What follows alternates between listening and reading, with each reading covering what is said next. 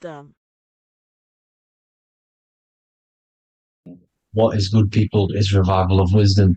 We're back with another video. Today we're going to be talking about the importance of Saturn and the occult. Let's jump straight into this. So Saturn is the god of the earth, right?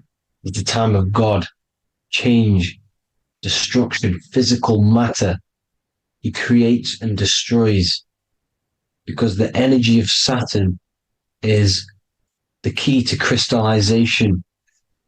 It wraps things in physical matter, right? He creates everything, all life forms, and he takes things back because the day that you're born, that's the day that your expiry date is coming. The time is ticking until Saturn takes your life. This is why he's known as the Reaper. Okay, as he's personified as eating his child here in this ancient Roman painting. As you can see, he's eating the child. We are all children of Saturn, right? He creates physical matter, our physical bodies, right? He's the god of time because he's the slowest moving celestial body. He's the Lord of the Rings, as you can see here. He's the last one on the ring. He's the slowest one moving, okay? So he is the Lord of time, destruction and creation. Okay, this is why his name is Satan. He's the devil. Okay, but I'm not saying Saturn's evil, guys. It's a part of life. Everything lives and dies, right? He's the key to crystallization. Now, as we have the clock here, our god Saturn, or Chronos in Greek, just means time. He's also the god of time, as I've already said. 60 seconds in a minute, 60 minutes in an hour, 24 hours in a day. Add 2 plus 4 equals 6. 60 seconds, 60 minutes, 2 plus 4 equals 6. That's 666. Okay. And as you see on the clock, 6 take away 12 equals 6. 7 take away 1 equals 6. 9 take away 3 equals 6. 6 is the number of Saturn. It's associated with Saturn, right? He's the god of time, of justice. Everything goes back to the Reaper in the end. Everything lives and dies. Now, the artwork of him, he's always got the Reaper staff. You see, it's personifying death. Now, when you see this, the Romans were not saying Saturn was a real person, a real god in human form. No, this is personification. This is what the ancients always did. They personified, just like the Bible. It's all personification. So the personifying Saturn eating its children because it eats, it's the Reaper. No one can escape the Reaper. No one can escape death. Now, Saturn is 666, which is in the Bible, the number of the beast, right? The number of the beast, Satan, 666, right? So on the North Pole of Saturn, you have a hexagon which makes a cube, right? Now this hexagon, when you join up all the corners, creates the 6-pointed star known as the Star of David, right? In the Jewish religion. Now, as you can see, the 6-pointed star has 6 points, 6 mini triangles, and a 6-sided hexagon. That makes 666. And also, you have Saturday is named after Saturn, the 6th planet, the 6th day of the week, and has a 6-sided polygon on its north pole. That's also 666. Now, this Star of David, this symbol goes back thousands of years, and it originates from Saturn. It's not the Star of David, right? It originates from Saturn.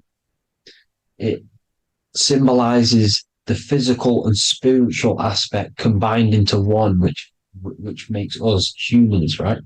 Also symbolizes the male and female combined into one. these two sacred energies create the human. We consist of both male and female energy, also known as the seal of Solomon. And we all know if Solomon was a real person, he talks about communicating with 72 demons. He could apparently, in the text, he could communicate with 72 demons, and this is sorcery. This is black magic. Now, this symbol is associated with hexing people. When you place a hex on someone, that is a form of witchcraft, which a hex is just a curse. When you're cursing someone, this is black magic. Now, the black magician would stand in the middle of the symbol and cast his spells onto other people. Now, this symbol is obviously on the $1 bill, twice on the $1 bill. And it's very, very ancient symbol. And it originates from Saturn. And let's keep going. So the cube. So I've just said how you see the cube on the North Pole of Saturn, right? The cube is limited. It's a 3D shape. It symbolizes limitations to the physical 3D dimension, the third dimension, the physical realm which we are in. Now, as you can see, the color associated with Saturn is black, right? Black is infinite potential. Black is the creation of all things before there was light. Light is born out of blackness, darkness, okay? Now, black is physical matter. And as you can see, the black cube, black symbolizing physical matter, the cube being limited, as the physical realm that we are in is limited. It's not like the fourth dimension where everything can exist in a thought. The third dimension is limited, right? And this is what Saturn is. It limits you to the 3D 666. Your body limits you to your physical body. Now, these black cubes are placed everywhere. As you can see, Australia, Denmark, Manhattan.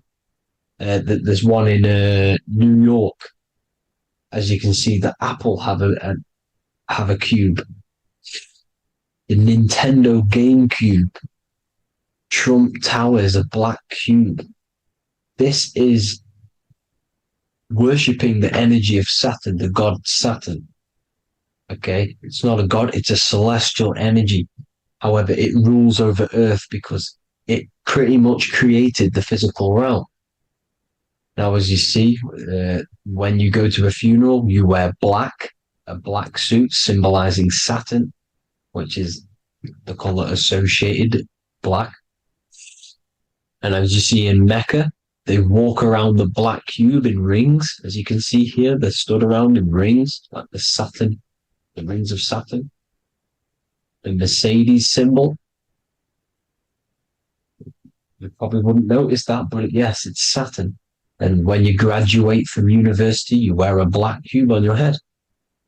This is all symbolizing Saturn. Okay. Now, as you can see, the Jews here have a black cube on their third eye whilst they pray. Notice how he's shutting his eyes into blackness, darkness, and he's wrapped around a black strap around his arm. This is symbolizing the wrapping of physical matter, of how physical matter wraps things into existence. And as we all know, the Star of David is a Jewish symbol. So he has the black cube and the Star of David, right? So all of these religions are secretly worshipping Saturn. Okay, this is all Saturn worship, Kronos, the god of time and destruction, the physical reality. Now, as you can see, it's symbolized everywhere in all major corporations. Pepsi, internet, that's obvious. NASA, of course, NASA. NASA means to deceive in Hebrew. Uh, Universal, Walkers, that one's so obvious. Nike, Toyota, so many different ways they symbolize it. You either see the rings of Saturn or the black cube, as I just showed you here, the Nintendo and the Mercedes, right? It's absolutely everywhere. Now, they also use 666 to symbolize it, as I've just broken it down to you. 666, the World Economic Forum. We all know how they're trying to enslave us into this new world agenda. Google Chrome, CERN, Disney, Coca-Cola, Cadbury's, all of these have 666. Now, every UPS barcode has 666. And even www is Hebrew for 666, as you can see here. Monster. It's the same Hebrew letter that means 666. Drake, six God. That's his God, Saturn. Why? Because they love physical realm. They love the physical dimension, the third dimension. Because they can rule here through riches. They can build an empire here. It's not like the fourth dimension. They don't want to ascend. They want to stay down here in the physical realm. Okay? Now, this is why they're cloning. They can move their consciousness into other clones to live forever. This technology exists. This is why they love the third dimension. As you can see, all of these sellouts here, Drake, Leonardo DiCaprio, all of these people doing 666 because this is their God. This is their God. They love the physical realm. They sold their souls for wealth and fame in this physical realm. So why would they leave? You see? Now, this isn't all just evil, okay? So you have 7 chakras, right? You have 7 days of the week, 7 solfeggio scale notes. These are frequencies, the solfeggio scale. Now, it's called the Saturn moon matrix because the moon symbolizes your mind, because you're created out of the Holy Trinity, which is body, mind, and spirit, right? That's the triangle, the equal triangle, body, mind, and spirit. Now, the 3 main celestial bodies are Earth, Moon, and Sun. The Earth being your physical body, the Moon being your mind, and the Sun is your soul, hence why it's called solar. It's a solar soul. Now, these symbols are alchemical symbols. So when you're doing alchemy, you use these symbols to obviously symbolize what we're talking about. Now, as you can see, these are all the symbols of the planets. Of Saturn is created out of the moon on top, the moon on the bottom and the earth on top, as you can see here. You see? And this creates the number 5. Now, with the moon being your mind and the earth being your physical body, this is mind over matter, because the earth is your body's matter. This is matter over mind. You don't want to be matter over mind. This is low states of consciousness. You won't be mind over matter. You see, to manipulate matter, to create your own reality. Now, obviously, we all know Saturn is associated with the lowest chakra, which is the root chakra. This is to deal with your animal instincts. When you're down here, you identify as the physical body. You don't know anything spiritual. You're you have a pure physical mind. You don't believe in anything spiritual.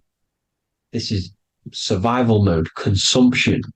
They want you trapped down here, which is matter over mind. They don't want you to create your own reality, which is mind over matter.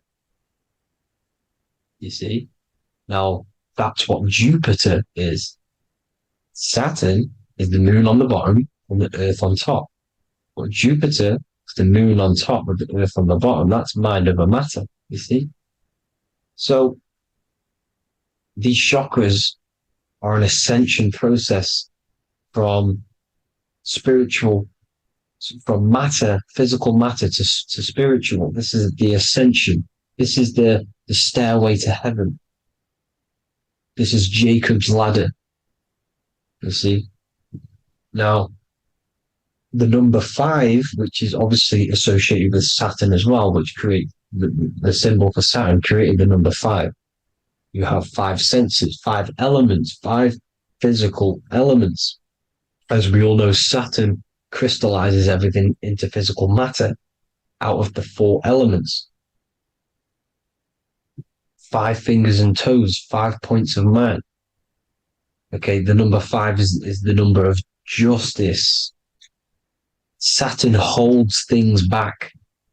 He restrains things from you, makes you learn the lesson. Now, 666 is not all evil. 666 is the atomic structure of the carbon atom. 6 protons, 6 electrons, 6 neutrons, right? We are carbon-based life forms. All life forms are based on the bonding properties of the element carbon. Because Saturn crystallizes everything into physical matter. Now, the Masons symbolize this with the checkered boards. They have the black square, which is obviously matter, as I just said, the black cube.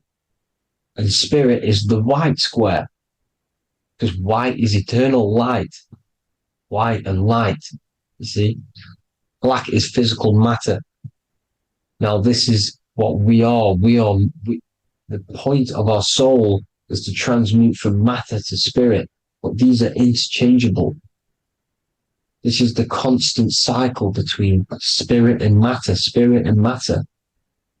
High vibrational matter turns into spirit. Low vibrational spirit turns into physical matter. You see? Now, we are carbon-based life forms. This is what 666 is, the number of the beast. When I say we, the physical body is the beast. It's the animal. It's the carbon suit to operate in this physical dimension, in this physical realm. See? It's the vehicle used to operate in this physical realm. But your mind isn't from this physical realm, you see? The brain is the physical manifestation of the soul. Okay? So, as you can see here, the spine is an extension of the brain. Everything goes back to the brain. This is literally what your physical body is. You see, this is the nervous system, and everything reports back to the brain, and everything's controlled from this control center. And this spinal column, at the top of the spinal column, is your third eye, which is known as the pineal gland. And this is the seat of consciousness. It's the center of consciousness. That is your true self, pure consciousness. This body is just a physical body. This body is mortal.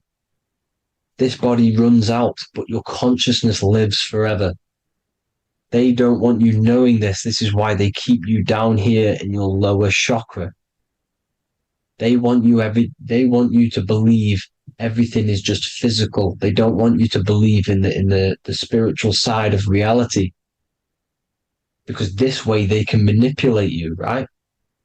They want you matter over mind because they know your mind creates reality.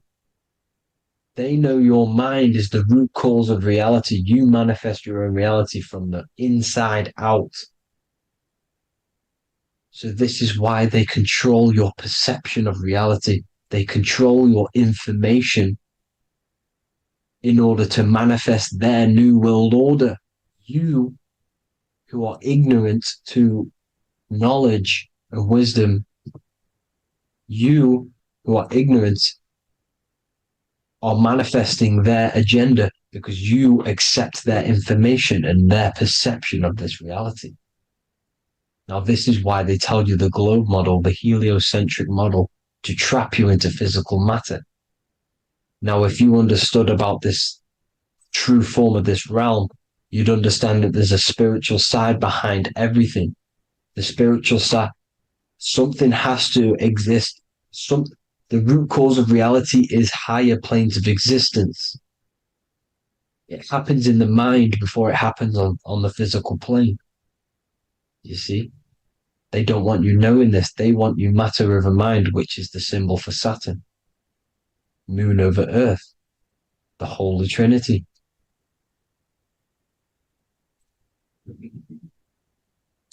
Now, as you can see, the cube also makes IXXI. This is Roman numerals. This is Roman numerals, and when it's translated from 9/11. Yes, 9/11. This is the secret code of the One World Order. The two twin towers, when the two become one.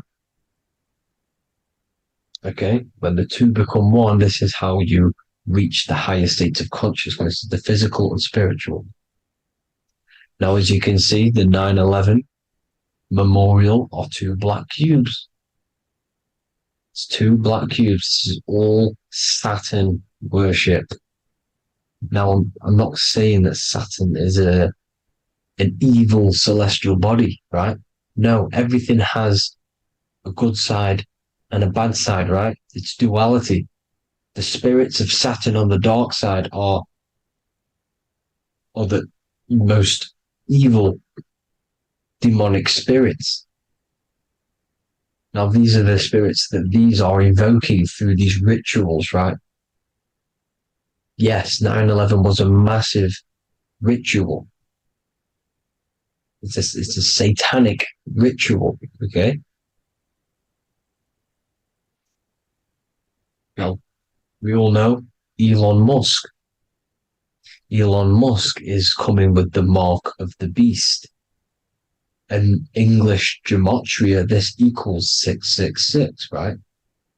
666, as I said, is the number of the beast. You are the beast, your physical body. You see how the Bible twisted things up to make things more confusing, right?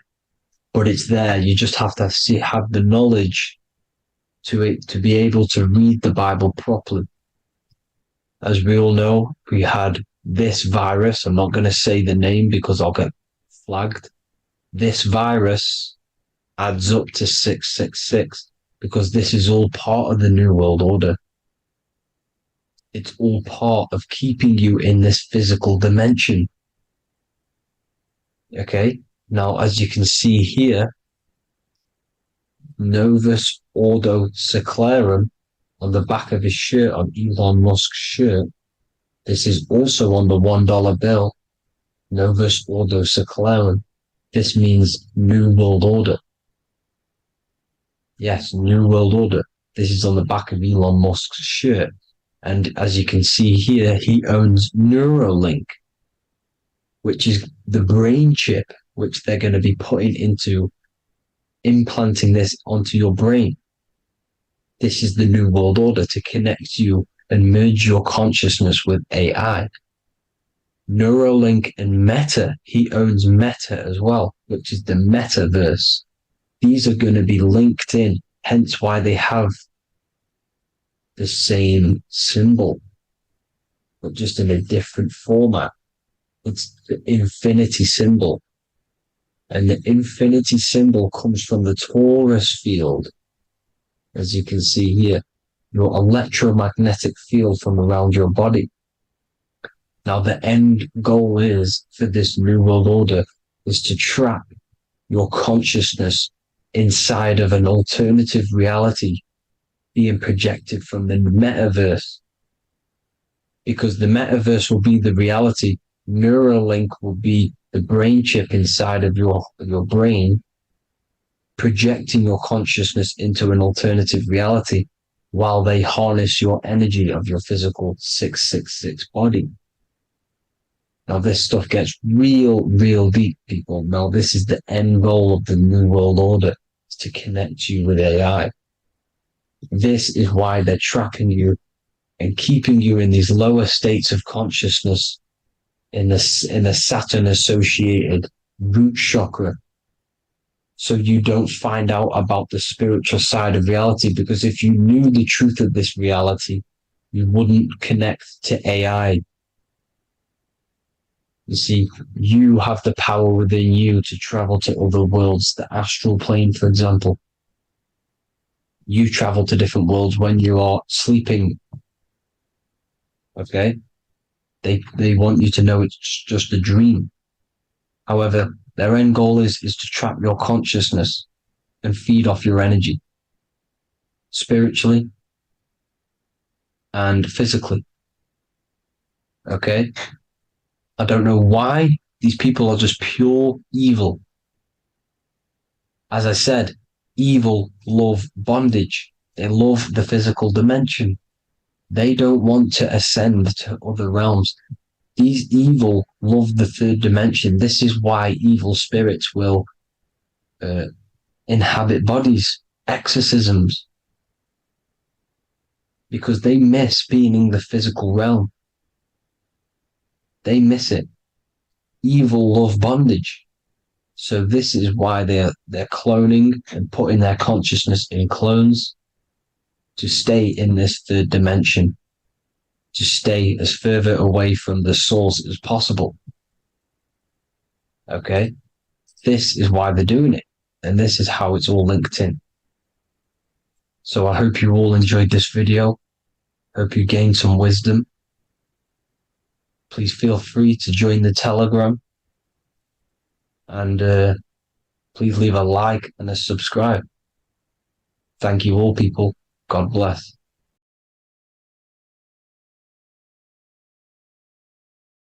What if I told you the devil is closer than you think, and it's not actually a real person, force, or spiritual entity outside of you, but a being and an aspect of your own mind and psyche? In this video, you will learn exactly what the devil is and the true esoteric meaning of the devil. The first thing we need to understand is that the universe is a mental universe. Look around you. Every action, every building, everything you see around you was begun first as thought in the mind, then manifested. We use the mind to build and shape our reality. The universe, the world, only exists inside of our mind. Therefore, God and the devil exist inside of our own psyche. So first of all, the devil is not a literal being, but a symbol of the lower self. It represents the unmastered, ego-driven part of the human mind, a symbol of destructive thoughts, emotions, behaviors, lives in realms of chaos, fear, hatred, lust, and ignorance. This is why we see the devil as red, because red is the lowest vibrational color on the color spectrum. It also corresponds with the root chakra, which is all to do with survival instincts. Red represents chaotic and intense emotions like hatred and anger. When we are angry, our face turns red. The devil represents our animalistic fundamental needs, our instinctual needs, our survival state of consciousness. We have a survival state of consciousness and a godly state of consciousness. Our godly state of consciousness is creating, not just experiencing in the animal state, but consciously creating reality. This is why we see the devil with a goat head, an animalistic head, and the head is where the brain is. The animal head represents living off instinct, the part of our mind that lives on urges, impulses, and instincts, eating, sex, power, ego-driven actions, and ego-driven thoughts. Animals are only aware of themselves. Animals live on instinct. They have no ability to consciously create like humans. This is our lower desires for the material world. That's not to say the material world is evil. However, when our consciousness is only seeking material things, this leads us down a path of self-destruction, because nothing material can ever satisfy our soul. Everything material is temporary. Therefore, the devil represents the part of us that seeks only material desires, only material fulfillment, the ways of thinking where we only think about ourselves and ego-driven thoughts. It also represents the unchecked, unconscious self, where we have no mastery over our thoughts, over over our emotional impulses and no mastery over our actions. We're living in instinct and impulsive states, which causes chaos, selflessness, destruction, and keeps us bound to our lower material 3D state of consciousness. It's important to recognize that the word devil was never present in the earliest Gospels. Instead, what was mentioned was a spirit of evil. This distinction is crucial because it underscores that the idea of the devil, as popularly conceived, does not actually exist as an independent entity. Rather, it is a personification of the lower aspects of the human mind, a facet of our own consciousness. The term spirit of evil was not meant to denote a specific deity or being, but rather any force of negativity, whether it manifests as a destructive thought, emotion, or action. A spirit is a force, an energy, and we have three forces that create our reality: thoughts, emotions, and actions. We have full control over these three aspects which transform and mold reality. A destructive thought, a destructive emotion, a destructive action is a spirit of evil, and it originates from the darker aspects of the human psyche. So now, because we're on the topic of the devil, we have to look at the pentagram, which is obviously connected to the devil heavily. The upright pentagram represents spirit, air, water, earth, fire. Upright, which represents spirit, the most important element on top of the earthly elements, showing spiritual principles over material principles. As spiritual beings as we are, we have to put our spirit first, our higher self first, and material things second. Why? Because material things never satisfy us long term. Seeking material fulfillment will leave us feeling unfulfilled in the long run and very unhappy, and we can lose ourselves in illusions. We have to put our spiritual principles first. Seeking wisdom, knowledge, connection to the divine, and connection to our higher self is what gives us true fulfillment in our hearts and souls. But when we see this pentagram inverted, we now have spirit on the very bottom, which now represents earthly principles on top of the spiritual principles. We're putting our earthly elements on top of our spiritual element, which this inverted pentagram represents no longer caring about spirit, no longer caring about our invisible internal world, and only caring about this external body, food, sex, material things, cars, money, and all the things outside of us, the world outside of our mind. This is what true Satanism is. Satanism is not worshipping an external deity, but it is worshipping the self, only fulfilling the ego's desires. This is what true Satanism is, and we have all been conditioned to live in this state. Satanists want us to believe that there is an external deity called Satan or the devil, and the reason they do this is because they trick us, making us believe that we are not Satanists, while they are actually conditioning us to be self-seeking, ego-driven people, where we only care about sex, food, material things, and money, which is actually conditioning us to be Satanists. 80% of the population today are unknowingly involving themselves in Satanism, which is ego-driven thoughts, actions, and emotions, dwelling and living in this state where we only care about ourselves. When we are spiritual, we realize we are all one. We are all one consciousness family, and we need to do things that help and contribute towards our collective experience, helping others, instead of seeking to serve only the self. The angel is depicted with wings, which represents elevation, higher self. The devil is represented with an animal horns, which is on the ground. A goat is on the ground, which represents the lower self. This is the elevated mind and the lower material mind. Horus, the bird, higher self. Set, the ground animal, lower self. Jesus and Satan. These are two forces, two characters that exist within the human psyche, not real entities. They are forces of our minds, and there is a battle between our higher self and lower self all the time within our own minds. There's always a part of us that's telling to do one thing and another thing, to do something bad and to do something good. There is this battle inside of our own consciousness. Here we have the human spinal column. The human spinal column is showing you the higher and the lower self. The higher self represents the head. The head is where the mind is. This is the creative essence of the universe. This is where all material things begin as a thought in the mind. We create with the skull, with the brain. This This is our higher self, the heavens, connected to the heavens, the sky. And the lower end of the spinal column is where our reproductive organs are, where our gut is. Our reproductive organs and our gut is all to do with survival. The lower end of the spinal column, lower instinctual 3D based consciousness. The lower end of the spinal column is where our lower self dwells. Eating, consumption, power, and sex, lust. These are all emotional forces and instinctual based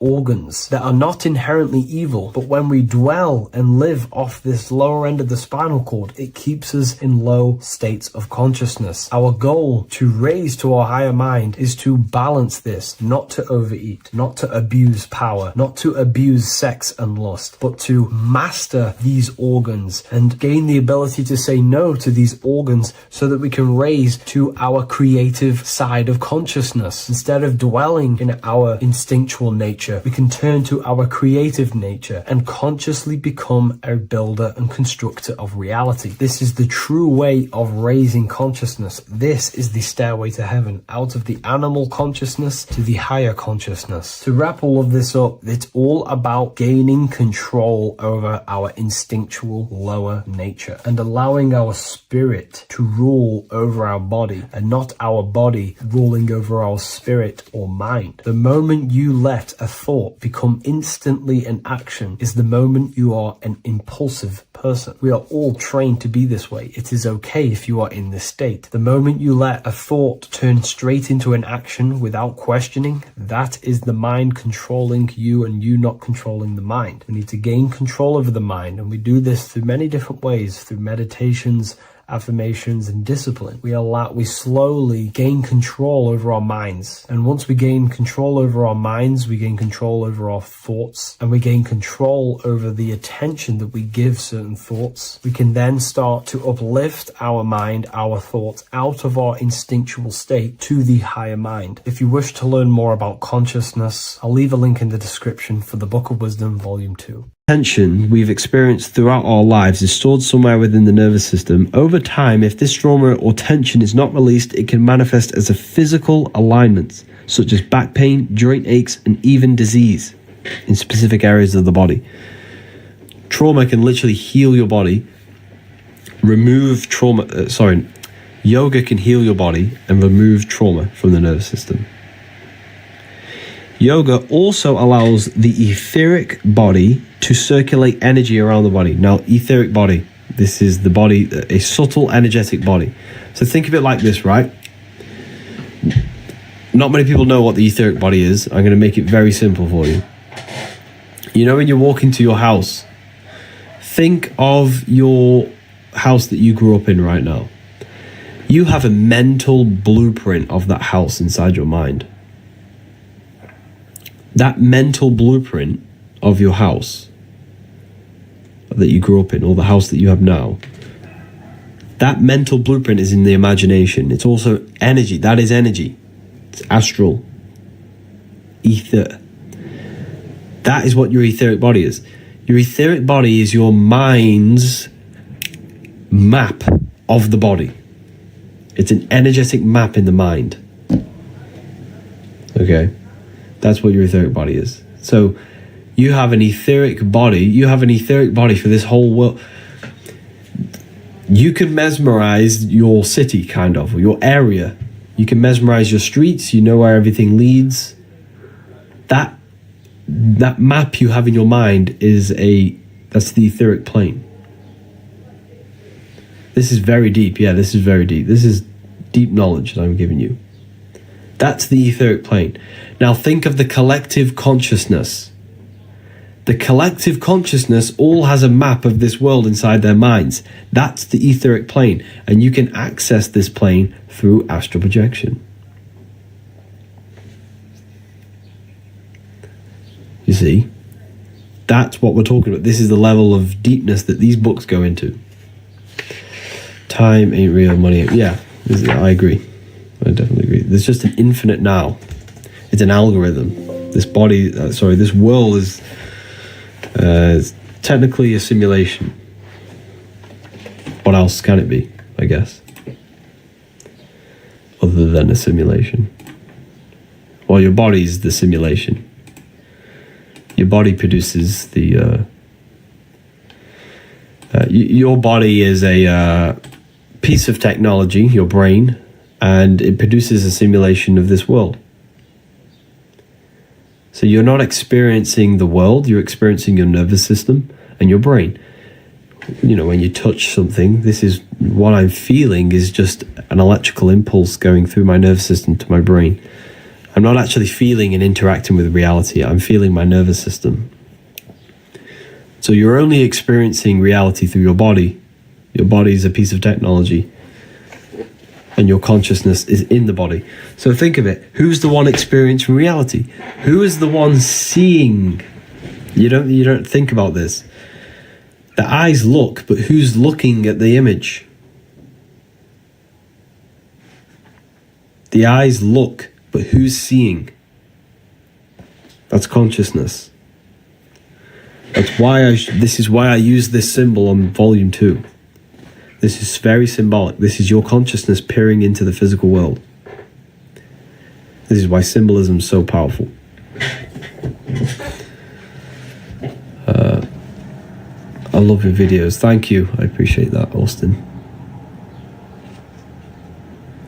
And why do we experience the same thing if it's just a simulation? What do you mean by that exactly? Who's the observers observing? Good question. I can't tell you that. You have to close your eyes and connect with that yourself. There's a reason why this, well, you, I don't like saying this, that you, your consciousness, this is why the Egyptians didn't use these symbols for no reason. This eye represents the inner eye, the eye that's peering through the, close your eyes, every single one of you, close your eyes. There is a whole entity inside of you. There's a being inside of you, thinking, feeling, experiencing. But not even that. Who's the one experiencing your thoughts? Who's the one experiencing this reality? Who's the one experiencing what you're seeing? That's the soul. Very well said, Adina. That's the soul. So people say to me, souls ain't real. Souls aren't real. Close your eyes, you can easily find it. Who's the one experiencing your thoughts? Who's the one observing everything? That's you, that's a soul. That will never die. Ever. You're immortal. Now this might be a lot to take in, but it's the truth.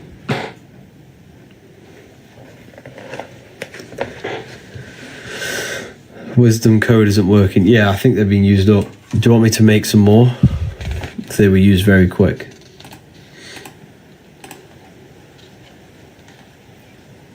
And this is what I mean, like there's so much division in our space. Even in our space, there are people trying to divide this space. There are people commenting under my stuff saying, white people have no souls and white people this, and we all have souls. If you have a mind, you have a soul. Because who's the one experiencing the mind?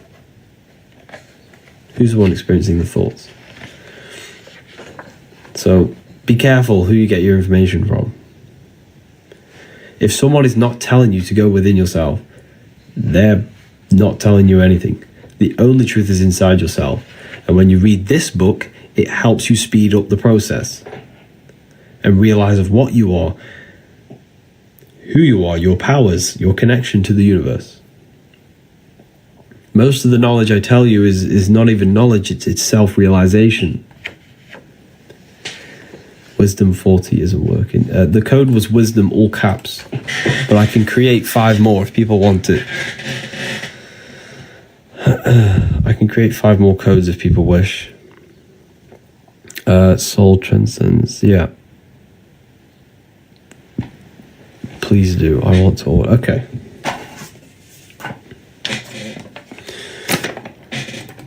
Let me.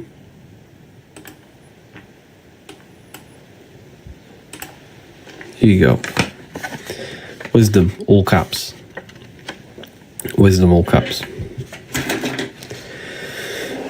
You can get volume. This is volume 1 we're going over. You can get this as a PDF if you wish.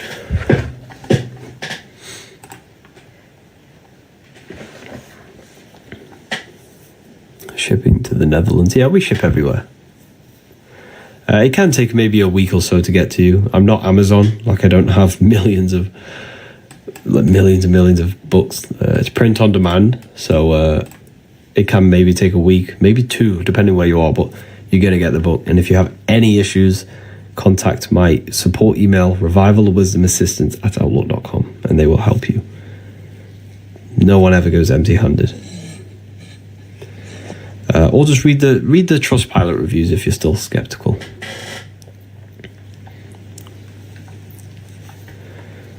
Mine shipped in a week. Amazing, Christine. Have you got it? Which is better, volume 1? They're both just as good as each other. I poured my soul into both of them, but a lot of people go for volume 2. It just depends. A lot of people go for volume 2 because it's bigger and there's more pages, but the information inside of both of them is just as powerful. Both life-changing. Thank you, Violet.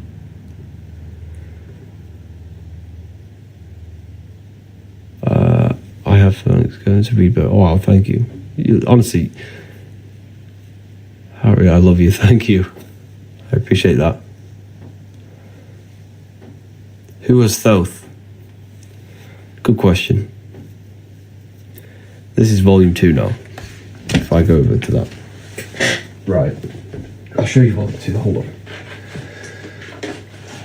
Oh. So this is the paperback version. It's quite thick. I can't really show the other page. Anyways, let's get straight to it. Someone was asking about Thoth, the Egyptians. I can go over that for you. So the Egyptian gods are all symbolic, all symbolism. Thoth is the ibis bird, right? An ibis. So everything is symbolism. So when you look at symbolism, right, we're looking at something very deep. The ibis bird is known for its diligent, perceptive search for food in the mud. Represents a metaphor for human pursuit of wisdom and truth. That's why Thoth was the god of wisdom with an ibis bird, because the ibis is a diligent and perceptive. It searches for food in the mud, which represents the searching of wisdom and truth. Thoth was the god of wisdom and truth, who is the preserver of the records, the preserver of wisdom. He holds the wisdom. So this is symbolic as well. So this is the Egyptian god Thoth. So the bird's behavior searches for darkness. It searches in the darkness and murkiness for nourishment. Symbolizes the process of seeking truth and the unknown and the unseen aspects of existence. This is all what Thoth was representing. So if you look at the ibis bird, it looks like the sternum. Just like how the ram sphinx in Karnak, Egypt looks like the hippocampus in the brain. And we have more of them here in Egypt. All of them are symbolism of the hippocampus. This is Amun-Ra. And what's very interesting with Amun-Ra is in the word RAM, which is random access memory in computers. And if we look at the hippocampus in the brain, this is all to do with memory. This is all to do with memory. So this is symbolic of memory. And this is the Lamb of God. This is why Jesus has the Lamb of God. This is the Lamb of God. Your brain's the Lamb of God. The brain's the Lamb of God. Here again, we have human anatomy. We have the Hindu god Ganesh, again, human anatomy. We have Osiris, the god of the underworld. He's the god of the underworld. The underworld is your reptilian brain, because we have these 3 sacred brains. We have the neocortex, the limbic system, and the reptilian brain. This is why Neo from the Matrix wakes up. He's plugged in on the back of the neck on the Matrix. On the back of the neck, he's plugged out the Matrix. If you ever watched the Matrix, he's plugged out in the back of the neck, the reptilian brain, and then what's he called? He's called Neo for the neocortex. He wakes up and uses the higher brain. The higher brain. The brain that critically thinks, that learns and expands. This is why he's depicted with reptilians, Osiris. Because Osiris is the reptilian brain. And if we observe this is literally all symbolism for this. All symbolism. You know, this is all symbolism as well. Everything with the Egyptians is human anatomy. This is curves. Curves are feminine. That's why the feminine body is curvy. Lines are masculine. Masculine. The word masculine, masculine. Feminine, feminine. The feminine body creates the human body in 9 moon cycles. Moon is womb. So you have lines, masculine, curves, feminine. Feminine brain, left brain, masculine. This is the perception of the eyes.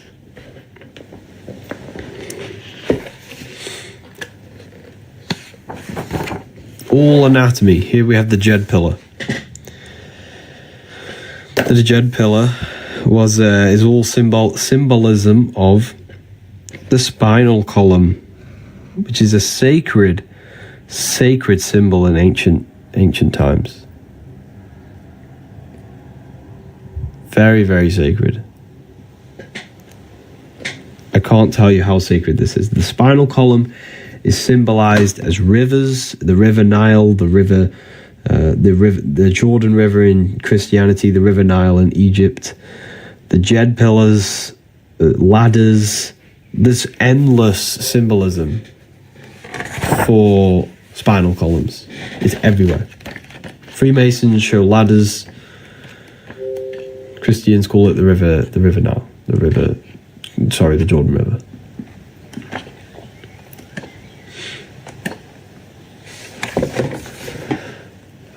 I want to say, sorry, I haven't said thank you to anyone who has actually created an order. I want to say thank you to Ismaya, Karanja, Daryl, Nancy, Martha, Sundus, Sophia, Dennis, Bongsuri, Carl. All of your lives are about to change, and your perspective on life, you're about to gain the advantage. Why don't you sell it on Amazon? Because the reason why I don't sell it on Amazon is because I see a Dutch version. Yeah, we have Dutch version, but not volume 2 just yet. The reason I don't sell it on Amazon is because I want to build my own brand. I want my own trust. Amazon's like, if I put it on there, that kind of decreases my value. I don't want that. I want to build my own trust. I don't care how long that takes.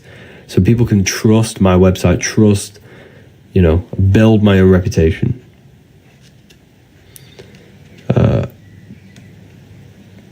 I don't want to just give it away and sell my soul to Amazon.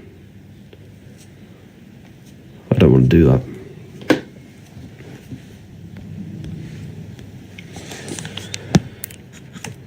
What does Amen really mean? Amen's a sun god. Jesus is the sun. 12 disciples, 12 zodiac signs.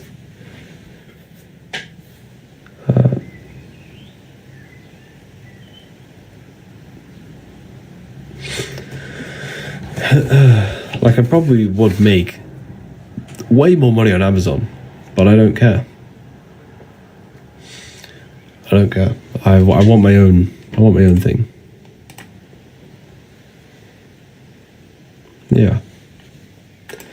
Yeah, feel free to ask questions, people.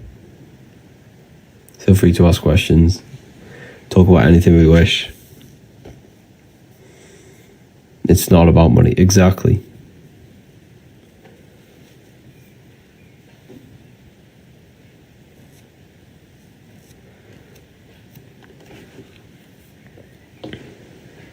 Yeah, the only place I sell it is my website. There's so many scammers out there. So many scammers, fake versions. It's actually a shame. And I'm actually getting legal advice to take these people down. There's so many people trying to scam on my book. Some people are buying books, not getting sent anything, got scammed, and then they try and contact me like it was me who sold it them.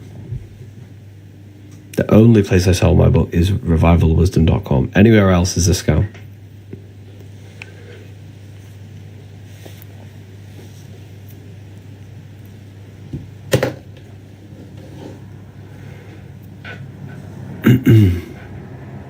Why doesn't someone can't remember their dreams? Because if you don't use it, you lose it. So every time you do have a dream, you want to write it down in detail as much as possible. Write it down as much as possible in detail, and you will remember that dream. And this will slowly, over time, make you remember dreams.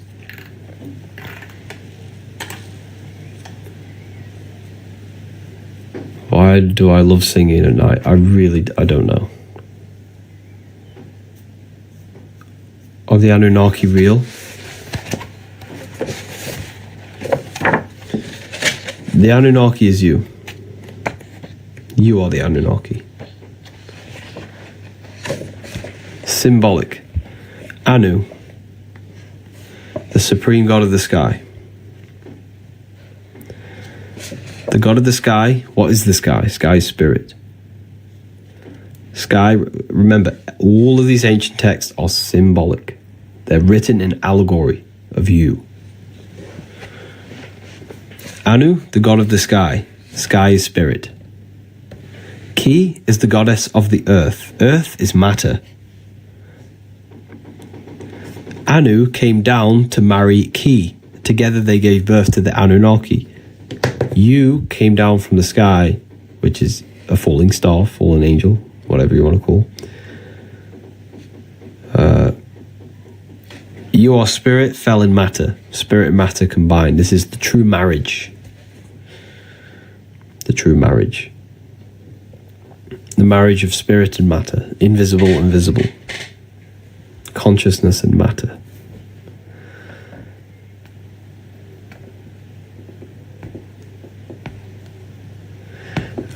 And you are the Anunnaki. You are the God. You're the God of the sky. What is the sky? Spirit, astral plane. This is where you come from. Type in on Google William Blake paintings.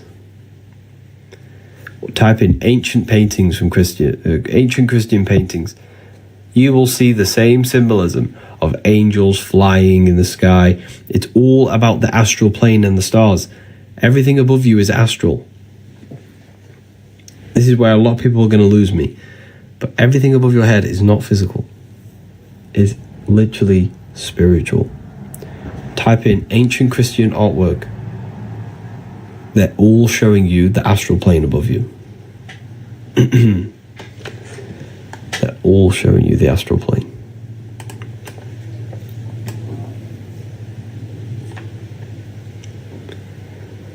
Do you have 2 lives? Yes, I have 2 lives. What is the language of the subconscious? Allegory and symbolism. I'm very glad you said that. It's a very deep question. So the language of the subconscious is symbolism and allegory. The language of the conscious is logic. So everything they've trained you is logical. This is why we think the Bible is history. The Bible's not history. It's allegory. Maybe there are some things that happened, but it's written in a way in allegory.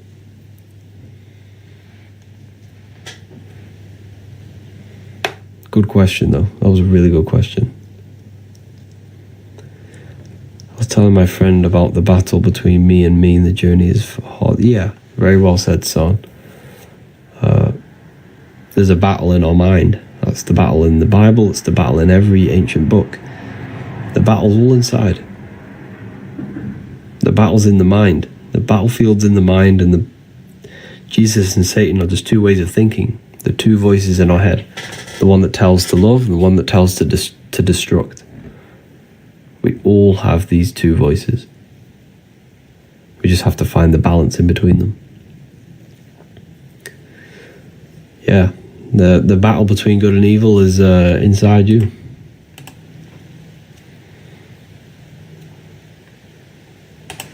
Inside your own mind.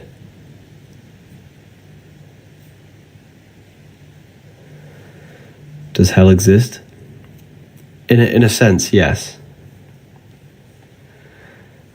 In a sense, technically, in the astral plane, there is a lower astral plane, and there's higher, middle, lower. It's so your imagination, right? If you use your imagination to imagine sex, you're now using the lower astral plane. It's a low vibrational thought. But if you're imagining love, if you're imagining higher vibrational thoughts, that's the higher astral plane. It's a higher thought. So when you die, you're left with your internal world. If you close your eyes, that's also what you're left with, your internal. And this is one of the biggest secrets that I tell you all the time. Your biggest power when you die is imagination. It's the biggest power. The biggest power you have when you die is imagination. Like,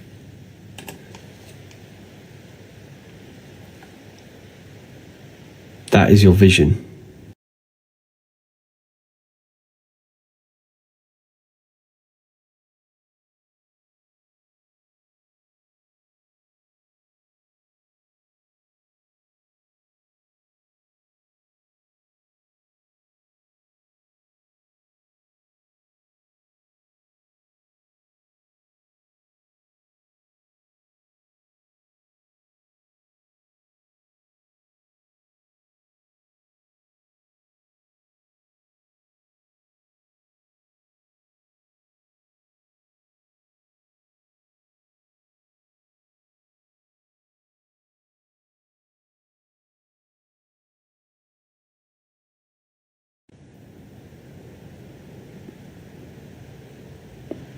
I knew something was wrong. Yeah, so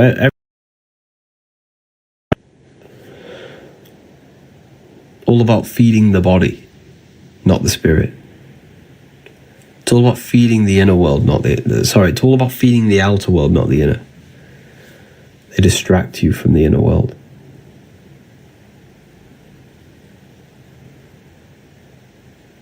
Like, the whole system is to feed your body, not your mind, not your internal world.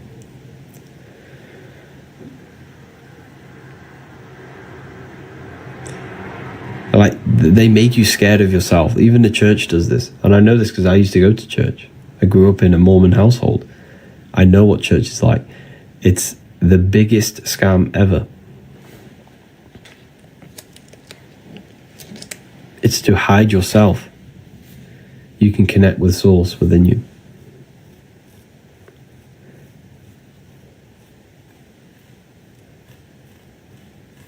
Because you don't need to go to a church. The Bible tells you, you are the temple of God. The Bible says that.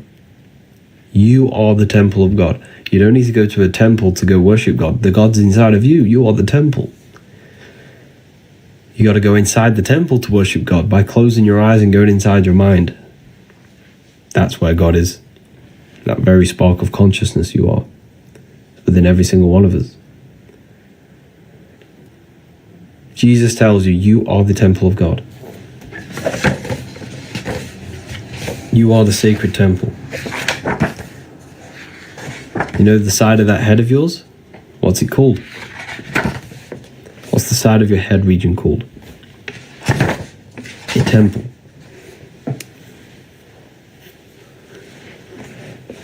Corinthians 3:16, do you not know that you are the temple of God? Matthew 21:12, Jesus went into the temple of God. You go within yourself. I am, yeah. Very, very powerful people. Very, very, very powerful.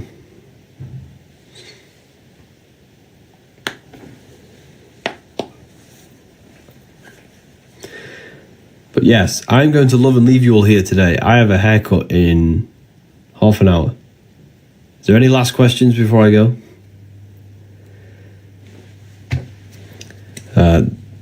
The books that I sold on this live is going to fund my haircut, so thank you. I'm only joking. But your support is literally keeps me researching. Your support makes me go deeper. Your support makes me write more books. Help me share this wisdom with you all. So honestly, I owe every single thing to you all. And I love coming on here and just connecting with you. It's like, this community is amazing. There's a Discord. Join the Discord, people. I have a Discord. It's an amazing place. People talk there, connect. It's in my bio. It's free. Join the Discord. Free community. I'm trying to make the biggest spiritual community there is. I'm looking for like at least 30,000 members. I'm at 4,000 at the moment, I think, roughly. 3,000 maybe. But yeah, I appreciate you all. And I love coming on here and educating you, helping you, answering your questions. And even I learned some things from you. You lot helped me expand my mind as well with some of your comments.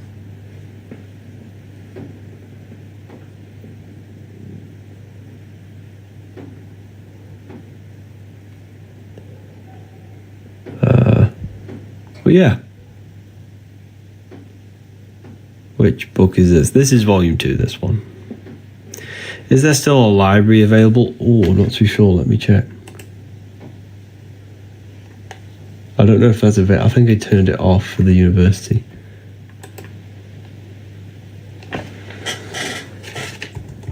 Let's have a look.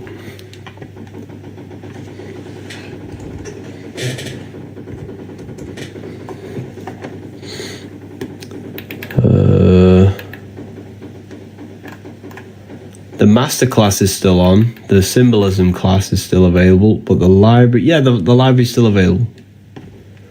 But everything else is all inside the university. So like the numerology course, the health course, sexual alchemy course, the lecture section, self-mastery, all inside the university.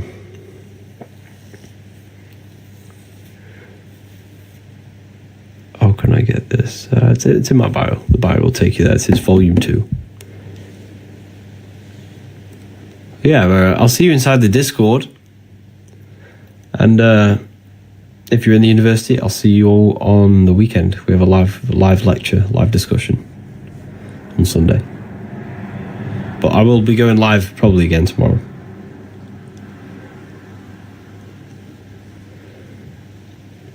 Have a great day, everyone. Take care of yourselves. And use this code if you're going to get anything. Wisdom, all caps. Have an amazing day. Take care. Goodbye, everyone. Thank you all.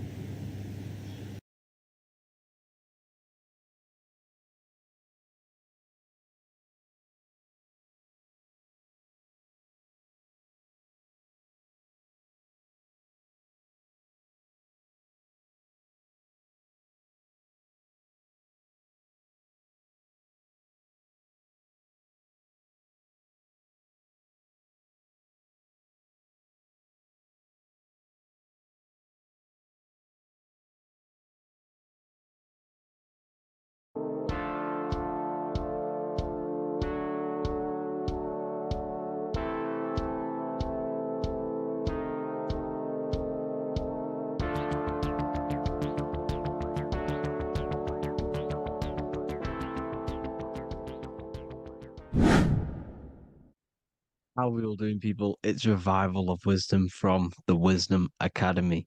Today we're going to be breaking down God, consciousness, and the higher and the lower self, and how to overcome the lower self. Now, the first thing you need to understand is that you are the invisible intelligence within the brain, within the body. This invisible intelligence is known as the mind. But you are not the mind. You are the observer of the mind, which is the soul, the invisible entity. The mind is your intellect, your intelligence. Now, the mind is, it's hard to put this in words, but the mind is something that gives you the ability to explore the universe. And this inner self is the I am. It's the quiet, the inner self, the voice you see in you hear in your head.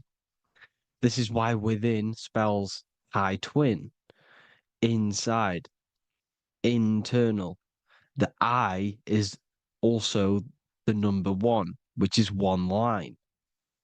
Because the one and only, is the inner self, which is the I am.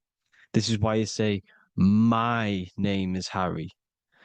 You are not Harry, you are the I, the inner self, the intelligence. Okay, this is why Jesus in French is I am. You look with the two eyes and you see with the inner eye. I and I, the same thing. Okay, because the I inside is what gives you the perception of what you're looking at. So when someone's trying to explain something and then you catch on saying, I see now, it's because you're seeing with your inner eye, the one that gives you perception, gives you intelligence, gives you the the ability to understand things. This is the internal eye, the invisible self, which the physical body is nowhere near as complicated as this inner self. Is in infinite potential, infinite potential. God, God, generator, operator, destroyer, soul, mind, and body. Brahma, Vishnu, Shiva, the Father, the Holy Spirit, and the Son. They're all the reason why you see God is always a triad is because it represents yourself. Your invisible intelligence is God. Me and you are the same invisible intelligence. We are the invisible intelligence experiencing the program being ran by the central nervous system and the brain. I always say this in my videos, but I have to, in order for you to understand the things that I'm going to say later on in the video, you need to understand this concept, is that you are the consciousness experiencing the nervous system, the tree of knowledge of good and evil, which is you here. You would be in this invisible intelligence right here in the center of the brain. Now, this is why the ancient Christians show God is in the brain. This is the brain stem. This is the brain. This is also the brain stem and the brain. The brain stem and the brain. It's all depictions of the brain because the brain's the computer, the electromagnetic computer, which decodes the demands created by the invisible intelligence, the I, the inner self, you, your true self.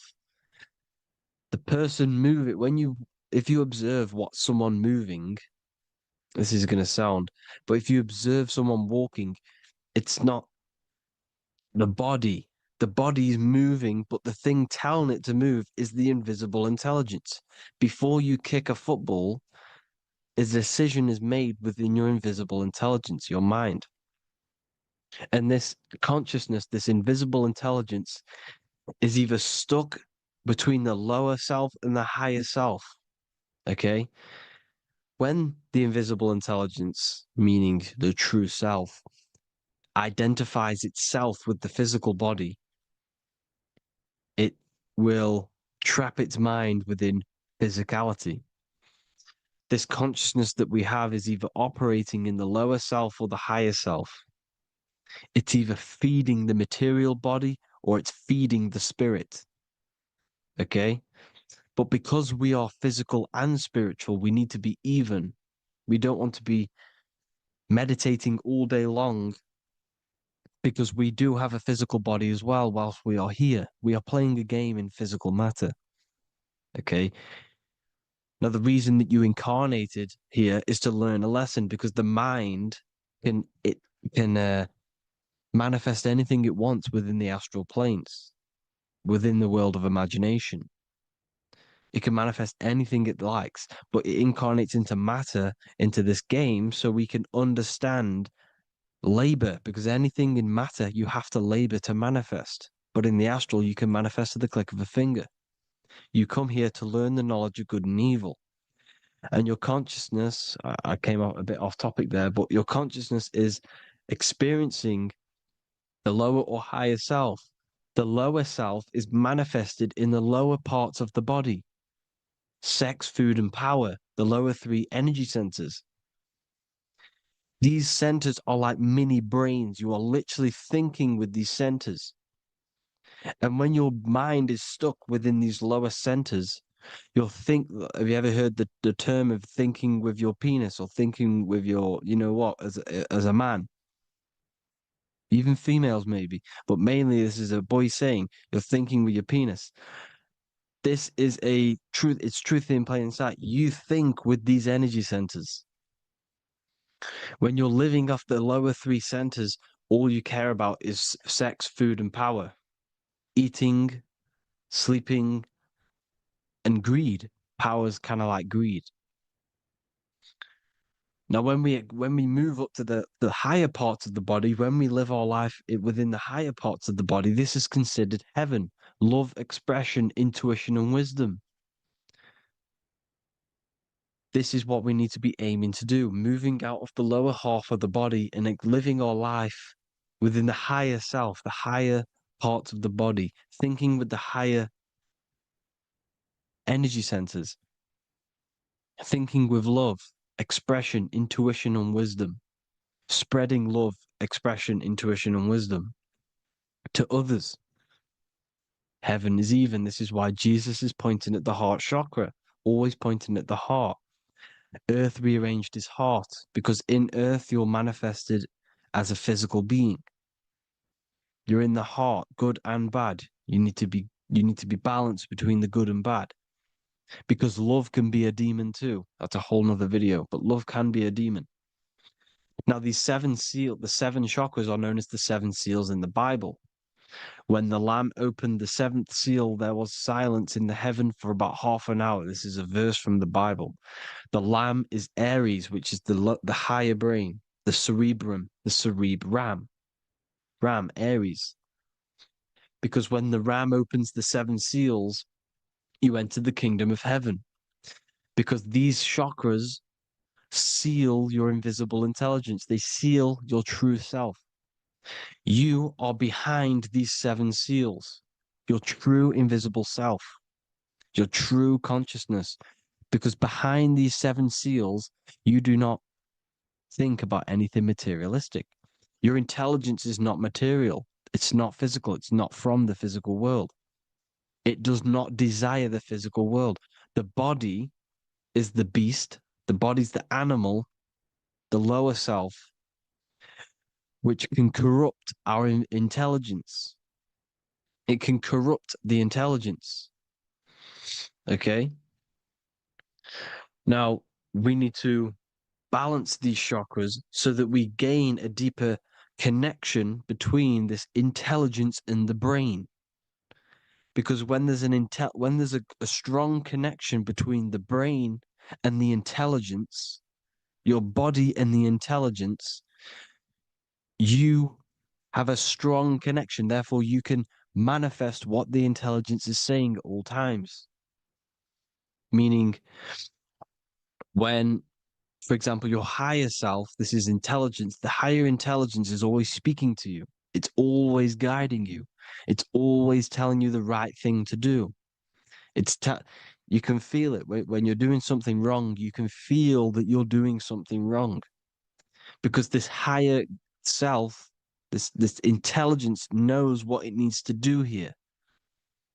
And when there's no connection between the body and our intelligence, our true self, when we strip away, when you close your eyes for long periods of time, you will figure out you are this invisible, infinite, creative being. There's no words that I can't describe what it is. but it's the voice inside of your head that you can feel when you close your eyes. You are this being inside of the heaven, because this is heaven, this intelligence. And when there's a strong connection between the body, you can manifest everything it's saying. When everything is balanced, when you're no longer thinking with the lower centers, when they're all balanced, you're not thinking in particular with every center, you balance them all, you can manifest everything it says. Your body will act out what the intelligence is always saying. This is God in the brain, the intelligence, trying to touch Adam, representing the lower self. This is why they're not touching. Notice how Adam is resting, but the intelligence is always reaching out, stretching, symbolizing metaphorically saying it's guiding. I'm always reaching out. The intelligence, your intelligence is always guiding you. It's always reaching out to you. But Adam is ignorant of it. The lower self is ignorant of it. And that's why he's so relaxed and God is so stretching out. Because at our highest self, that when you think of when you want to better your life, that highest true version of yourself is God. When you're manifesting this, your highest self, this is God. Your truest form, your most perfect form, that is God. Your highest version of yourself, that is God. Emotions. Emotions are not what you've been taught. Emotions are not something that should be reactive, okay? You should not let the emotion be you, except that you should experience them instead of letting them become you. You need to understand there's a separation in our consciousness. You have the soul, which is the person who is observing your thoughts. When you think a thought, who's the one observing that thought? The soul, you, the I am, the I, the inner self, the one, that one and only. And inside of every single body, inside of me, inside of you watching this video, there is this same intelligence that is inside of me, inside of you. And it's the exact same intelligence, experiencing a different body. And this is what we mean by the universe is mental. We all are all sharing the same ball of consciousness in a different body. The animals, the fish, the cells, all expressing this one consciousness. Me and you are the same. This is why the golden rule is treat others like others should be treated, because I am you and you are me in a different body. Now, going back, you need to identify that there's different levels of consciousness: soul, mind, emotion, and body. Okay? Your emotions are on a separate layer than the body, the mind, and the soul. So when you identify there's a difference between all of these, you do not let them become you. You do not let your mind rule you, because your mind can be corrupted. Your soul is the one that is pure good, pure love, but your mind can be corrupted. Okay? Your emotions can be corrupted. The body can be corrupted, but the soul can never be corrupted, only layered on top. You can only throw piles of programs within the subconscious, layering the soul down, but deep down inside of every single one of you, there is a loving being. Because love comes from the heart. Love is the universal emotion, expression. Now, your thoughts can become bondage, your emotions can become bondage. Now, what do I mean by bondage? By conquering the lower self, we need to conquer our own mind, because the mind is what's manifesting the lower self. When you're thinking with the lower half of the body, when you're becoming your emotions, you need to experience the emotion, not become the emotion. Do not let the emotion become you.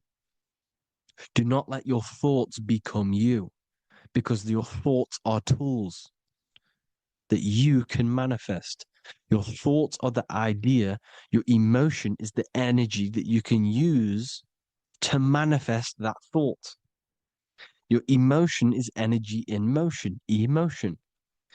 You use emotion to manifest, to feel as if you already have the thought. Therefore, you become that vibration. Therefore, your emotions are actually a creational force that is given to you to manifest things, because you're a human, a manifester. You're here to manifest things. You're a creator. You are a god. Your inner self, your intelligence, your I am, the one and only inside of you, the inner self, the quiet one, the one that's deep, deep down, the invisible intelligence, is a creating. It's creating things all the time. All the time. Speak no evil, see no evil, hear no evil. This is the astronauts. They're Freemasons, but they understand this, because thinking, seeing, and hearing can corrupt your mind. And when you have a corrupted mind, you'll have a corrupted subconscious. The subconscious will manifest into the body, because 90% of your behavior comes from the subconscious mind.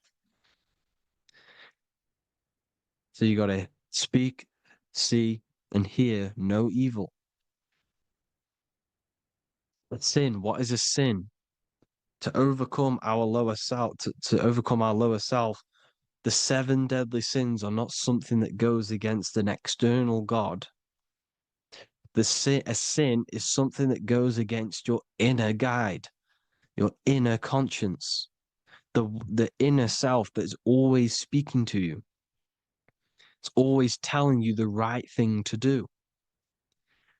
A sin is something that goes against this inner guide. And this is why you can feel something where you can feel you're doing something wrong, because the inner guide is speaking constantly. And when you commit these 7 deadly sins, which are 7 internal states which keep your invisible intelligence bound to your physical body. Because evil, right? Evil love bondage. This is why they stay in this realm and they control this realm, because they love the bondage of the body. They like matter. They want to stay in matter for eternal life. They don't want to ascend back into the heavenly realms where you do not have a physical body. You can explore the universe within the astral planes. They stay bounded to the body, bounded to the 3D construct of the physical world. They have greed, lust, envy, gluttony, wrath, sloth, pride. They want all of this. And if you want that, that's okay. But deep, deep down, you don't want that, because your soul is always telling you the right thing to do. Your soul knows what to do to get out of here. It needs to detach from the external world. Detach from all of these 7 internal states which bound you to your lower self, your lower centers. That's what a sin is. You have a left and right brain. The left brain is always analytic. The right brain is metaphorical. So the right brain is producing a holistic view of reality. Now, what do I mean? And not view, perception. When you see, because your eyes are parts of the brain, so when you look at something and you look, that image is produced in the back of the brain in the visual cortex. And then produces, the right brain produces a perception, a holistic, it breaks down what you're seeing into a holistic image, a holistic perception. So, for example, if you're in a woods, the right brain sees the whole woods as one big woods. The left brain is breaking that perception down into individual trees, branches, and leaves. So the left brain's to do with duality, the right brain's to do with wholeness, unified. The left brain's dualistic. analytic. This is necessary so that we can pick things up and manipulate them and break things down. We need the left brain, we need the right brain. I'm not saying any of them's bad, but the left brain, sinister in Latin, means left. Because when you're left brained, you see everything in dualistic. You see everything is dual, when everything's actually one. We need to be focusing and strengthening our right hemisphere. I'm not saying sit in the right hemisphere all the time, but we need to be strengthening our hemisphere. And this is why left is sin and right is right. Because when you focus on the right hemisphere, you see the holistic perception of creation. The right hemisphere sees humanity as one unified consciousness. The left hemisphere sees everyone as individual persons and egos. Because the left hemisphere is dualistic. And this is why the Bible says, cast the net onto the right side of the ship and ye shall find. John 21:6. What does that mean? Cast your energy, cast your perception into the right hemisphere of the brain, and ye shall find unified consciousness. You shall find your higher self, the one and only. If then you have been raised with Christ, seek the things that are above, where Christ is seated at the right hand of God. Wow. Powerful. What does this mean? Seek the things that are above, where the Christ is seated at the right hand of God. God is your consciousness, your invisible intelligence between the two hemispheres. The right hand of God is the right hemisphere. Seek the things that are above the heart. Love, intuition, expression, and wisdom. Seek the things that are above the heart, the higher self, the higher part of the body. Because when you seek the things of love, expression, intuition, and wisdom, you create a strong aura. You attract the same frequency. And this frequency is heaven, God. This is the Sumerian artwork showing the lamb. This is a step symbolizing stepping upwards, raising up. He's stepping over the lamb up to the bird. His hand is going to the bird. The lamb symbolizes the lower self. Okay? The bird with the wings is in the sky. It represents the higher self. This is why angels always have wings, because it represents the higher self in the sky. The lamb is a ground animal, symbolizing the lower self. He's stepping over the lamb to the bird, his higher self, his invisible intelligence. Horus and Set, Jesus and Satan. Look, Horus has an evil brother, Set, just like Jesus and Satan. Horus is a bird, higher self. Set is a ground animal, lower self, which is the devil and the angel on your shoulder. You see? The right and the left hemisphere, the two wings. So the devil and angels always speaking to you. The higher and the lower self. It's the battle between the higher and the lower self, between the invisible intelligence and the physical body, because the body's the one that wants the sugar, it wants the pleasure, it wants the sex, it wants the porn, it wants all of the materialistic things, it wants the seven deadly things. Okay, it wants this. There's a battle between the higher and the lower self, your intelligence and the body. This is why you need to become balanced, so that there's a deep connection between the body and the invisible intelligence, that I am. You need to master your mind with discipline, and you gain a connection between the brain, the body and the intelligence. Resurrection, transmuting sexual energy. Okay, this is important. Res is Resh, which is Hebrew. The early Hebrew Resh symbol is the head. This is the head. Resh, erection. Erection is a sexual stimulation. Resurrection is rise-erection. You got to raise your sexual energy up the base from the spine to the head. This is the Christ, the Christos. Because there's a psychophysical psychophysical oil produced in the brain every month. Go and watch my other video on raising the chrism. Okay? And every month there's this fluid produced in the brain, which takes 2 trips, because one's produced by the pituitary, one's produced by the pineal, magnetic female, magnetic and electric charge. And it takes 2 trips down the spine to the solar plexus, the bread of life in the Bible, or Bethlehem in the Bible, because the River Jordan's your spine. Goes down to Bethlehem. It gets born in Bethlehem, just like Jesus. Because when this oil travels to the solar plexus, it creates the seed, the seed of life, and it feeds the body, all the central nervous system, all the cells. It regulates the blood, does all sorts of good things for the body, this oil. Now, when you save your sexual energy and you raise your resurrection, you awake the Christ, you raise it from the solar plexus or the sacrum bone up to the brain, you activate 100% of the brain, and this is the true resurrection of Christ. Instead of wasting the energy and giving away your sexual fluids, because behind the fluids is the energy. So when you release that fluid, the energy is out there. You've released the energy.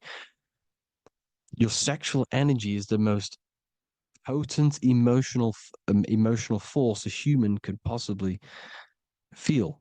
Same with any animal or anything. The sexual urge, the sexual emotion is the most powerful, potent emotion that you can feel. It takes over the whole body. When you feel sexually aroused, it takes over everything because it's so potent. And when you fight the serpent, when you fight the sexual energy, which is shown here in the Egyptians, the cat cutting off the head of the serpent, or Hercules fighting the serpent, or in the Greek mythology fighting the 7-headed dragon, the 7 chakras. The serpent is your sexual energy because it symbolizes your kundalini. When you fight it and you transmute this energy, instead of releasing it, instead of acting sexually on it, you can transmute the energy, transfer it from the solar plexus up to the brain. You can also do this with other tasks. Instead of releasing it, instead of raising it from the solar plexus to the brain, you can use it for other things. So, for example, you want to think critically. You can use it for critical thinking. You can use it for going to do exercise. You can transmute sexual energy into anything. But you can do this. You can raise the sexual energy, and you can use this energy to push the cerebrospinal fluid from the solar plexus up through the spine, up the 33 vertebrae to the brain, and it'll activate 100% of the brain. And this is the resurrection of Christ. Jesus was never dead. Jesus was never rose from the dead. It symbolizes the Christ, Jesus Christ. Christ is Christos, which means oil in Greek. The resurrection of the Christ, the Christos, the oil. When it activates 100% of the brain when it's raised, and it can regulate all the systems, it can regulate all the blood, it can regenerate the body. And this is the true Antichrist. They don't want us doing this process. The Antichrist is not against Jesus, it's against the fluid in our body that makes us live hundreds and hundreds of years and makes us live as gods. This is the true resurrection. And when you fight the serpent, you fight your sexual urges, your sexual emotion, the most strong emotion that you could ever feel. You can do this process. And this is the true secret of transmuting sexual energy. Because when you transmute the sexual energy, you can become a god. And this is why Hercules is fighting the serpent. Notice how the serpent is low. He's reaching down to it. It represents the lower self. Because the lower self wants the lust. It desires sex. The body desires sex. There's a fight between the higher and the lower self. But when there's balance, there's even. Heaven is even. When there's evenness between these, this is the kingdom of heaven. This is when heaven is on earth. So at our highest levels of ourselves, the highest level of our intelligence, this is God. God is something that we manifest. We need to achieve Christ consciousness by battling the body. There is no battle outside of the physical body. It's an internal battle. Jesus and Satan have been externalized. Nothing exists outside of you, because I explained in the beginning how you are the consciousness experiencing the central nervous system. Therefore, there is nothing outside of you. It's all internal. Jesus and Satan have been externalized. Why? Because it's business. The church is a business. It's all a business. They've created these figures to be historical when they're not historical. The Bible's not historical. It's all externalized. It's called exoteric when the truth is esoteric, internal teachings. So, anyways, people, balance the chakras, balance the two hemispheres of the brain, balance the conscious and the subconscious. Balance is perfect, the yin and yang. You are spiritual and physical. You live in day and night. You need to be balanced. Oneness. Seek oneness. And this is the true kingdom of heaven. And when we all realize that we are all the same intelligence, the same consciousness expressed in different bodies, when we all realize this, we all realize we're all one. Doesn't matter what race you are. It doesn't matter what race you are, where you're from, your nationality, because none of you are actually from here. None of you are from the physical world. You're manipulating the physical world through the physical body. You are the I am. We all have a soul. Every single one of you has a soul. We all have souls. The reason why they say some people don't have souls is because they're trying to suppress your mind. They don't want you to know that you have a mind. That sounds crazy, I know. But a lot of people haven't realized that they have an infinite intelligence called a mind.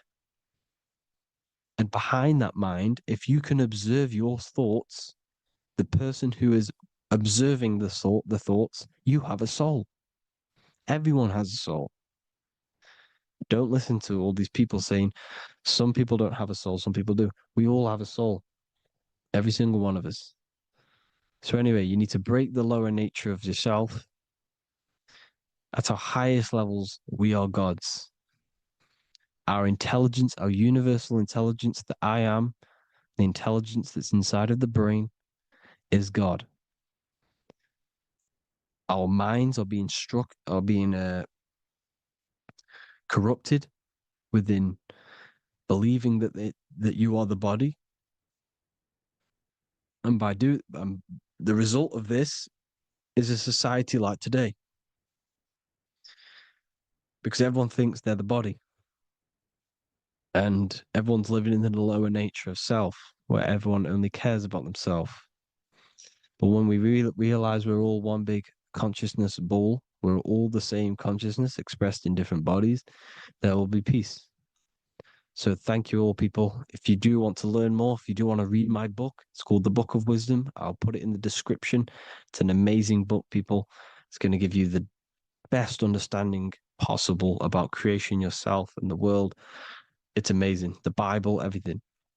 I have just launched a new cymatic library. A friend of mine has just added this to the website. He creates beats and he creates the purest beats. So they are actually the frequency that it tells you.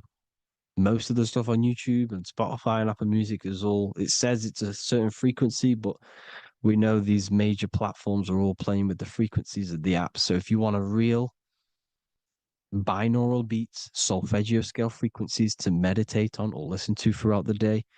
Join the Occult Library. You can get a 2-day free trial. I'll put the link in the description. Thank you all, people. Hope you all enjoyed this video. God bless you all.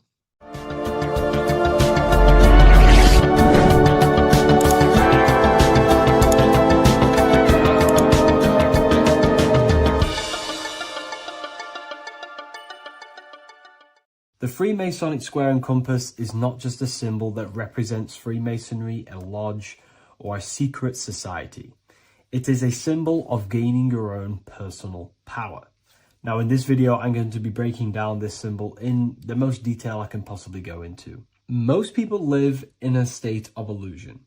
They live their life impulsively, acting based on their five senses, tasting. They want to feel a certain thing like an orgasm, or they're basically just slaves to external things and their five senses, which leads to a very dark path where you'll never actually become a conscious creator and you'll never actually be internally happy. The Freemasonic square and compass reveals some deep wisdom about this. Now let me break this down. If you want to gain your personal power, listen up. The Freemasonic square and compass is a compass which is used to create circles. Now, if you notice something about the circle, they have no beginning, no end. You can't tell where it begins and ends. It's eternal, which means this represents consciousness. Now, if you don't know what consciousness is, if you close your eyes, you have an internal world. You have thoughts, emotion, visualization. This is all consciousness, spiritual. Then we have the square.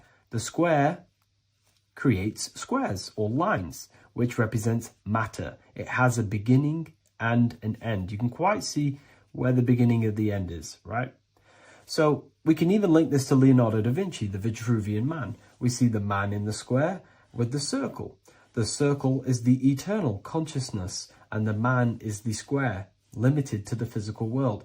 But consciousness is not limited. That's why it's outside the square. This is eternal. The body is mortal. The body will die. Consciousness will never die. If we look even closer at the symbol, we notice in this particular symbol, we have the compass overlapping the square. This is very, very symbolic. This represents spirit over matter, also known as mind over matter, consciousness over matter, the circle over the square. Like I mentioned earlier, most people are slaves to their senses. They go through their day and all they do is chase validation and feelings. They eat all day to feel good, which means they're a slave to their taste. They're slaves to their feeling. They masturbate, which means they're a slave to orgasms and external things. They're literally being governed by the external world controlling their internal world. They're literally living life on autopilot. And don't get me wrong, I was guilty of this too. We're all guilty of this when we join this world because we're not taught this sacred knowledge. Until you actually stop and recognize this, you'll be living life on autopilot, literally not even living. You'll be running off subconscious programs, seeking external validation and being ruled by these five senses. The square underneath the compass represents consciousness on top of matter, which means the internal world is controlling the external world. It is the mind controlling matter and not matter manipulating the mind. In the occult and esoteric world, it's very important that you are conscious of every action that you are taking in your day-to-day life. Never act subconsciously. Always be conscious. What are you thinking? What are you acting? What are you giving your attention? All of this is contributing towards creating because you are a creator. Consciousness is a creative force. You need to make sure that the compass is on top of the square, that your inner world is controlling the outer world and not the outer world controlling the inner. As I've mentioned in many videos before, the internal world of consciousness is what's producing the external world. Your life is just a result of every thought and emotion that you felt in the past. Everything you own, everything you possess, your friends are all reflections of your consciousness. They're all reflections of what you are thinking about. When you change your thinking, your external world starts to rearrange itself. On a basic level, this symbol represents the combination of spirit and matter. You are a spiritual being and a material being. You are heaven, the sky, and earth, the ground. You are heaven and earth, spirit and matter infused into one. You are a bridge between the divine and the earthly worlds. And you can bring down these higher realms of consciousness, thought, imagination, and emotions into a physical, tangible reality. To do this consciously, we need to make sure the external world is not manipulating the inner world. Because if your internal world is being controlled by external circumstances, for example, you have a circumstance happen in your reality, an emotion triggers inside of you, and that emotion is a command to create more of that. And the thoughts that you think are creating more of that negativity. So it's a constant cycle of negative manifestation if you let the external world control your internal world of consciousness. So we need to make sure the compass is on top of the square, that the internal world are commands and not reactions to create your external reality. And not only just to create, but to actually enjoy life. If we let the external world bother our internal world, this means that we have some sort of mental or emotional attachment to the external world. We need to detach from the external world. Why do I say that? Because it's temporary. It's an illusion. We are going to die one day, and none of this will matter. You need to understand that everything in this world is temporary. You have to be okay with losing things, losing family, losing things in this world, because it's guaranteed to be temporary. We need to make sure the internal world is order and not chaos, commands and not reactions. Now, at the back of the Book of Wisdom, Volume 2, the book that I've wrote here, I go over the different meanings of the different arrangements of the square and compass. Sometimes we see the square overlapping the compass, which is the opposite of what we've just broken down. Or sometimes we see one leg of the compass on top of the square and one leg of the square on top of the compass. These are all highly symbolic. When we see the square overlapping the compass, this pretty much represents the beginning of the Freemasons' journey. When their internal world is being controlled by the external, they have a lot of spiritual growth and a lot of learning and inner work to do.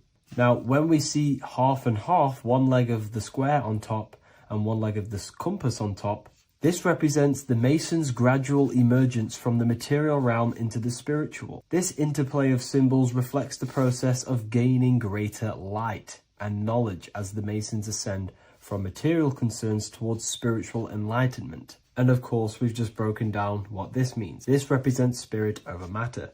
They're not chasing external physical things anymore. They're actually chasing and gaining validation and happiness from spiritual growth, more knowledge and deeper understanding of consciousness and themselves. Most people chase external material things, which actually don't make you happy in the long run. You could be given £1 million today. In a week's time, you would be back to the same original state of consciousness and actually chasing more and more millions of pounds. It's because nothing physical in this tangible world will ever satisfy your internal world of consciousness. So through spiritual growth, we can actually become happy and seek higher understanding, higher consciousness, which actually satisfies us eternally. So when we see the compass on top of the square, it symbolizes the triumph of spirit over matter. This arrangement not only signifies the mastery of spirit over the material realm, but also represents the resurrection, ascent, and dominion of spiritual principles over all earthly conditions. It's all about gaining personal power and spiritual growth. It's all about spiritual evolution, going from matter to spirit.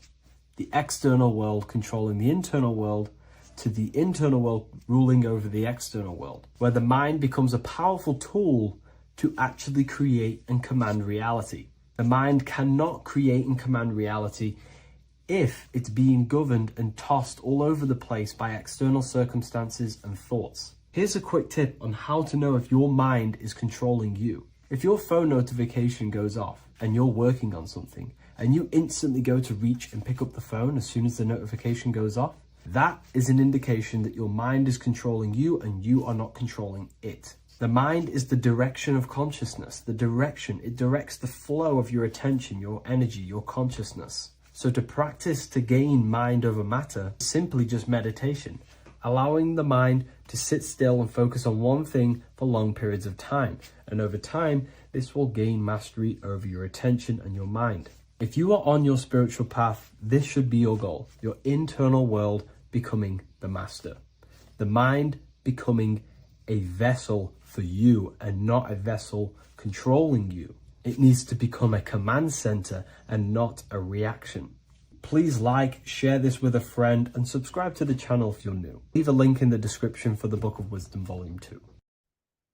As above, so below. This is one of the most crucial teachings within esotericism, occultism, or what we like to call it today, spirituality.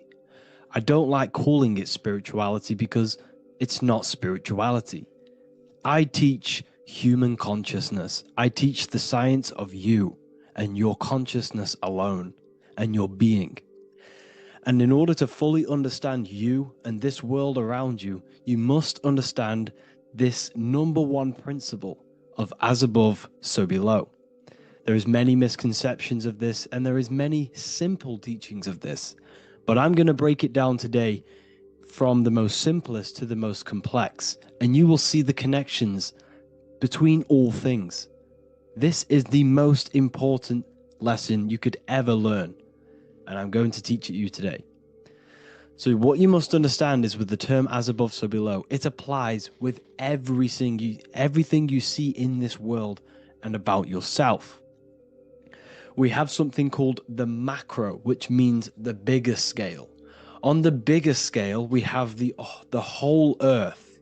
If we look down from the sky on top of rivers, this is what we see. We see this tree pattern. Then on a smaller scale, we see trees have this same pattern. Then we look even closer.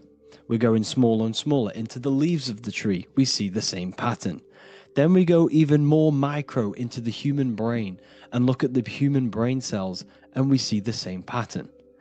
This is proof this is a fractal universe, and everything is in the micro is reflected in the macro. As above, so below. As within, so without.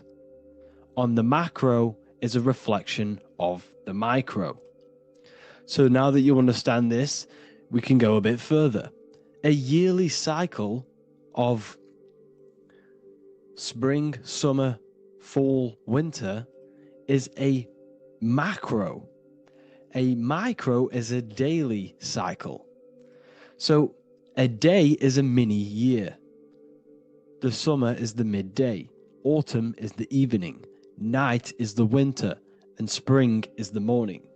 This is a macro, a reflection. We have a miniature cycle of the zodiac every single day. And this cycle is also reflecting the cycle of life and death. We live, we are born, which is the spring. We live, which is the summer. We then age, which is the autumn. And then we die, which is the winter. And then we are reborn again. This is the cycle of life and death. And you do this every single day. You see, death is a macrocosm of sleep. This is why we say sleep is the cousin of death.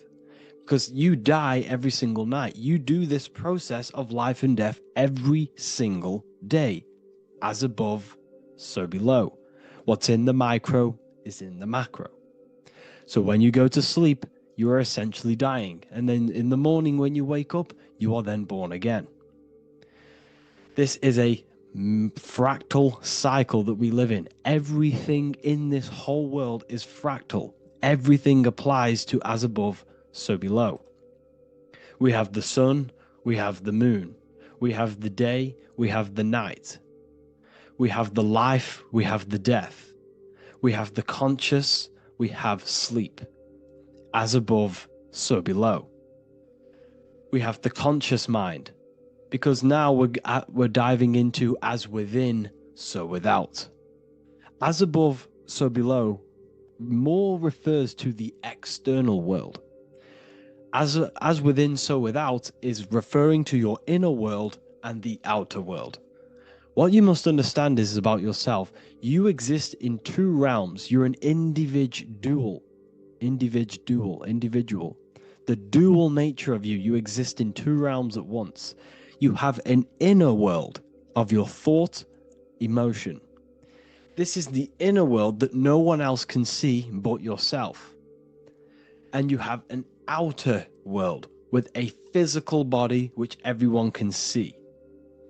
So you exist in two worlds. You have the inner voice, you have the outer physical voice, which I'm speaking to you with now.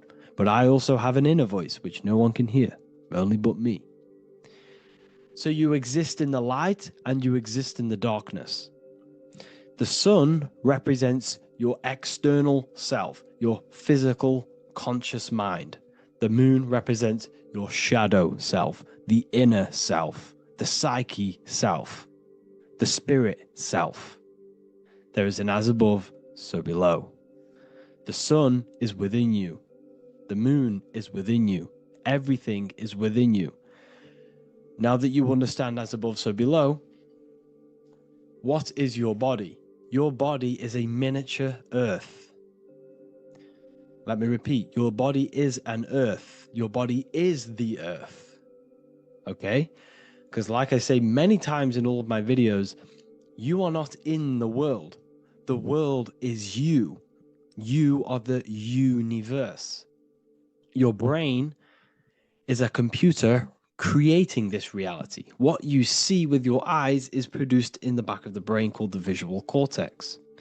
You don't look into the world, the brain produces the world. The body produces the world. When you touch something, you're not actually touching something. This is the electrical nervous system. When you touch something, what you feel is actually electrical signals on your nervous system reporting back to your brain. Therefore, when this body dies, you leave the earth because this body is the earth. Okay? As above, so below. You have the mental plane, the astral plane, the etheric plane, and the physical plane. This is essential for understanding reality and the teaching of as above, so below. Everything in this material plane began in the thinking mind. For example, the microphone I'm speaking into, the phone you're watching this video off, or the laptop or iPad. Where did this begin? It didn't begin in the factory. The first ever place this item begun was in the mind of an individual. The invisible realms of mind is where all physical things and physical items begun. Essentially, this physical plane is the effect of the thinking mind. This world is the world of effect. It's the world of outcomes. When you see something, it is already manifest. It is already being manifested. It is an effect. And in the effect of the cause, which is the thinking mind. Therefore, the mind creates thoughts, which is the mental plane. Then after thoughts creates imagination, which is the astral plane. These two are spiritual. They are non-physical. So spirit kind of means non-physical. Then you have the physical planes, the etheric and the physical plane. As above, so below. What happens in the mind is manifest on the physical plane. Like I said, the phone that you are holding, it was a thought, and then it brought down into a physical reality. As above, so below. You change the mind, you change your reality. Your environment, the word environment has ment in it because your environment is mental. So now that you understand this, so what is the world around you? The world around you was created by the mind of God. It was manifested through God's thought. So you are living in the mind of God. You are a thought in the mind of God. God thought you into existence. But like I said, we are all fractals. Everything is fractal. If God exists, this means that you are God, as above, so below.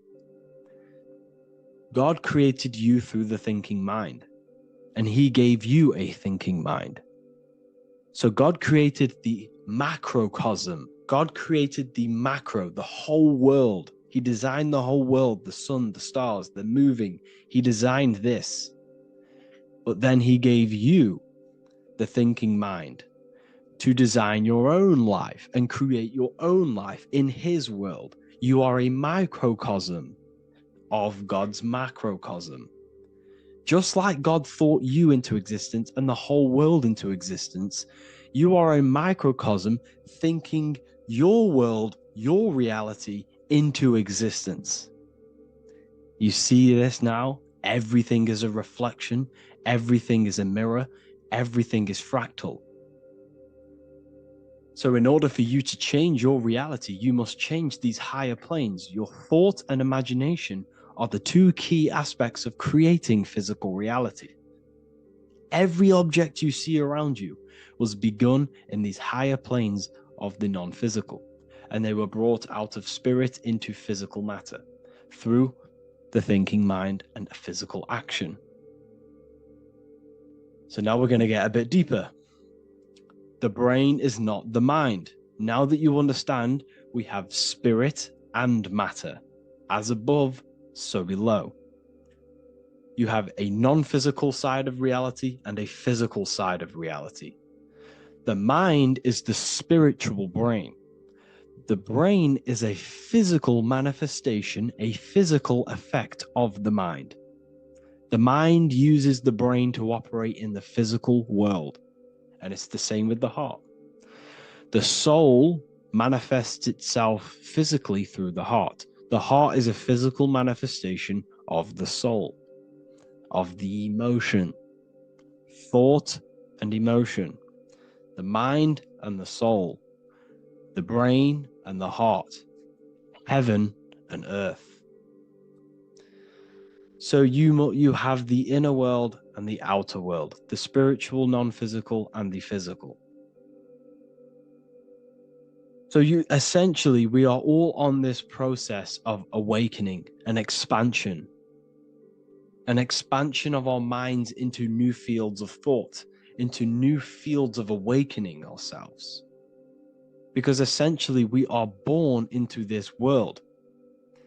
But you are born many, many times. You can be born physically and you can be born spiritually. Like I said, everything is fractal. So just like when the baby finds out that there is a world outside of its mother, what does the baby do? The baby seeks a way out of its mother, and then the baby is now born into a new world, a world outside of its mother's womb. It's the same with you and your spiritual process. As your mind becomes aware that there are other realities beyond your physical body, it then seeks a way out. And this is why you are probably watching my YouTube, because you are now on the path. Something within you has guided you to this path of knowledge, truth, enlightenment, and expanding your consciousness. And it is your soul who brought you here. Your soul speaks through emotion, like guidance. Emotion is the language of the soul. When you feel very bad, this is your soul telling you you're not in the right place. You're doing the wrong things. Because the soul is always unfolding its purpose, which is expansion and learning. That is it.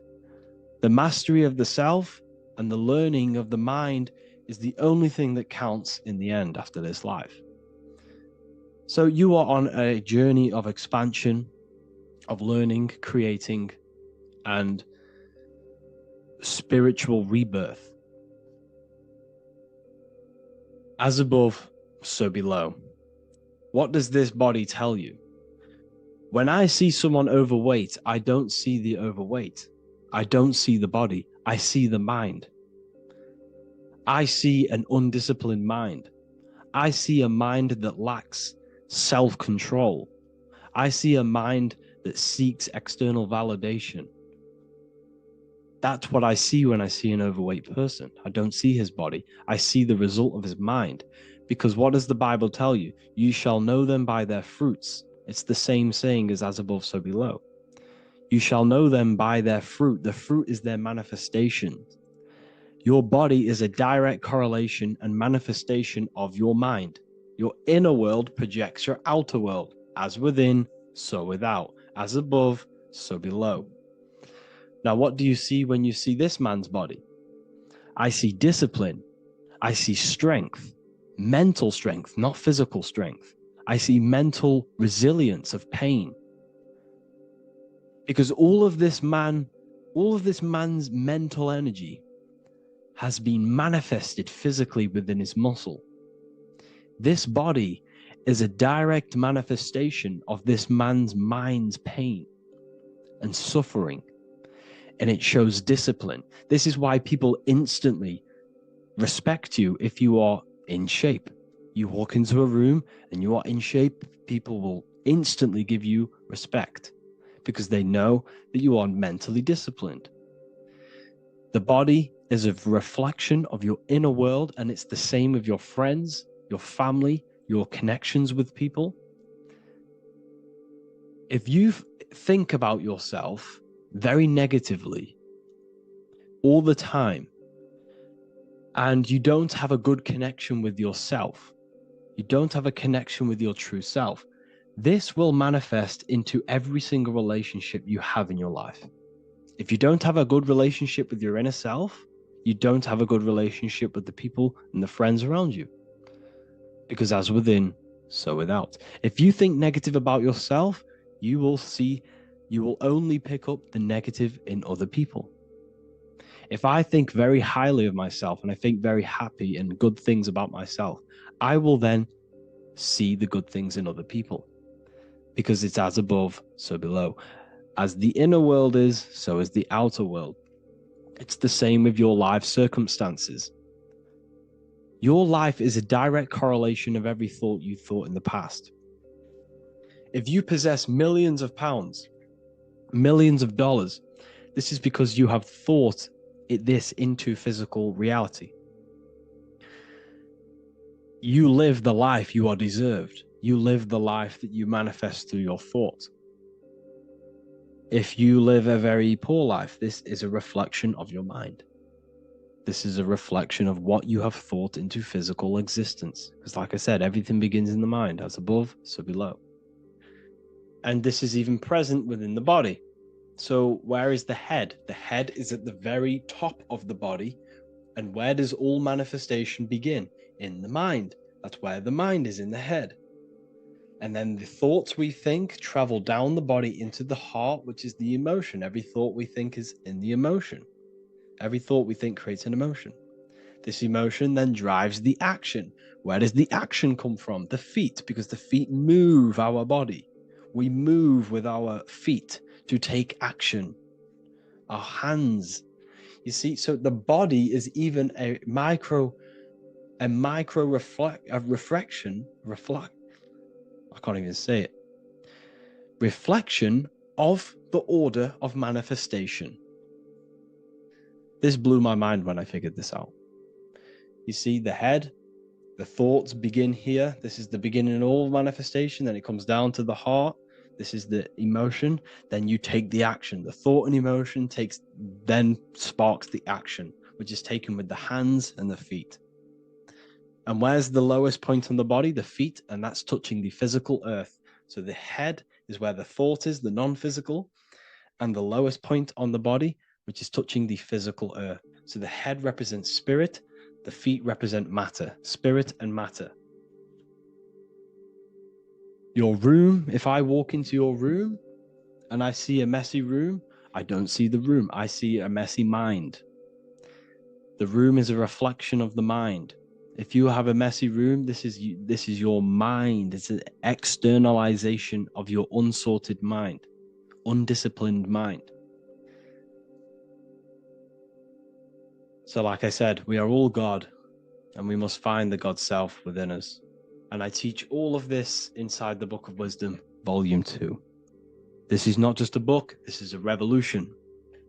This is the beginning of a new age with this book. If you have read it, I congratulate you. You should feel very proud of yourself if you have an open mind. You should feel proud of yourself for watching these videos, because not many people have an open mind. Remember this, people. You are special if you're watching these videos. You have the mind. You have the ability to see through the illusion. And I take my hat off to you. You want to take this to the next step? Read the book. Or if you want to take it to the serious levels, join the university. The university, you gain access to every piece of my material that I've ever done, all of my books, all of my lectures that are hidden from YouTube, that are hidden from everywhere else, the lectures that give you real power. And if you feel alone on this journey, we have a conscious community where you can connect with like-minded individuals, because I've been there. I've been there when you feel lonely, because you feel like no one else is thinking the way you are feeling. You can't talk to people about these things because people just think you're crazy. That's why I put together this, so we can connect, so we can unite, so you can connect with people, so you don't feel crazy about thinking about this stuff, learning about this stuff. And if you truly want to level up your life, people, and take your studies serious, this is for you. We do live calls, we do lectures. There's a whole library filled with books you can read. It's the perfect place for the truth seeker. I thank you all for joining. Please leave a like, a comment, a subscribe. Let me know any future videos you want me to make in the comments. Thank you all. Have an amazing day.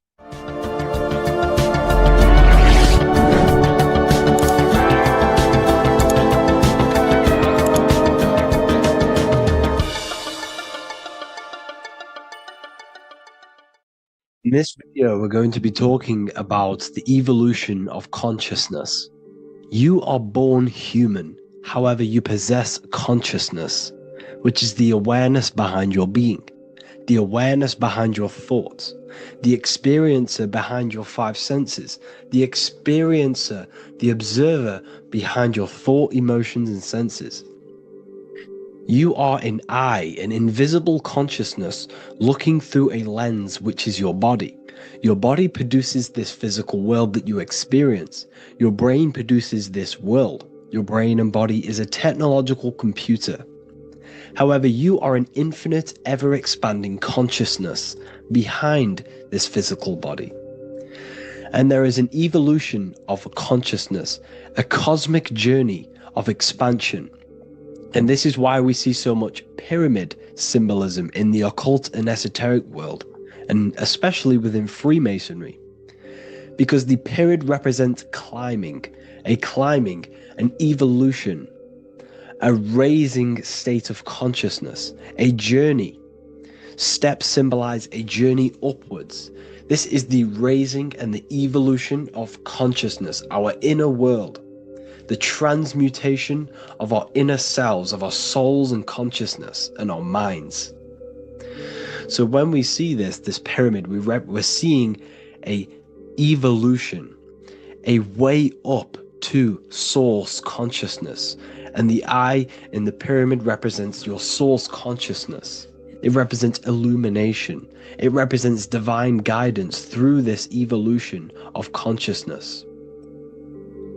This is why we see the ladder. Consciousness is ever expanding on an infinite journey of evolution. Each individual is a part of this cosmic process, contributing towards the ongoing expansion of both mind and awareness. As we evolve, we collectively explore deeper levels of existence, expanding the boundaries of thought and consciousness. The mind has the ability to expand infinitely into new realms of thought, into new dimensions of mind. The mind cannot be filled up. It is not a physical substance. The body can be filled up because it is a physical thing, but you cannot fill the mind. Therefore, the mind is constantly expanding, ever expanding into new fields of thought. So what we see in Freemasonry, the ladder, is again a journey, an elevation of consciousness.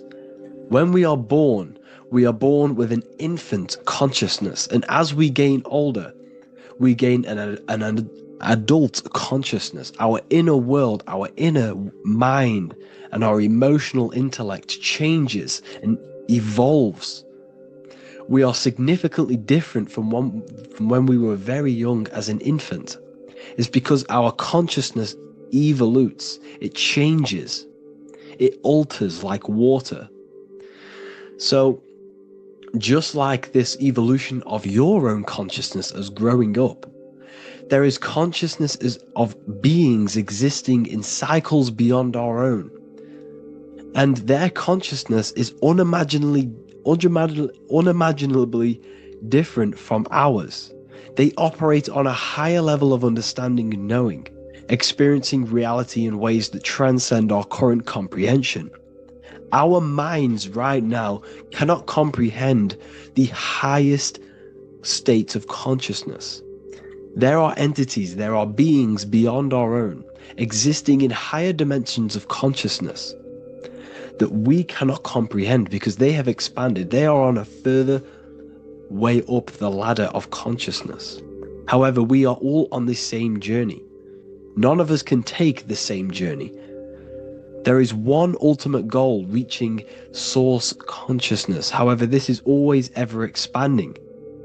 However, we are all on a different journey. There is one truth, one source, one goal. However, there are billions in different ways of reaching it, and we are all on these different paths to source consciousness, to this ladder, this evolution of universal evolution. Okay? Their awareness is attuned to new dimensions of existence, reflecting a more advanced stage in the cosmic journey of consciousness evolution.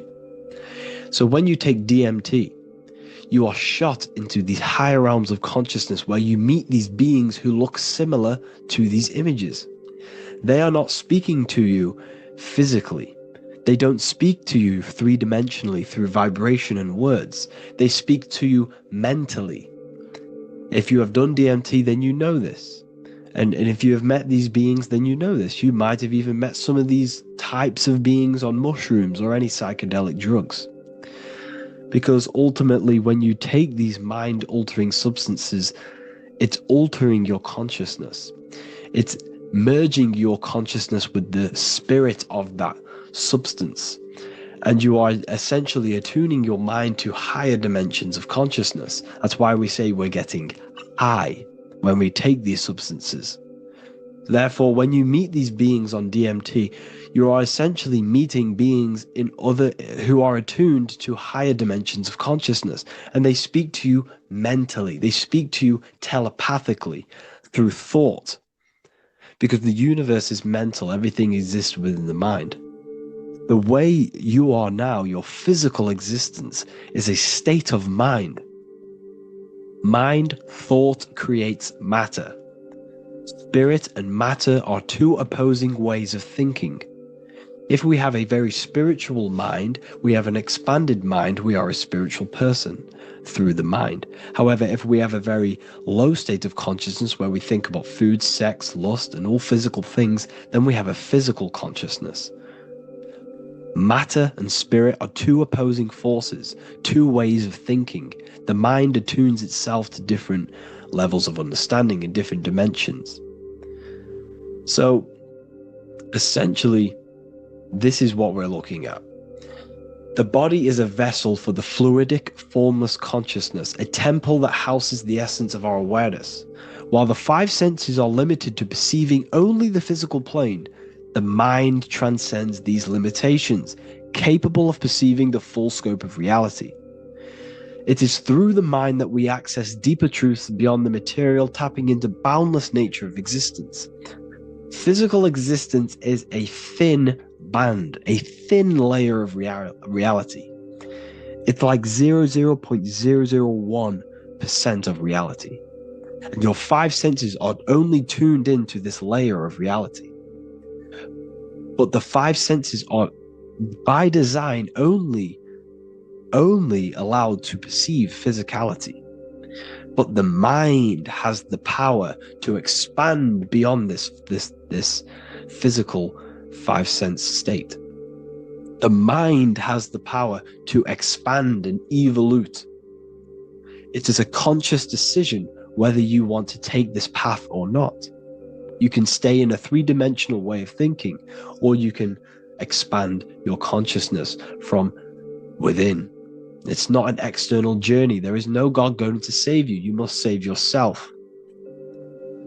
Therefore, behind every single one of these eyes is the same source consciousness. However, we are all different cells in a different journey.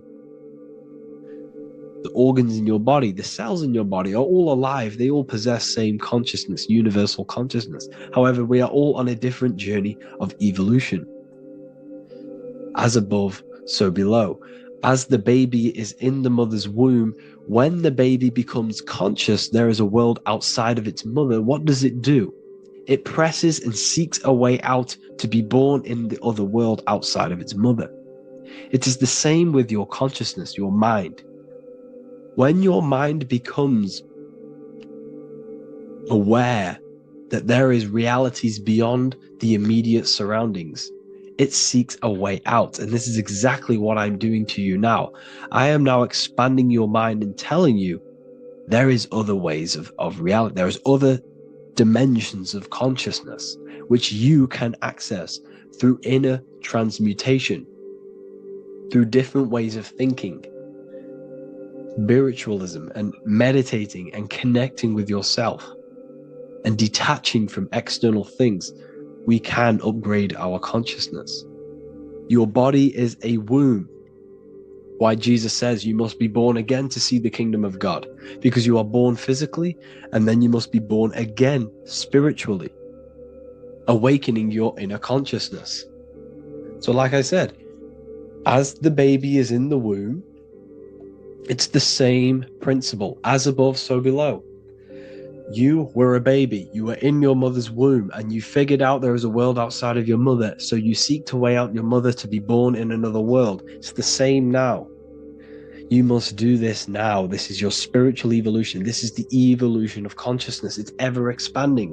When you die, this is a transition. You must learn to not fear death. This is another part of your spiritual journey. You must master death. Therefore, like I said before, the mind has limitless capacity to expand into new realms of thought, continuously exploring uncharted ideas and concepts without boundaries. The mind can ever expand. It can never be filled. It can never ever know everything. There is infinite fields of knowledge, infinite fields of thought. Your current state is just one stage on an infinite pathway. You won't remain human forever. The human experience is a crucial phase where we learn to balance polarities, master the fundamental laws of the cosmos. It is a period of growth and transformation, preparing us for the next stages in our cosmic evolution. The goal is to strive for perfection, yet the true perfection is unattainable. It's like a tunnel, and there is a light at the end of the tunnel.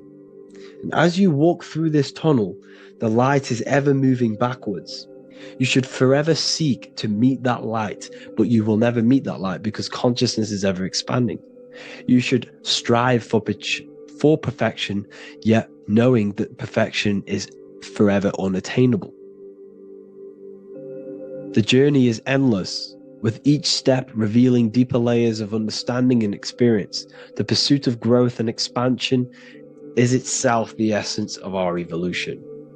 You can find all of this knowledge in the amazing book that I have read for years. I have read this book, The Emerald Tablets of Thoth, the Atlantean, by M. Dorial, translated by M. Dorial. I'm telling you now, this book, now that I've told you this, you have some context on the book. The whole book is about evolution of consciousness. He's talking about higher dimensions beings. He's talking about how you can transcend this physical plane. It is truly the most amazing book you will probably read. One of the best spiritual texts you'll see. It's hard to understand, so you must read it over and over again. And the more your mind progresses, like for me, I read this every couple months. And the more I learn about consciousness, the more I expand my own consciousness. And every time I read this book, I pick out something new that just completely blows my mind, because you can only understand this book to your level of consciousness, to your level of understanding. So now that I've told you all this information, go and read this book and it will absolutely blow your mind. And so will the Book of Wisdom Volume 2, which is now available. I released it the other day. I'm just going to read a page out now. This page is called Spirit and Matter.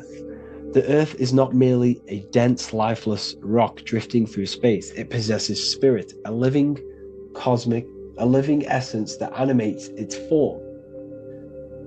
But what do we mean by spirit? Spirit in esoteric terms refers to the energy, the life force, animating the principles infused in matter. So essentially, what this page is talking about is how everything has spirit, consciousness within it. You are the middle, you are spirit and matter. You have the ability to expand your mind to the God self and raise above our animal instinct, our material self, and know the divine and expand. Animals cannot do this. Animals are not self-aware. Humans possess self-awareness. We can observe our consciousness. We can say, why do I exist? We can look in the mirror and know that we need growth. And this is what Anunnaki means. Anu means above. Anu was the supreme god of the sky, which is a metaphor.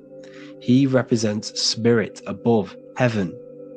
Anu came down to earth and married Ki, the goddess of the earth, which represents matter. It's a myth, it's an allegory.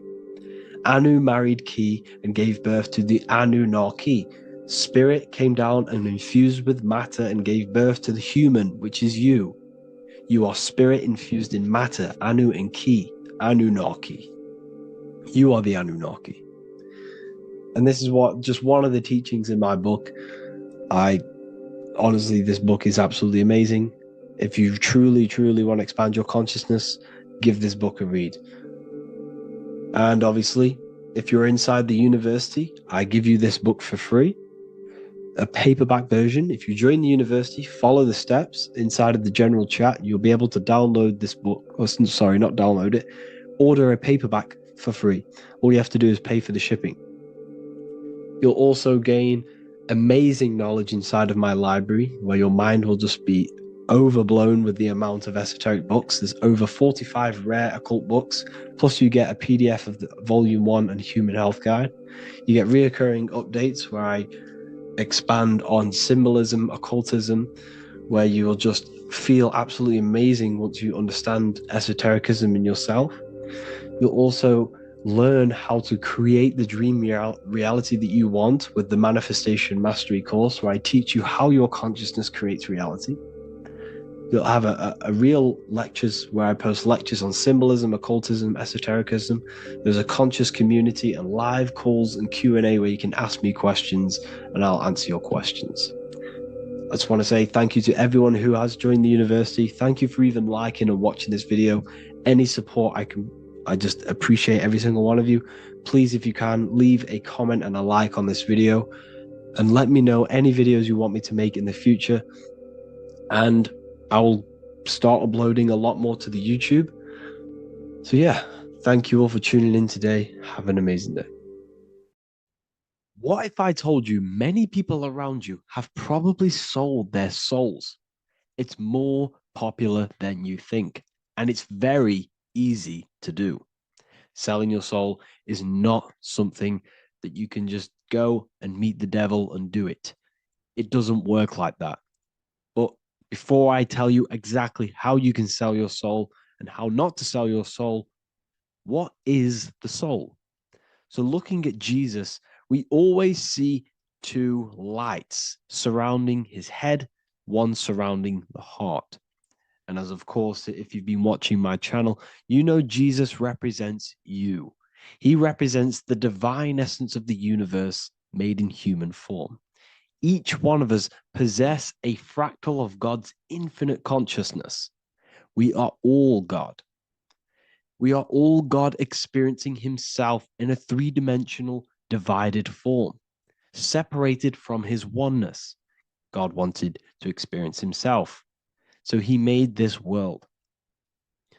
So each one of us possess a soul, and the soul is the spark of God's infinite loving consciousness, filled with God's loving moral law. So the reason why Jesus is always have a light above his head and a light on his heart is because this represents the brain and the heart. The brain is not the mind. The heart is not the soul. The brain is the physical manifestation of the mind. It is the physical mechanical computer for the spiritual mind. The heart is the physical manifestation of the soul. The heart is a brain. In fact, it contains 40,000 specialized cells, which are the exact same cells found in your cranial brain. Yes, your heart is an emotional brain. Your cranial brain is a thought brain. It's a computer. Okay? Everything that exists physically exists non-physically. This is what the ancients called spirit, just means invisible force. The mind, the thoughts are not made of atoms. You can't touch, you can't find tangible thoughts, imaginations. These things exist spiritually in metaphysical counterspace. It's the same with your emotions. The emotions are spiritual. They are not physical. You can't touch them. So thoughts are the language of the mind. Emotions are the language of the soul. Sometimes we can become eluded by thought and we can become eluded by emotion. If we are led purely by emotion, we can create illusions in our perception. The same if we rely only on thought. We must balance these two. Okay? So the mind is the creator, the soul is the operator. Every thought we think is being judged by our soul. The soul is the judge. The soul tells you what is right, what is wrong. And even the Freemasons depict this spirit and matter in their black and white checkered boards. White is spirit, black is matter. Matter is dead, spirit is life. This is what this represents. Physical reality is not just physical. For every physical object, for every physical manifestation, there is a spiritual force bringing it into existence.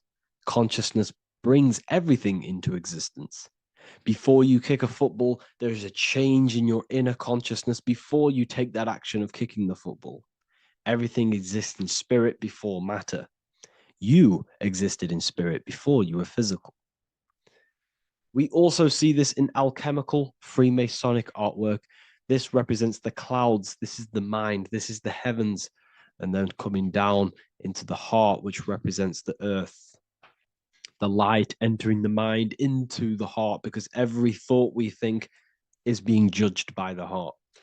The heart speaks to you through emotion. The soul speaks to you through emotion.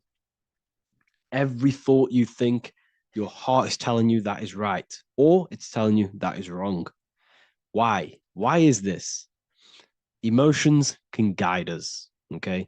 Emotions are the language of our soul. Our soul guides us to our soul purpose. Each one of us contains a purpose in this physical life.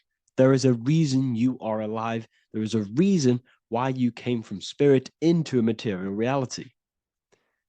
Your jealousy reveals where you need to be in life. If you are jealous of someone, this is your soul saying you need to be there. That's where you need to be.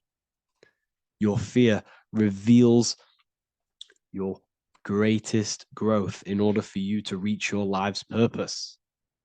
If you fear something, this is your soul telling you you need to overcome this in order to reach your life purpose. This is the next obstacle.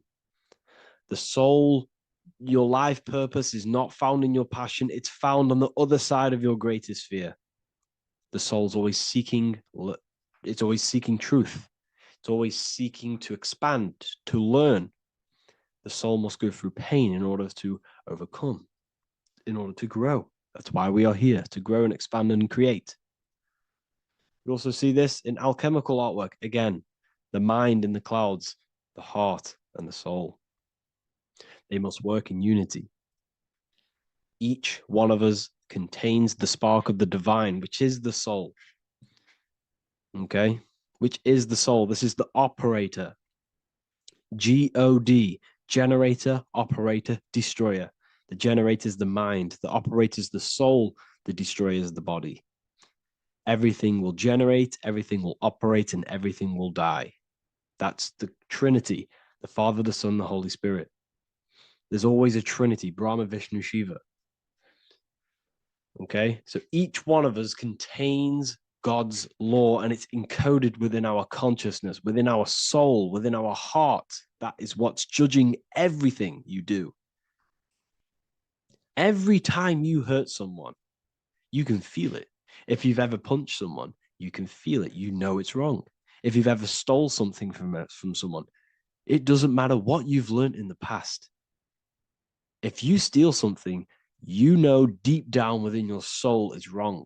This is because each one of us are encoded with God's law of love and integrity. I don't care how tough you think you are and how hard you think you are and what you've done in your life. I don't care. You know what is right, what is wrong, because you are encoded with love. Does not matter how far your mind can take you away, how corrupt your mind can become. There is always a spark of love and empathy in your heart, in your soul. You know this when a child. When you're a child, you're not racist. You don't want to hurt anyone. You don't want to steal. As a child, you're pure love, you're pure awareness, you're pure. You would never think about being racist. It's the corruption of the mind that leads us to corruption. Our soul always wants to do good. So the soul is encoded with God's law. And when we go against this law, this destroys our body. Yes, because your body is electromagnetic, and that's being casted from your heart. So every time you go against the heart's guidance, moral law, we weaken our electromagnetic field, which weakens our body. If you've ever looked at someone who's very negative, you can see them. You can see that they are aging quicker. You look at Scrooge, for example. If you ever watched Scrooge, look at how corrupt he looks. That's his heart. You can see the people's hearts on their face. People who do negative things and have negative thoughts, negative emotions, you can see it in their eyes and their face. It's because it corrupts you. It corrupts the body. It ages the body. Goodness is life. Okay. So can you sell your soul? You cannot sell your soul physically. But what you can sell is your conscience. What you can go against is that moral law. And you can exchange physical material things such as money, fame, cars, houses, business, in order for you can exchange that to go against your inner dialogue. For example, these rappers, celebrities, what are they doing? They're not selling their soul. You can't sell your soul to some entity on the astral plane. But what you can do, you can take money to say, I'm going to go against my heart. I'm going to go against my inner moral law. I'm going to take that money and I'm going to do something wrong. It's basically going against your soul. It's selling your soul's guidance of moral law. That's what selling your soul is. And that's what these rappers are doing. That's why they're so sad. You know, this is why all these rappers are on drugs, doing all sorts of things to escape, to short-term escape what they've done. They're going against their inner guidance for money. And yes, short-term pleasure may be happy for now, but in the long run, it will leave you feeling voidless because nothing material can ever satisfy your soul. Nothing. You could gain £1 million tomorrow, guaranteed within 2 weeks, you'll be back to the exact same position mentally, emotionally as before, because nothing physical can ever satisfy you. Guaranteed, if you received $1 million in, yes, if you received $1 million now, in a week's time, you'd be hunting for the next million because it does not satisfy you. There's a reason why these billionaires don't stop working, because they're so addicted to earning and earning and earning. It doesn't satisfy you. The only way you can satisfy yourself is through Christ consciousness, is through self-love, is through loving thyself, knowing thyself, and becoming balanced internally in consciousness. instead of seeking external validation through material things, which end up leaving you feeling voidless, empty inside, and sad and depressed and anxiety. Everyone's looking outside of themselves for validation, when true validation comes from within. True satisfaction, true happiness comes from within, reaching Christ. Christ is a state of being, a state of consciousness that we must cultivate within ourselves so we can live a happy, balanced life. You can have all these material things when you're satisfied inside, but don't rely on them.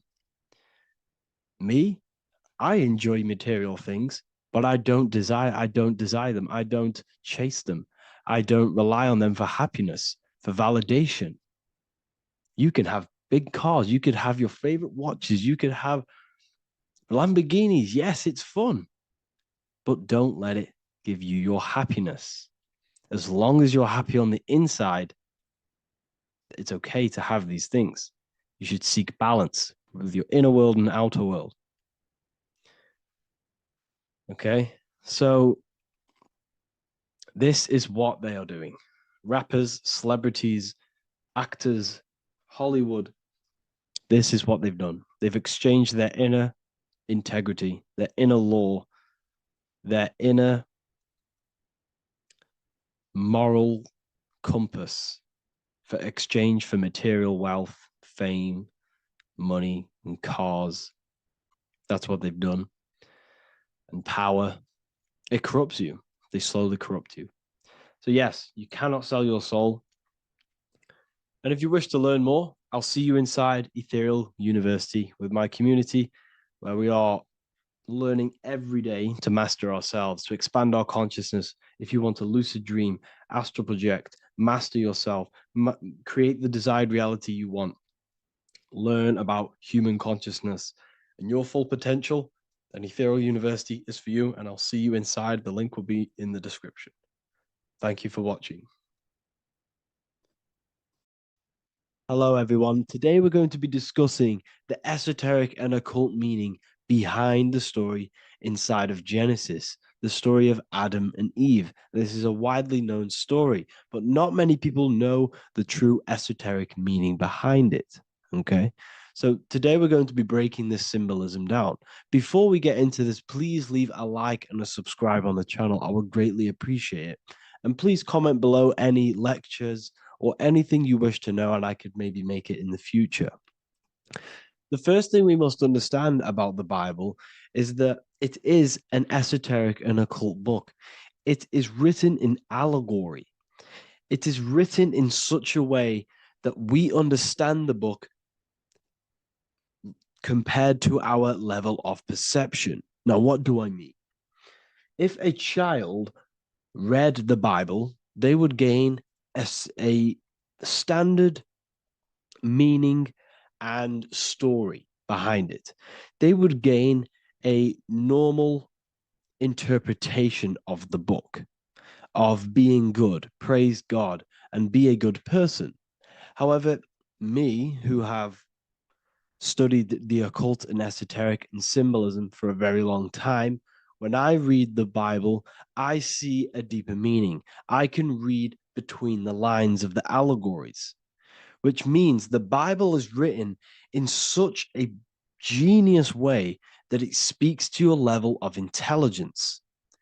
Depending on how advanced you are mentally and with knowledge, will depend on how you decipher this book and how the parables inside the book can speak to you in your personal life. Okay, so the Bible is the greatest psychological book ever written in history. This is why it's known as the greatest story ever told. It's a story. What we must understand with the Bible is that the Bible creates on the surface a logical way of thinking, which is what we call religion. We read the Bible and if we think logically and we take that book literally, then we gain a religion.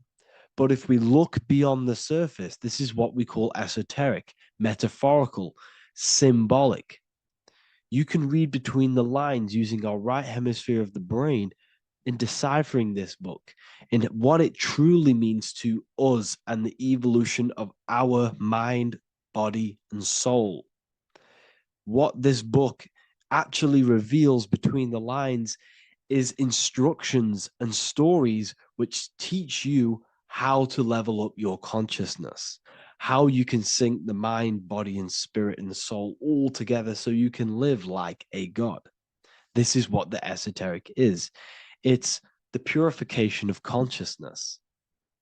Now, when it comes to Adam and Eve, okay, what we must understand is that this is the beginning of creation.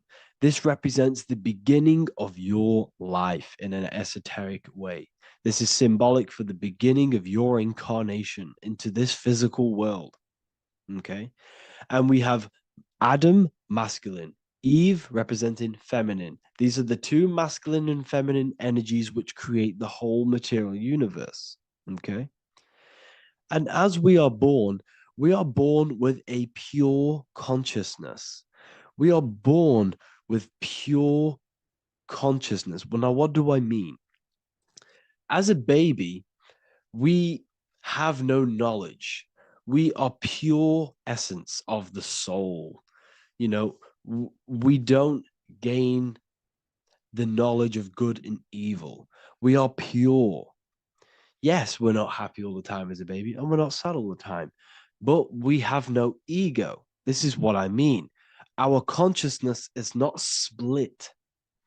As a baby, you are whole. You have a whole consciousness. You are yourself. You have no false identifications, no limiting belief systems, nothing. You are pure awareness and the pure soul and the pure mind. Now, this is what Genesis is representing. As we grow older, the more experiences we gain, the more thoughts we start to think, the more knowledge we gain of this world, the more impure our mind, our heart, our soul, our spirit becomes, the more impure our body becomes. As we grow older, we're infected with negative beliefs, negative thoughts, and society norms. This is a big one. As we grow older, we are molded by society. We shut off areas of ourself and we push them away so that we fit in with society. We all know this. We all did this in school. We pushed away parts of ourselves to act cool or to fit in, whatever it may be. Whatever type of person you were in school, we all went through this because society and culture is programmed. So as we grow older, our consciousness splits. We gain a persona, an ego, and we gain a shadow self, the subconscious, and we gain an ego. Now, the ego is what you show to people. It's that character that you show, that you put on to your culture, to your family, to your friends. This is a false identification. And we also gain a shadow self. The shadow self is gained through experience. This is the subconscious. Our ego is created through experience. And so is the subconscious and the shadow self. Okay. So as we gain age in this material body, we fall from the Garden of Eden. We gain the knowledge of good and evil. This is what the symbolism represents of us leaving the garden, us eating from the fruit. Now, the fruit represents the knowledge, it represents the insight, the experience, which splits our pure consciousness. Our soul splits. Okay? We lose connection with the divine. We lose connection with our pure self through material experiences. We may lose ourselves in material experiences. We may lose ourselves in lust and material gain, wealth, and all of these lovely things that the material world offers. We lose ourselves in this. Okay? And not only that, there's another symbolic thing that we're missing with being a child. There's another symbolic meaning behind this tree in this story of Adam and Eve. And this is sexual energy. Okay. As we are a baby, we have no ability to create another human life. We have no sexual urges. We have no desire for the material things as a baby. Nothing. As we grow older, our sexual energy cultivates around the age of, it's like 10, maybe earlier for some people or later for some people. This is what we call puberty, when our sexual energy activates. This is when the masculine and feminine energies are present within the body. And we are now given the ability to create human life. We're now given the ability to bring in a soul into the material world. Now, this is what we believe and know in the esoteric world. That is what sex is. You're bringing a soul from the astral into the physical. Okay. So as you grow older, you gain this ability to use the power of creation. You gain this force within you that allows you to open a portal in the astral and bring in a soul to the material. Now, this power can be misused. This power is very powerful and should not be misused. In occult and esoteric teachings, we teach and learn sexual transmutation, how we transmute sexual energy into different areas of our life so we can grow and create. Because sexual energy is creative energy. It creates a whole new human being. So if we retain it, we can transmute it into creativity.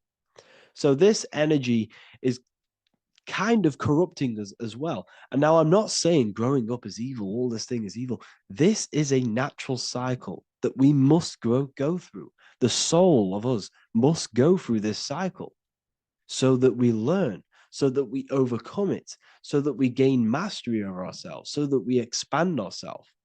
I recommend you watch the Evolution of Consciousness lecture that I did on my YouTube. An amazing lecture. Talks about the evolution of consciousness and how we're on a never-ending cycle of life and death and expansion.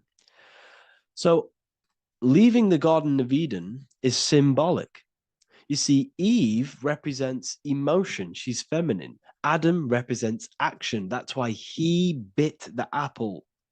You see, Eve takes the apple and tempts Adam because she's the emotion. She's the sexual desire.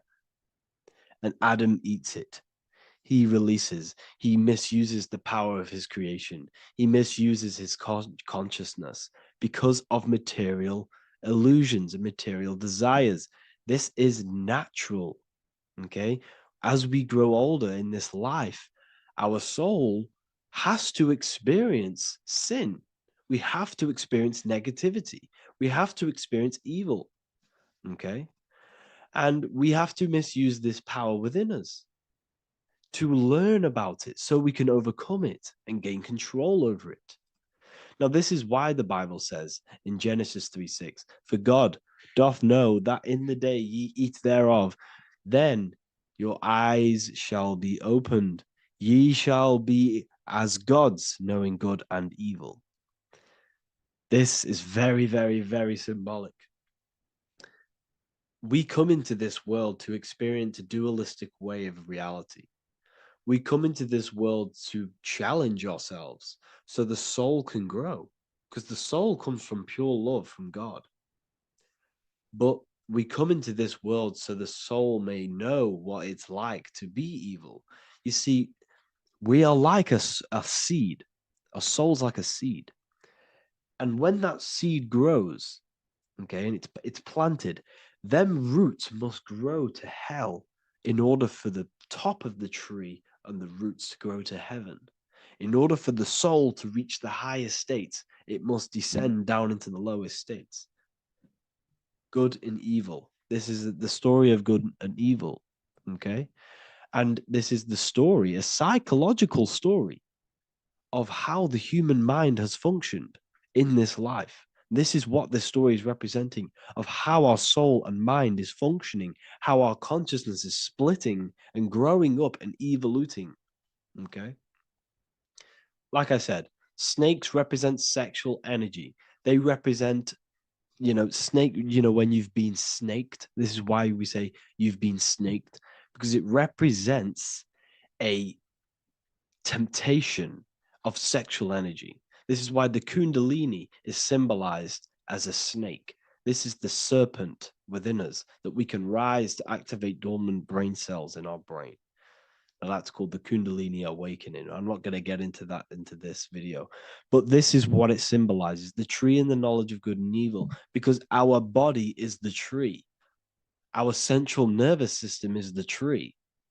The snake is our sexual urges and this false temptation that tempts us to interact with sin, the material world, okay, and go against our higher divine self. This is what it represents. Now, it's very, very symbolic. Not everyone is going to agree with this, but this is my interpretation of Genesis based on my research of occultism, symbolism, metaphors, and me studying the Bible. This is my interpretation, and I hope it resonates with you. It might not resonate with you, but this is what makes sense to me, and this is what has made sense to many other occult researchers who are in this space as well. Okay. So please leave a like, leave a comment, leave a subscribe. I'd greatly appreciate if you could, just give me some support on this channel. We're nearly at 100,000 subscribers, which is insane. I just want to say thank you all. And yeah, I will see you inside the university if you join. I'll look forward to mentoring you, connecting with you on the live calls. There's a new symbolism course which is going to be available very, very soon. And yeah, if you join the university, you also get a 30% discount on all of my products, astrology readings, one-on-one calls, all of my books. Yeah, so I hope you gain some insight on this video, and I'll see you in the next video, and I'll see you inside the university. Have an amazing day. Welcome to Revival of Wisdom. Today, we're going to be talking about portals, portal symbolism, what portals are, okay, and how they show them to us, because they have to tell you the truth, guys. This is the thing with the universal law. They have to tell you the truth. And they tell you through symbols, they tell you through movies, and different things like that. But let's jump straight into this. So first, I want to talk about the Freemasonry symbols. Okay, so first we got, obviously this is some Freemasonry art, but notice how you've got the ladder with a key. Okay, so this is ladder symbolism with a key. So maybe this is talking about ascending. Okay, because look, because this is ascending into the heavens, because it's a ladder with humans going up it with a key. In order to ascend, you must have the key. Okay, so what else do we have with a key? Well, the Netflix show Lock and Key, which is all about portals and keys. Because what do keys do? They open doors, gateways. Okay. So what's interesting about this is that they've got this key here, which represents the Kundalini energy rising up the spine. Okay, but we'll come back to this. But it's that same portal key symbolism. We've also got the Vatican. The Vatican is in the shape of a key. Okay, so you can see the start of it here and the end. So this is key symbolisms. Keys open doors. And notice how it's got the 8-pointed star. Okay, what is the 8-pointed star? Okay, we'll come back to this. This all ties in, guys. I'll break it all down for you. But then you've also got the god Janus. Janus, okay, is known as the god of the doorways. He's an ancient god of Rome, and they worshipped him. However, he's not a god, he's more like a high level ranked demon. Because he is the god of the doorways. And notice how he's got two faces. Because doorways always have two sides. You're going into somewhere, there's always two sides of a door. And he's always depicted with two sides of a face and a key, because he holds the key to the doorways, to the portals, to other worlds and realms. Okay, as you can see, he's always got two faces and a key. Okay, so now we have the Sumerians, the Anunnaki, and they are always depicted with the two faces. Why do they have the two faces? Because they're symbolizing doorways, and the Anunnaki come to Earth through doorways and portals. So these are what these gods are symbolizing in their artwork. But they always have the 8-pointed star. Okay, what is the 8-pointed star? You see how they always have. Look, let me try to find another one. It's the 8-pointed star. This 8-pointed star is Polaris. Okay, Polaris, just like the Vatican has the 8-pointed star with a key. Polaris is the center star. Polaris is a fixed star, it doesn't move. Okay, so the Anunnaki's symbol is also the 8-pointed star. So this is symbolizing the portals and doorways that they come through in order to get to the earth. But Polaris is that center star which does not move. It's always symbolized with the 8-pointed star, just like a compass. Why is a compass the 8-pointed star? Because at the center of our realm is where the most electromagnetic energy is stored. As you can see, we have an aura field, an electromagnetic aura field. So does the Earth. And in the center, so like our heart, for example, is where the most energy is stored. And like the center of the Earth, this is why all compasses point to the center, because this is where the most electromagnetic energy is stored. It's at the center of our realm. Okay. So like I was saying with the lock and key series, see this here, the Kundalini energy rising up the spine, just like your Kundalini energy rising up the spine.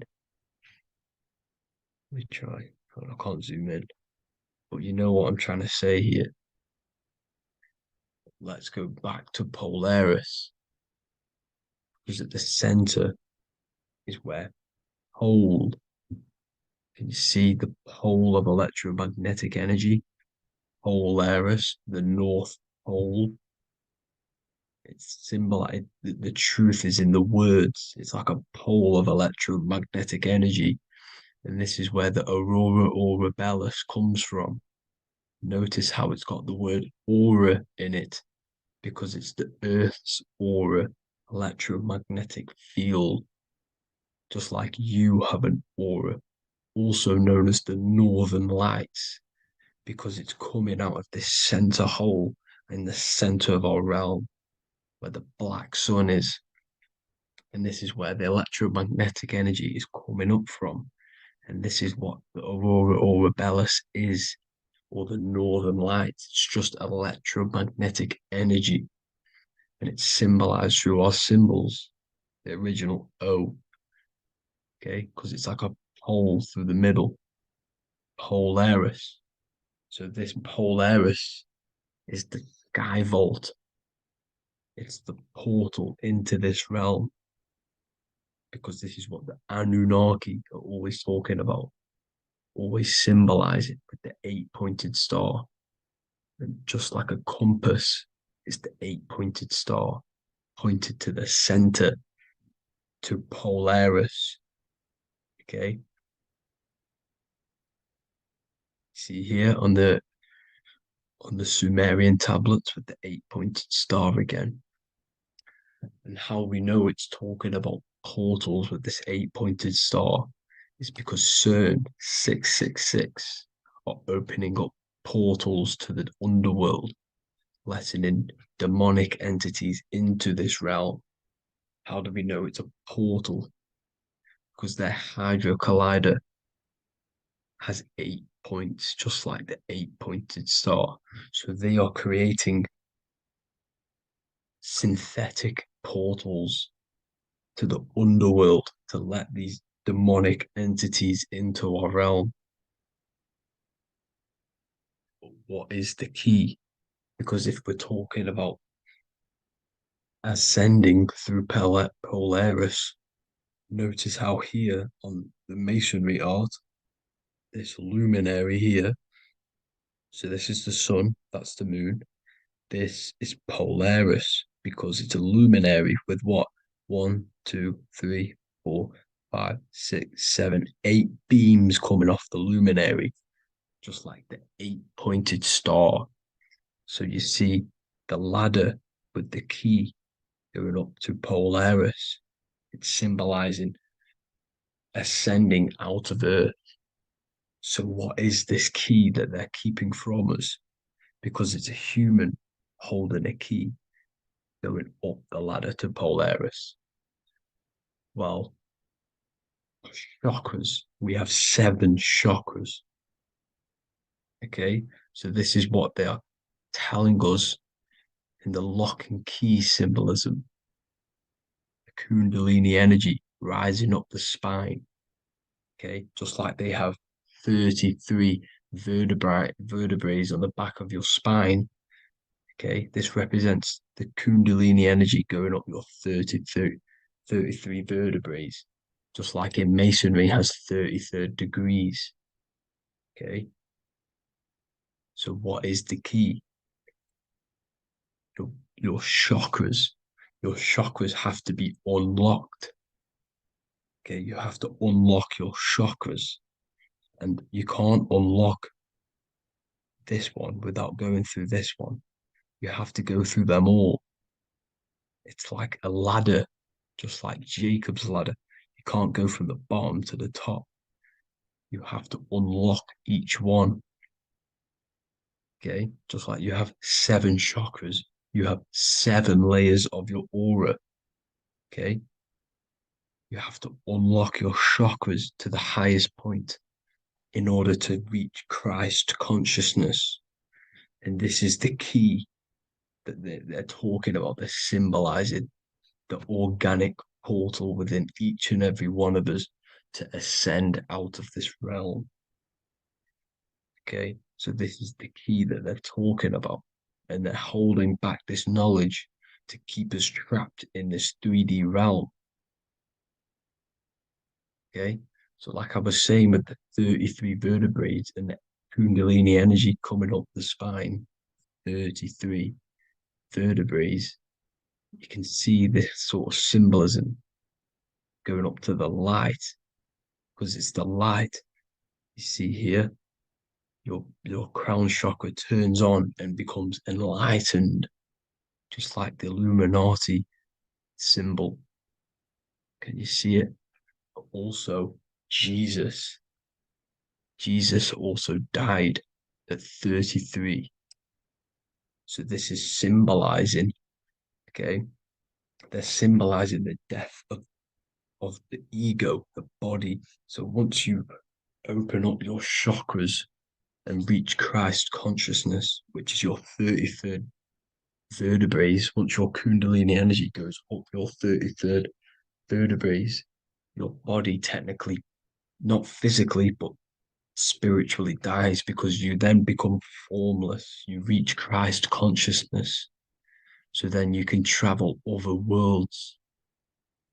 Okay. This is what they're talking about. with Vatican, 8-pointed star, and the key. Janus with the key. The Sumerians with the 8-pointed star. Anunnaki, the 8-pointed star. Polaris, 8-pointed star. So Polaris is the way out of this realm, which is at the center. Pole, North Pole. Okay, so the key is that they're hiding from us is the knowledge to unlock our chakras. Okay, and without this knowledge that they keep from us is trapping our souls in this reality to keep reincarnating.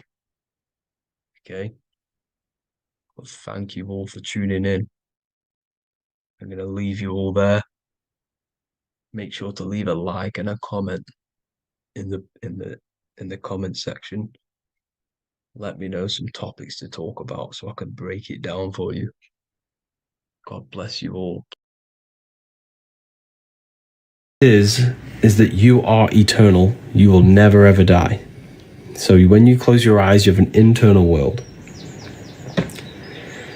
Internal world is mortal. It will never die. The inner voice, the inner thoughts, the inner emotions will never die. But the external world will die. So you have an inner and outer world. And the inner world is infinite, it's limitless, it can think anything, be anywhere in the world, be anyone. Imagination, thought, there's no infinite potential. In order to gain in order to live a happy life, to gain the best experience in this temporary life, you have to master yourself. Because you are a creator, that's what you are. You are literally God made human form. You are a creator. And if you are not creating, then you are living in an animal state. Okay? So in order to live this life to the fullest, you need to master yourself, not let the external world control your internal world, but let the internal world be commands and not reactions. So it's all about controlling the self, mastering the mind, learning truth, so you can actually gain the most out of this life. If you worship Jesus, but you don't work on your mind, you don't work on your emotions, you are nowhere near God. I'm sorry, I have to put that out there. You know, a lot of people think I can worship Jesus and I'll be close to God. You have to align your mind with God. With the God self. You have to align yourself with the God consciousness, the God frequency. So, the Freemasons always use the all-seeing eye. The all-seeing eye. The eye needs light to see. The eye needs light to see. How? I'll go over how in a second for you. Sorry about that. The eyes need light to see. So we have one eye, which represents the inner eye. So when we close our eyes, we have an internal eye, internal thoughts, internal vision. Imagination, we have an internal vision. We have an internal thought, internal emotions. In order for our mind to perceive the self, it needs light. What's light? Information. Information is light. Why is information light? Because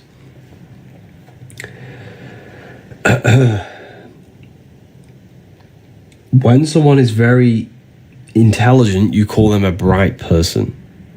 You call them they're very bright. Because information is light, and it allows the mind to see clearly. Without light, your eyes cannot see reality. You can't see anything. Without information, the mind cannot perceive the self properly. Without information, truth, you will think you are this mortal body. That's the darkness. But when you gain light, truth, information, the mind sees clearly. So this is what this represents. It represents enlightenment, represents truth in the mind. The word enlightenment means light in the ment. Ment means mind.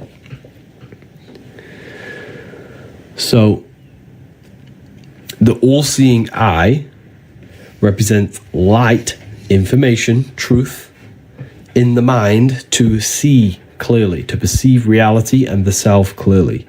Because without this information, you will know you're in the darkness. The mind is in the ignorance. The mind is in the darkness. Does that make sense? Keep tapping the live, everyone. Let's get this to 50k likes. That'd be amazing. Let's get this to 50k likes. And thank you to anyone who purchased the book. I have seen your orders. Okay, but how? How? Everyone's asking, how do I... First of all, you have to address every single addiction you have.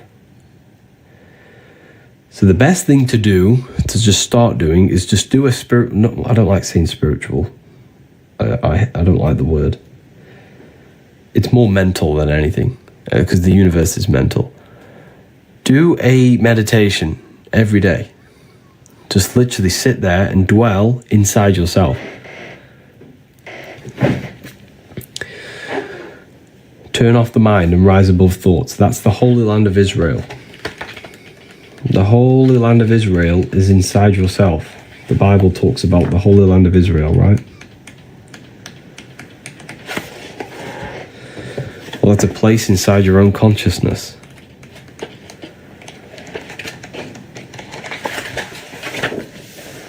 Israel. Isis, Ra, and El.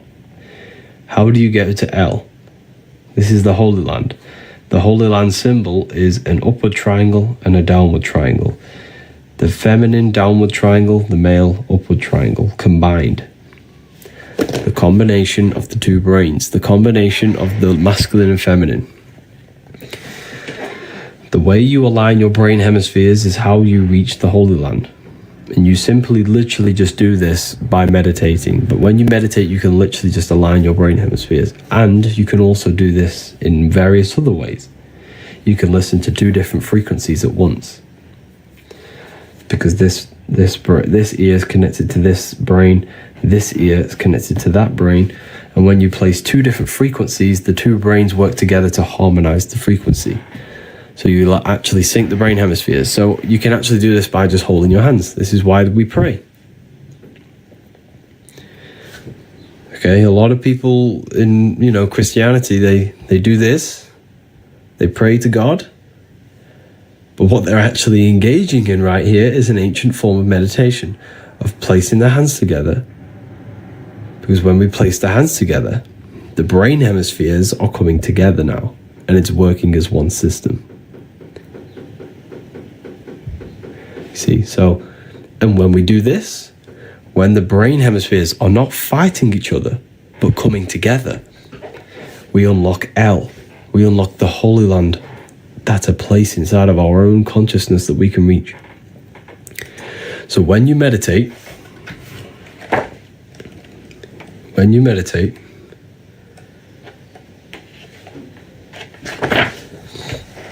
need to turn off the activity of the 5 senses. Your 5 senses, your thought, emotion. Then you have your observation, you. You are the observer. The observer is you. This is the one who experiences your thoughts, who experiences, who is the one experiencing, when you're a bit depressed sometimes and we have these negative thoughts and we're a bit down, who's the one suffering? The body's not suffering. The mind is not suffering because the mind's what's producing the thoughts. That's the soul. The soul is what suffers. You are the soul, not this body. When you are suffering from a mental illness, who is the one suffering? Does that make sense? Does that resonate with you now? Have you really felt what the soul is? because that is the best way for me to describe what the soul is. Yeah.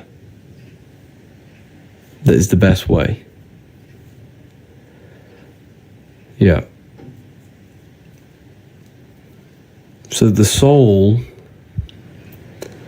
is the one who suffers from the mental illness, or from the good. When you have good thoughts, the soul is what feels good. That's you. You are the invisible soul, right? So when you turn off the activity of the senses and the thoughts and the emotion, you would dwell in a place of just soul. It's just pure awareness. And that is the Holy Land of Israel. So the Holy Land of Israel is not a real place on the land, but a place inside your own mind that you can go to by turning off everything. When your thoughts are racing, when you're stressed about bills, when you do all this and that, just turn it all off and dwell in the Holy Land, where pure love and pure peace is. So you can literally go there yourself. It's a holy land within your own mind, within your own skull. There's a beautiful place. Beautiful place you can go where there is no problems, and you can go in there every single day and every single night. And when you connect with that more on a daily basis, you connect with the soul, you can literally unfold your purpose. You'll gain downloads, you'll gain information, not gain information, but you'll have realizations, and you can be easily more guided by your soul. And you're more in tune with yourself. You gain more intuition because you're in tune with yourself, with your soul. And the soul speaks to you through emotion. The soul speaks to you through emotion. Okay, so when you have negative thoughts, when you feel down, when you feel horrible, that is your soul telling you something. That something's not right. You're stagnant. I get it. When I don't make much progress, the soul is always craving progress. It always needs progress. It always, not progress, but learning. The soul doesn't want to be stagnant. It has to learn. It has to evolve. That's why it comes here. That's why the soul joins this world. To evolve. And when we become stagnant, this is when the soul cries out. This is why a lot of people suffer. This is why I suffered. We all suffer from this when we're very stagnant, when we don't make much progress in anything. You know? We're nearly on 50k, 34k, 15k off. Keep tapping the screen. What is the best frequency? There's many different frequencies for different things. How to listen to my soul. Listen to your emotions.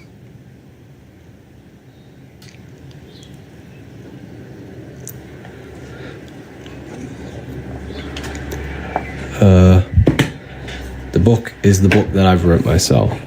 The book that has changed thousands of people's lives. You can find it in the bio if you want to learn more about consciousness, about yourself. But wait until we hit 50k, because when we hit 50k, I'll release 5 codes for people to use, and you can save some matrix tokens on it. Save some money on it. Unfortunately, we're all being governed by matrix tokens. That's what I like to call them.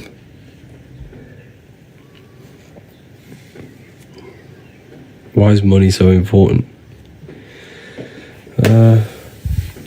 It's just a system created. It doesn't really exist. So yeah, if we get this to 50k likes, I'll drop the coupons for everyone. My second book arrived today. Oh wow. Enjoy it, Patty. Let me know what you think of it. Why can't we buy volume 1? You can. There should be... Is it not working? Let me have a look. It should be working. It's on my website. You just click there's a select button. You click the select button and click volume 1. or you go to ebooks. You can find all the ebooks. Just click the select button. So we're 9K away. Keep tapping the screen, everyone. So how long do I need to abstain from fapping to astral project? You don't focus on astral projection just yet.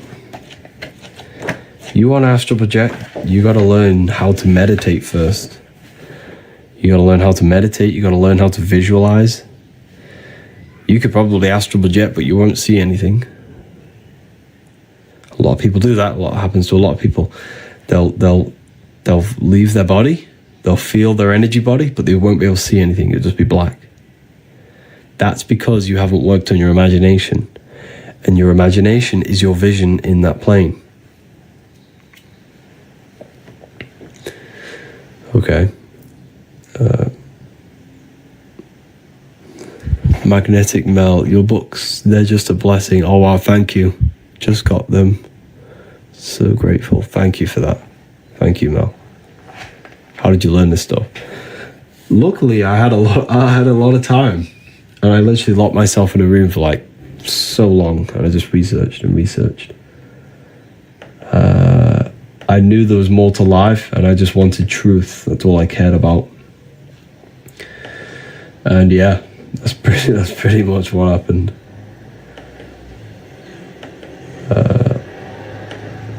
It's crazy. I learned a lot in like 4 years. Keep tapping the screen, everyone. Oh, we've hit 50K on one live. Okay, who wants me to drop the code? And then I'll break down astral projection for you after, for the people who are waiting for that. It'll take me 2 seconds. Let me know in the comments if you want the code.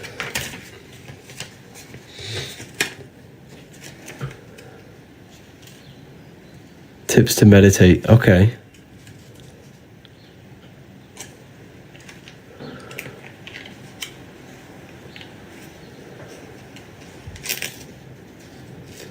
Okay, amazing.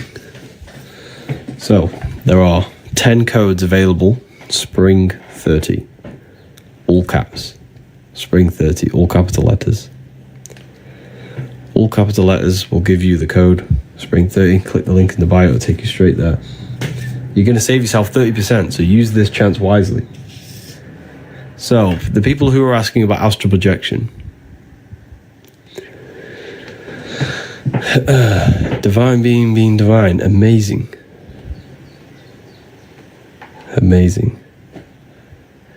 So, the people who are asking about astral projection, where's the code? The code's here. Spring 30, all caps. There's 10 available, so you'll have to use it quite quickly. So, in order to astral project, we have to purify ourselves. Not only purify ourselves, is gain control over ourselves. Why? Because, like I mentioned before, it happened to me when I first started astral projecting. I used to astral project. I used to get out of the body. I'd enter the spirit. You can feel it. It literally feels that. That is what you feel. This buzzing, light sensation. There's no weight. You're literally just light. It's so weird. It's the weirdest feeling you'll ever feel. But it's just a surge of energy. It's literally just an energy light body. You'll feel yourself leave and gravitate upwards. However, you won't be able to see. Because the imagination is the vision in the astral plane. This is what Freemasons call spirit vision. This is what we call imagination. And don't you think it's crazy how when we use our imagination, we're considered crazy in our society? People just say, oh, you're just imagining things. He's crazy, he's imagining things. Don't you think that is crazy?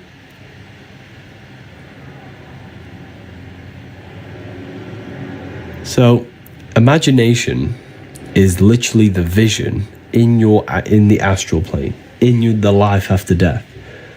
It's inner vision. 3 codes have just been used. Thank you for Hubera, Janisha, and Khan. You all got your hands on the Book of Wisdom. And make sure to get the free book.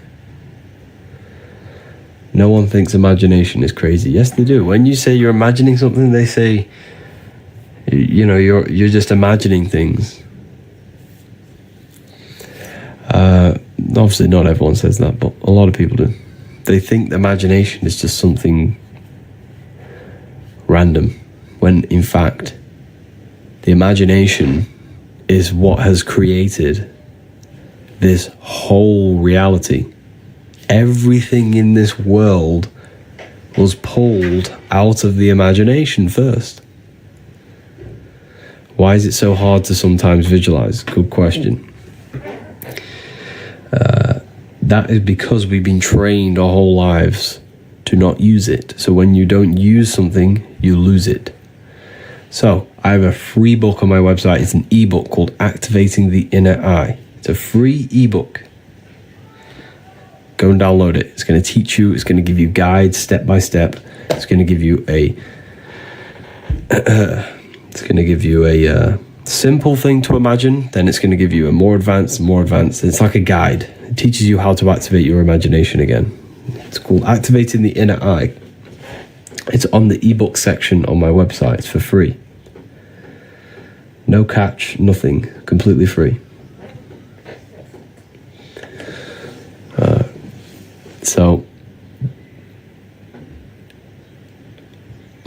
So this is why a lot of people can't. So in order to astral project, we have to first learn how to meditate and keep the mind in one specific thought or one specific attention. The mind must be addressed on one thing and one thing only for long periods of time. And the reason for that is because when you astral project and then your mind wanders off, it's like when you're in a dream. When you're in a dream and your mind realizes you're in a dream, you wake back up. Or you think about a fear. As soon as you fear, you wake back up. You'll fall back into your body. So this is why you have to learn how to meditate, and you have to learn how to visualize. These are the two components to astral projection: meditation, visualization, and the third one is stillness. You have to learn to keep the body very, very, very still. When I say still, I literally mean no movement. That's a very powerful one as well.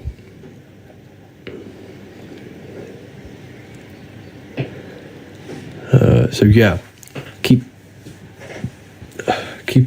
tapping the screen, everyone. Let's get some more people in here. How long do you usually meditate? Depends. Normally do half an hour, but sometimes I do less.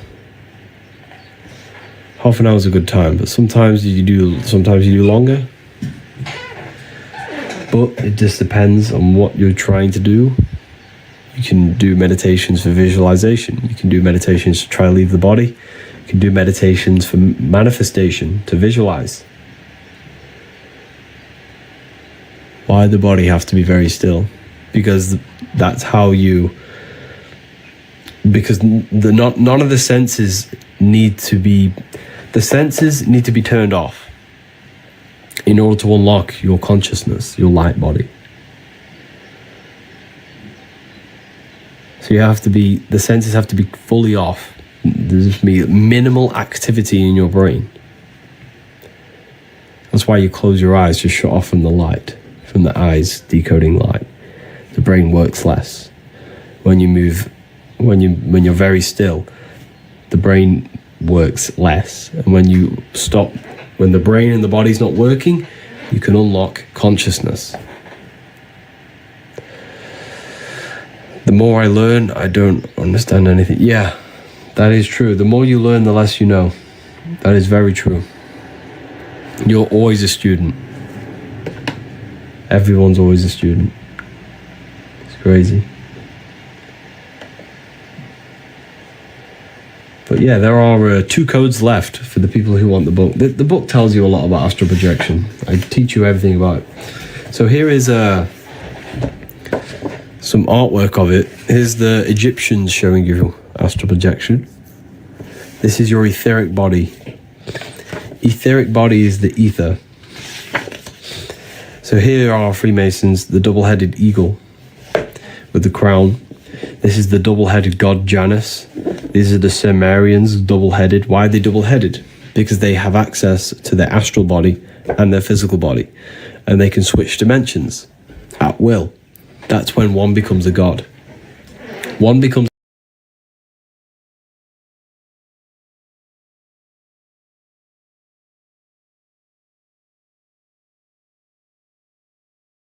teachings of how to leave the body. And so think of it like this: a fish has a body for the water, you have a body for the sky. You have a body for the sky, and that's the astral plane. The astral plane is the body for the sky. Your astral body is the body for the sky. It's a rocket ship.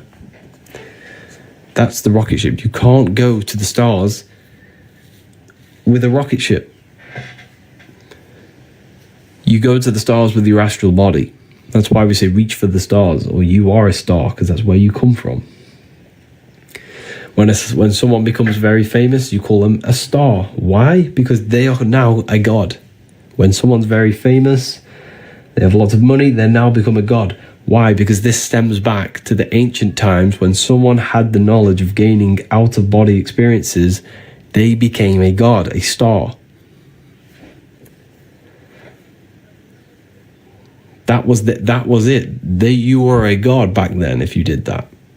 Because the true currency of the old world was wisdom and knowledge, and esoteric knowledge, hidden knowledge.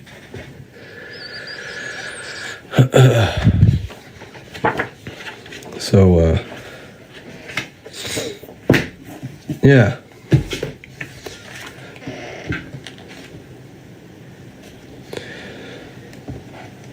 Who is God in your opinion? The spark of consciousness inside of you, inside of everyone. There is a God inside of everyone. That's why your head is the Holy Grail, because this is where consciousness is. It's the holy place. This is the holy place where Jesus meets his 12 disciples, the 12 cranial nerves in your brain. Your body is the temple of Solomon, the temple of Sol, O, Mon. Sol is the sun, Mon is the moon. Sun is the soul, moon is the mind, earth is the body. This is the Holy Trinity. Your body is the earth, your soul is the sun, the life force, and the moon is the mind, the psyche.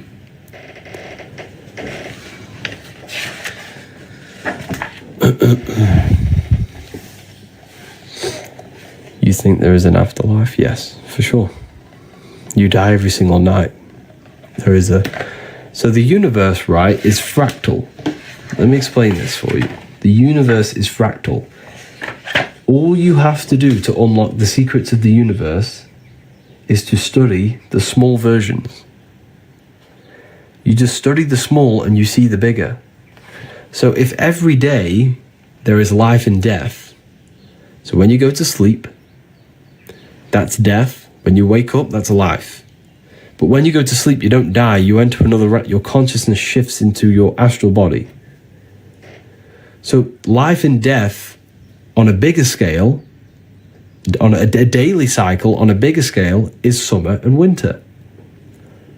So the winter time is the night time and the daytime is the summer. It's micro and macro. You just study the small and you see the bigger. As above, so below. Does that make sense? If you just study the microcosm, you see the bigger picture. This is the secrets behind research. You literally just study yourself and you will know God. Because why? Because God is in you. God is everything. You study your mind, you'll unlock the secrets. You turn your thoughts inward on themselves. Don't think about anything outside. Think about the internal.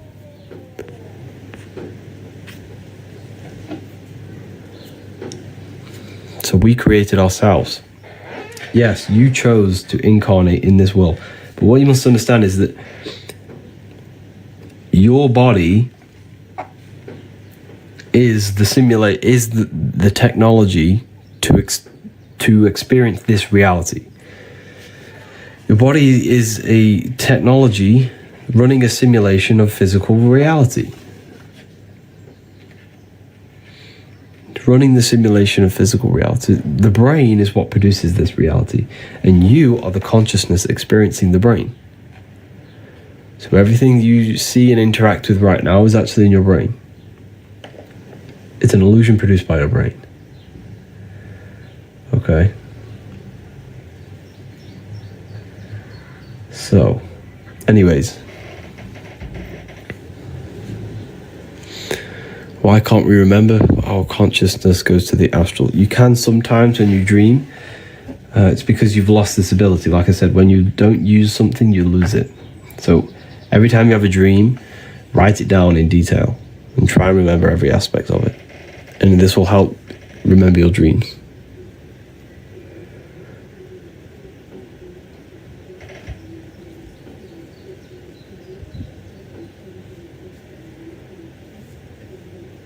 Teaches how to meditate. To meditate, you simply just need to place your awareness on nothingness. A thought will enter the mind, redirect the thought into the nothingness. Another thought will enter, redirect it. And over time, you'll learn how to make that gap of nothingness longer and longer. And when you can dwell in the nothingness for long periods of time, that's when you'll have mystical experiences. Keep seeing the same person in my dream. You'll dream that if you're seeing that person is a symbol of your subconscious. Every person you see in your dream is a symbol representing something in your subconscious. For example, if you see someone you hate in your dream, that hate is an aspect of your subconscious. It's an emotion you're holding inside of you.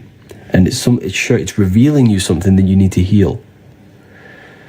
So nighttime is the subconscious, the moon. The daytime is the sun, the conscious and subconscious, the aware and unaware.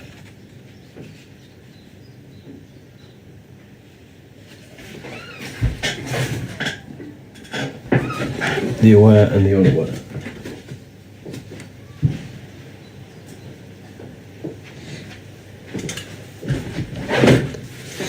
Does that make sense?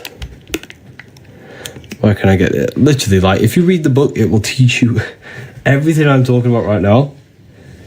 It's in the book. You can read it. But people took advantage of them, lost codes. 10 of them went really quick. Does anyone want me to release another set of the codes? Teaches how to. I've just gone over that. What exists before reincarnation. So, the nothingness. What is the nothingness? I can't explain that to you because you haven't experienced it. Like, it's like me trying to explain a color. You can't do it. I can't explain to you spirit, and I can't explain to you consciousness in words because it's beyond three-dimensional. When you go there and you turn off the mind, when there is no thought present in your mind, there is nothingness. That's what you have to try and achieve in meditation.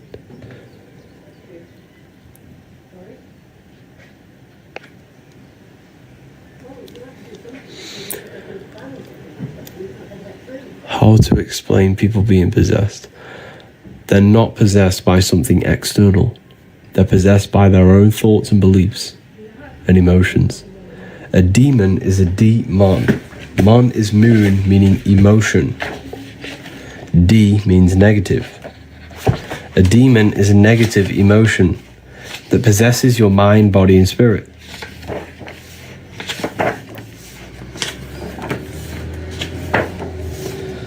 Where's it gone?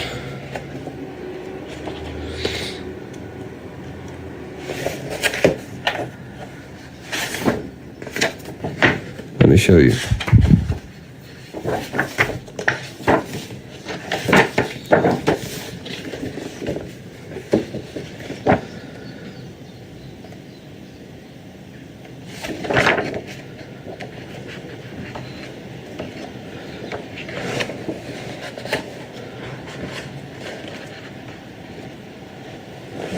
So yeah, demons are aspects of your own consciousness that you have created.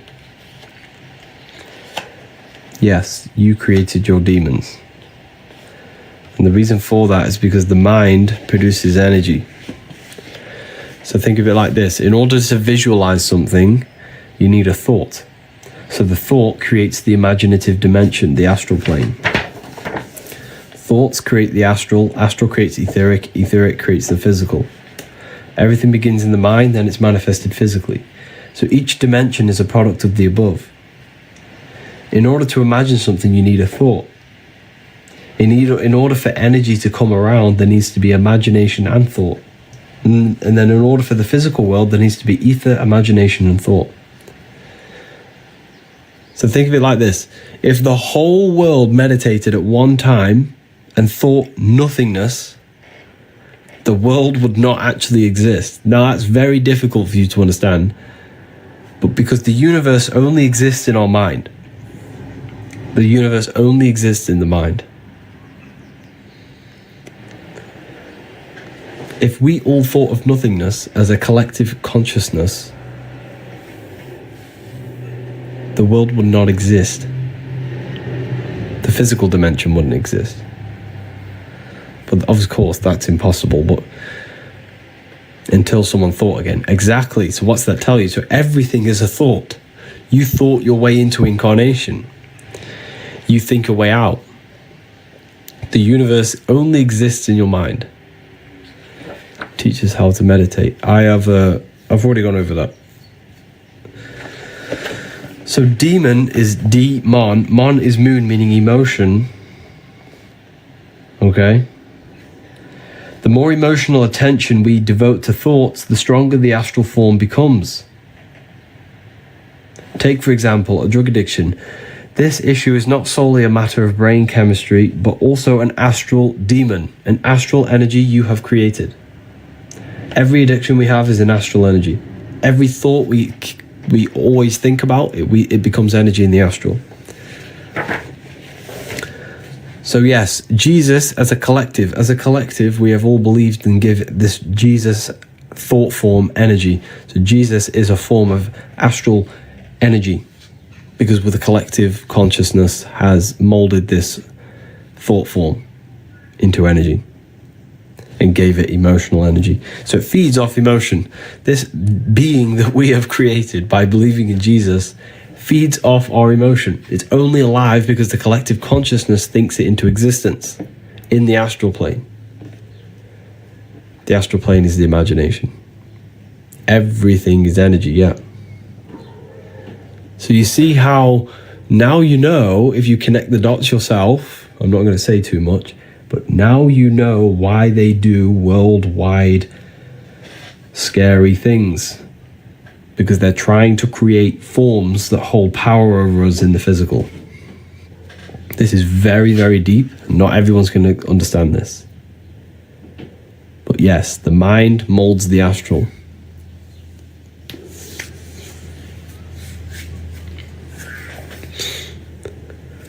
Thought forms, yes. Anyway, that's too advanced for a lot of people.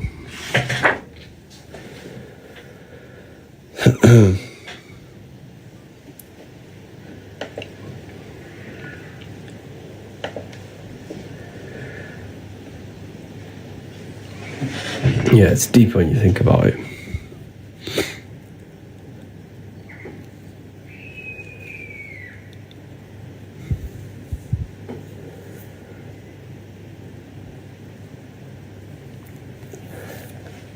What is ether? Ether is the substance that connects the physical with the astral. Ether flows through your brain. You're breathing it in. Look at the word. Look at the words, people. Breath. Ether. Earth. You have ether. Heart. Ether. Everything's ether. Everything's created it. Together. Because it joins the two worlds together. Ether. The words show you the truth. The truth is hidden in plain sight. The ether is the field of energy you're dancing in right now. You're breathing it in. You just never realized it. You're in a big field of energy, an invisible field of energy.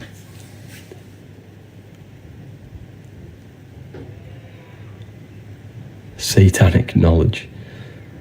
Okay.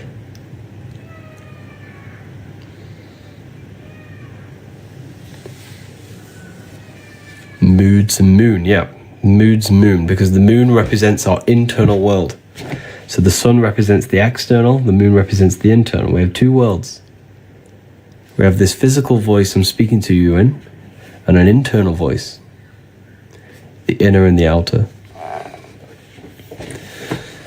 The inner and the outer. I want to say thank you to all the people that got back to me with amazing reviews. Like the reviews I get every morning, every time I wake up, of people saying how the books have changed their life. I want to say thank you to everyone who have got back to me. It really is and thank you to everyone who left a review on Trustpilot as well. Just to see that the work that I put my heart and soul into has changed people's lives it makes me so happy to see that it's changing people's lives. And I had one the other day, and he says he has gained an advantage in life. Understanding this gave him an advantage. It gives me an advantage because I know how reality works. I know what myself is. I know my connection with the world. It's so important. You gain an advantage in life.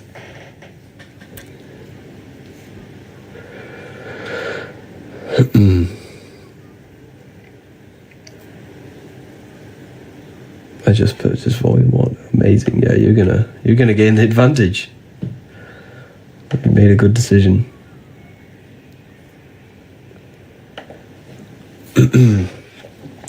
Keep tapping the screen, people. Let's get this to 100k likes. That'd be crazy.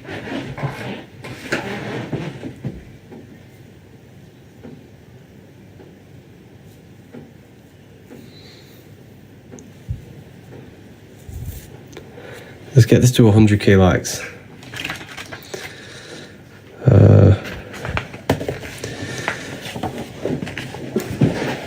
Look at this is all electromagnetism. Thursday, I'll receive my second book. Love it. Wow, amazing. He's giving free game to what people charged £1,000 for. Literally, the information I give you for free, like, people charge thousands of pounds to give you this information. There are courses on everything I've just said. Like, there are people charging thousands and thousands of pounds for manifestation courses it's crazy. Like, don't take it for advantage what I'm telling you. Everything I'm telling you is to give you your power back. You just have to apply it to your life. It's good listening, but if you're not actually putting it into your life, it's useless. There's no point knowing it. In fact, it's probably worse knowing this and not applying it into your life, because now you see what reality is actually like, which is, the world's in a mess. The world is in a mess, and knowing the things that I know is even more of a mess, because I know the things that I know are trying to be used against me.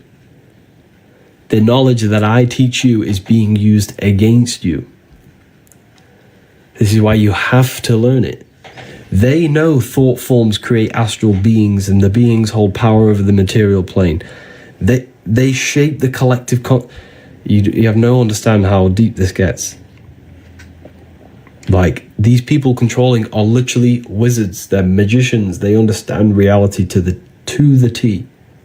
And if you don't understand reality, you'll have a disadvantage. A massive, massive disadvantage. And the reason why is because we are ignorant. We choose to be controlled. We choose to be in the matrix because we don't know anything else. We must learn. We need to get out of ignorance and learn truth. Learn yourself, the mind, the astral plane, your connection, electromagnetism. You have to learn this stuff. It's essential. This is just the Kabbalion rewritten. You haven't read the book then?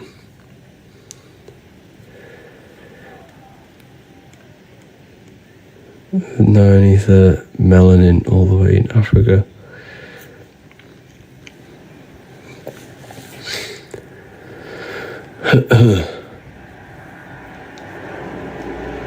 Which planet does Saturn work the most to trap us? You see, this is a good question. However, your perspective is wrong. Like, there's nothing actually trapping you. It's you trapping yourself. I'm glad you're curious and asking that question. But there's nothing trapping you. You are trapping yourself. And because Saturn is the aspect of our consciousness that is limiting. I'll show you.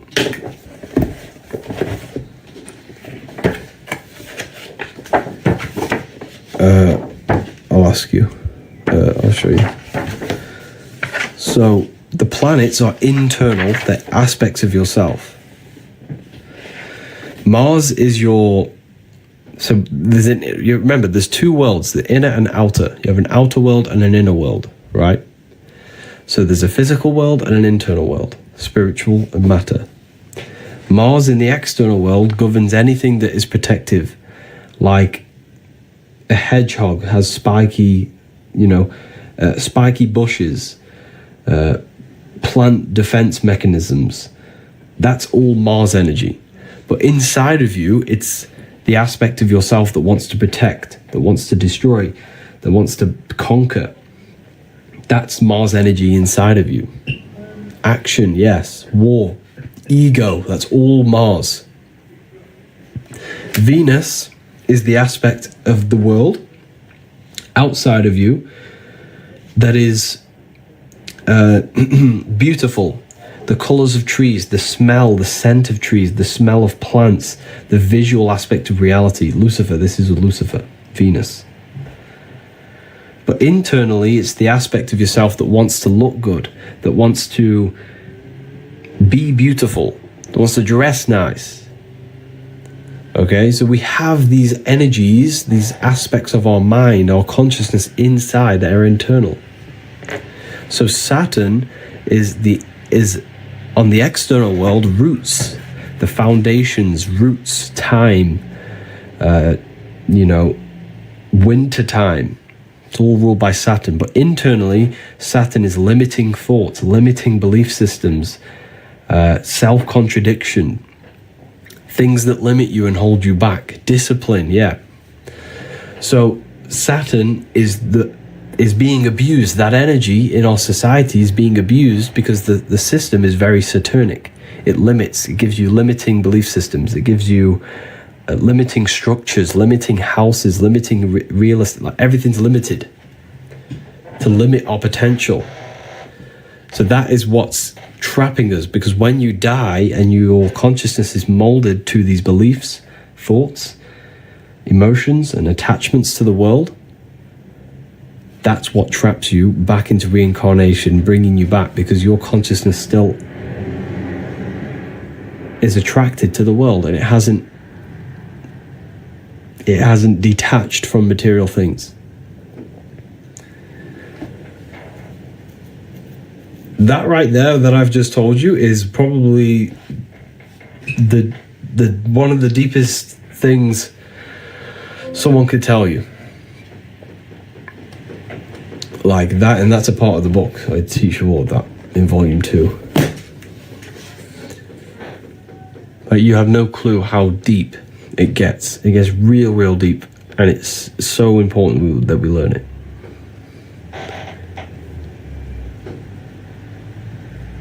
That's reincarnation. Yeah, so reincarnation is you attached to the world and you reincarnate yourself because your soul is not ready to move on. It's not ready to move on. But yeah, I'm going to release 5 more codes. I'm going to release 5 more codes for 5 more people. This is your chance to get the book and to learn about yourself and gain an advantage in life. I'm going to release 5 more. Let me just set this.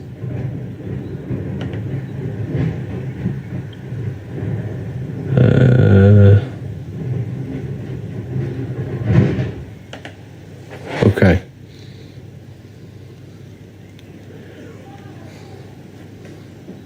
Where to be honest, if you click the link, there is a bundle as well. So if you get the bundle, you already get some money off, and then you add the code on top.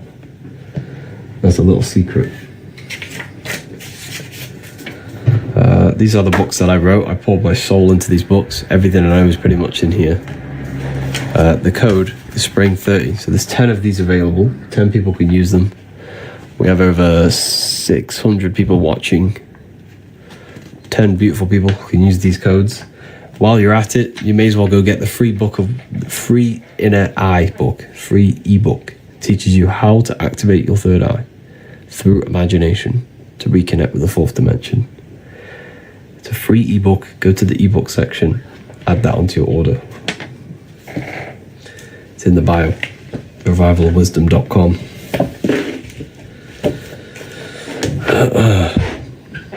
How can I get the book? Just go to the bio. It's right there.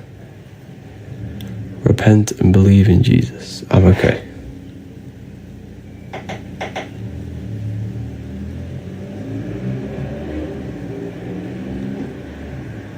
Did we live the same life over and over? No.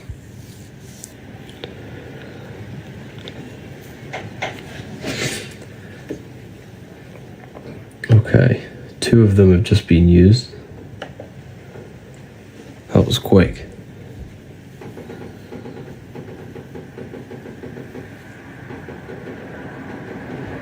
So the best way to prevent reincarnation is to detach from this world while you're alive. Detach from this world.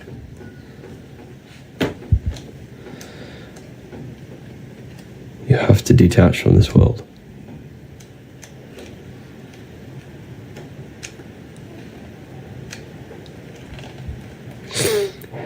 Is the Bible a good book? Yes. So the Bible needs to be taken internally, not externally. Internally. So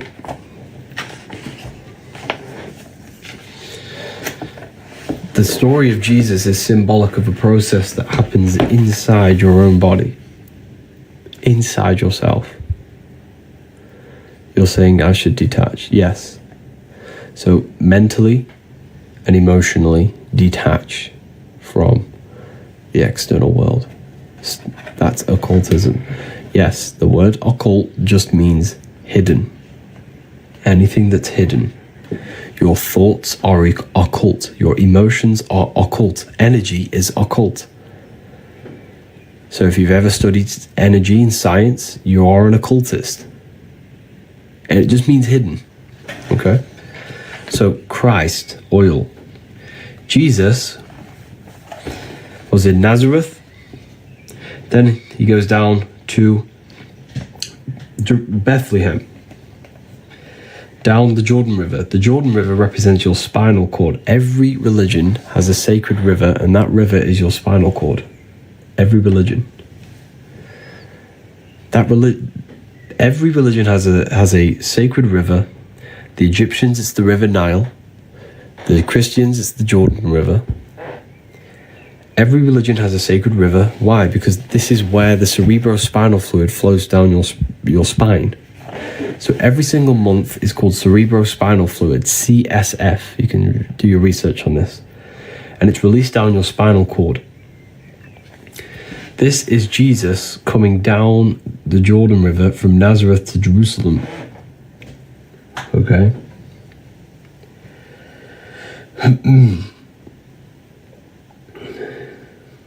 So, to Bethlehem, sorry. And then Joseph and Mary are waiting for Jesus' return. Joseph and Mary, Joseph, male, Mary, female. pineal gland and pituitary gland in your brain. Because these are the two glands in your brain that secrete this fluid and push the fluid down the spine. So Joseph and Mary are waiting in Nazareth at the top of the Jordan River. And when Jesus comes back up the Jordan River, back to Nazareth, back to Joseph and Mary, what happens?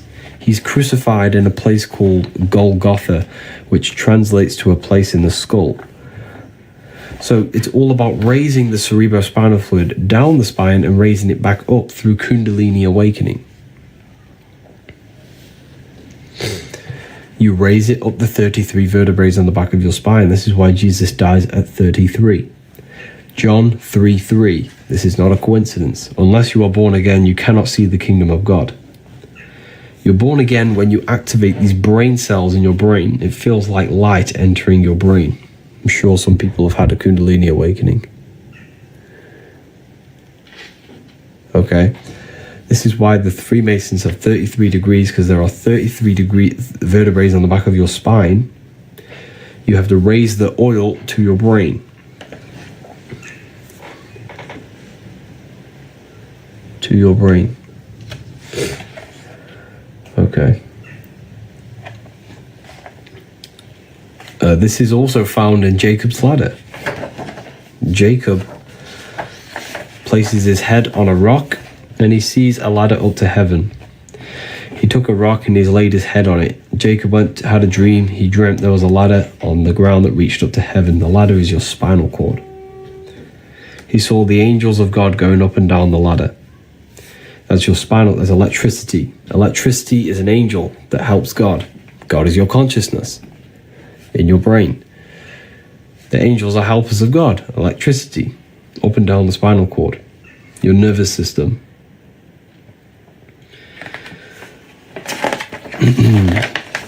So you have three wise men in the Bible. The three wise men from the East. And like I said, the Freemasons, if I show you here, they always place the East at the top and the West at the bottom. So the East is at the top, the West at the bottom. Because the East is where the sun rises, the West is where the sun sets.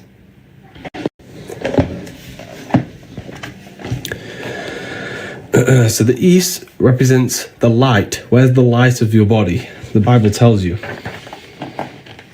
The Bible tells you. Where is it gone? It's here somewhere. I'm sure it is. But the Bible says, the light of the body is the eye. And if thy eye be single, thy whole body shall be full of light. Just trying to find the verse for you. It's here somewhere. I just can't figure out where it is.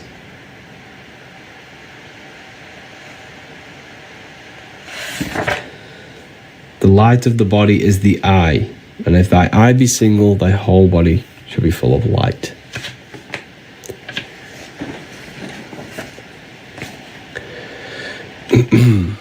So the East is where the light is, the eye, the mind's eye, the third eye, whatever you want to call it. The three wise men from the East are the three glands in your brain. You have the pineal gland, the pituitary gland, and the thalamus. Thalamus produces dopamine. The pineal gland produces melatonin, a hormone that rejuvenates red blood cells, slows aging, prevents systems from failure within the body. Pituitary gland releases serotonin, a natural mood stabilizer. These are the three wise men from the East who give presents to Jesus. They give presents to Jesus. So the Bible is speaking metaphorically about human anatomy and about your body. It's very, very powerful. Even Santa going up and down the spinal cord. Santa bringing the presents down the chimneys, your spine, in the Christ oil, the CFS. And you bring it back up. It's all symbolic of human anatomy and processes that happen in your body. How amazing is that?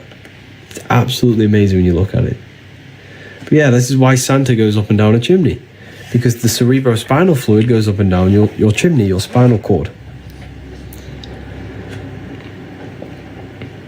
Can you describe the Last Supper on this book? Of course. It's astrology. It's astrology. Jesus, the sun. Aries rules the head. Taurus, Gemini. So 1, 2, 3. That's a group. 1, 2, 3. That's a group. 1, 2, 3. Group. There are 4 groups of 3. Spring, summer, fall, winter. Aries, Taurus, Gemini. I could describe all this, but a lot of people in the live have already seen this many times.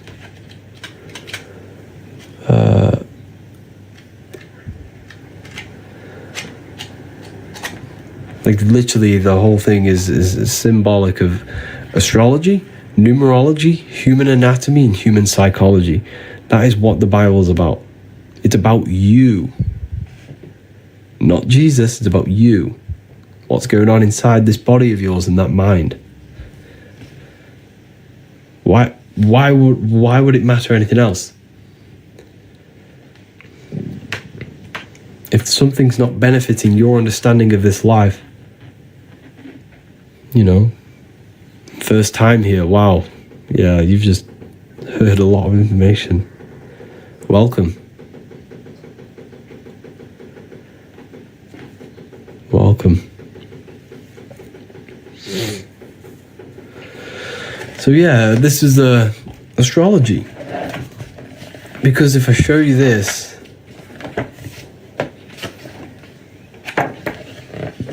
let's show you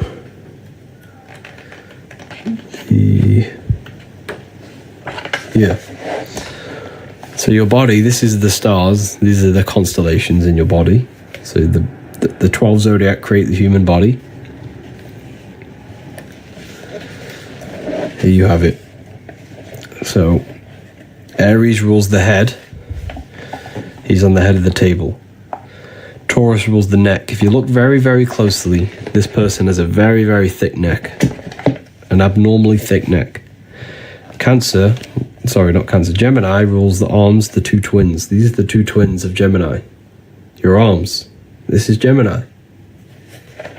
That's why he's holding his hands up. Look. You see he's holding his hands up?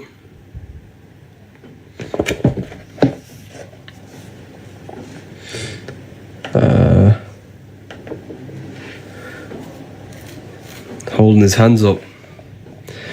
Then you have Cancer. If you look very, very closely, he has a knife in his hand, holding it backwards. It's like this. Very closely, he's got a knife there. Because Cancer's a crab. And they pinch. They cut you. Then you have Leo, the lion, showing dominance when your elbow and you have a clenched fist, showing dominance. Leo's the lion, dominance. Virgo, he's pointing very closely. He's pointing at her neck. That there's no Adam's apple. This is a woman. He's pointing, saying, this is a woman, there's no Adam's apple. It's Virgo, the virgin.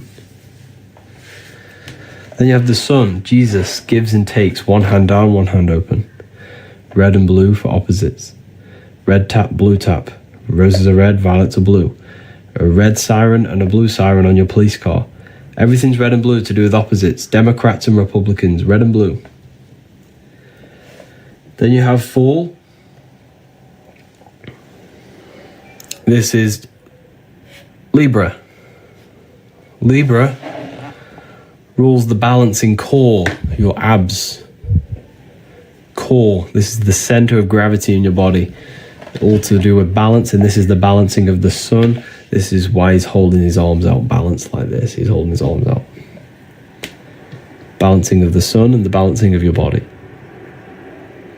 So this is all astrology. The whole thing. You know, this is a very, very symbolic of astrology.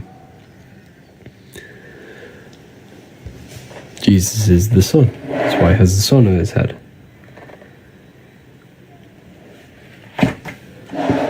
But yeah, it's very powerful when you learn about this stuff. Very, very, very powerful. Love, love, love your book. Thank you, Marcos.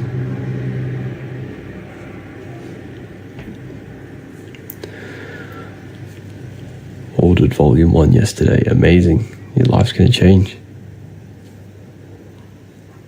The 13th. The 13th is you. Jesus is the 13th. 4. 3 plus 1 is 4. You have fourfold. Mental, emotional, physical, spiritual. 4 bodies of consciousness. Air is the mind. Earth is your body. Water is emotion. Fire is spirit. They're the 4 elements that correspond with your 4 bodies of the soul. Yep, I also love the books too. Thank you, Nick. Appreciate that. 100k likes, wow. On one of the lives. That's crazy. We are made of the Anunnaki. Yes, you are the Anunnaki. You are the Anunnaki. You.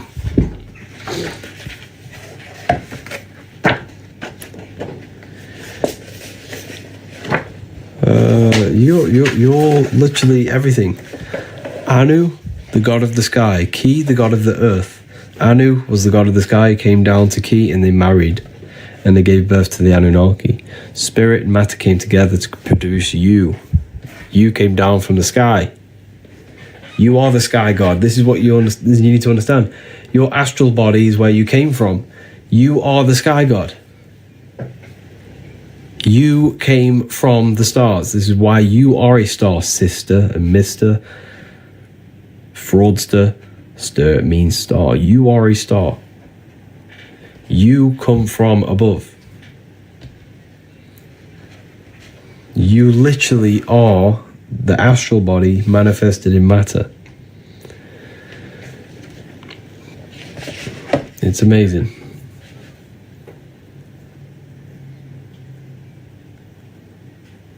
It really is amazing when you deep it. Truth mixed with lies. Okay. You think that. That's okay.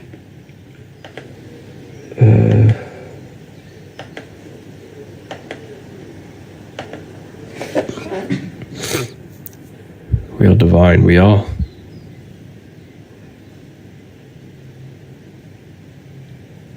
Very divine.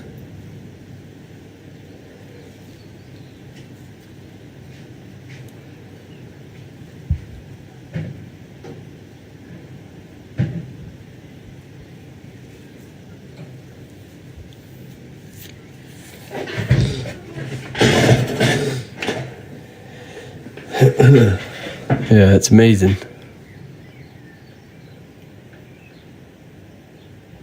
We're just here to remember, yeah.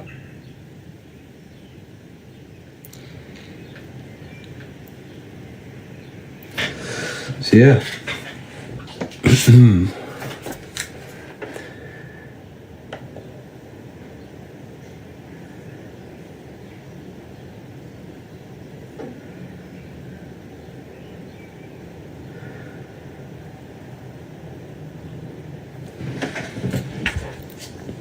The number 7. 6 is the number of matter. 7 is the number of completion of creation.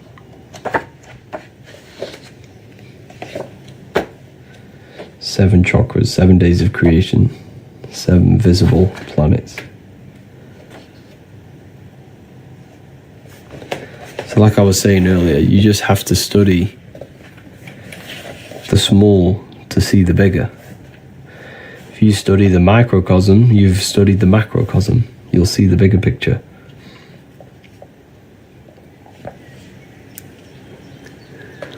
Sacred geometry, yeah. But geometry is one of the secrets about geometry.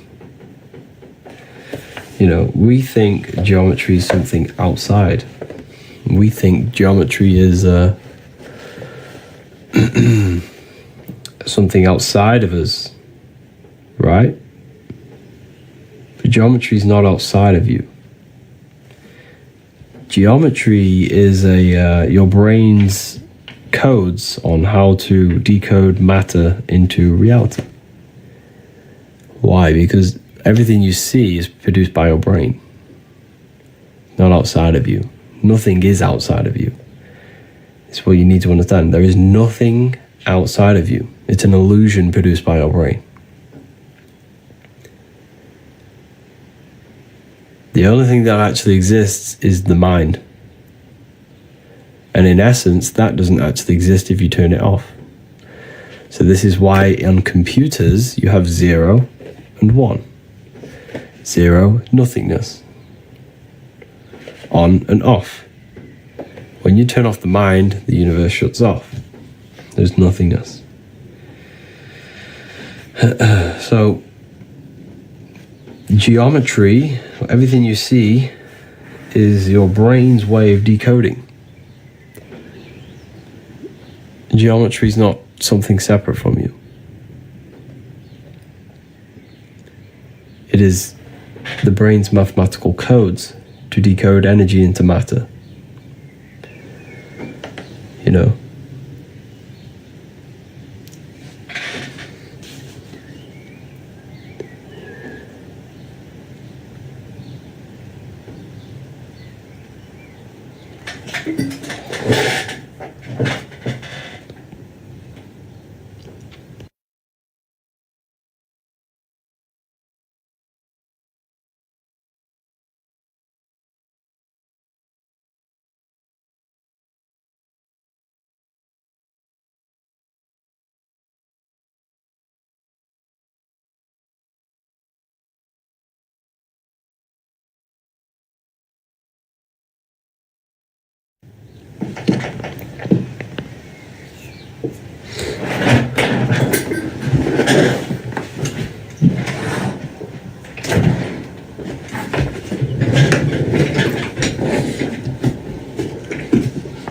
Yeah.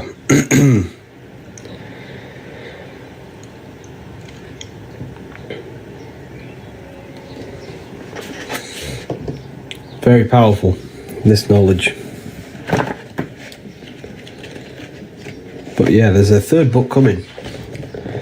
I'm in the process of writing the third book, Book of Symbolism.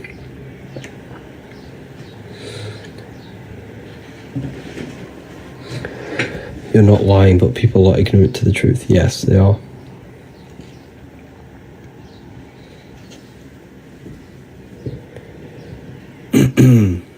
Yeah, people are just ignorant.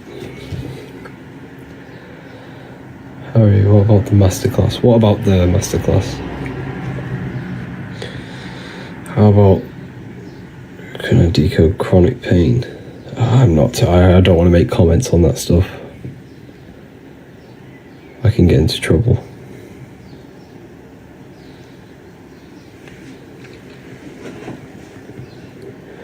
Opinion on the Baphomet. The Baphomet is a symbol, like anything. Everything's a symbol.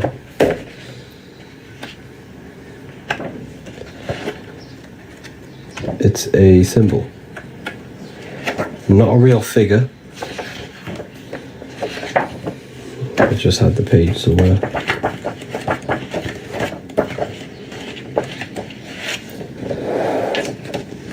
If you look at the Baphomet, right?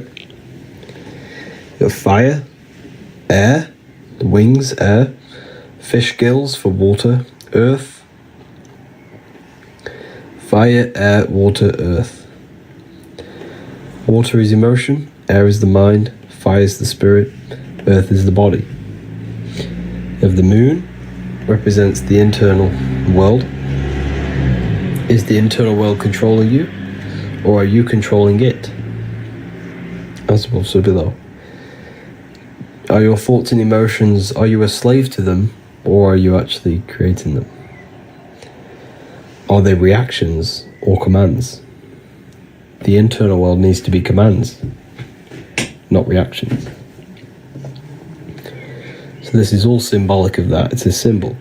And this is the lower nature of man, the goat, the animal instinctual nature. Tells us to hate, steal, and rob. This is the higher nature, the spiritual nature. This also represents Capricorn, the goat. Capricorn represents Saturn, limitation, the lower self.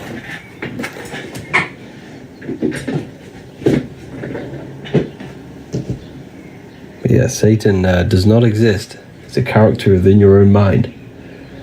It's an aspect of your own consciousness.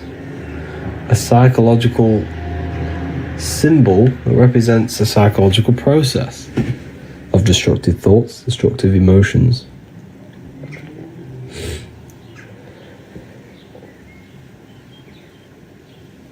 Why are you sharing this information? Most would keep to themselves. Good question. Because I believe everyone should know their power. Everyone should gain their personal power. And if you think this is deep, the text you see right in front of you is a lot more deeper.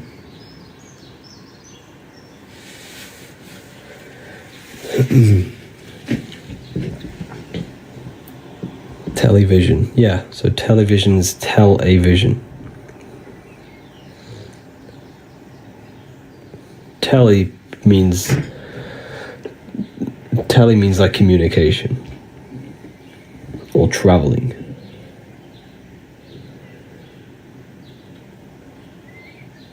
I just don't believe he's not real. That's fine. But when you realize that no one's worshipping Satan, the Satan doesn't exist. Satan is it's just an aspect of yourself. The universe is mental. The only thing that exists is your mind. Therefore, the Satan is just an aspect of your own mind. He very much exists. He doesn't. You've never seen him. Satan does not exist. The Satan voice that tells you to do things is not Satan, it's your own mind. All Lucifer, yeah. All is mind, yeah. Aspects of the self.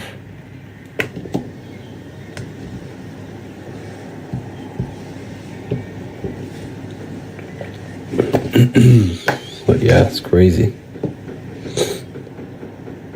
Repressed, rejected parts of the self, Satan. Yeah, exactly. Limiting beliefs, suppressed emotions, hate, anger. This is all satanic energy, satanic thoughts, destruction. All internal. The best thing you could possibly do in life is never blame anyone for everything. For anything. Everything's your fault. Until you take 100% accountability for your life, literally it's the best thing you could possibly do. There's nothing outside of you. Everything is your fault. Don't blame anyone else for anything. Blame yourself. Even if it wasn't you. Blame yourself for being part of that thing. Blame yourself for being part of that friend who did something to you. It's all yourself. You caused the destruction. Satan did not.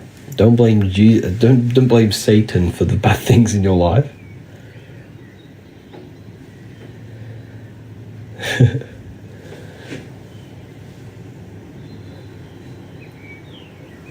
We create everything in our reality. And that's like, Satan's just a quick way to just deflect the negative things in your life. He contributes though. He doesn't. Who? This is the thing. Satan doesn't contribute towards anything. Satan is a symbol. It's demons.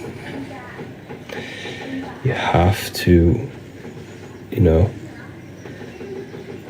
everything's your mind. Your life is your mind pushed outwards. So it's just a materialization of your thoughts.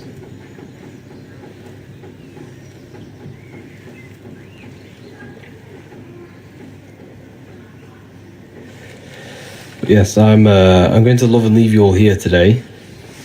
It's been a great conversation with everyone. If you want to learn more about consciousness yourself, you want to gain the advantage in life and not be left alone, left behind without this information, get yourself these books and learn more about yourself, gain the advantage in life. These books will change your life. The books that I wrote, they're in my bio. You can get this one in PDF. It's very affordable. Even if you get the PDF version, this will change your life. But yeah, it's been an amazing talk, everyone. It's good connecting with you all. When's the symbolism book out? Symbolism book will be maybe a month or two.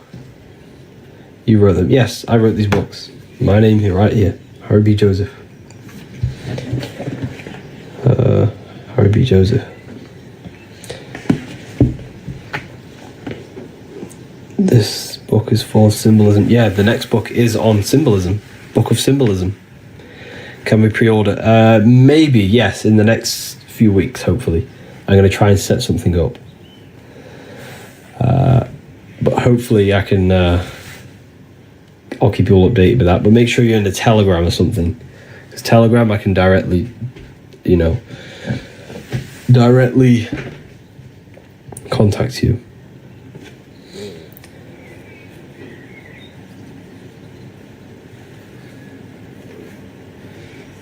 But yeah, thank you, everyone. It's been amazing talking to everyone. And please, anything on Hollywood alchemism, I'm not too sure on that. Yeah, take care, everyone. Use the code if you're going to get the books. Click the link in the bio. It's going to take you straight there. Telegram's in the bio. Or you can join the Discord. There's a whole Discord server.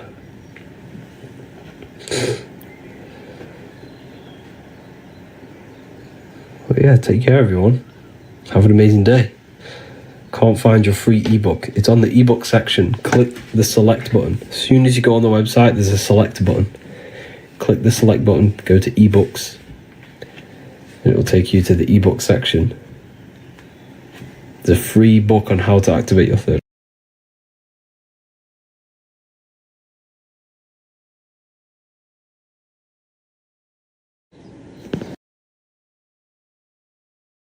Who teach Christian religious studies?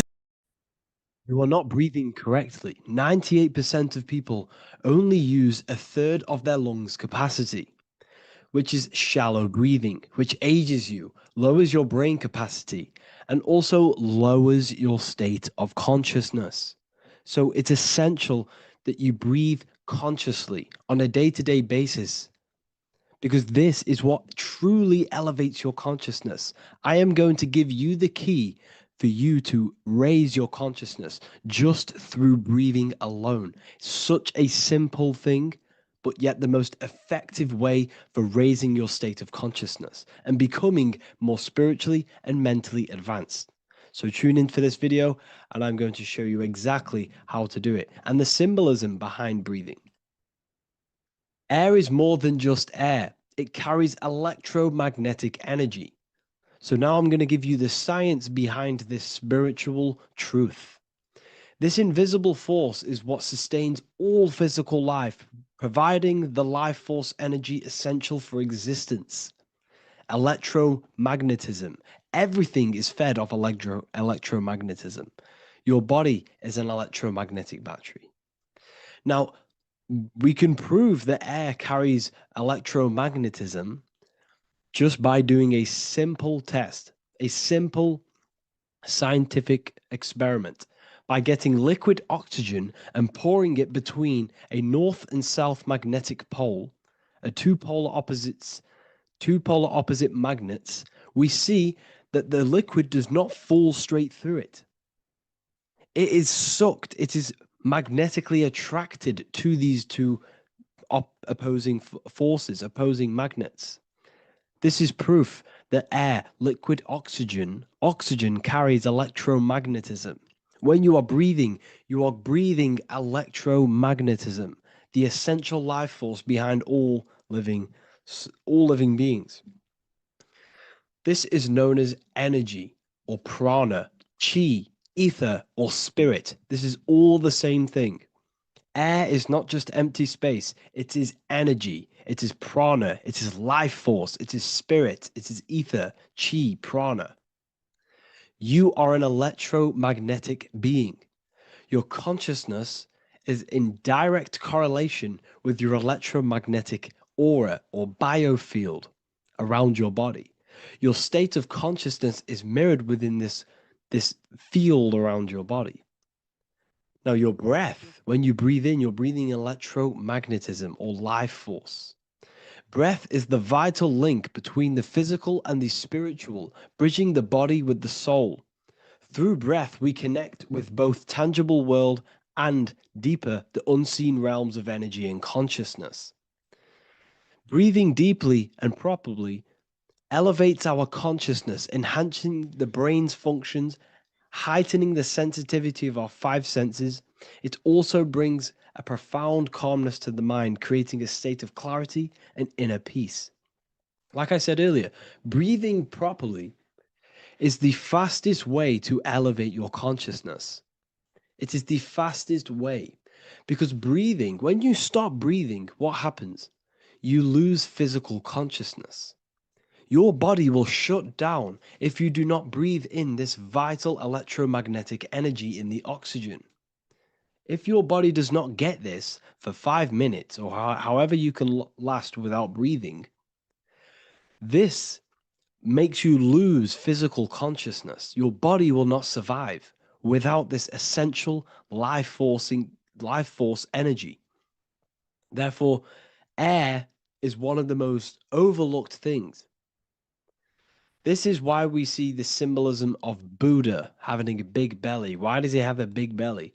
Because it's symbolizing breath work, proper spiritual breath work, the certain teachings of breath work, of when you breathe in through the nose, you have to breathe in through the nose. You don't want to breathe in through the mouth because the nose acts as a filter which catches dust particles and filters out the air before it enters the lungs. The mouth does not do that. The nose is for breathing inward. We breathe in through the nose, and when we breathe in, we breathe into our belly, not our lungs. When we breathe into our belly and our belly expands outwards, we are then moving this energy down from the nose down the spinal column. And when we breathe back out, the belly goes in, which is raising the energy up the spinal column, back out through the mouth. This is the true way of breathing because when we breathe, we are moving energy. We are moving electromagnetic energy. When we breathe in through the nose, the energy travels down the spinal column. And when we breathe out, we are raising this energy back up the spine, some of it going out the mouth and some of it reaching the brain, activating dormant brain cells in the brain. But when we breathe, we need to make sure we are using 100% of our lungs' capacity because the lungs is what transforms this special energy into consciousness, physical consciousness. So this is why Buddha has a big belly. It's not because he was fat. It's not because he was overweight. It's symbolism. It's symbolism of breath work. So try this. Do this for 2 minutes while you watch this video. Breathe in through the mouth as hard as you can until you no longer can fill any more air into your lungs and belly. Breathe it into your belly, not your lungs. And breathe out through the mouth. Do this for 5 minutes or 2 minutes, however long. I promise you, breath affects your consciousness. You will notice the difference. If you do it quicker, the quicker it'll affect your consciousness and you might go lightheaded. But that lightheaded is you activating your spirit, your energy body.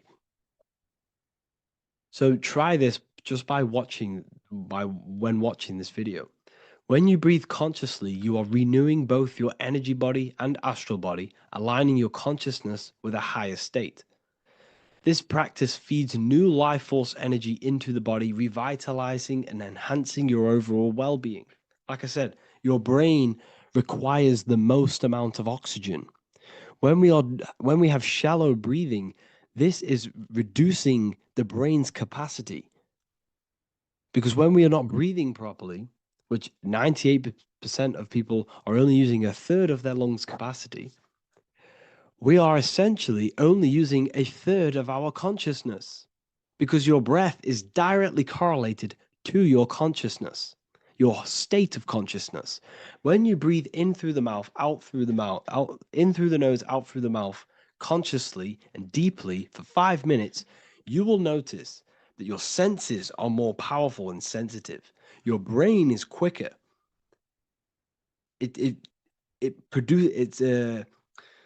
What's the word?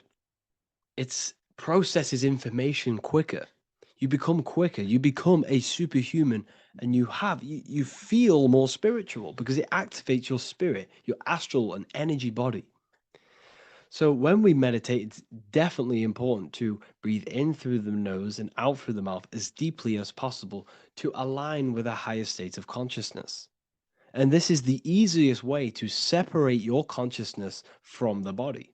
When you breathe in deeply for long periods of time, while meditating, while taking no thought, when no thought is present and you gain a rhythm of deep breathing, this is the gateway.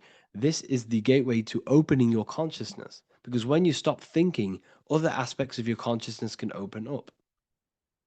All of our lives we've been thinking, which is blocked off the higher states of consciousness. So breathing is very, very important. It affects our overall well-being. And this is Yahweh, the in and the out of breathing. When we breathe in, this is Yah. You can hear it. It sounds like Yah. And when we breathe out, that is Way. This is the name of God, apparently. But God is within you. You can connect with God. You can connect with source consciousness within you by breathing, by raising your state of consciousness through breathing and meditation. This is why the Bible tells you the Spirit of God has made me, and the breath of the Almighty gives me life. You are consciousness. You are God. You're an extension of God's consciousness. Job 27:3. As long as my breath is in me and the Spirit of God is in my nostrils. The Spirit of God is through breath. John 20:22. And when he said this, he breathed on them and said to them, receive the Holy Spirit. The word spirit means breath. In Greek, Hebrew, Latin, it all means breath or wind or air. The Holy Spirit is a certain way of breathing, a breathing technique that elevates your consciousness, that syncs you up to a holy consciousness, an elevated state. That is the Holy Spirit. That's why it tells you in the Bible, when he said this, he breathed onto them. He breathed onto them and said, receive the Holy Spirit. You must breathe to receive the Holy Spirit. When you breathe, you are renewing the body's energy.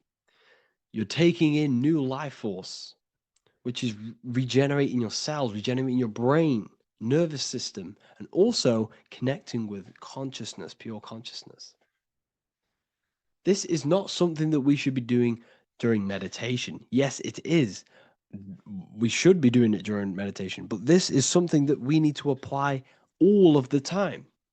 This is the fastest way you can raise your consciousness. I just want to say, all of this knowledge is inside of the Book of Wisdom, Volume 2. Make sure to give a like and a comment on this video to help the algorithm. And let me know what you think about the last book or this book if you have read them, to let the new people know what they're looking at with this book. This is truly life-changing, the Volume 2 and Volume 1 is truly life-changing. You can get them in a bundle also. Learn hidden knowledge inside of the Ethereal University. This is where truth seekers belong. I'm not here to try sell you this, but this is the place for truth seekers. And if you are serious about your spiritual journey and serious about gaining knowledge, which gives you the advantage over life, join Ethereal University. This will definitely help you. Thank you for watching this video. Please leave a like and comment. Make sure to give me any suggestions on videos you want me to make in the future. Thank you all.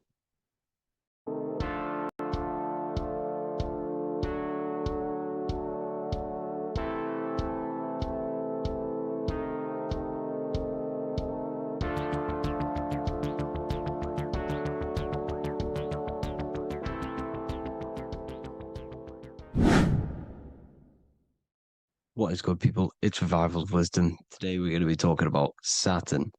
I've done this video in the past. However, this video is going to contain a lot more in-depth explanation of Saturn. So the 33rd degree Mason, Manly P. Hall, said, Saturn is the key to crystallization, physical matter. Light is matter, matter is light. They are interchangeable. Low vibrating light turns into matter, high vibrating matter turns into light. And Saturn is the god of this world, this physical world. He crystallizes light into matter. This is symbolized as the Masonic checkered board, matter and spirit, matter and light, light and matter. He's also the god of time, destruction, justice. He creates and destroys, because all things in time die. He creates and destroys you. So, because we live in this physical world, which is the electric world, this is why we say electricity, because it comes from the root word of El, Saturn. They used to call Saturn El, E-L. This is why we used to say Elohim is God. The real God of this world is Saturn, but it's being hid. This is being hid. Jesus is Saturn. All of this is Saturn. It's all Saturn worship. It's the real God of this world, So, physical matter is a result of two opposing forces equalized on the plane of inertia, because everything is created out of electromagnetic toroidal fields. And these two poles equalize on the plane of inertia, which gives you planet Earth, plane of inertia. The plane of inertia is what Saturn is. It's the ring around the center of the plane of inertia. Thank you to Walter Russell saying, physical matter is a result of two opposing forces on the plane of inertia. This is what Walter Russell says, so please check out his work. He's got many books, many books on light and electromagnetism and stuff like that. So I advise you to check him out. So the torus field gives you the binary code 0 and 1, the female vagina and the male phallus.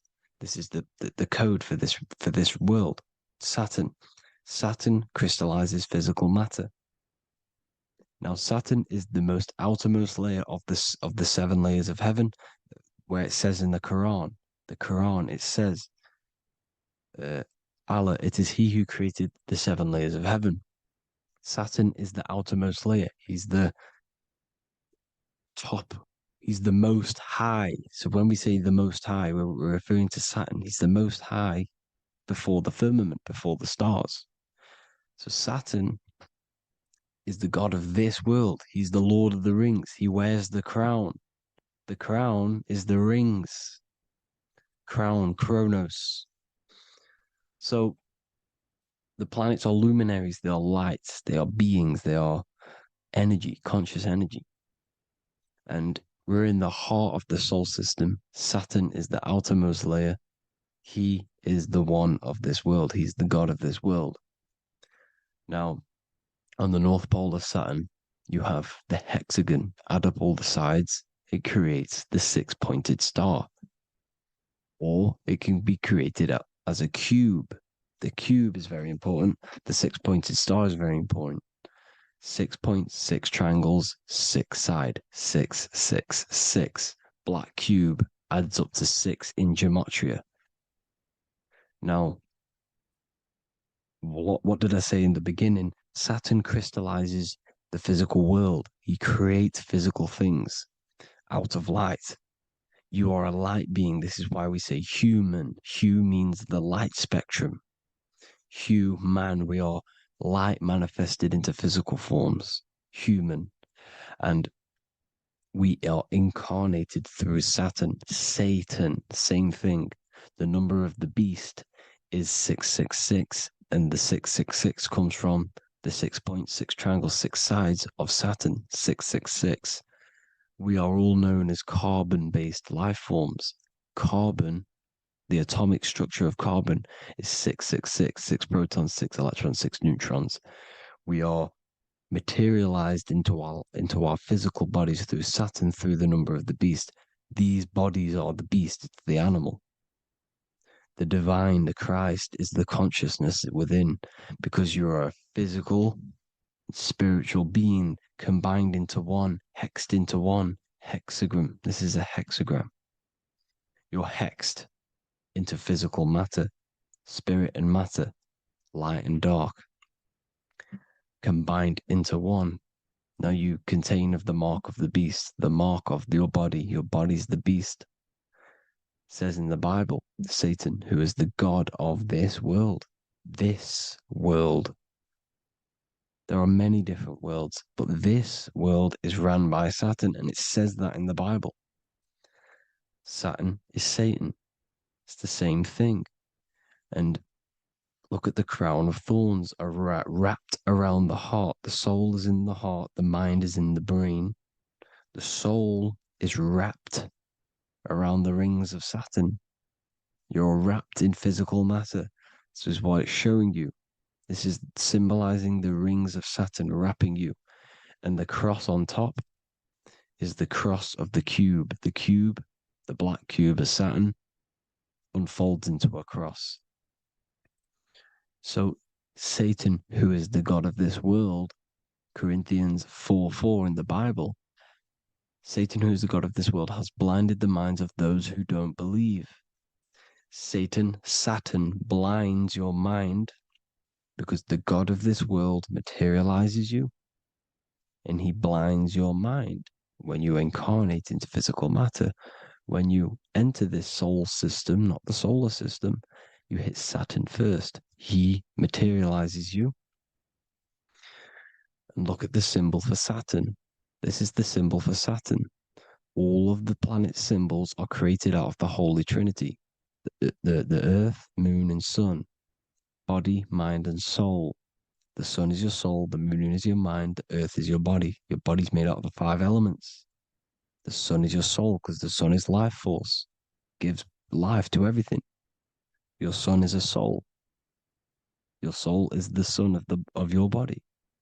The Moon is the mind. The Moon is the moon of your body, the mind of your body. Intelligence. So all of the symbol of the planets are created out of these. The Saturn symbol is created out of the Earth cross, matter, and the Moon crescent, moon, mind, matter over mind. This is why Satan, who is the god of this world, has blinded the minds of those who don't believe. He blinds your mind. Look at the symbol, it's showing you. The Saturn symbol is matter over mind when it should be mind over matter. So we descend into a soul system, into our 666 Saturn carbon suit bodies, and we are matter over mind. Then we have to move up the spine to go back up to spirit, to mind over matter, where you manipulate your own reality. Now look at this. It creates the number 5. 5 is the number of change. You're moving from this side of the number sequence over to the right side. You're moving from the spiritual into the physical world. You're incarnating into the 5 elements, the 5 senses. So the cube, the black cube of Saturn, is another major symbol. Very important symbol. Here you see the cube, and the color black is associated with Saturn because Saturn's associated with death. He creates and destroys. Light and dark. Death is associated with black, spirit, because you can't see spirit, which is blackness. So the black cube is black because Saturn rules the nighttime, which is dark, blackness, and he rules the winter, which is death, blackness. So Saturn is the black cube. Cubes have 6 sides. Up, down, right, left, back, and forward. Cubes are 6-sided. Everything is 6-sided inside of this creation because you're incarnating, you're materializing, crystallizing into the cube, the world of the cube. Everything's a cube. Everything's got 6 sides. Here's Leonardo da Vinci showing you that you're in the cube. Leonardo da Vinci did this famous painting. You're in the cube, you're hexed into physical matter. We're incarnated into the third dimension, the three-dimensional world, which is a cube, 3D. And black cube adds up to six sides of the black cube. The Kabbalah means cube god in Arabic. And look at what they do. They worship the cube, the black cube, and they stand in rings like the rings of Saturn. Australia, Denmark, Manhattan, Santana all have these black cubes. You go to New York, you will see the black cube there as well. These black cubes are everywhere because it is the real God of this world, So look at the cross. The cross unfolds into the cube. Xbox, Nintendo GameCube, Sega Saturn, anything to do with a simulated gaming reality, they put Saturn in it because we're in the simulation of Saturn. This is a simulation. And this is why they reflect this through the Xbox, GameCube, Sega Saturn, anything to do with gaming, simulations, is all Saturn. Because we're in the cube of Saturn, the black cube. We're in the GameCube, the Xbox, the Sega Saturn. As above, so below. So they reflect it through the simulations that they create inside of this simulation. Cubes have 8 points for the 8 points of time and space. 8 is the number of time. Everything's cycling, infinity. So look at the cube. The cube is symbolized as in Judaism. The Judays have the black cube. They wrap themselves in a black band and they cover their eyes into blackness. The black cube for the black cube of Saturn. They use the star of Saturn and they worship their god on Saturn Day because it's all Saturn worship. And look how the Saturn god is wrapped around with these thorns or leaves, just like Jesus is wrapped around his heart. And Jesus on the cross is us on the cross. We are in the cross. We are in the cube. The cross is the cube. And the cross is even in the Saturn symbol. This is another symbol for Saturn. There's two symbols. You got this one, the one I've just broke down. And there's this one. This is the cross of Saturn, the cube god, the simulation, the game cube. Now, Chronos is another word for Saturn. Chronos means time. When you clock into work, you go to the Chronos machine. Well, I did anyway. And I tap my card on the Chronos because Chronos is time. Anything to do with time is Saturn. He creates and destroys. Look at the artwork of Saturn with the sand, the time. Look at this, how he's cutting off the baby's wings. He's crystallizing the spirit into matter. He's cutting off your wings. Satan, in the Bible, he falls from heaven into earth and he loses his wings. He becomes a serpent. You see that's it's all symbolic for us. We are the fallen angels, fallen angles of light. We're fallen angles of light. We are light beings. Now we're fallen into physical matter. Saturn's chopped off our wings. He's chopped off our spirit wings because when you astral project, you can fly. You will fly around. He's got the Reaper staff here, always depicted with the Reaper staff. Now look at the clock. Saturn Day is the 6th day, the number of the beast, 666. Look at the clock. 6 take away 12. 12 take away 6 equals 6. 7 take away 1 equals 6. 8 take away 2 equals 6. 60 seconds in a minute, 60 minutes in an hour, 24 hours in a day, 2 plus 4 equals 6. That's 666. Everything's 666 because it's time. Saturn all goes to Saturn. He's the god of time. We're in time now. We're in time. We're in the time, which is God, the god of this world, the god of time. Now look at this. The Reaper is also depicted as the Reaper with the staff, the black cloak, black symbolizing death, spirit, Judges wear black because Saturn is the law. He's the god of this world. He's the law. This is why they wear black cloaks. When you graduate from university, you wear a black cloak and a black cube on your head. You've been hexed. Funerals, you wear black because it's all to do with Saturn, father time, father crystallization. Now, Saturn, here's another one of him cutting off the wings of a child because he cuts off the wings. He creates and destroys your body. We're in the electrical world. Everything that is electrical vibrates. All vibrations have to come back to a standstill point, which is death. This is why your body dies. Your atoms stop vibrating. Corona. Look at the crown. The crown is the corona. Corona means crown. And look at this is an alcohol brand for beer. You can see the staff of Saturn in the symbol with the moon crescent. Corona, which is the crown, Saturn, the crown on Saturn, the rings. And then you've got the staff. It's all Saturn worship.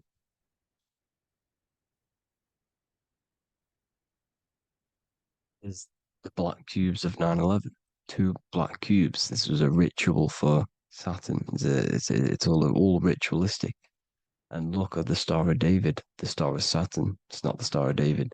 Creates IXXI, the sigil of Saturn. IXXI means 9/11 in Roman numerals. 9/11.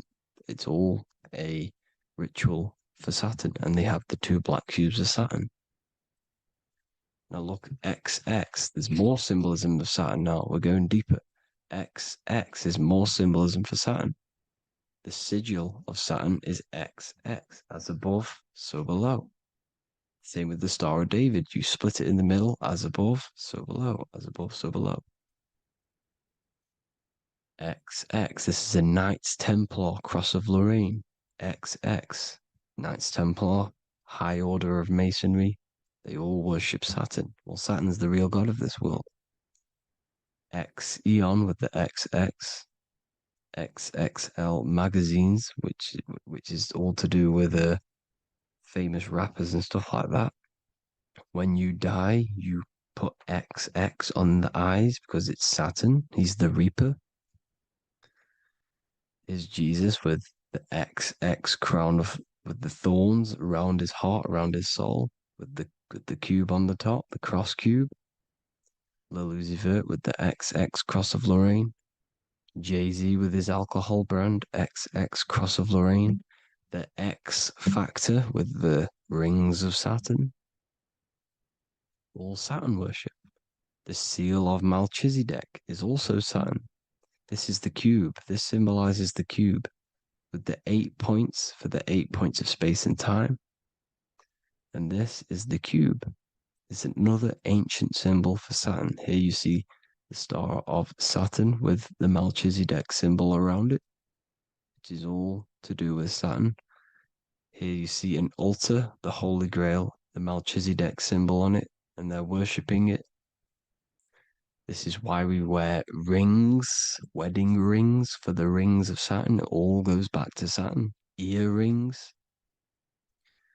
The 8-pointed star of the ancient Sumerians is all Saturn. It's all Saturn. So the ancients, the symbols of Saturn goes on forever. It's in all of the major corporations. You can see it everywhere, the rings of Saturn. Toyota is an obvious one. Internet, Nike, Target, Sega Saturn. It's all Saturn worship. All Saturn worship. Because he is the real god of this world. Here's Kanye West's album with a Saturn here. Here's Michael Jackson's album saying escape. There's the X again.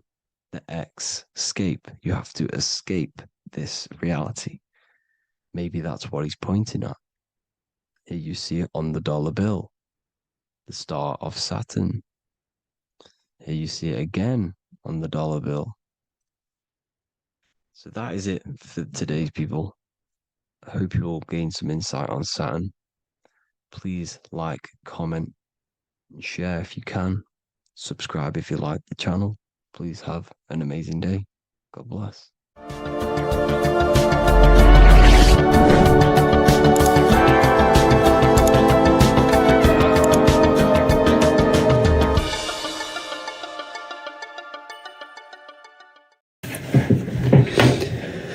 So yeah, feel free to ask questions, people. Let's get some questions going and we can talk about anything you wish.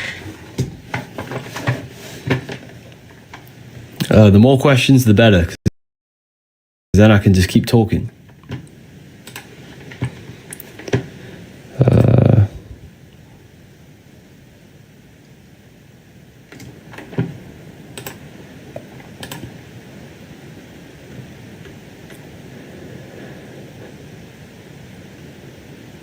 How can we find our purpose? Your purpose is found in your higher self. Now, when I say higher self, I don't want to seem like this cringe spiritual thing, but each one of us has a higher self, a potential of our highest state of being, where we are doing everything that we know we should be doing. So if you want to find your higher self, you just constantly have to find that guidance within you. There is a guidance system within you. Your soul is always telling you the correct thing to do at all times. It's always telling you the correct thing. For example, your heart is always judging what you think. Whatever you think, your heart tells you that is right and that is wrong. It gives you a feeling on what is right and what is wrong. So if you want to find your purpose, you have to constantly say yes to the inner guidance. Every time you say no to the inner guidance, you are pulling yourself away from your life purpose. Each one of us has a purpose in this life. Your life has a great meaning. We're part of this beautiful experience we call life. So if you want to find your life purpose, you have to constantly say yes to your heart's guidance, to your soul's guidance. It's always telling you the correct thing. There's always something inside of you saying, I should be doing this, but I'm actually watching TikTok, or I should be doing this, or I'm actually doing this. There's a guidance telling you not to masturbate. There's a guidance telling you not to do these bad things. So you always know the correct thing to do at all times. You know you shouldn't waste time. When we waste time, we have a feeling within us. Well, I do anyways. Thoughts become reality. Yes, well, you become what you think about. You become what you think about. Because our soul speaks to us through emotion. Emotion is the language of your soul, and thought is the language of the mind. So it's the emotion that is teaching you the correct thing. Emotions are a guidance system in this life. If you have a negative emotion of fear, that is your soul telling you need to overcome this so you can become stronger. If you have a emotion of jealousy, this is your soul telling you where you need to be. So the soul's emotions are always guiding you in this life. Always. Emotions are a guidance system.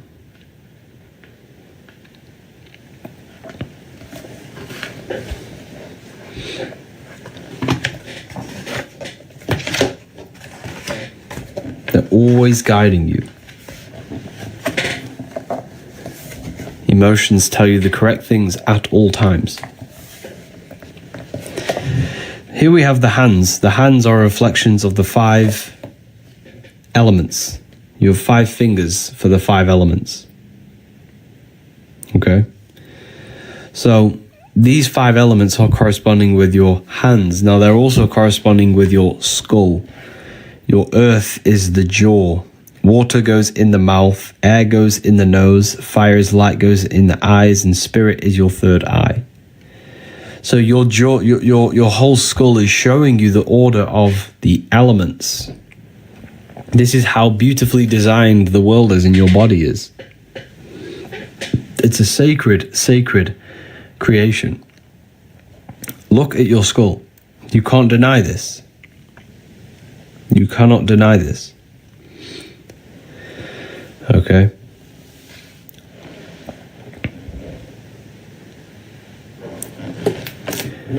And you have 5 points in your body. So they told you your middle finger is evil. Why did they tell you your middle finger is evil? Because this represents spirit, and they've hid this element. Why? Because they want you to believe there is only a physical world. They trap you off from your potential. They want you to believe you're only this physical material body. Why? So they hide the power of your consciousness. Your consciousness has access to higher dimensions. Thoughts are higher dimensions. You must understand, you don't just live in this physical body. This is one of the aspects of you. You have a thought body. You have a body for thought. That's the mind. The mind is the body for the thought dimension. You have an emotional dimension. Emotion is energy and motion. You have this physical body for physical action. So you must understand, these things don't just exist in the physical world. They've told you that your thoughts are physical, emotions are physical, and your body's physical, and everything's just physical. Why? Because they hide the connections to the higher dimensions. These dimensions shape and mold this physical dimension. Everything they do is to brainwash you into believing there's only a material world. That's literally what they do. The Matrix is designed to keep you in a physical state of consciousness. Just a physical state of consciousness.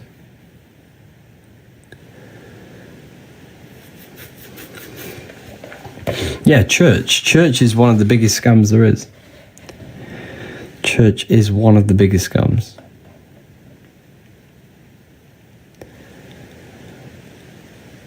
Yes, ether is spirit. Ether is spirit. So they demonize your middle finger so that they make you scared. Oh, well, because they've hid this element. They've hid the ether. This is why this is always the highest. This is the highest finger, because ether is the highest element. All of the 4 elements are created out of ether.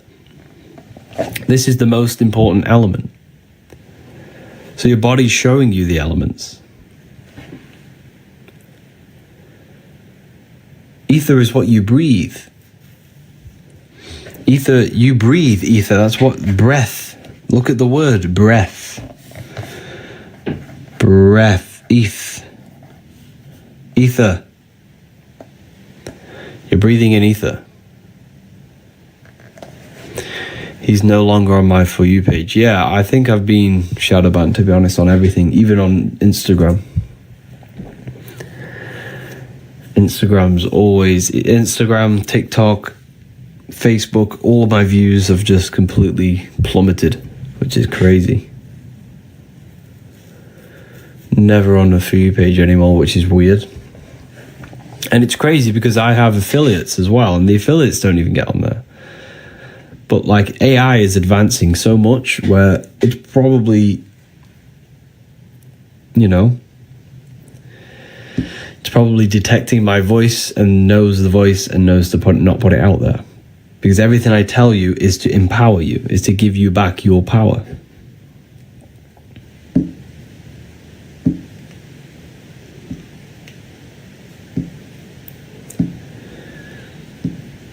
Everything I teach is to give you back your own power.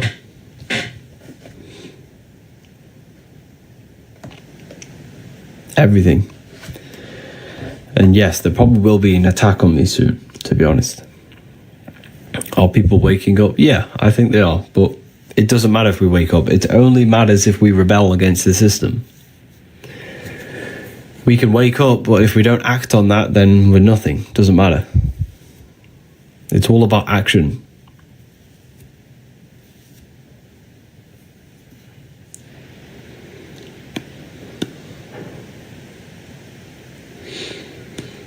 So the system is it's designed to keep you trapped in your physical body. They don't want you accessing higher dimensions of consciousness. Everything they do is to just keep you locked in physical pleasures. It's why they give you play, they give you entertainment, they give you food on every corner, they give you alcohol, they give you all these things to feel your body, to feed your body, to feed yourself, to keep you distracted, to keep you unhealthy, to keep you from using your mind. Your mind is the most powerful force in the whole universe, and you have access to it. You know, if you learn how the mind works, how this consciousness functions inside of you, you can use this power to create empires. You can use this mind to create anything you wish. And that's the one thing they hide from you. They hide from you consciousness, your consciousness. They hide from you your mind. That is the one thing they don't want you to realize. They're not trying to hide God. They're not trying to hide anything else but yourself. They don't want you to realize that you create reality. You don't observe reality. You create it. You are the creator of reality.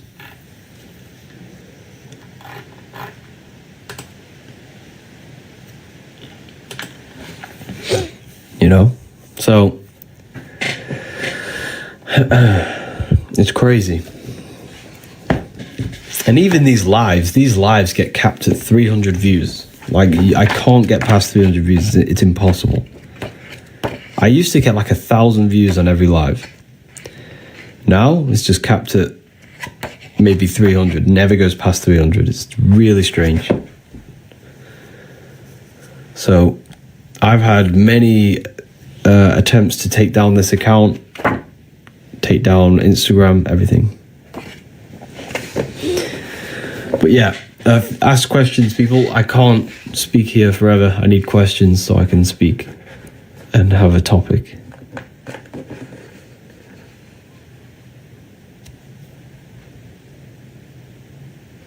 What's the book called? The book is called The Book of Wisdom, Volume 2, this one now. Astral projecting. Astral projection is something, it's very advanced. However, you need to learn on how to meditate, stillness, and visualize first.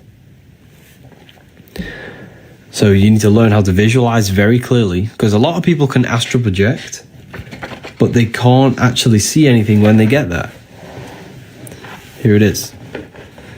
So they'll astral project, but they can't actually see. Why? It's because they didn't work on their imagination. Imagination is the ability to see in this plane. Your imagination is your biggest power when you die.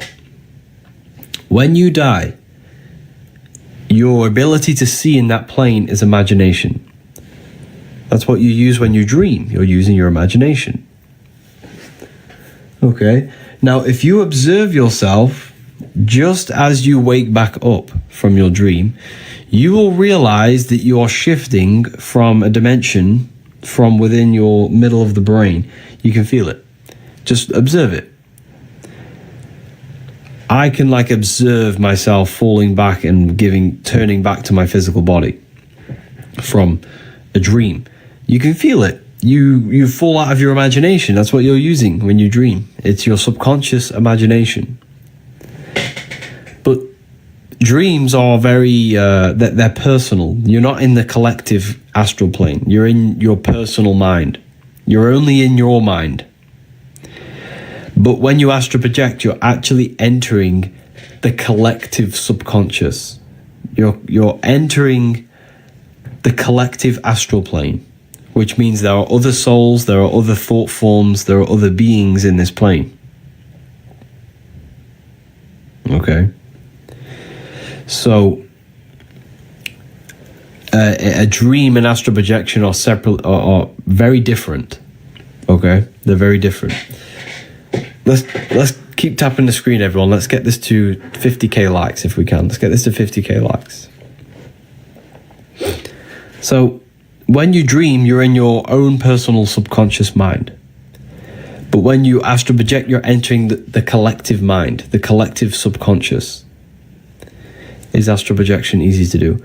It's not easy. Well, it can become easy once you know and understand how it works. However, you won't just do it straight away. There are many different things that can block your astral projection, which is limiting beliefs, fear, suppressed emotions. These things can stop you from leaving your body. Most people, I had this myself when I first started astral projecting, that when you leave the body, you start to fear. And that fear pulls you down. It pulls you back into your physical form. Astral projection is a powerful, powerful way to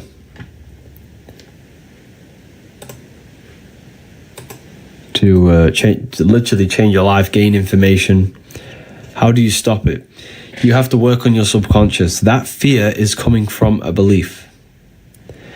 Your emotions that you feel are mainly coming from beliefs.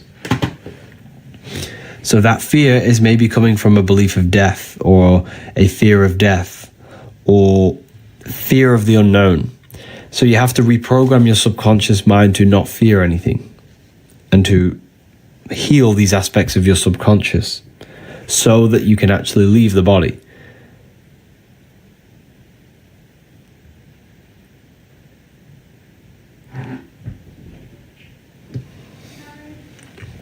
So it's yeah.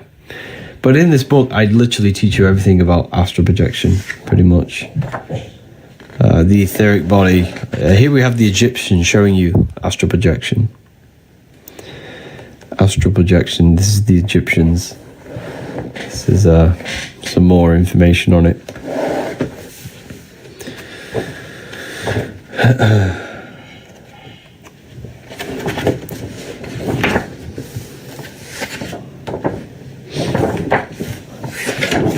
Soul trap. Yeah, you trap yourself. There is no external person trying to trap your soul. So a lot of people say the moon traps their soul, right? A lot of people say the moon is a soul trap. Saturn and the moon are working together to trap your soul, which is in a way true, but they're not trapping your soul externally. It's yourself. You trap your own soul. Okay? So what we need to understand is that the cosmology is showing you this. So if I show you this, right? Here we have the cosmology. We have the Earth, the Moon, Mercury, Venus, Sun, Mars, Jupiter, Saturn, the stars. So the Moon represents the lower astral plane. This is the lower astral plane. This governs the lower astral plane. What is the astral plane? The astral plane is the dimension of imagination. So when you dream, you use this imagination. Okay?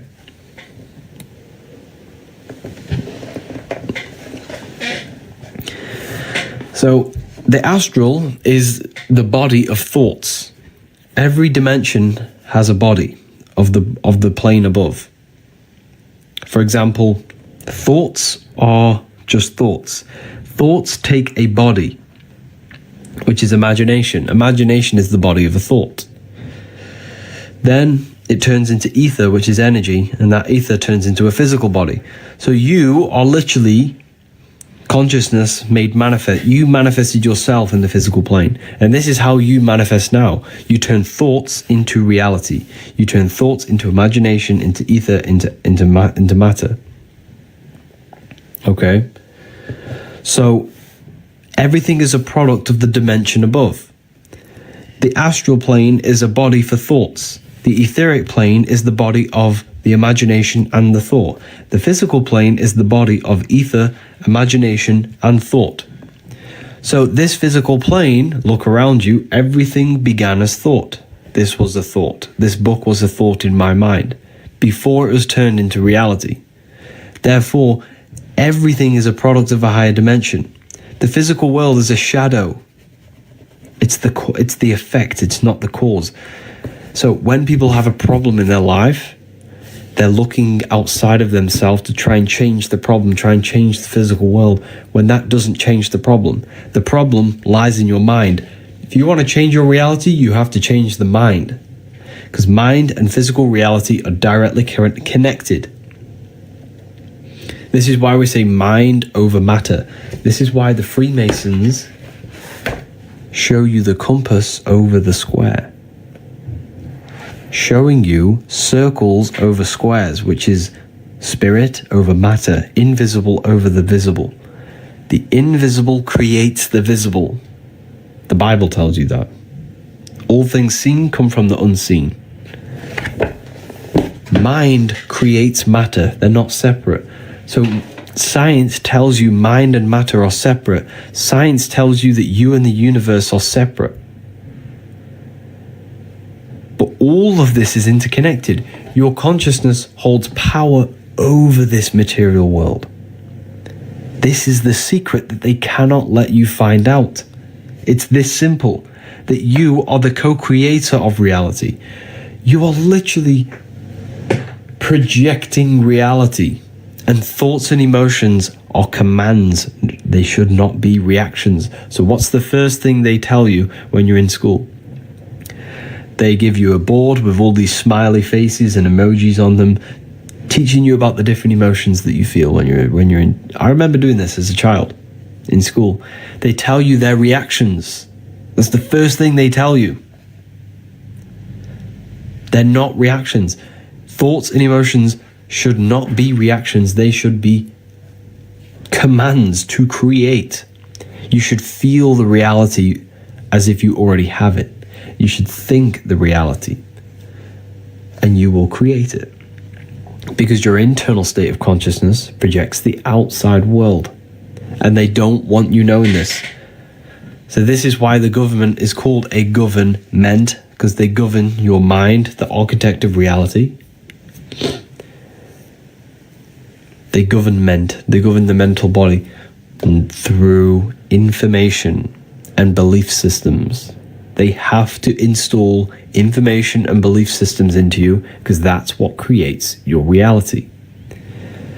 So this is why they shove you in school for 12, 18 years, to shove belief systems in the mind, to limit the mind, so that it's programming of your mind, because your mind creates your reality. Therefore, if they limit your mind, they limit your ability to create. And that's what you are, a creative force. A small version of God. The ancients knew this. The ancients all knew this. Of course they knew this. That's why they showed Jesus in your brain. They show Jesus in the brain. They always show God in the brain. Because God is your creative power of consciousness. Okay? This, what, in paintings? Yes. So these ancient people who were Christians knew the esoteric meaning and the hidden meanings behind Christianity and the Bible. The Bible teaches you about this. You just have to read it in the correct way. So the ancients all knew this. They still teach this today, but just in secret societies. This isn't information given out to the population. This is given out to people who are CEOs of big companies, celebrities, because the people who actually use the mind are worthy of finding out this knowledge. But I'm here to try and give this information to everyone.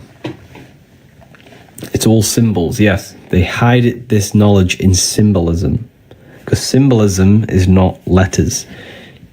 Symbolism only speaks to the people who have the knowledge to read the symbols. You know?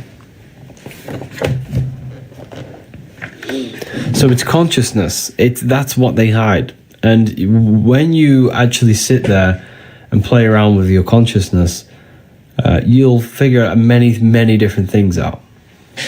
Many, many different things. Keep liking the stream, everyone. Let's get this to 50k likes if we can. That would be amazing. Feel free to ask questions as well. So religion gives you this deity outside of you, such as Jesus, Allah, Buddha. So you worship them, and the reason why they worship them is to hide your power. They want you to not use your own consciousness and not figure out that that consciousness is connected to God, but instead they give you a man in the sky to worship to try and change your life. I promise you, closing your hands and praying to, some man in the sky will never ever change your reality. And in fact, prayer is an ancient form of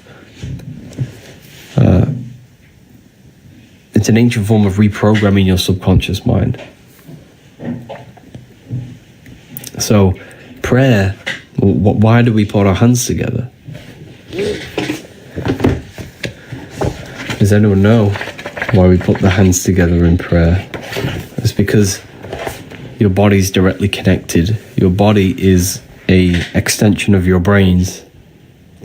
By placing your hands together, you are connecting the brain hemispheres. And when the brain hemispheres are aligned, you can access consciousness. Because when these two brains are not working together and they're working against each other, you can't really access consciousness.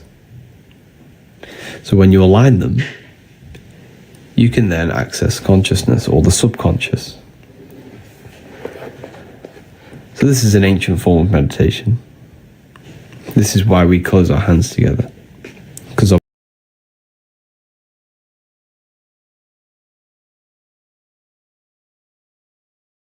we close our hands together. So it's all about making the two become one.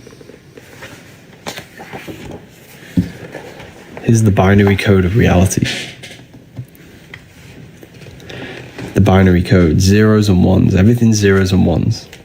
Masculine, feminine. One, order, direction. And indirection. Indirection and direction. Off and on. Positive, negative. Spiritual, physical. Magnetic, electric. So everything follows these codes pretty much.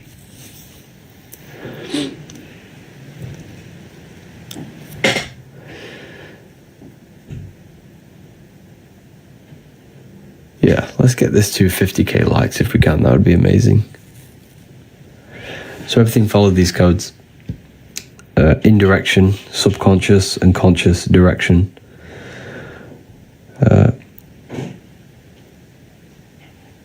Subconscious and conscious.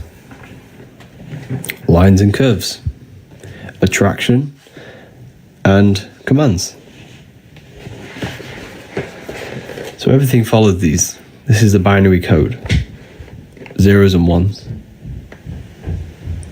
Zeros and ones. So this represents the subconscious mind. Feminine is subconscious and man is conscious mind. So females, they speak subconsciously. If they are hungry, they will say, "Are you hungry?" But when a man is hungry, they say, "We're getting food." So they speak subconsciously, we speak consciously. Men and feminine. Yin and yang. They are both needed, both equal. So the subconscious is the womb of the conscious mind. So whatever you mold your subconscious with your belief system, memory, that molds your conscious mind, what you think about. So if you study how the conscious and subconscious mind work and how they work together, you can actually study how the male and female relationship is meant to be. You can literally just study these things and you'll see how your relationship with your partner is meant to function. And you can start to understand your partner and how they think.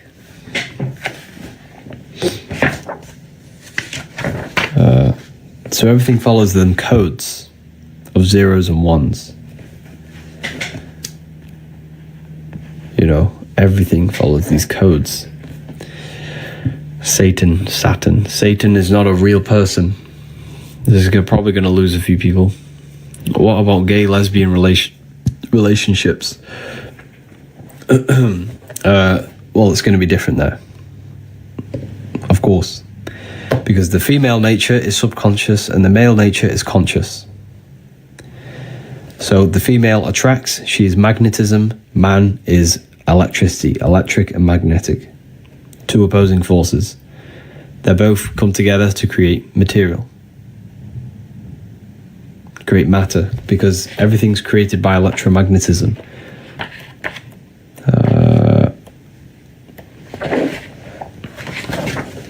Everything's created by electromagnetism.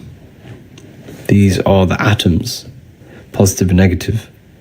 This is why we have day, night, hot, cold, summer, winter. Everything's dualistic because the atom that creates this world is dualistic in nature. It's dualistic. It's the pineal gland. This is why Buddha has a pine cone on his head. He wears a pine cone. This is why the Indians have a red dot on their forehead. It's all to do with the pineal gland. Why? Because the pineal gland is not the third eye. A lot of people think the pineal gland's the third eye. It's not. The pineal gland is not the third eye. Now, let me explain. Your body is a receiver, and modern science is starting to figure this out, which I've been saying this for a very, very long time. And I don't need scientific evidence because I know myself. See, the problem with science is because they're trying to measure everything. They're trying to measure everything that's possibly measurable, which is the physical world. But you can't measure things that exist beyond the physical world, which is thoughts, emotions. These things exist in consciousness. You can't measure these things. And the only way you can actually measure them is have direct experience with them. I've been saying for over 2 years now that consciousness exists beyond the physical world. And modern science is starting to figure this out. And the reason why I know this is because I've had experiences with myself. I've had direct experiences with myself, with consciousness, with imagination, and altering my consciousness and playing around with it myself. So once you figure this out, your body is now a receiver. Your body's like a radio. It's like a radio that receives a frequency. And that radio is your pineal gland. This is what picks up consciousness, awareness, life, whatever you want to call it, the observer, the being inside of you. When you close your eyes, there's a being inside of you. There's a voice. There's a force when you close your eyes. And that is what's picking it up. This is the receiver of consciousness. So when this pineal gland is blocked through bad habits, smoking, a blocked pineal gland, a calcified pineal gland, this is why they give you fluoride and all these things in the tap water to cut off your connection to your consciousness. They don't want you using it.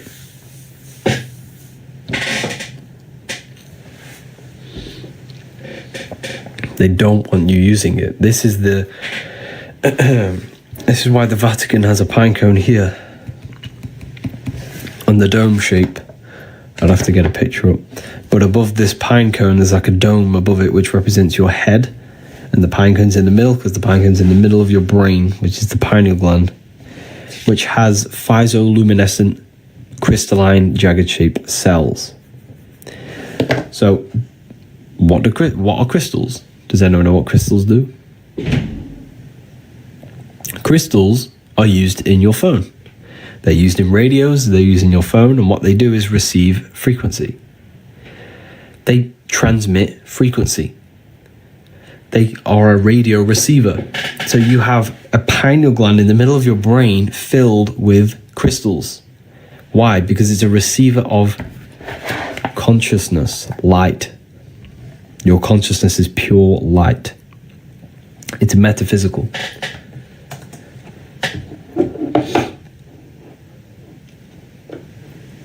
You know, so this is why the Freemasons, what do they use to symbolize this?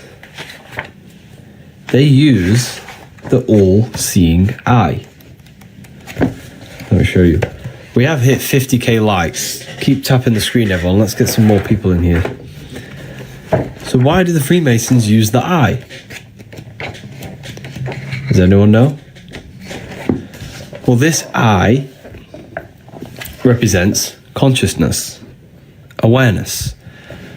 That's why it's cut off from the bottom of the pyramid, because consciousness is cut off and higher above the physical world. This is why there is light emitting from this. And this is why they use an eye. Why an eye? An eye needs light to see. Without light, and you're in a dark room, you can't see. So the eyes and light, and well, the eyes and the sun are directly connected. They need each other. The eyes need the sun to see. So that is symbolic now. So now we're getting into symbolism. What does that process of the eye symbolize? Well, your physical eyes need light to see. Your mind is the eye. Your consciousness is the eye, and your mind needs light to perceive. What is light? Truth, knowledge, information. Your mind needs information, which is light. Symbolism, symbolic light. That's why when you're very smart, someone calls you're a bright person. You have a very bright mind. It's because information is considered light in a symbolic way. Why? Because your consciousness is the eye, and your mind consciousness needs information to perceive reality properly. So we can experience, so we can become enlightened. If you didn't know the knowledge I give you, you wouldn't have the light to see, metaphorically, consciousness in the mind. The mind needs truth to perceive the self correctly, to perceive the world correctly. Let me just fix this.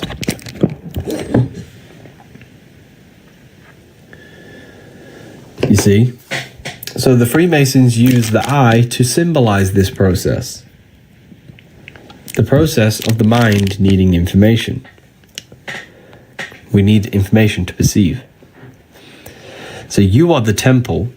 Your head is the heavens. Your heels are the hell. Heels touch the physical earth. Head connect to the stars, the heavens. So the head is where heaven is. The head is where consciousness is. And this is where we connect with higher dimensions through thoughts. Thoughts are higher dimensions. Imagination's a higher dimension. So the head has access to this. This is why your body's the temple. Your body is a temple, and it holds in consciousness. Holds in consciousness. Keep tapping the screen, everyone. Let's get some more people in here. Let's get some more likes. Is everyone following along? Is this okay? Now, it also represents climbing to higher understanding in this symbol here. It means climbing to higher awareness, higher consciousness, because the pyramid is a hierarchy system, which is the Freemasonic system of the Masonic degrees. This is a hierarchy. You're climbing to higher knowledge and higher information. It's the same with your body. You need to climb your spine. Why? Because most people's awareness are stuck in their gut. All they think about is eating. So we can gain higher consciousness, so we can become a conscious creator. Okay. So it's all about climbing to higher consciousness, climbing to higher understanding of the self. So let me tell you something. I've been studying this stuff for a while now, and the one thing that I realize, if you are studying something or gaining information about something, and it's not about gaining a better understanding of yourself. For example, a lot of people they wake up, they go into Hollywood conspiracies, secret society conspiracies, 9/11. Yes, these things are interesting. However, if you are not learning about yourself, if something is not transforming yourself, deepening your understanding of consciousness, and helping you understand how reality works, then it's absolutely useless. So why do you think they push the Diddy narrative on the news? They push the Diddy narrative, they push all of these external rabbit holes for you to fall into.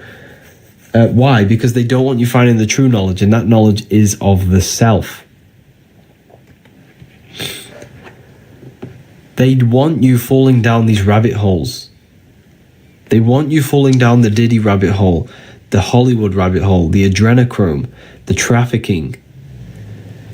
When you focus on this stuff, you're channeling your mind to darkness. You're filling your consciousness with darkness, with useless information that keeps you in darkness, that keeps you in ignorance and keeps you dumb. The whole point of life is using your mind and using your brain and using your consciousness, because you are a creator. This is what they don't want you to know on the deepest level. They don't want you to know that you are a creator. So what they do is that they keep you distracted. They feed you information so that they shape the collective consciousness. And that when they shape the collective consciousness, they shape their reality. Because they understand consciousness creates reality. So if they can shape your consciousness, they will shape their reality. So they don't create the New World Order. We create the New World Order by believing what they say. This is what's going on. And until you learn about yourself, you will forever stay in ignorance and you will forever be a slave. Because knowledge makes a man unfit to be a slave. And this is the raw truth. This is the raw truth. We have to figure out what we are. And you do that by going within yourself. And I wrote these books to speed up the process so you can realize these things about yourself. These books that I've wrote are not books about external information. They're things about you and how you can speed up the process of self-realization to become a powerful person, to become a powerful consciousness. Everything is about you. The Egyptians were symbolizing you. Christianity was symbolizing you, your brain, your body, anatomy. All of these ancient things are talking about you. And this is what they hide. They don't hide anything else but you. Because they don't want you to realize how powerful you are. Everything is about you and how you function, how your psyche works, how consciousness functions, how the brain works. So they send us to school so that we don't figure out these things about ourselves, and they make you learn about external things. They don't want you to know the connection with you and the universe, the cosmology, because cosmology directly impacts you. The sun, the moon, the stars are connected to you. They speak to you telepathically. When you're underneath the sun, it gives you a better state of consciousness. It upgrades your DNA. It speaks to you energetically. When people say astrology is crazy, then they've never stood underneath the sun. That's why you feel better in the summer or in the sun, because these things are energy. They emit light frequency to you. You are directly connected to these heavens above us. So everything above our head is spirit. Everything down here is matter. So the Freemasons, you are showing this. You see how the light is at the top and the death is at the bottom? So they got the casket with death, because matter is death to Freemasons.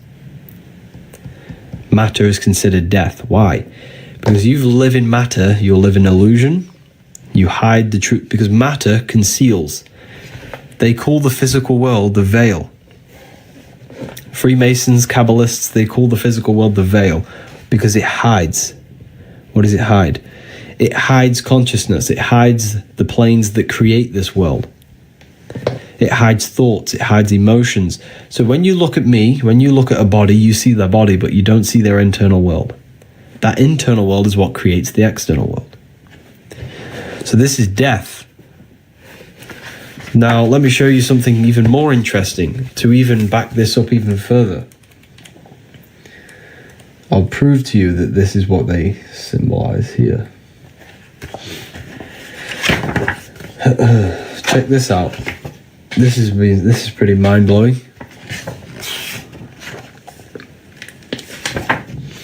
I want to say thank you to everyone who purchased the book, by the way. There were a fair few people who took the advantage and brought the book. Let me show you this. Where is this page?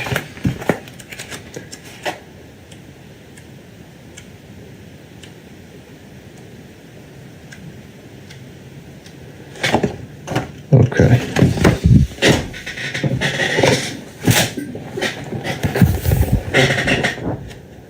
So the Freemasons always place the West and the East here. See this, the ladder? See how they have the East and the West and a ladder to the heavens, right?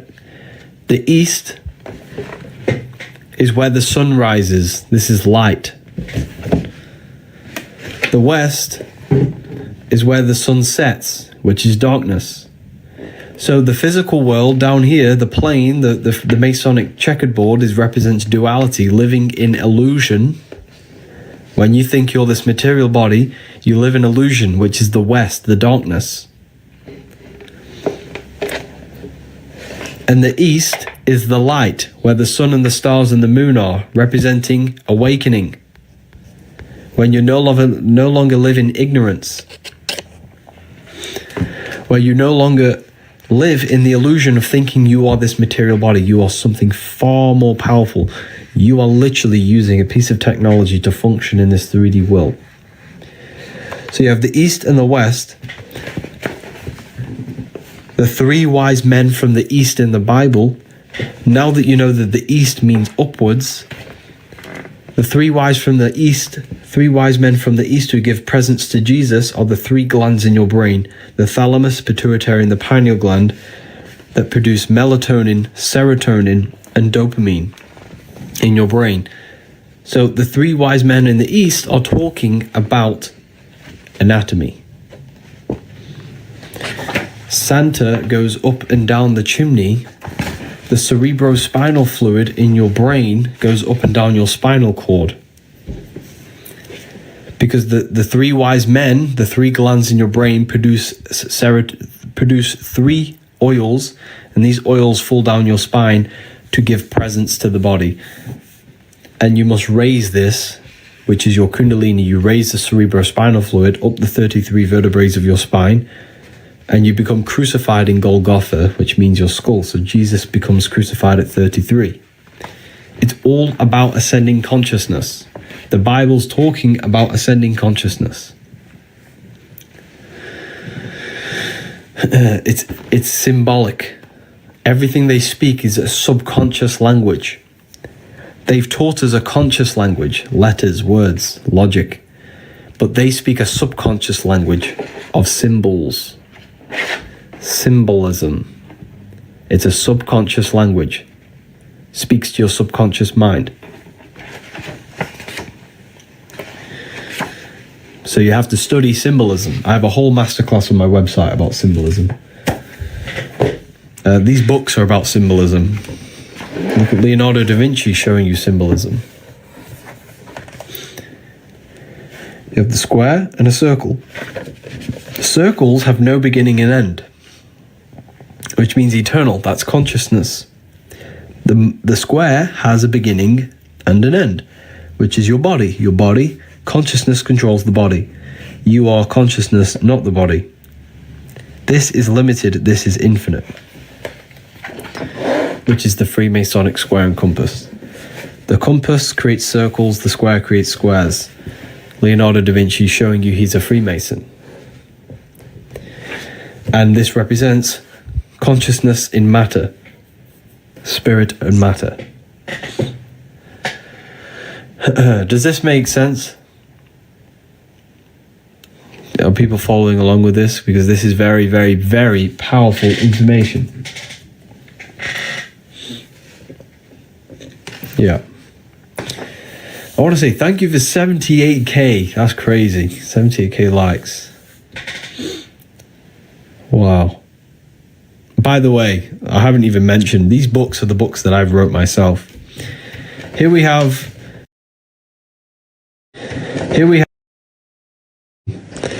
Jesus gives out and teaches the Gospels to 12 disciples, and the 12 disciples then go out to the rest of the world and teach the world.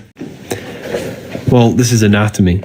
You have 12 cranial nerves in your brain, and your mind controls the 12 cranial nerves to control the body. All symbolic. All symbolic. Okay, listen, people. I can give 10 people a coupon code. 10 beautiful people can get a coupon code. Would you like me to create a coupon so people can save some money on the books? Let's get it to 100k. Yeah, that'd be amazing if we get it to 100k. Because these books are powerful. But don't get me wrong, they're expensive books. But these are not just books. This is a whole revolution in your life. This is a whole new beginning in your life. Okay, so we have volume 2 here, is what we're talking about. So if you want to gain the advantage in life,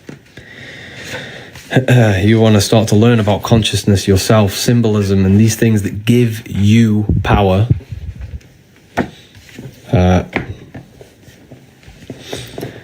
You can start to learn this stuff. Buy as a bundle guide. Yes, so you can buy the bundle. There's a bundle, and then you add the code on top of the bundle. You add the code on top of the bundle, then you get even more off. Okay, so I want to say thank you to Madonna Willingham for purchasing volume 1. Oh no, sorry, the symbolism class. Christian Williams, Sugar, Alcunti, Michael, Mario, they're all taking advantage of the book. Thank you, your life is about to change. Anyways, I can create 10 codes for people.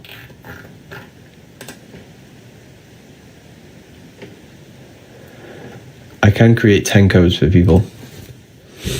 Explain Saturn. Yes, we'll talk about Saturn in a second. Let me just give out these 10 codes.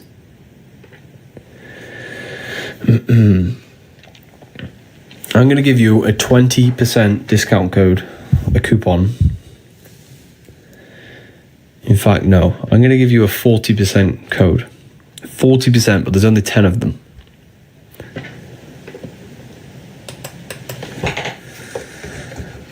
Oh no, the best, yeah.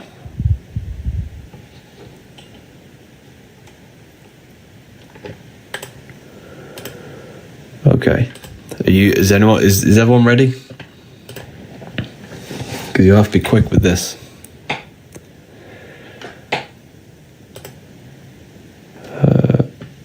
Okay.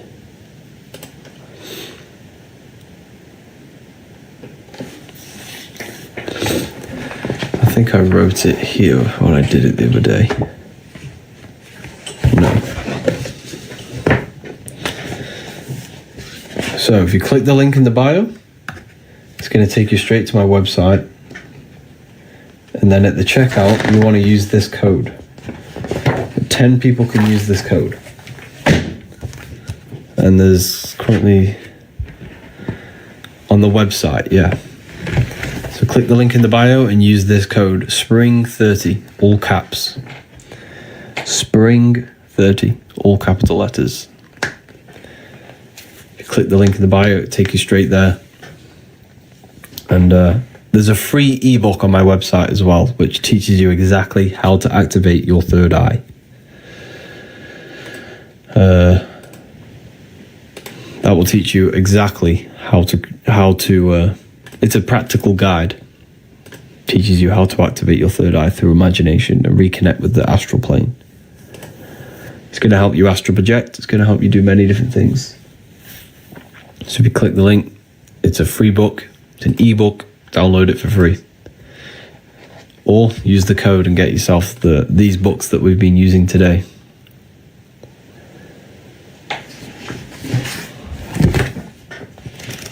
Okay, let's carry on.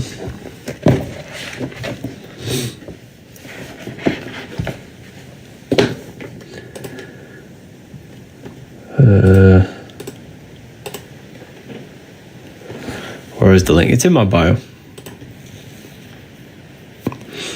How is Volume 2 different from Volume 1? They're just two separate books. More information in Volume 2.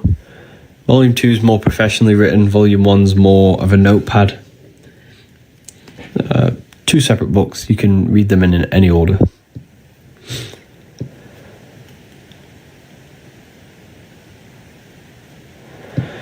Okay.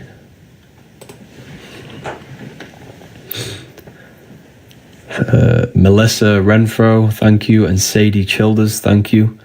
Your life is about to change. You got Volume 1 and Volume 2.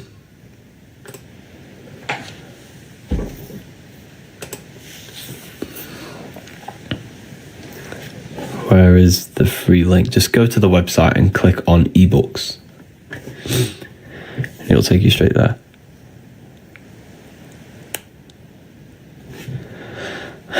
So this is Libra. Libra represents the setting sun, or the half rising sun. Okay, because Libra is the balance between the summer and the winter solstice, which means the balance between the hot and the cold, between the summer and the winter. It's balance in the middle. Is there PDF? Yes, we have Volume 1 as PDF. We don't have Volume 2 as PDF. Thank you to Asha Bell, Sidia, and Martin Friedrich, all purchasing the Book of Wisdom. Your life is about to change. Melissa, Madonna. Okay, so the sun is a symbol for Libra. Now, Libra is also the balance scales, because this is the balance between summer and winter. Now, if we look at the body, Libra rules the core. Here we have Libra, and Libra rules the core, which is your core, which is all to do with balance. This is the center of gravity in your body.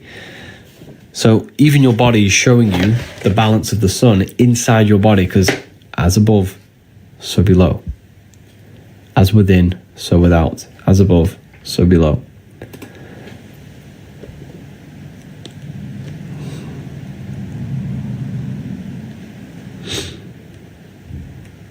As above, so below.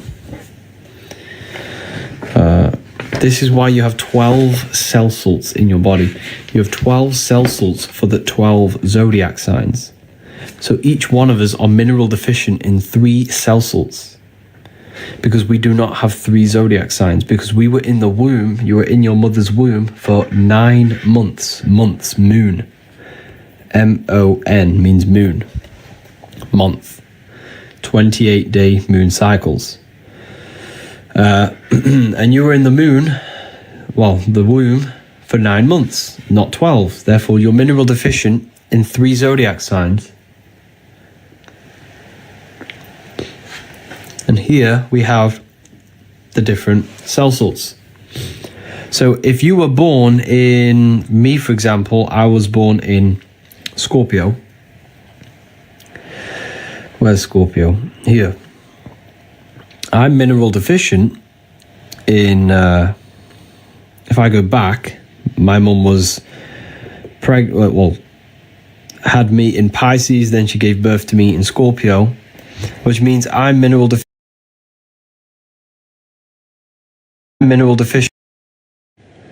Okay. Yes, you can learn about this in Volume 1. We have Volume 1 as a PDF, a digital version. Let's go to the website and you can go get it. And you can use the code on that. There's actually one code left.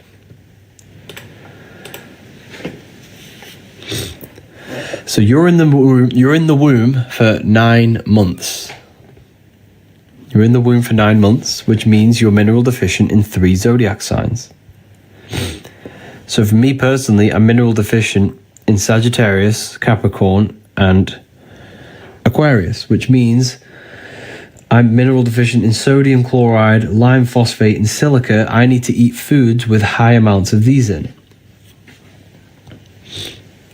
So I eat foods which are high amounts of these, like strawberries, many different things that help me gain them minerals. Because you are directly affected by the zodiac. This is why you have 12 cell salts for the 12 zodiac signs.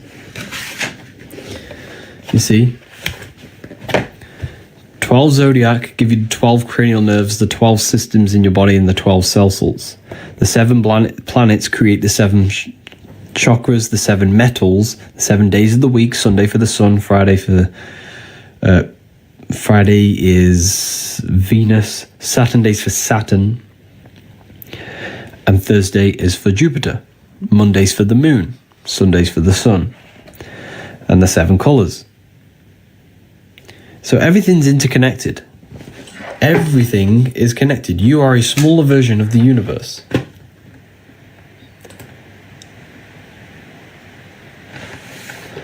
A smaller version of the universe. And if you want to learn more about the cell salts, there is a book by George W. Carey called God-Man, the Word Made Flesh. I'm pretty sure it's that one. Hold on.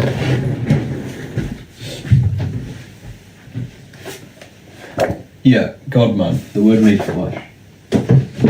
He speaks about them in there. So basically, these books that I've written are all, every page is a new page, every page is a new topic, and every page is a new topic, and it's basically the combination of all my knowledge syncretized together. So here we're talking about the energy field, the armor of God. Here we're talking about your soul and your heart, the intellect and the brain and the emotions, and how they function together. Here we're talking about the flow of energy, how to mentally direct it, balancing the mind and the heart. So if you do this gesture in Christianity, right? In Christianity, they say to do this, it represents, Christ and the Father, the Son, the Holy Spirit, right? Yeah, they want you to believe that, but what you need to understand is that God is inside of you, not something external. So what we're actually symbolizing here is cutting your connection between the brain and the heart, because in order to live, we need the heart in sync with the brain.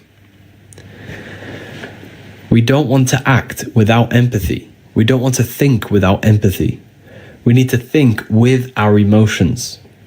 We've all had parts in our life where maybe a breakup from a partner, your head is telling you to leave them alone and start a new life, but your heart is telling you to go back. That is a disconnection between the brain and the heart. The head's telling you one thing, the heart's telling you something else. We need to sync them. We need to think with them both at the same time. The heart is the emotion, the brain is the thoughts. The brain is electrical, the heart produces magnetic emotions. Emotions are magnetic presence, or magnetic fields. When you feel an emotion, you are literally becoming a magnetic field. You're producing that magnetic field. Okay? So we do not want these disconnected from each other. We want them connected. This is what Christ consciousness is.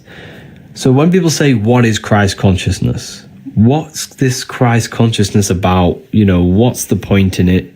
What does it actually do? Christ consciousness is the ideal state of consciousness. Now, what do I mean? It's the state of consciousness where we have control over ourselves and we are not living like a robot, pretty much. We are aware. Now, let me explain. Most people do not live, and now I mention this, you're probably gonna see this in a lot of people. Most people don't live. They are simply running off programs. Then they don't think, they don't live, they literally just experience. Christ consciousness is when you are controlling your thoughts, controlling your mind, controlling your emotions, and you're actively, consciously living, consciously moving through life as a creator and not an experiencer. This is what Christ consciousness is. Where you're not at hell, you're not experiencing hell from your chaotic thoughts and chaotic emotions. Christ consciousness is when you have mental peace and emotional peace.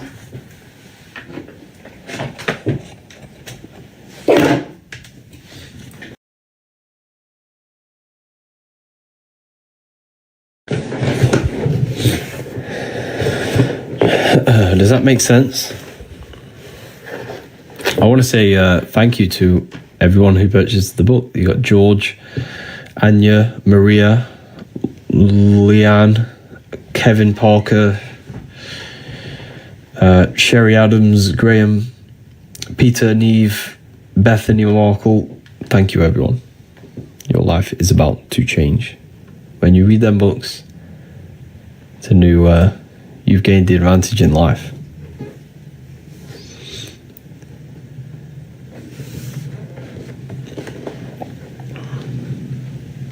Just found you, new follower. Welcome. And congratulations if you took advantage of the code and the bundle.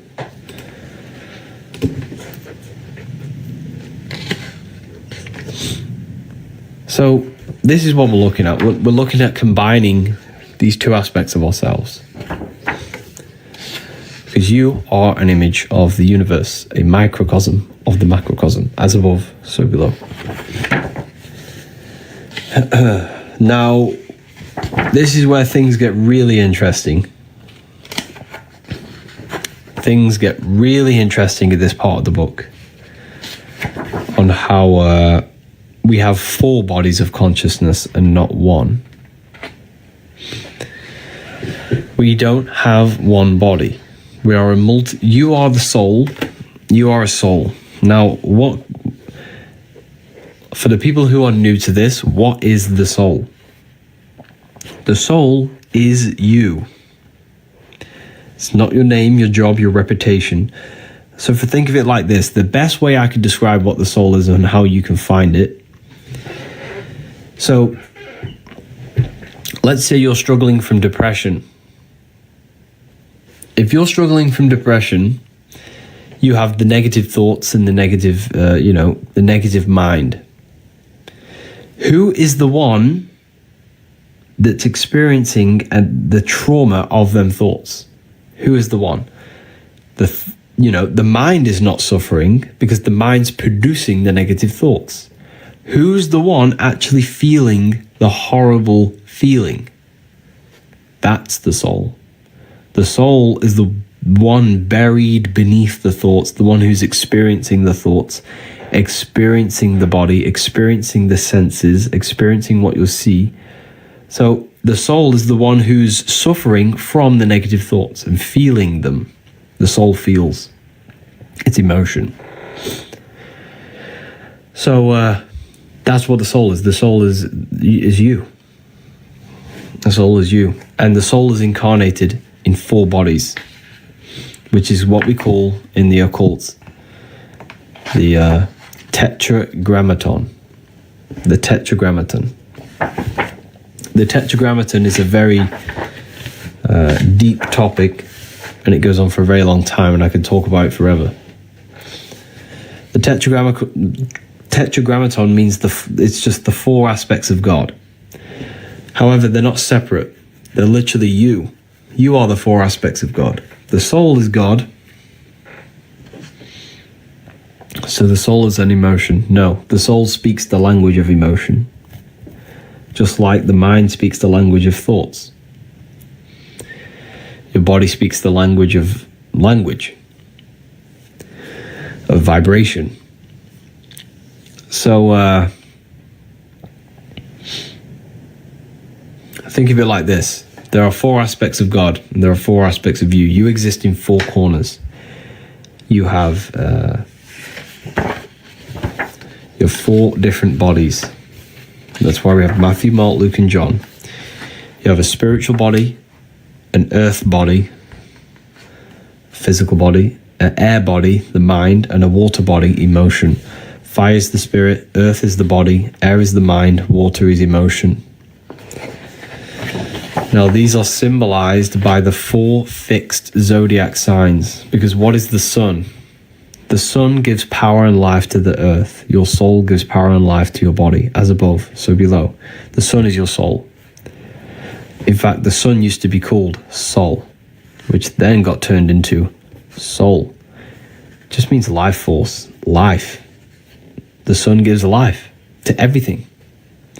As above, so below. The sun in the sky is a macrocosm of your microcosm soul. So, the sun has its 12 disciples, the 12 zodiac signs. And there are 4 fixed signs. Taurus is the middle of spring. Leo is the middle of summer. Scorpio is slap bang in the middle of autumn. And Aquarius is the middle of winter. So these are the 4 fixed signs. Taurus is an earth sign, your body. Scorpio is a water sign, emotion. Leo is a fire sign, the spirit. Aquarius is an air sign, the mind. So now this is why we have these 4 symbols in the Gospels. Here you see Jesus with a man, Aquarius, an eagle, Scorpio, a lion, Leo, and a bull, Taurus. Here you see them here. This is called the 4 aspects of God. And these are the 4 bodies of your consciousness, the 4 bodies of your soul. This is why Jesus is the Son of God. He's the Son, the soul. So what this is portraying in each one of these Gospels, Mark talks about the spiritual aspect of Jesus. Luke talks about the earthly body of Jesus. Matthew talks about the mental aspect of Jesus. And John talks about the emotional aspect of Jesus. This is when Jesus turns water into wine. Mark is when Jesus transforms death and resurrection. So this is all symbolic. It's all talking about your 4 bodies. You have 4 bodies, not one. You are the tetragrammaton. And to take this even further, we even have this in Ezekiel's vision. Ezekiel in the Bible had a vision. And he saw in Ezekiel 1:10 the 4 faces of God. He saw the face of a lion, the face of an ox, which is Taurus, the face of an eagle, and the face of a man. The man, the lion, the ox, the eagle. Aquarius, Scorpio, Taurus, Aquarius, Leo, Taurus, Scorpio. Why is it made so confusing? Because there is layers to symbolism. There are different layers. So this and this, like, in order to crack this code in the Bible, you have to understand layers of symbolism. So first of all, you have to understand how each body, this is air. Air corresponds with mind. Water corresponds with emotion. Fire corresponds with spirit. And earth corresponds with body. So that's the first layer of the code. Then you have to go to the zodiac. Then you have to look at the 4 fixed signs and look at what sign they are. So Aquarius is air, which is mind. Leo is fire, which is spirit. Then you go to the Bible. Then you can see that you're actually looking at the 4 different bodies of consciousness, which is the tetragrammaton, which is the word Yahweh. 4. 1, 2, 3, 4. Because you are fourfold. That's why they demonized the number 13. 13 adds up to 4. You're the fourfold of God. You are the small version of God. Okay. Thank you to James Marshall for purchasing both Book of Wisdom Volume 1 and Volume 2. You are the Tetragrammaton. You are all things. You are the sun, the moon, the stars, everything in one.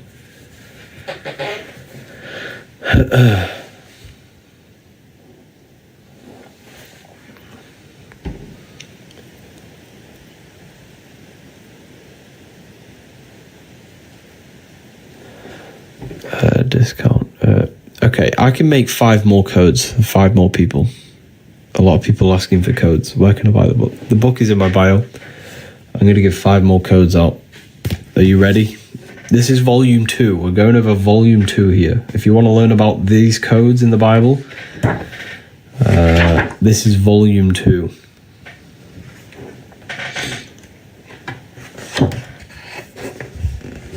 Okay, people ready? We'll go talk over Saturn after this. We're going to talk over Saturn. I bought both books. What's the difference? No difference. Well, yeah, of course. There's a big difference between them both. They're 2 separate books. You can read them in any order. You're going to love them. Absolutely love them.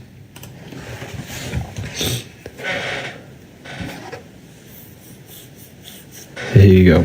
Spring 30, all caps. When is volume 3? So I'm currently working on the 3rd book. It's not volume 3, but it's a book on symbolism. It's called the Book of Symbolism. And that book is really, it's going to be next level.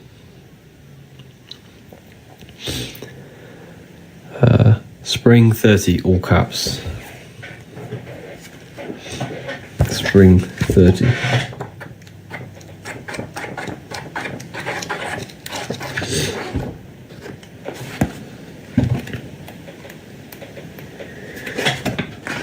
Okay. Here we have it again. Aries, Taurus, Gemini, Cancer, Leo, Virgo.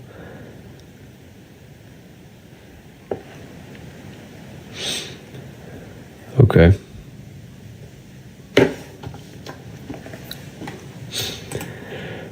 So 5 people can use them codes. One's just being used by Matik Belair.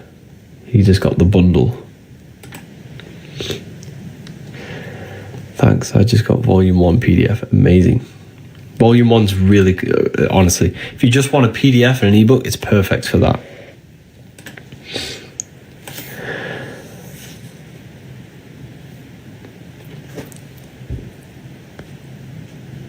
We want something new. Give us new age wisdom. Feel free to ask a question. What do you want to know? What do you want to know? But currently, I'm working on the 3rd book, and that's going to bring so many new fields of thought that you never thought about. It's going to expand your mind into a whole new dimension of thought. So not volume 3. The 3rd book is going to be all new information for you. So I can't wait for that.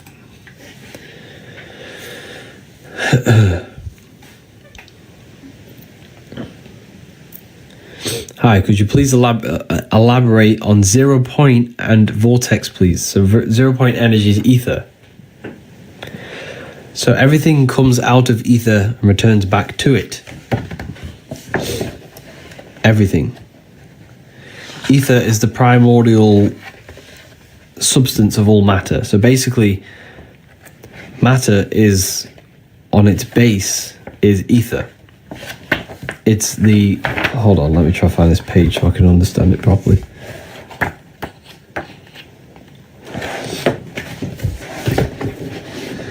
Ether is the base of all matter. All matter falls down into ether. Ether is the presence, the middle of an electromagnetic field. It's counter space. It's another dimension. And everything comes out of the other dimension and returns back to the other dimension. This is how this field works. It comes out and then back in on itself, just like an apple. An apple does this.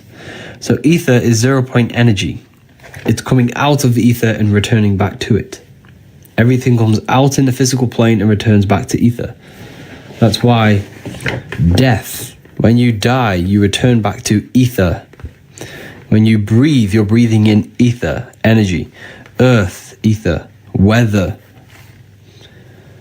All things are produced by the ether, the energy field, the connecting source of all things.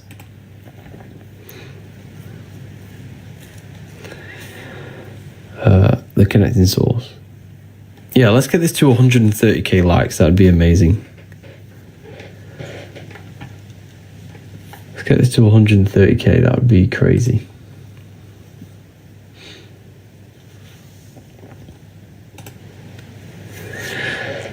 So yeah, so everything's sacred. So anything they made you scared of, so they make you scared of many different things. The word sacred rearranged is scared. So all of these symbols they make you scared of, they make you scared of this, they make you scared of many different symbols, are sacred. They want you scared of the sacred thing.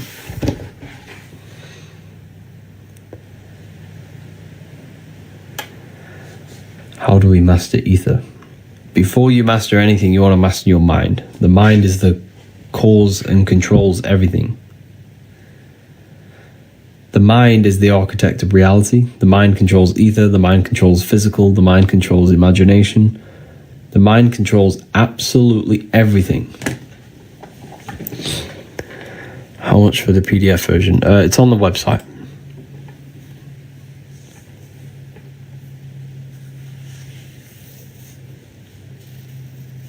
So the mind is the architect of reality.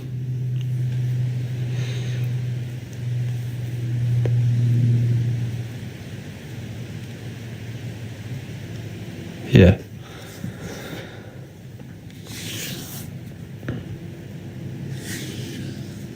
Does the book explain after death? When you die, you return to the astral plane, your imagination. So your internal world is what is alive. Your body's not actually alive. It's being fed by your soul, being fed by your consciousness. So it's the internal world creates the external world. So your internal world is what survives death. It's your internal state of consciousness. Now this is where things get a bit deep. I talk about this in volume 1, where we have to detach from things outside of us. We do not want our internal world connected to the external world in any way before we die. Because when we die, we do not want to have mental addictions. We don't want to have desires for physical things. We don't want to have addictions to sex, to smoking, to food, all of these things. We don't want any connections to the world. So we have to work on preparing for death now. This is what the Emerald Tablet says. The Emerald Tablet says, the mastery of the soul is the only thing that counts in the end. So everything in this matrix is to keep you attached to the physical world. They get you addicted in many different ways. Addicted to physical things, addicted to your phone, addicted to food, sex, lust, material, clothes, cars, all these endless illusions. Because when you die, you're left with your internal world, and your internal world needs to be detached from these things. We don't want to carry these heavy things to the afterlife, to the astral plane. The astral plane is the screen in your mind that allows you to vision things. Now, you see this screen very vividly when you go on a psychedelic trip.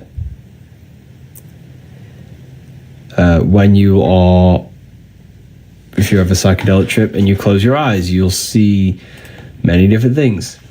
And when you change your thoughts, you start to see different things. Why? Because thoughts control the astral plane. Thoughts control imagination. So when you change your thoughts, you change what you see. That's how these things work. So now that you understand that, I've just given you the key to go play around with these things, with caution, of course. I'm not telling you to go out there and do loads of them, but now you understand. You can start to play around with them and see how consciousness functions, and how it works. It's all based on thought. Thought creates everything. This is why the ancients spoke in symbolism. The ancients spoke in symbols. Symbols are everything, because symbols assimilate to thought waves, thought patterns. They use symbols to symbolize thoughts, because they understand the universe is mental. Everything exists in the mind. Everything is a mental projection. So it's all about thought.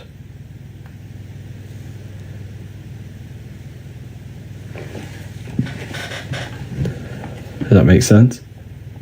Oh, by the way, there was 2 codes left. I gave out 5 codes about 10 minutes ago. There's 2 left. Thank you to Jeremy, Christine, Matik.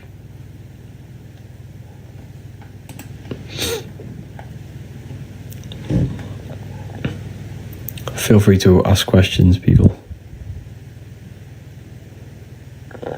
117k, that's crazy. It's a lot of likes.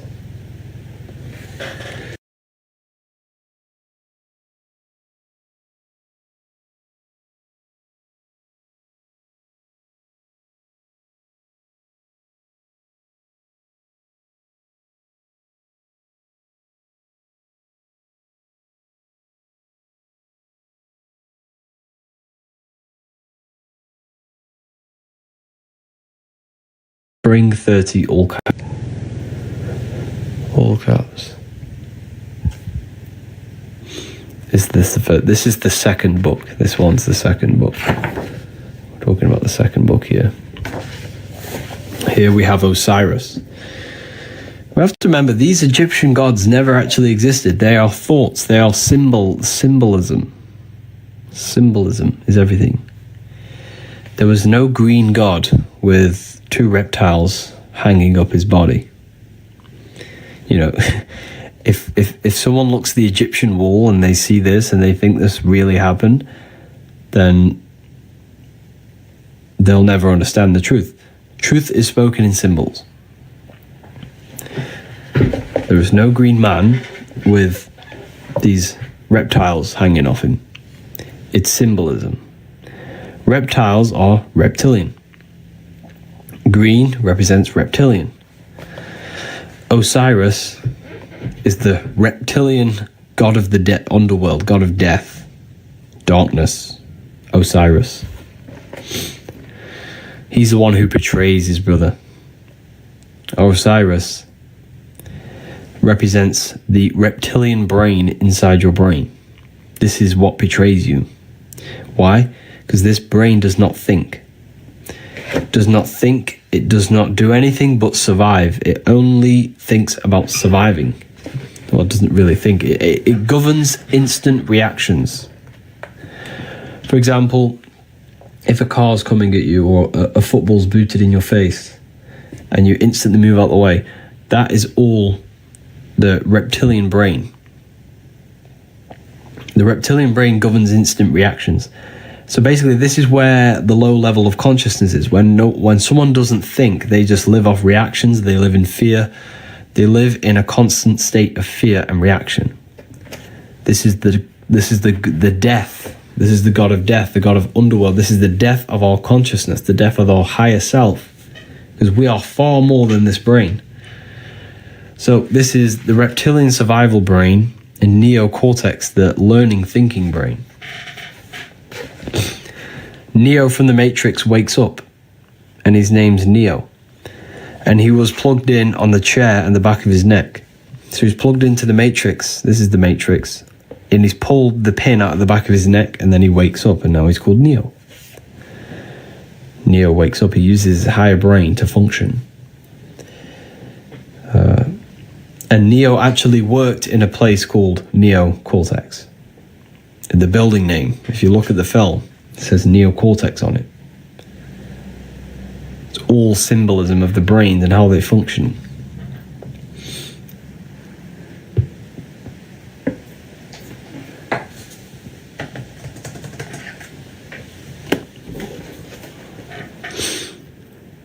It's very powerful.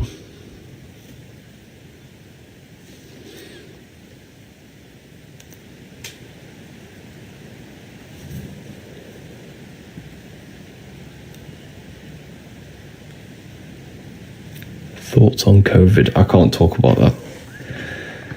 I'll probably get taken off TikTok. But me personally, I don't think airborne viruses are even real. I don't think you can catch a virus off someone. I don't think that's a real thing.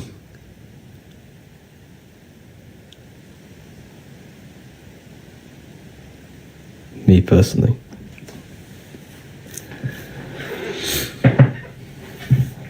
We have to understand we've been conditioned in so many different ways.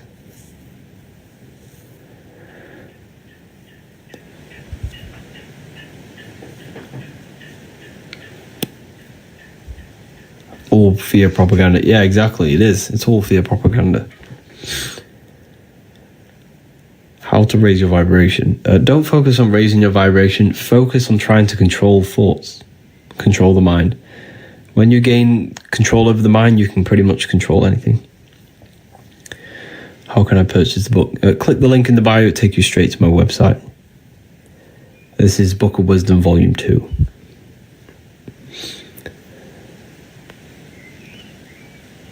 Is there a judgment when you die? Yes, but you judge yourself.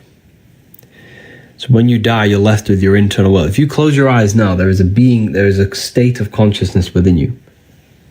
The inner voice, the inner self. That's what you're going to be left with. And now, if this internal world is desiring sex, desiring things of this world, you will manifest. They are low thought forms. They're low vibrational thought forms. So you will manifest on the lower astral plane. And when you manifest in the lower astral plane, that's where lower thought forms manifest. Lower imaginations, low vibration imaginations, low thoughts. So, it's if you want to ascend to a higher astral realm, you have to master your thoughts. It's all about controlling thought. The universe only exists in the mind. All mental. It's a mental construct. Why don't I dream anymore? More than likely, it's mainly because you maybe don't use your imagination.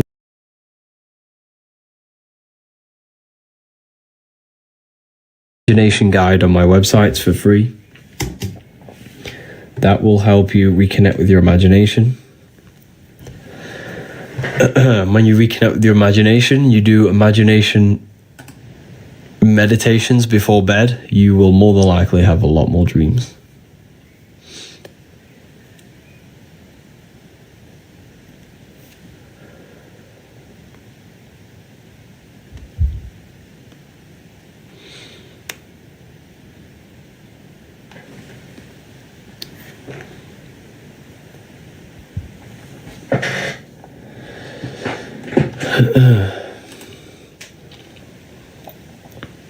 Anunnaki didn't exist. No. Anunnaki is you. You are the Anunnaki. So everything when it comes to these old texts, ancient texts, is symbolic, it's metaphorical. So the Anunnaki. So what does it symbolize? What does their story symbolize? You are the Anunnaki God. You are literally consciousness, universal consciousness.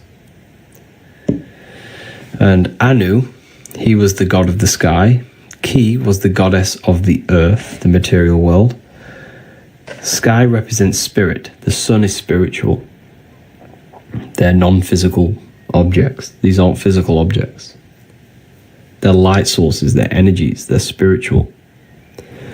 Everything above our head is spirit. Everything down here is matter, spirit and matter. Just like how you have hot and cold, day and night, everything has polar opposites. The polar opposites of the earth is heaven, which is spirit, above. So everything, when you look up, you're looking at spirit. So Anu is the god of the sky, spirit. Ki was the goddess of the earth, matter. Together they married and gave birth to the Anunnaki, which is you. You are the Anunnaki. You are spirit and matter. You are heaven and earth combined. You have an internal world. Close your eyes. You have consciousness, thoughts, emotions, internal world, imagination. And you have an external world, this body you have. So you have these two worlds. That's why you're an dual. You're dual. Two worlds.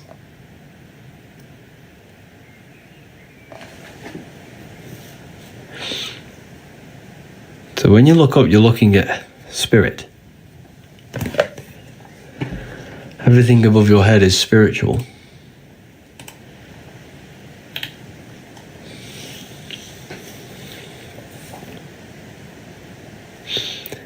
Guys, you are not God. When I say you are God, I don't mean your name, your job, your reputation, your job, these things you identify yourself with, but I mean the pure essence of consciousness within you is God. And you'll never understand that until you connect with it.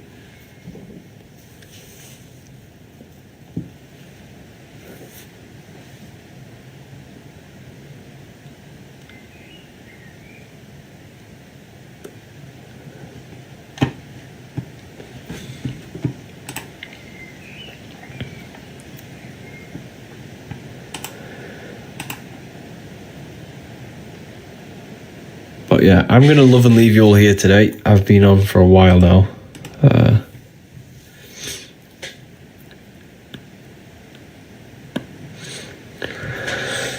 I appreciate you all. And thank you for coming on. I hope you all learned something today. And yeah, have an amazing day. All the links are in the bio for the book and the university. Thank you, everyone. Make sure to drop a follow.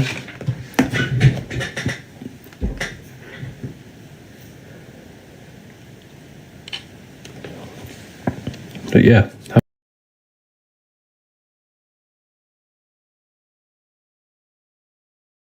This isn't just spiritual fluff. Your words are vibrational commands that teach your subconscious what to believe and what to create in your reality. Now, I'm not going to sit here and tell you how words are these vibrational things that create reality. In fact, they are. However, the power of words does not hold in the vibration of the word. Yes, it has a little effect on plants. Yes, every word is a vibration that speaks to every cell in your body. However, this is not the main power of words. The main power of words is restructuring your consciousness and invoking energy inside of your own consciousness. I'm going to go over these two in detail for you. Your life is an externalization of your consciousness. Your belief system, your internal world, are building blocks to create your external world. What you believe in is how you see reality. It is the filter that you see to see reality. If you want to change reality, you have to change your consciousness first. There's no point trying to create a change, a manipulation in the external world, because it won't last very long. You have to restructure your inner temple, your inside world of thought and emotion. For example, your external reality is an externalization of every thought you thought in the past. Your life circumstances are just a result of every thought you thought in the past. You become what you think about. So if we can control what we think about, we will control who we become. Words are a powerful way to restructure your subconscious mind, which will then restructure what you think about. For example, if I said the word chicken all day long, I'm going to be thinking about chicken all day long. The words we repeat enter our subconscious mind, and our subconscious mind molds our conscious mind of what we are consciously giving attention to and thinking about. And that becomes our emotion. Our emotion becomes the energy, the charge behind our action. And all of this creates who you are and your reality. If you want to create a change in your external world, you need to repeat the end result as in an affirmation. I am abundant. I am disciplined. For example, if you're trying to stop a certain addiction, don't say, I am going to stop smoking. Say, I am disciplined. By saying discipline, the subconscious mind accepts the word discipline and not the word smoking. If you repeat smoking, I am not smoking, your subconscious mind will just pick up smoking and then do more smoking. So if you are trying to create discipline in your life and trying to stop something, say, I am disciplined. The reason for this is powerful because you're conditioning your consciousness. You're conditioning your subconscious mind and filling it with the word discipline. And I'm not going to say do this a certain amount of times a day or do this in the mornings. I want you to do this as much as possible. I did this as much as possible. Whenever I had free time, whenever I had a free minute, I would say these words either physically or mentally, just to condition your consciousness. Words are the most powerful way to restructure your belief system and restructure your inner world, which will then mirror in your outer world. Words are also a powerful way to invoke energy. This is why when you see these magic occult rituals, you see people chanting and doing these things. It's because if you slowly chant a word, you can actually invoke the emotion. There are three aspects of creation: thought, emotion, action. Emotion is energy in motion. By repeating a word over and over again, you can actually begin to invoke that energy, that emotion inside your heart. And you can start to feel the reality as if you are already living it. And this is just another powerful way to condition your consciousness to become a certain thing before you have it. This is what magic is. Magic is all to do with reprogramming the subconscious mind, aligning the subconscious with a certain belief or reality, which will then produce an effect in our thoughts, our emotions, and our actions, which will then create that reality. So if you want to create something in your life, literally just repeat, I am something. I am is referring to your consciousness. I am is the highest aspect of you. It is the true self. Whatever you condition your consciousness will be mirrored in your external reality. I am abundant will condition your consciousness to feel and believe you are abundant, which will then seep into your thinking. And then you will start to act more on this because you are thinking about it, which will then change your external reality. Words are vibration, and vibration is powerful. However, if you truly want to change your reality, you have to change your inner world of consciousness. And words are the best way to invoke feelings to become the reality you want. And words are the best way to condition your consciousness to a certain belief or a thought. And by doing this, you're actually creating a root cause. The cause is your consciousness, your mind, and you have to restructure the mind to create that reality. Words are a great way to restructure your consciousness and create reality.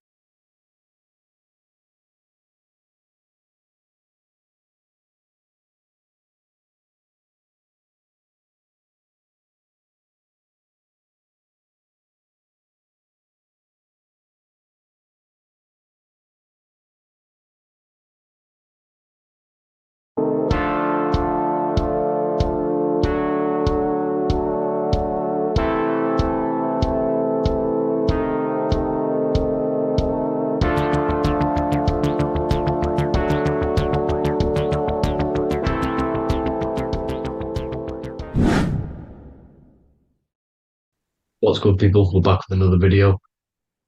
This is going to just be a quick video. Manifestation, magic, bending reality. So let's jump straight into this. So you have a conscious and a subconscious part of your mind. The conscious is what you're conscious of, what you're actually doing, where you can choose or not. However, the subconscious is the part of your brain which is automatic. So all of the systems in your body, like the digestive system, your heartbeat, these are automatically being ran, and you do not have to tell these systems to do anything. You do not have to consciously tell your heart to beat. It's automatically doing it, and this is what the subconscious mind is controlling. It's like the dark aspect of your brain or your mind. It is the way bigger aspect of your mind. Okay, it controls all the systems in your body. Okay, and this is where all of your programs are. So when you're in it from your childhood, what you've learned in school, all of these things are being kept in your subconscious, maybe traumas and stuff like that. So the subconscious is the female aspect, and the conscious is the male aspect, because the male is all about action and doing, and the female is more about creation, creativity, intuition. So you have a right and a left hemisphere of your brain, and these are obviously male and female. The right side of your brain is your female. It's to do with creativity, imagination, intuition, insight. Okay. And this is one of the most important sides of the brain. This side of the brain is the most attacked by the elites, whatever you want to call them. This side is the most one of the most important because obviously your intuition is a massive part of reality. And if you don't have intuition, then you lose track of the things around you. You can't consciously feel if things are wrong or right. They don't want you to have intuition or creativity or imagination. They want you in the right, they want you in the left side of your brain, which is just reasoning, logic, and basic things. So they just want you to tell you what you want, tell you what to learn, and then that's it. They don't want you thinking for yourself, which is the right side of the brain. So whatever the conscious side of your mind impresses the subconscious side of your mind.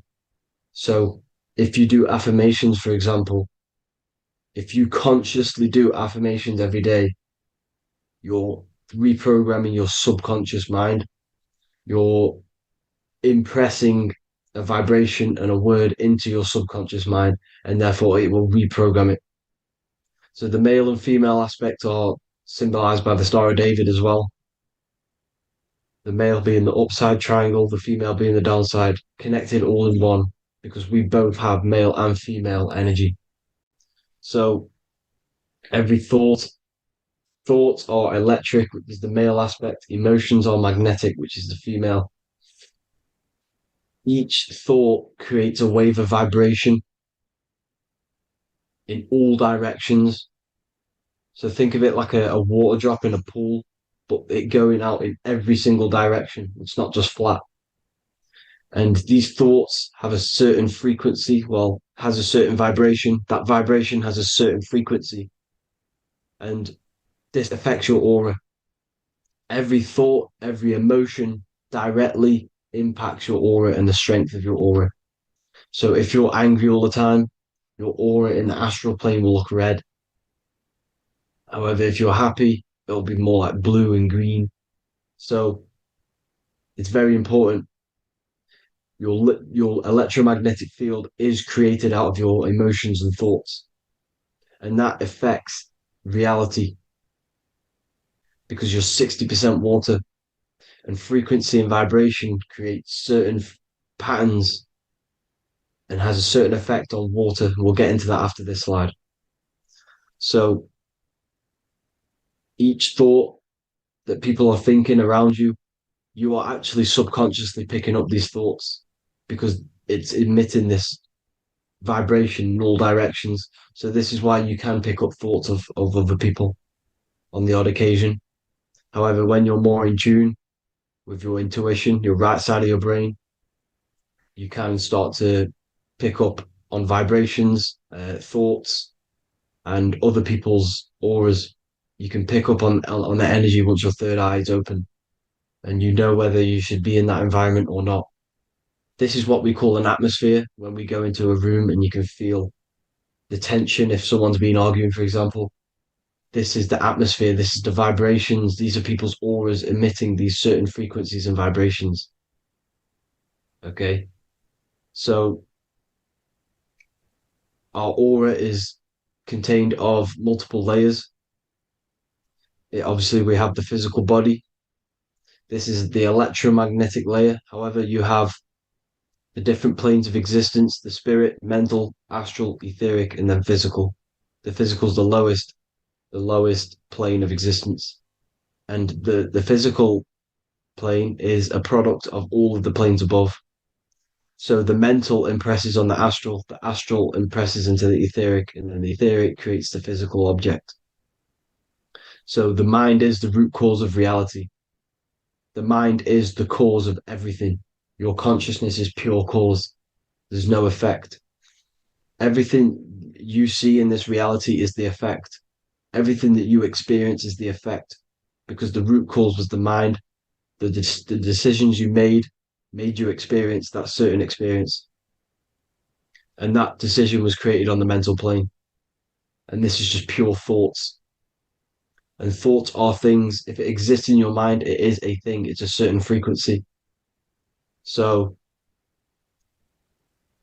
if you have a certain level of thoughts, if you're thinking positive, for example, you're going to have a strong aura, you're going to have a higher vibration. And that attracts like. Like attracts like when it comes to thoughts and vibrations and electromagnetism.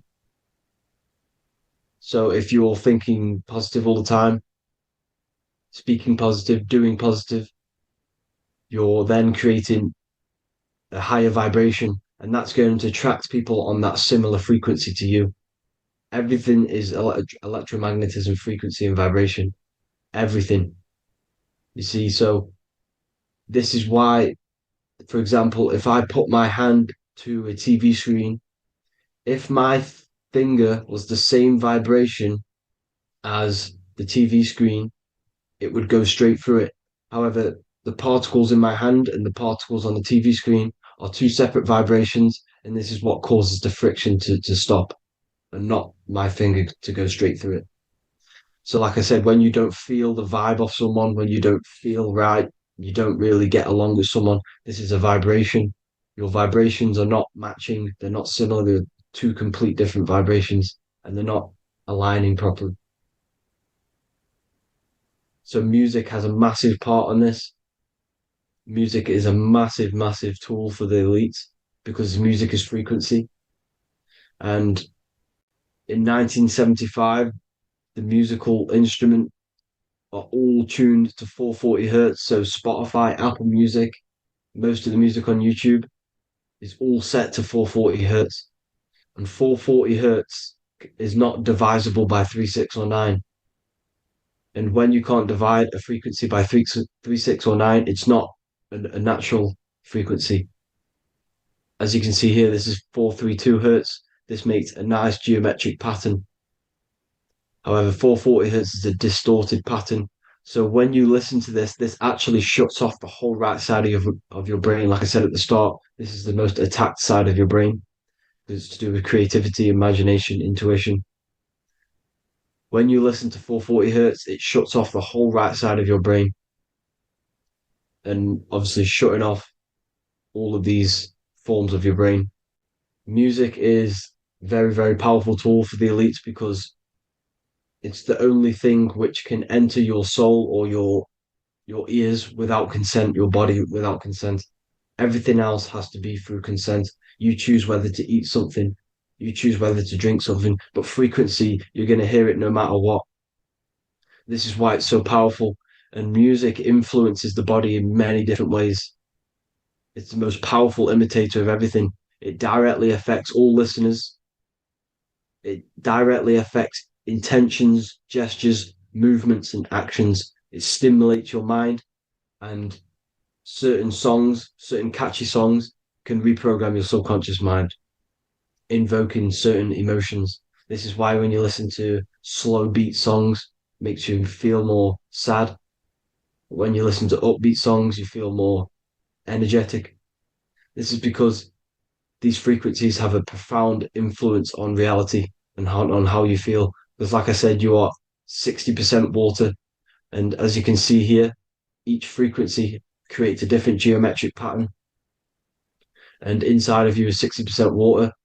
So, like I said, 440 hertz is going to make a distorted pattern in your water, and this is going to have a profound effect on your emotions and your reality. So, like I said, health is not just the body. It's you are made of body, mind, and spirit. You need to look after what you put in your body. You need to look after your spirit and look after your mind. It's very important to keep all these in balance because once one of these are unbalanced, it affects the other two.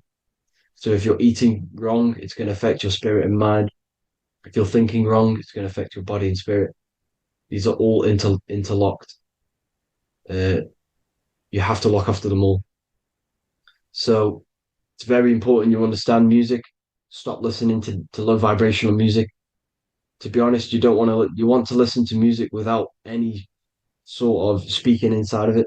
You just want pure uh, frequencies, which are the solfeggio scale, like one of these, for example, 432, 528 hertz. These are all good frequencies. It's called the solfeggio scale. And these frequencies make you more in tune with nature. 528 hertz is what the earth vibrates at. So it's very important. And the Rockefellers are the one who changed this to 440 hertz. The Rockefellers, one of the elite families. So if you want to manipulate reality, it's very important to have your chakras aligned and having a high vibration because the higher your vibration, the more powerful your words and your intentions are on reality.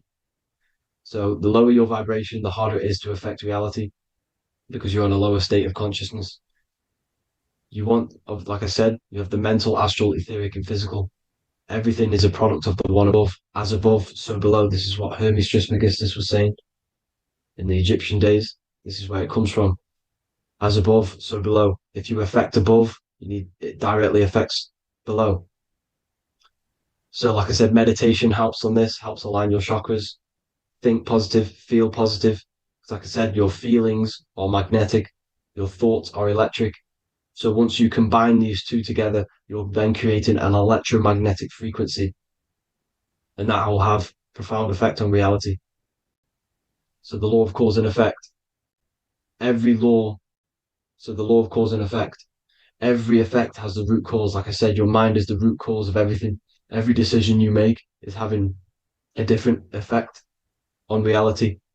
Everything happens for a reason due to the root cause, which is your mind. You choose everything that happens in your life. Okay.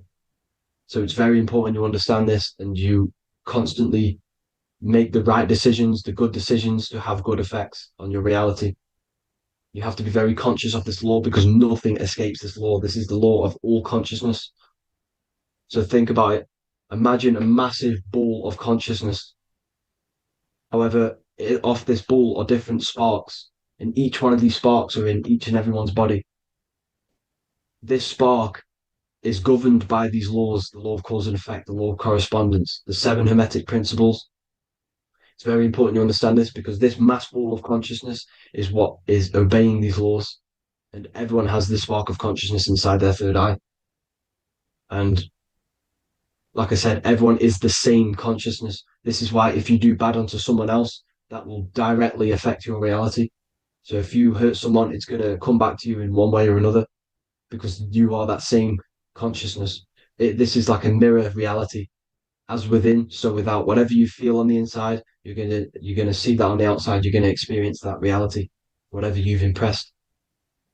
So there's different ways to bend reality to your will.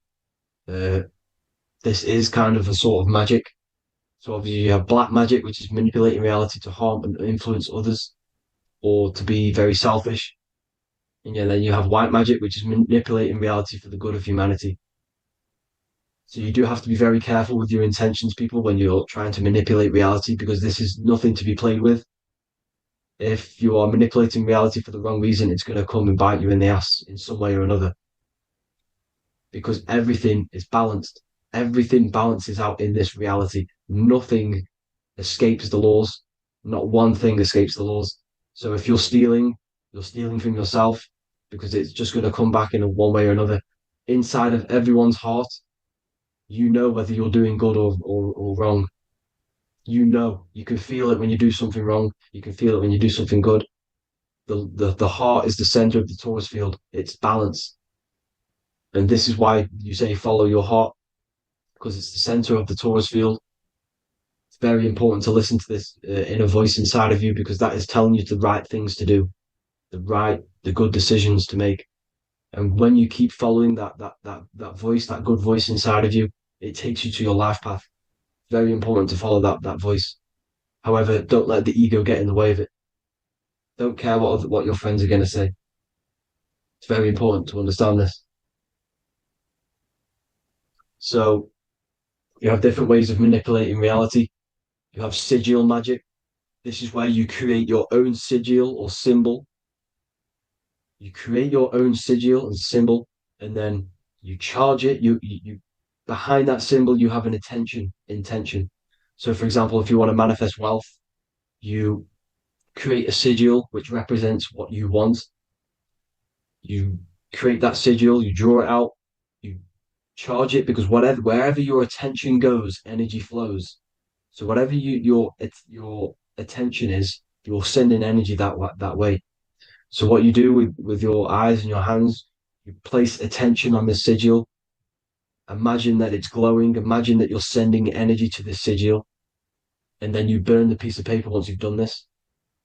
And then after this, you meditate on that symbol. You constantly think about that symbol, because that symbol is the frequency, is the thing that you want to manifest. So that's one way. Or you can just meditate on your reality. So imagine yourself having already what you have.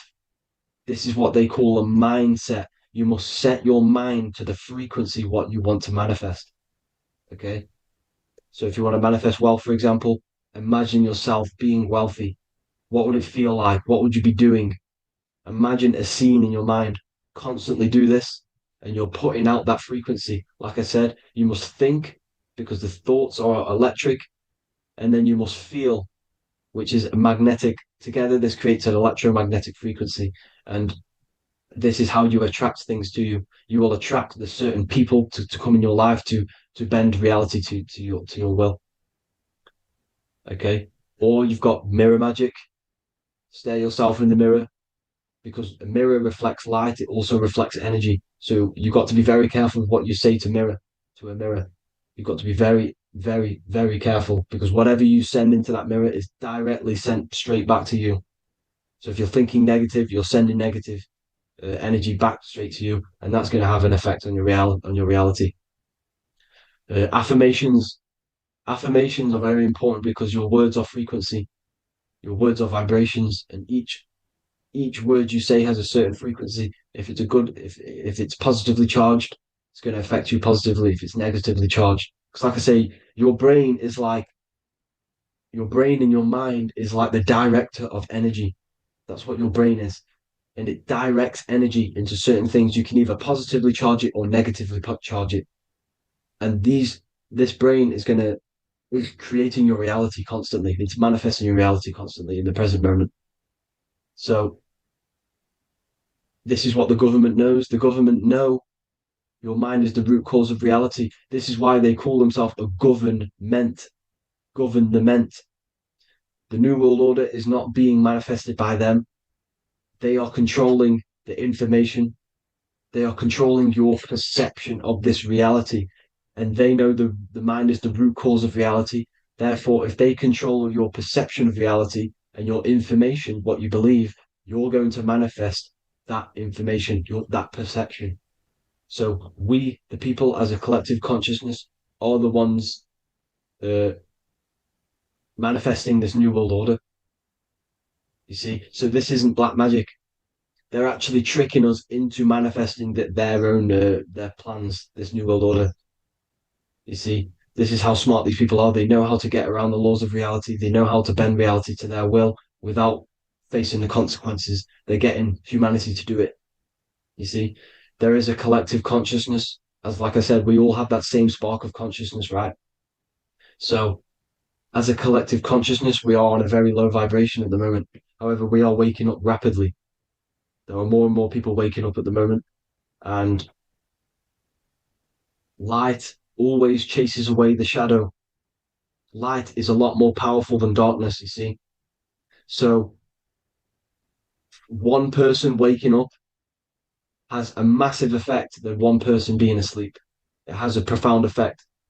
Because, like I say, the light always chases away the darkness. It's more powerful. The light is always more powerful. High vibrations are more powerful than lower. So that's it for this, people. I hope you all enjoyed. This is a short, quick video. God bless you all.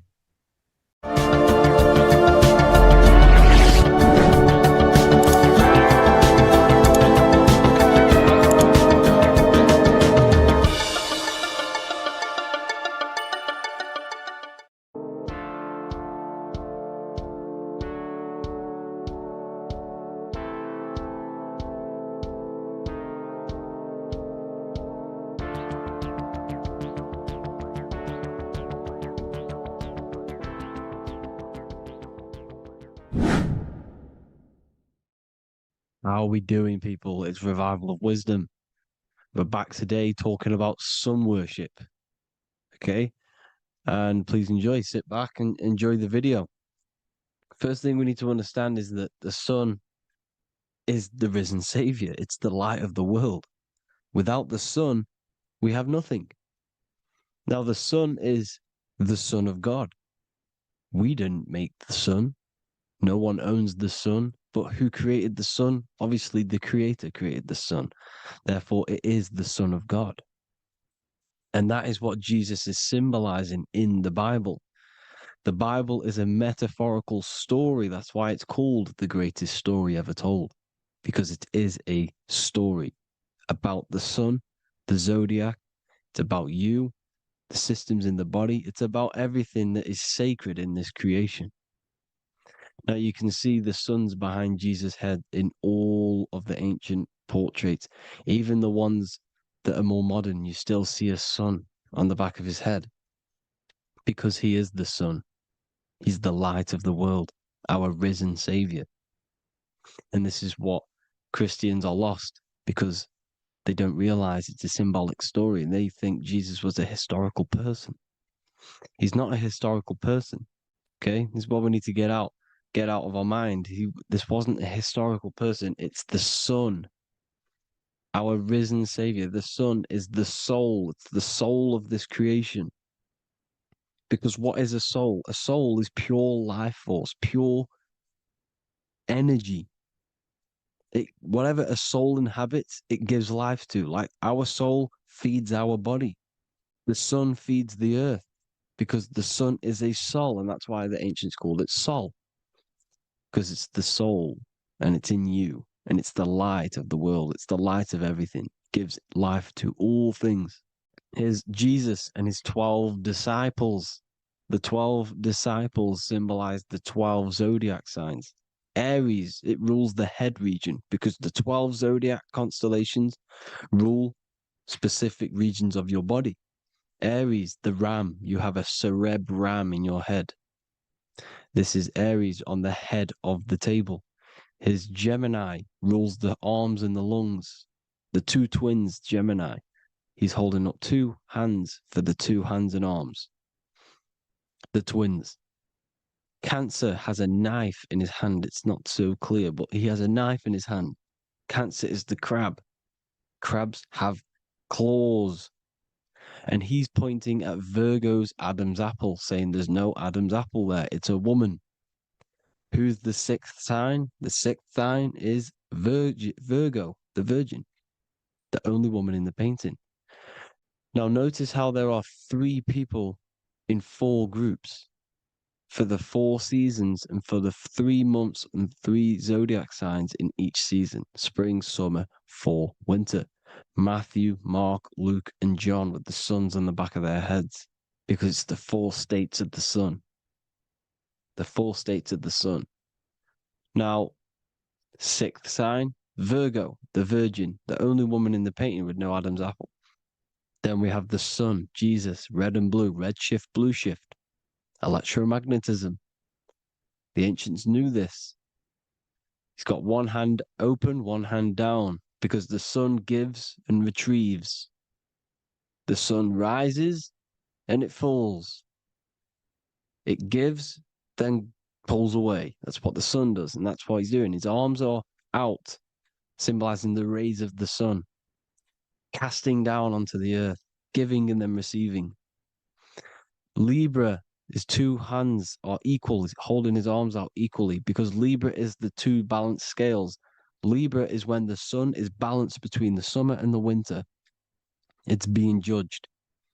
The sun isn't balanced. That's what Libra is, the two scales. Capricorn is the goat. Goats have two horns, and you can see the two horns on his head here. See? So this is astrology. This what Leonardo da Vinci is depicting here. It's astrology. He knew the story of the Bible is all astrology. It's all based on astrology. The Son of God, the real Son. Now here are some Bible verses. I am the light of the world. Obviously, that's the sun. What other light is there that lights up the world? The moon can't do it. It's the sun, the one and only Son, our risen Savior. Because if the sun didn't rise, we'd all be dead. So it's our risen Savior. And it dies for our sins every night and then gets reborn every day. Now, Jesus calms the storm. Mark 4:35-41. The disciples are all on a boat and there's a heavy storm. But Jesus is asleep. The disciple says, Jesus is asleep. We need to awake him. They wake up Jesus, and Jesus got up and rebuked the wind and said to the waves, quiet, be still. Then the wind died down and it was completely calm. Well, when Jesus was asleep, this is the sun not being risen. It's not risen yet. Because in the night times, that's when the storms happen on the sea and the ocean. And when they awake Jesus, Jesus rises because he's the sun. He rises and everything calms. Because when the sun comes, the storms go. You see? So it's the sun. It's all about the sun. Here's another, Luke 22:10. A disciple asked Jesus, when will we know it's the end times? And Jesus says, as you enter the city, a man carrying a jar of water will meet you. Follow him to the house that he enters. Well, this is clearly talking about astrology, the topic that Christians think is satanic, when they don't realize the whole thing's based on astrology. Because the end times is the end of Pisces, which is the two fish, which is the age we've just gone out of. And you can see all these ancient churches here with two fishes, because they knew it was the age of Pisces. There's an ancient photo, ancient artwork with the two fish, Pisces. And the end times, as it talks about in the Bible, and Christians think the world's going to end or something. But no, it's just the end of Pisces.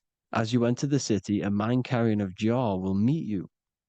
Follow him to the house. The house is the zodiac sign that he enters. And the zodiac sign is Aquarius, because that's what it is, a man carrying the water. We know this is astrology because a woman, that is a woman's job in the ancient times. In the ancient times, the woman used to get the water. You would never see a man collecting water back then. That was the woman's job, whilst the man builds the houses, for example.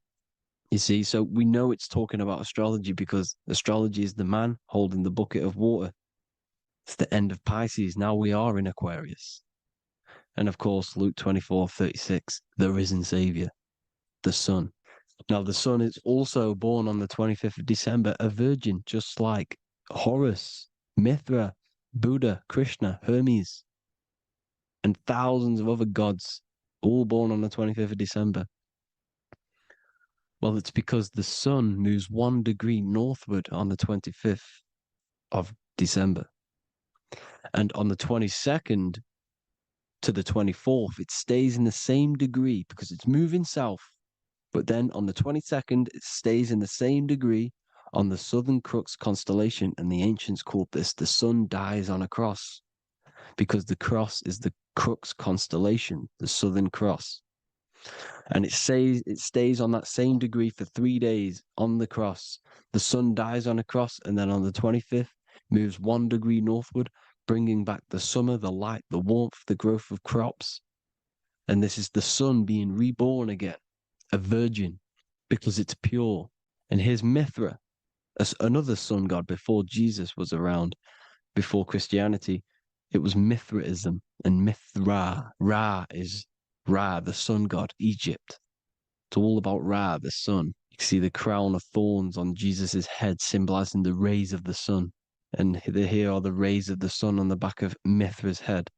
Krishna, the sun. Buddha, the sun.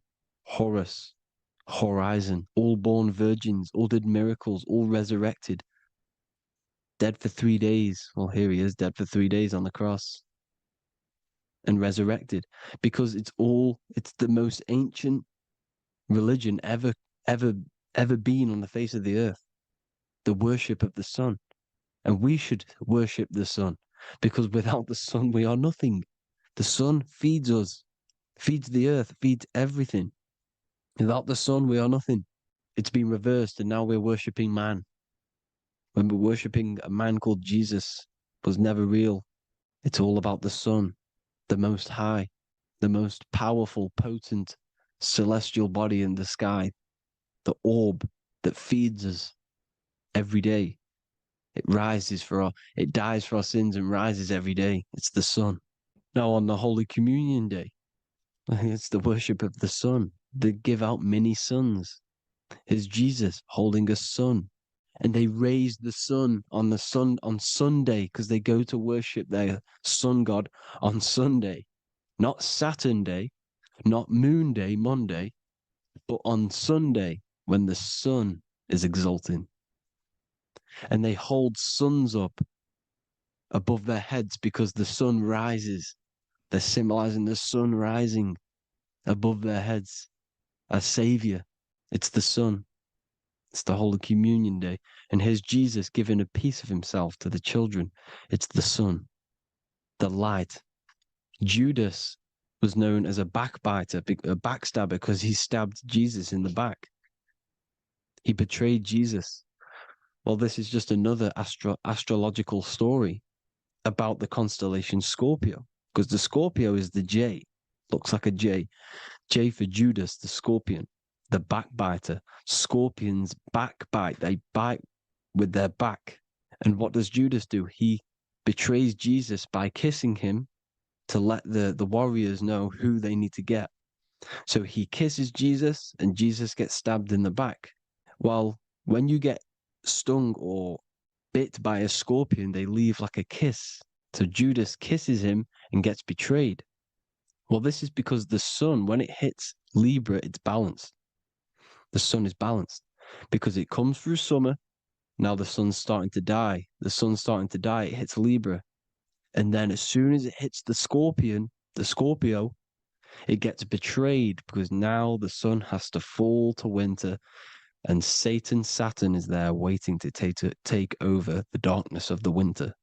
So he gets stabbed in the back by Scorpio, Judas, the scorpion, the backstabber.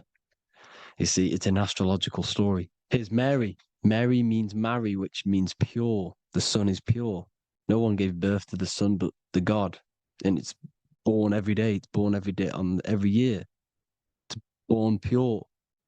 There was no controversy. There was no, activity for the sun to be born. It's pure. Now, the 7 metals come from the 7 planets. The sun gives you gold, and this is why the sun is golden. It looks gold. And this is why the banks are backed by gold, because gold is the most valuable metal, because it's the sun, the most valuable celestial orb in the sky, in the heavens. Well, here's Jesus, another ancient symbol of him being crucified on the cross with the big sun, the Southern Crux constellation. The sun dies on the cross constellation. And if you go to the old etymology dictionaries, you will see sun and son is the same word. They come from the same etymology roots. You can use them for no matter what, but they've been confused today. But if you go back to the old dictionaries of etymology, they are interchangeable. You can use them. Son, sun, sol, it's all the same thing. The 12 disciples, 12 brothers of Joseph, 12 tribes of Israel, 12 breastplates on the stones, because it's all the 12 astrological signs. They could have used any other number, but there's 12. Because 12 is the mind, which is God. 7 is the number of matter, which is man. 7 energy centers in the body. 12 cranial nerves in the brain, because it's the mind. 12 is the 12ness. The zodiac is literally the mind of God, the signs of God. Now, here we see here Job 38, 31 to 33. Can you lead forth a constellation in the season? He's asking you, can you read the sky? Can you read the heavens? Canst thou bring forth the Mazaroth in its season? Mazaroth means 12 signs, the zodiac. Why did they translated every single Hebrew word in the Bible into English, but they decided to leave out Mazaroth? Why? It's because if that said zodiac, Christians would have a different view on the Bible, but they leave that out. But Mazaroth actually means the 12 signs, the zodiac, and the stars means sign. The word stars means sign because the stars are signs, things to come, which is off in Hebrew, which means sign, things to come. You see a sign on the road, it's something coming. But God is saying, no, what does he say? To qualify as a director, a judge of man's life on earth, one must be able to govern the heavenly bodies that rule the earth. It's telling you to read the heavens. We need to read the heavens. Astrology, the 12 zodiac signs, the mind of God. It's telling you, read the Mazaroth, read the zodiac, because they are things to come in your life. They are signs. It's not satanic, it's made by God. God said, let there be lights in the firmament of the heavens to divide the day from the night, and let them be for signs. Signs are things to come. The 12 zodiac signs. It's all about astrology. Here's Mary holding the sun. His son, her son. It's the sun in the sky, the one and only, the most high, the soul, the solo because it's on its own, the most powerful, Ra, radiance. Here's the Pope holding the sun. All three popes holding the sun because they're sun worshippers and they know the true meaning and origins behind Christianity. Sun worship. Here's the Vatican is a sundial. Yes, this is literally a clock. Your watch is a sundial. It's got 12 sections on it for the 12 zodiac signs. 12 hours, 12 Horuses. Now here you see Jesus walking on water. Well, it's the sun, and here's the beard of the sun. Here's the pyramid of the sun, the illuminated one, the all-seeing eye, the sun. Here's the Ankh. The sun creates these symbols. The ancients knew this. Now, when you see these headdresses, these are actually the days of procession of the sun. Aries, Cancer, Libra. It's all about the sun. Here's some more sun worship going back to Egypt. Ra, Horus, Osiris, and Set. Jesus and Satan is Horus and Set. The sun and Saturn. Saturn rules the winter, Satan. Jesus, the sun, the light of the world, rules the summer, rules the day. Satan's the night, Saturn's the night, the sun is the day. The evil brother, Satan. Well, Horus this is where we get the word hours from. There are 12 Horuses. The sun moves in 12 Horuses, 12 hours. Where's Horus? What hour is it? Where's Horus? His Ra, 12 noon, Ra, radiates, powerful, the most high sun. That's why he has a sun on the top of his head. These are the four states of the sun. Set, sunset. This is why we say sunset, because the sun is setting. His sunset, his Horus, horizon, the Horus is rising, Ra radiating, and the sunset. Then midnight is Osiris. Here's another ancient symbol for the sun, the scarab. Ra, the sun, scarab. It's got the word Ra in it because it's the sun. And here's the sun on top of the scarab with the wings. Because scarabs roll dung up hills and then they'll let it fall down the hill to gain more matter.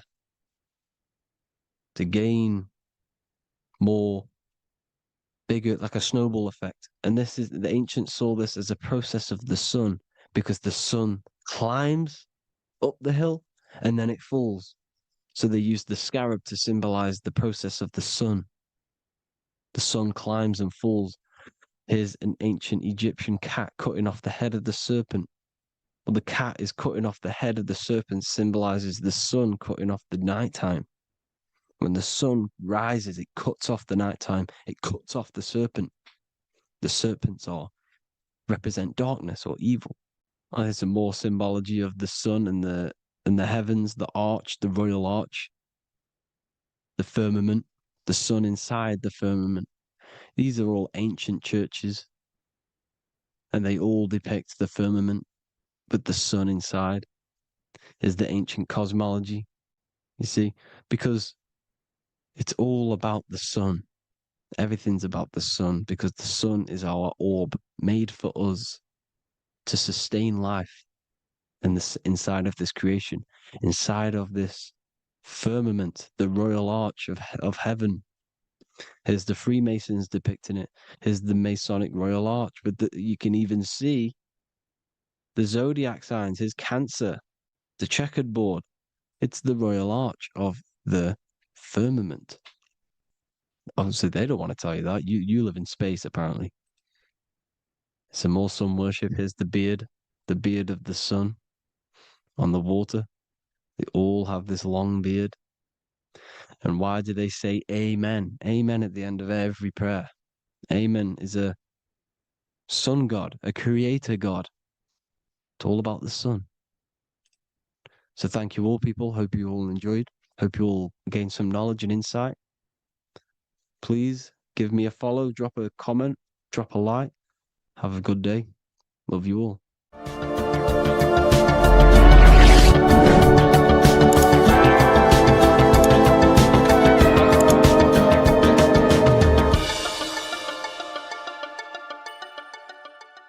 There is a secret meaning behind the number 666. 666 is 3 sixes. The number 3 in occult and esoteric numerology represents the 3 aspects of human consciousness.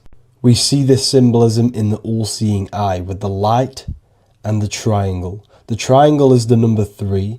The eye represents consciousness, observation, and the light represents the light of consciousness, because consciousness is pure light. The 3 aspects of our consciousness is thoughts, emotions, and actions. Every thought creates a feeling, and the feeling creates the action. All physical manifestation is driven from these 3 aspects of our consciousness. All physical manifestation comes from thought. Every object you see around you, this screen, the phone you're on, the laptop you're using, or the iPad, was a thought in the invisible realms of consciousness.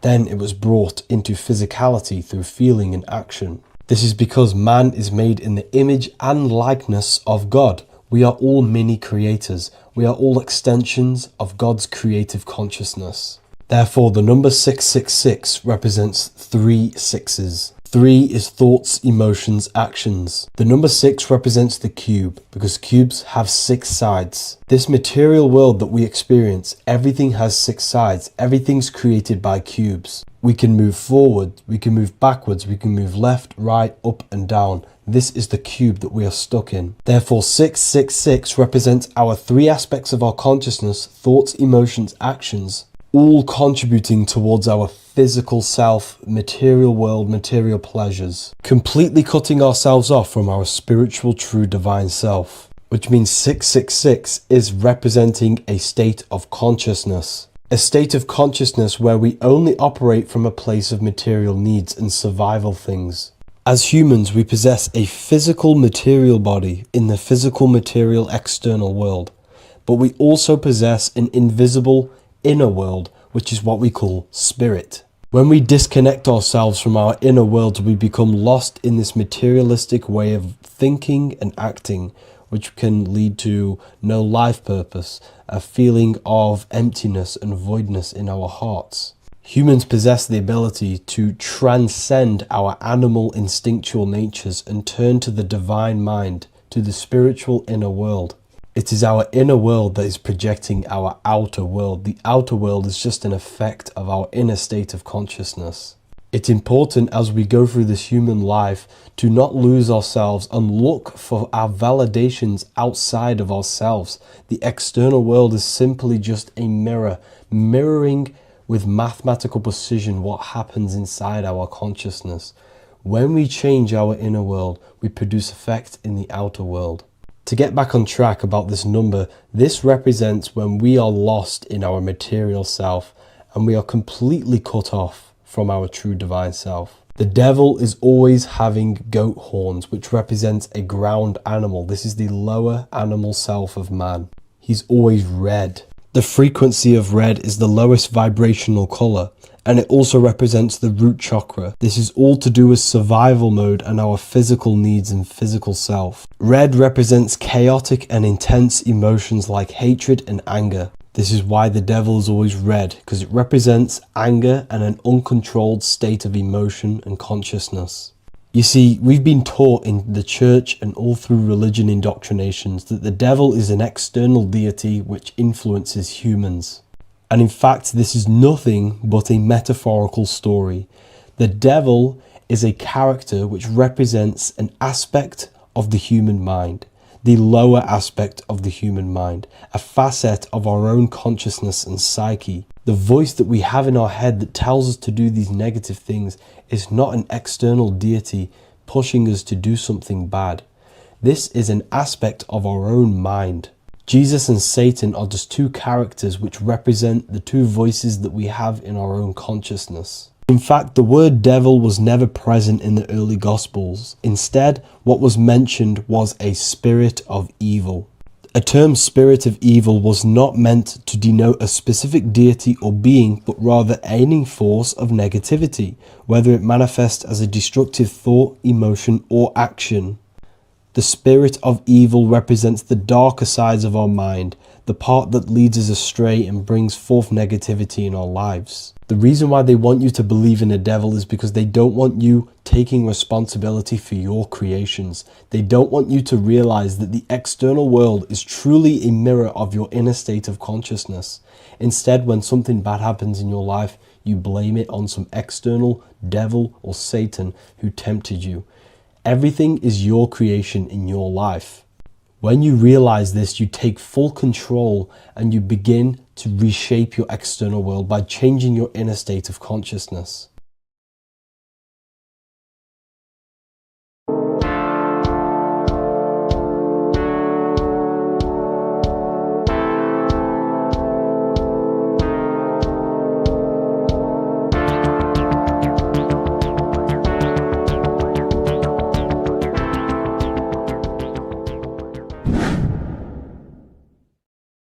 Welcome back, people. We're back with another video.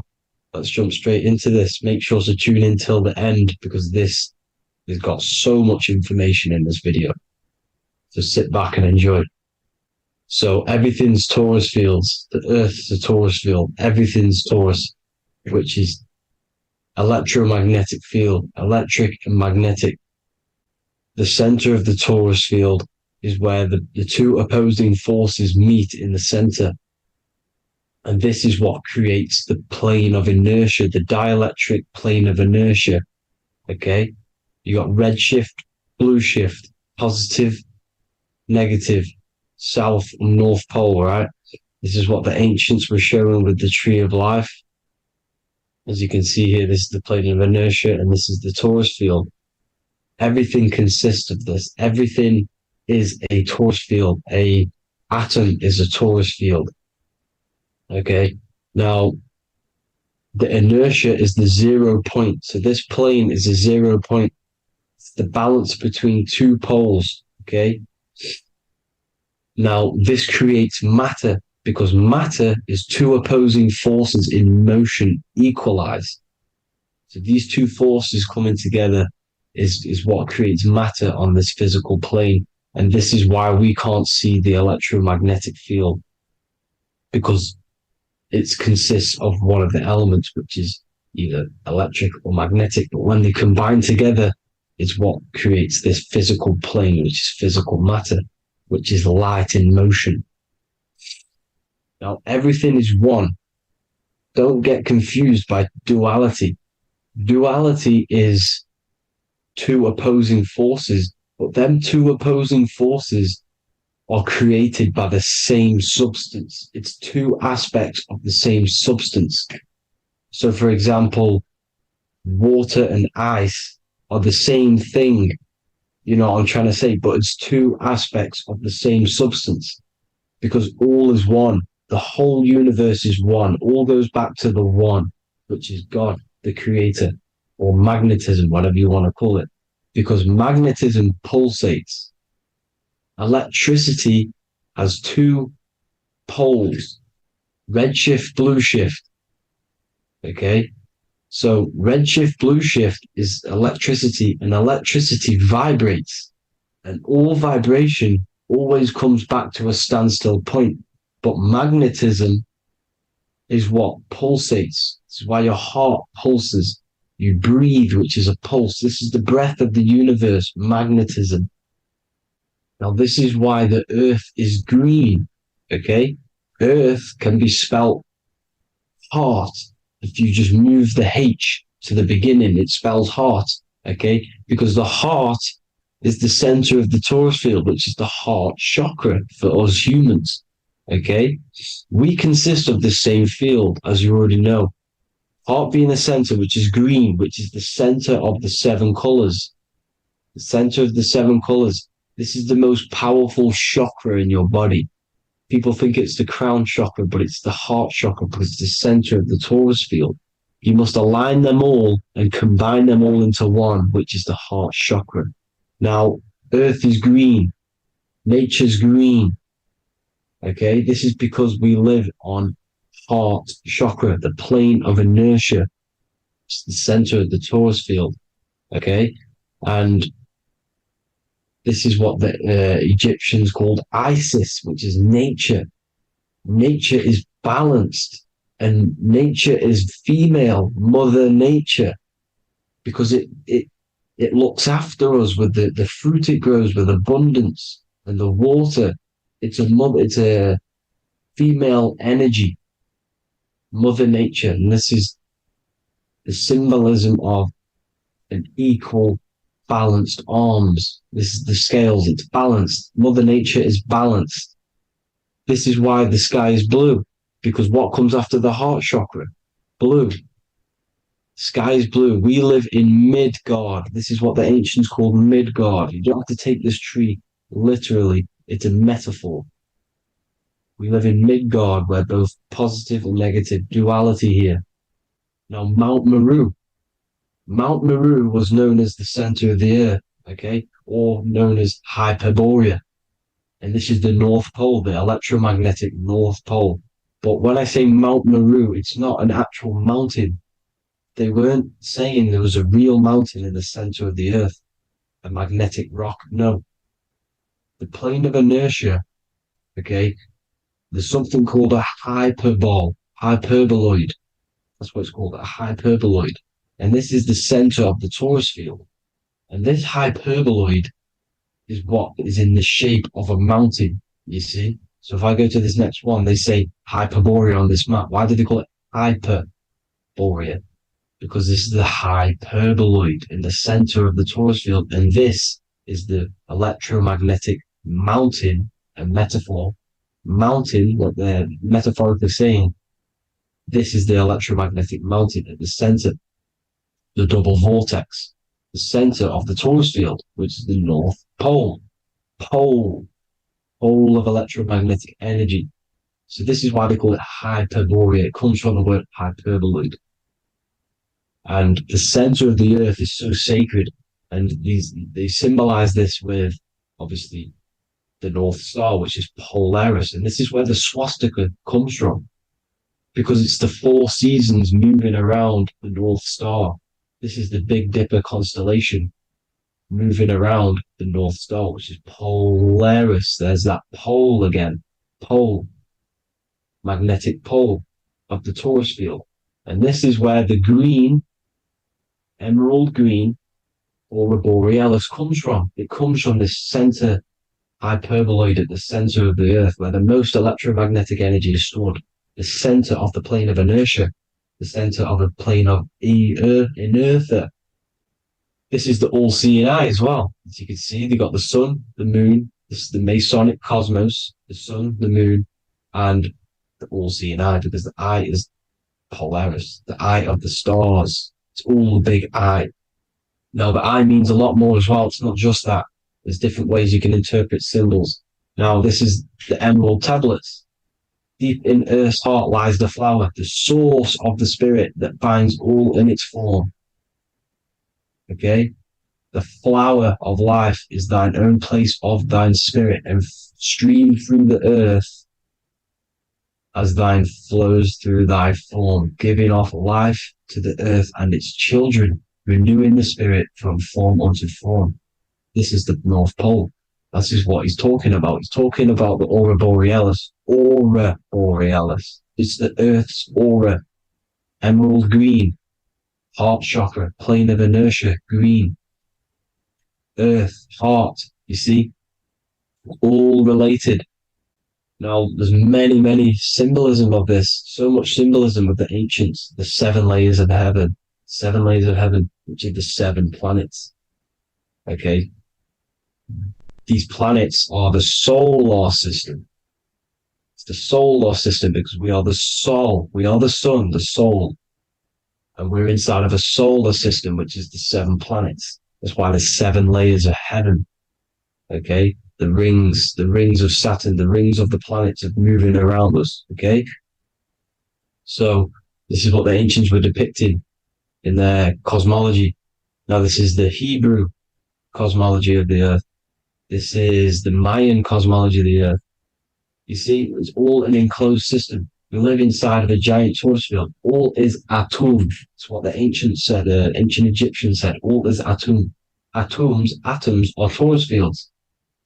Don't be tricked by the modern science today with the current model of an atom. It's completely wrong.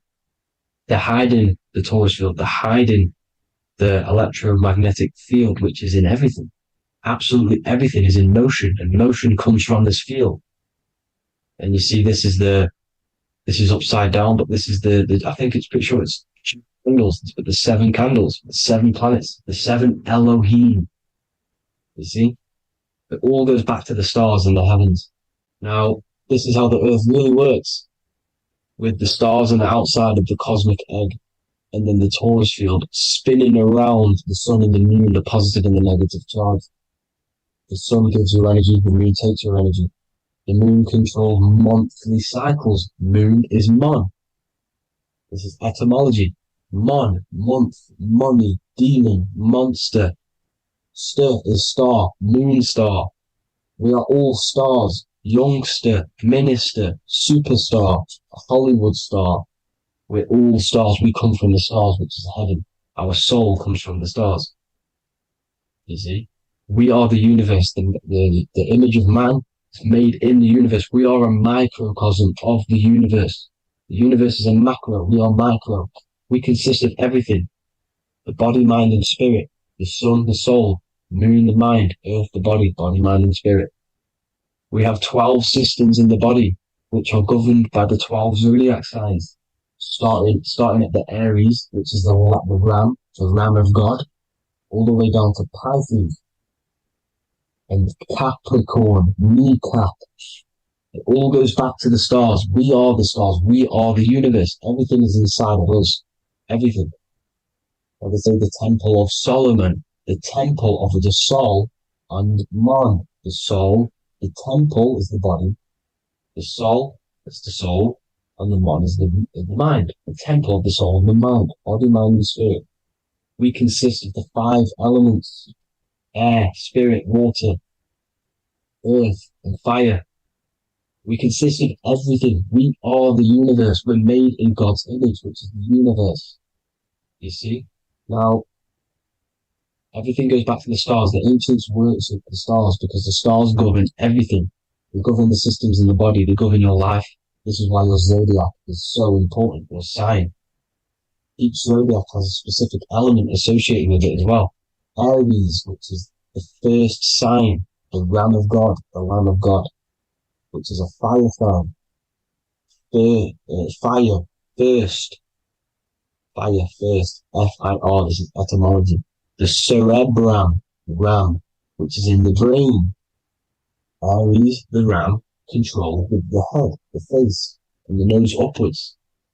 So it controls the cerebrum, the Torah, which is, I'm pretty sure it's the Hebrew Bible, which is the Taurus. Tornado comes from the Taurus field. You see? Everything's inside of you. It all goes back to the Taurus field, and the Taurus field is everything. Now, like I said, 12 zodiac signs, 12 systems, 12 cranial nerves in the brain, the 12 disciples of the Bible. All symbolic. Have to read the Bible properly. Now, this center at the center of the earth, right? This is what's stirring the ether. And the ether consists of the four elements. Because there's 5 elements. Spirit can be called ether. People call it spirit or ether. Ether is pure potential, pure energy. It's what connects the astral to the physical. It's the dimension between the physical realm, which we're on, and the astral. So it has pure potential. It's pure energy. This is why we say either. I either want to go there or there. It's connecting 2 scenarios. That's what the ether is. It's connecting the 2 worlds, the astral and the physical. The center is like the cosmic womb. There's a black hole in the center. This is the center of the Taurus field. This is the womb of creation. This is the womb of creation. And inside of this black womb with the 5 elements, and everything's being stirred around. Everything's in motion. Light is motion. Everything's motion. Now, like I said earlier, light crystallizes into physical matter. They are the same substance. Spirit and matter are the same substance, but different variations, different aspects of the same substance. Low vibrational spirit turns into matter.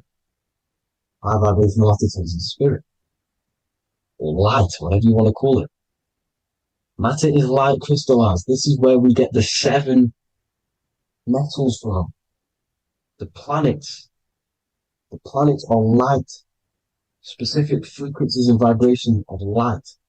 When these lights, or the planets, materialize, material metals materialize, they turn into the 7 metals. Saturn turns into lead. That's why lead is red. Saturn is red. The sun turns into gold. That's why the gold is yellow and the sun is yellow. You see, Saturn is the time god. What happens in autumn? The leaves turn red and they die. This is why Satan, time god, the reaper, everything is crystallized till it's death and then reborn again. You see, rust, when things rust, it turns to red because it's Saturn. Saturn crystallizes everything. He's the reaper who comes around in winter. You see, he's Satan. Jesus and Satan, the sun and Saturn. They say we live in a solar system. The solar system, I think I've already just broke this down. The 7 planets are the 7 chakras. Everyone already knows this. But I'm going through it anyway. But this is where we get the 7 planets from. And the 7 metals. You see, all the ancients knew it was an enclosed electromagnetic system. It's not a spinning ball in the middle of space, people. They want you to believe this so you get stuck in this material world. Because if you believe everything's material, you can never affect this plane effectively. You can never create your life effectively if you don't understand the planes of existence. Because the mental plane is a higher plane. And it breaks down and it controls the planes below it. The mental plane, hold on, I've got it here for you. The mental, the astral, etheric, and physical. Etheric connects the physical to the astral, but the mental is what's above them all. You see? Now, it's important to understand this. It's important. However, the ancients always talked about the enclosed system. Only NASA, which is introduced around the Roman times, not NASA, but the globe Earth was introduced around the Roman times. Okay? by these Masons. These Masons introduced this because they wanted to take over the minds of the masses and control them. These people worship the physical realm. They know how it works. They know the ins and outs of it. They know how to do the magic. They know how to do it all. They understand it all. That's why Masonry have to take the oath of not speaking. You're not allowed to speak about anything you learn about in Masonry because they're discovering the truth about your mind and how it creates reality and stuff like that. So this is the Masonic cosmology, the five-pointed star, the five elements, the checkerboard for duality, positive and negative, the two aspects of every substance. This is another ancient painting depicting the firmament, the stars inside the firmament, the sun. You see, the ancients worshipped the sun because it's so important for sustaining our life. It's the only reason we're alive is because of the sun. But then people think it gives you cancer today. They brainwash you to think the sun gives you cancer when it's the number one source of all life. They want you to believe it's a big, spinning, dangerous ball in space. It's not. It's here to give us life. It's God's son. That's why Jesus is known as God's son. It is the son of God. God created that to sustain us. You see?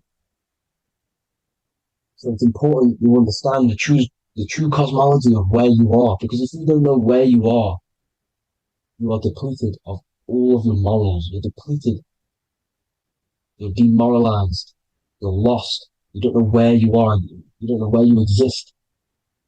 Okay? Once you accept the globe model, the heliocentric model, you will subconsciously think that you come from nothing. This is why they implemented the evolution theory just after the globe model was introduced by Charles Darwin. Charles Darwin came in after the globe model. He's a Mason. He was another Freemason, and implemented evolution where we came from monkeys because they want you thinking less of yourself so they can manipulate your mind. You see? They want to manipulate your mind, and they have done since you got here. Since you came through that portal, you were manipulated from that day to believe this, believe that. The true cosmology, the truth will set you free. You'll understand things better. You will feel better in yourself when you know the sun is here for you. You'll feel better in yourself that you know that you didn't come from a monkey. You were created as a human, a manifester, a creator. You're so intelligent. Your mind is amazing. You can manipulate matter, mind over matter. See? Thank you all people for tuning in. Tap in with yourself. Love yourself. Find the truth. Spread the truth. Nothing dies. Nothing in this creation dies. Everything's energy. Everything's light. Light can never die. You're a light being. That's why it says Hugh. Hugh man. Hugh is light in Hebrew or Latin. Either one of the two. You are light. You're a light being. You never die. Ever, ever, ever die. Ever. Stop thinking you're going to die. This body will die because it contains electricity. And electricity always goes back to a standstill point because of vibration. Electricity vibrates. You are pure light. You will never ever die. Thank you all people. God bless. Make sure to like, subscribe and share.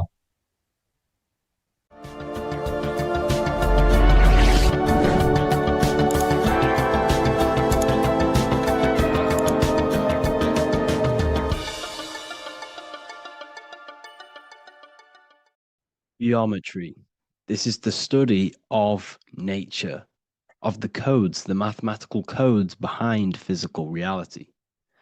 So today we're going to be going deep into geometry and the true esoteric internal geometry, the geometry that no one really talks about, and how geometry relates to human consciousness. So essentially, what we must understand when it comes to geometry, the basics of geometry is everything is vibration. And this vibration is vibrating on a certain frequency.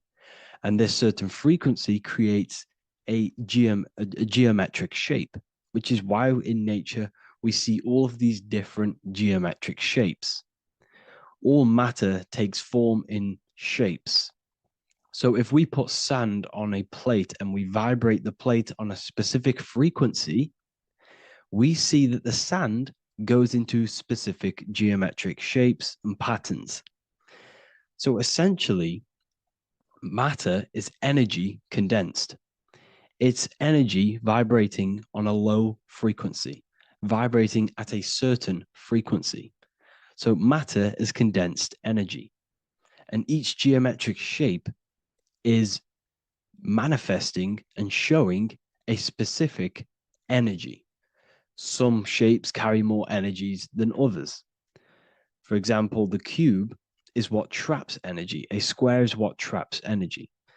So geometry and the flowers are basically how energy manifests itself into physical matter. We are in a world made out of energy or light. Light is energy. So everything is vibration, everything is frequency, and everything is energy. Even the words, each atom in our body, everything. So everything in nature has these mathematical energetic codes. So geometry is basically the study of nature and the shapes that are in nature and their energetic principles. Because, like I said, matter is energy. So this is what we call cymatics. When we place water in a petri dish and we shine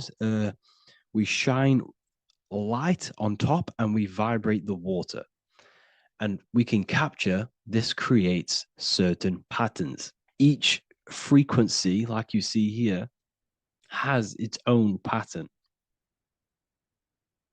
So what we are seeing here in the physical plane is essentially energy condensed into physical reality. We see it in the turtle. We see it in every single form in nature. Now, external geometry and normal geometry, we normally get taught that this is God's way of creating physical reality, which is essentially true. However, it's far more deeper than that. Far, far, far more deeper. Okay, so what geometry truly is, it's not God's codes to reality. What we must understand is what the brain truly is. And what we must understand is that we are not in the world. We are not in the universe.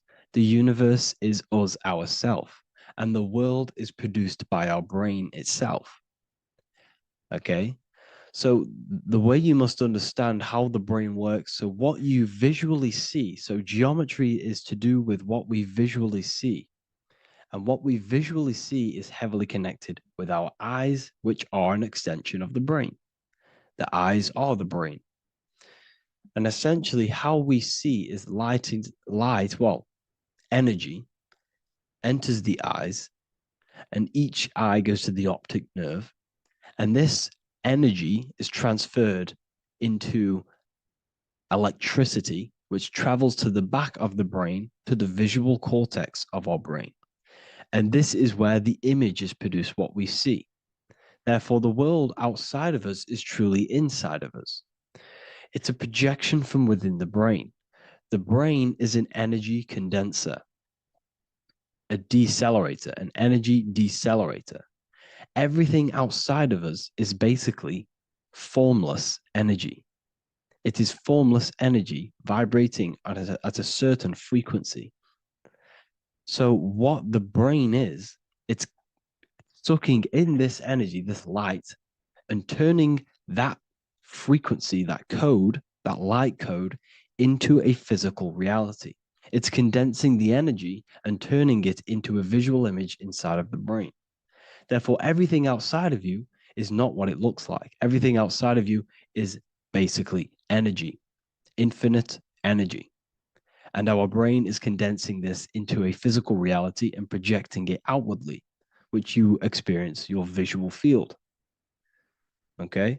And the ancients knew this. So this is basically called the sigil of Lucifer. Lucifer is known as the light bringer. Lucifer in Latin means to bring the light. This is the sigil of Lucifer, which shows the visual field and the brain. We also see this in the Google Play symbol. It's a powerful symbol showing you the visual field, which is basically a symbol that tells you that reality is inside of the brain. The brain is what produces reality, but consciousness is not produced in the brain. The brain is essentially a consciousness downloader. It's a computer and it's a reality simulator. The body is a simulation of physical reality. You are inside of the body experiencing the body simulation. The body produces this reality. It's a piece of technology. So Lucifer is to bring the light. Lucifer is the light being produced in our brains. Okay? So this is why they say Lucifer can tempt you. Lucifer can be the devil because it represents physicality. It represents the false light. Lucifer can trick you because it represents the physical world can trick who you truly are.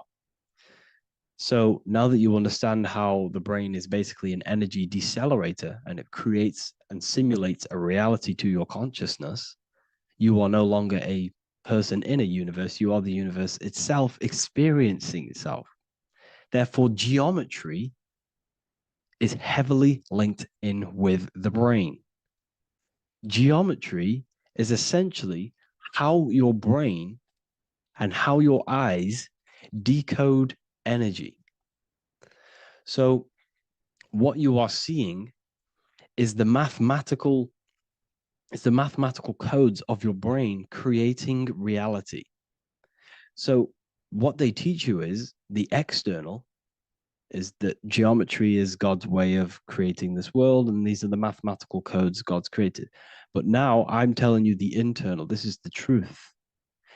Geometry is how your brain mathematically condenses energy and light into a physical reality. So therefore, your brain is a computer program. So now geometry is nothing outside of you. Geometry is not something created by something else. It's created by your brain. Your brain produces these patterns through mathematical codes by breaking down energy into physical reality. And this is why you see geometry in everything around you. This completely changes your view on geometry. It's in your ear, it's in your face, it's in everything. Geometry is everything. Okay? So now that you understand this, now, as we were talking about the visual field earlier, the ancients knew about this. The ancient Egyptians knew about this. We can see this symbolism inside of the casket, the Egyptian casket. See, this crossover represents the visual field. This represents the back of the brain. This is the left hemisphere, the right hemisphere. And now some of the most simplest teachings in geometry is that straight lines are masculine and curved lines are feminine. And we even see this in the human body. The feminine human body is curvy and the masculine human body is liney. And even with the genital reproductive area, we have a line and a curve, 0 and 1, the binary code of all creation, 0 and 1, because that's basically all that exists. Nothingness and one, nothingness and God, nothingness and consciousness. That's all that exists. Now that I've told you that, the basics of geometry and the line and the curve and the feminine and the masculine, what do we have here? You see this stick here? This is a curve. And what's the right hemisphere? The right hemisphere is the feminine, the feminine energy, the feminine aspect of our brain. Then we have a straight line. This is straight lines. Now this represents the left brain. So the Egyptians are showing you the left masculine brain and the right feminine brain because of the curve and the straight line. And this is the visual field, the crossover. So there's a crossover in the brain. The left eye is connected to the right brain. The right eye is connected to the left brain. Okay, so the left eye is connected to the right brain. The right eye is connected to the left brain. The solar and the lunar. So, like I said, everything outside of you is basically energy. Your body is basically a holographic avatar, condensed energy produced by your brain. There's nothing actually outside of you. Your five senses are electrical threads of light. And when you touch something, this is basically electrical signals in your nervous system, which are reporting back to the brain. Therefore, what you touch is actually, you're not touching. The feeling that you feel when you touch something is not the true feeling. That's your nervous system you're feeling. You're feeling your nervous system in the brain. It's electrical signals to your brain. So the five senses do not decode, well, what you're experiencing as the five senses is not outside of you. This is your brain interpreting electrical signals. You don't experience the world, you experience your nervous system and your brain. The nervous system is an extension of the brain. So this is the truth. This is not woo-woo spirituality. This is true consciousness science that I'm teaching you here. Okay? So nothing is truly outside of you. It is a universe. You yourself are the universe, the fabric of the universe itself. The only thing that exists outside of you is essentially energy. That is it. And your body and your brain condenses this energy into reality. So when we look into architecture, why is architecture, the ancient architecture, so important? Because what did I tell you at the beginning? Shapes and physical matter is condensed energy. Each shape holds specific energy. Some shapes hold more energy, emit more energy. Some shapes condense energy. Some shapes transfer energy. Each shape, each geometric shape has an energetic principle because matter is essentially energy. So when we look into cathedrals and the ancient buildings, they were filled with geometric patterns, geometric shapes, because they understood the energy principle. Architecture is basically solid energy. It's physical energy. If we create this pattern here is an energy code. And if you stand next to it, you're going to gain that energy. It's going to be imprinted on your body. So essentially, they filled their buildings with high energy geometric shapes, points, triangles, pyramids are very, very energetic. This is why you have crystal pyramids made, orgonite pyramids. They're always in pyramid shapes. That's why the Egyptians built in pyramids, because pyramids hold high energy. They emit high energy. So this is why you see all these different geometric patterns. Okay. So in the real reality, in the energetic plane, this building would basically look like this: lines and grids of energy. Okay. This is what it would look like in the energetic plane, a blueprint of the energy body. So as you see here, these are the different frequencies in a petri dish, of water in a petri dish.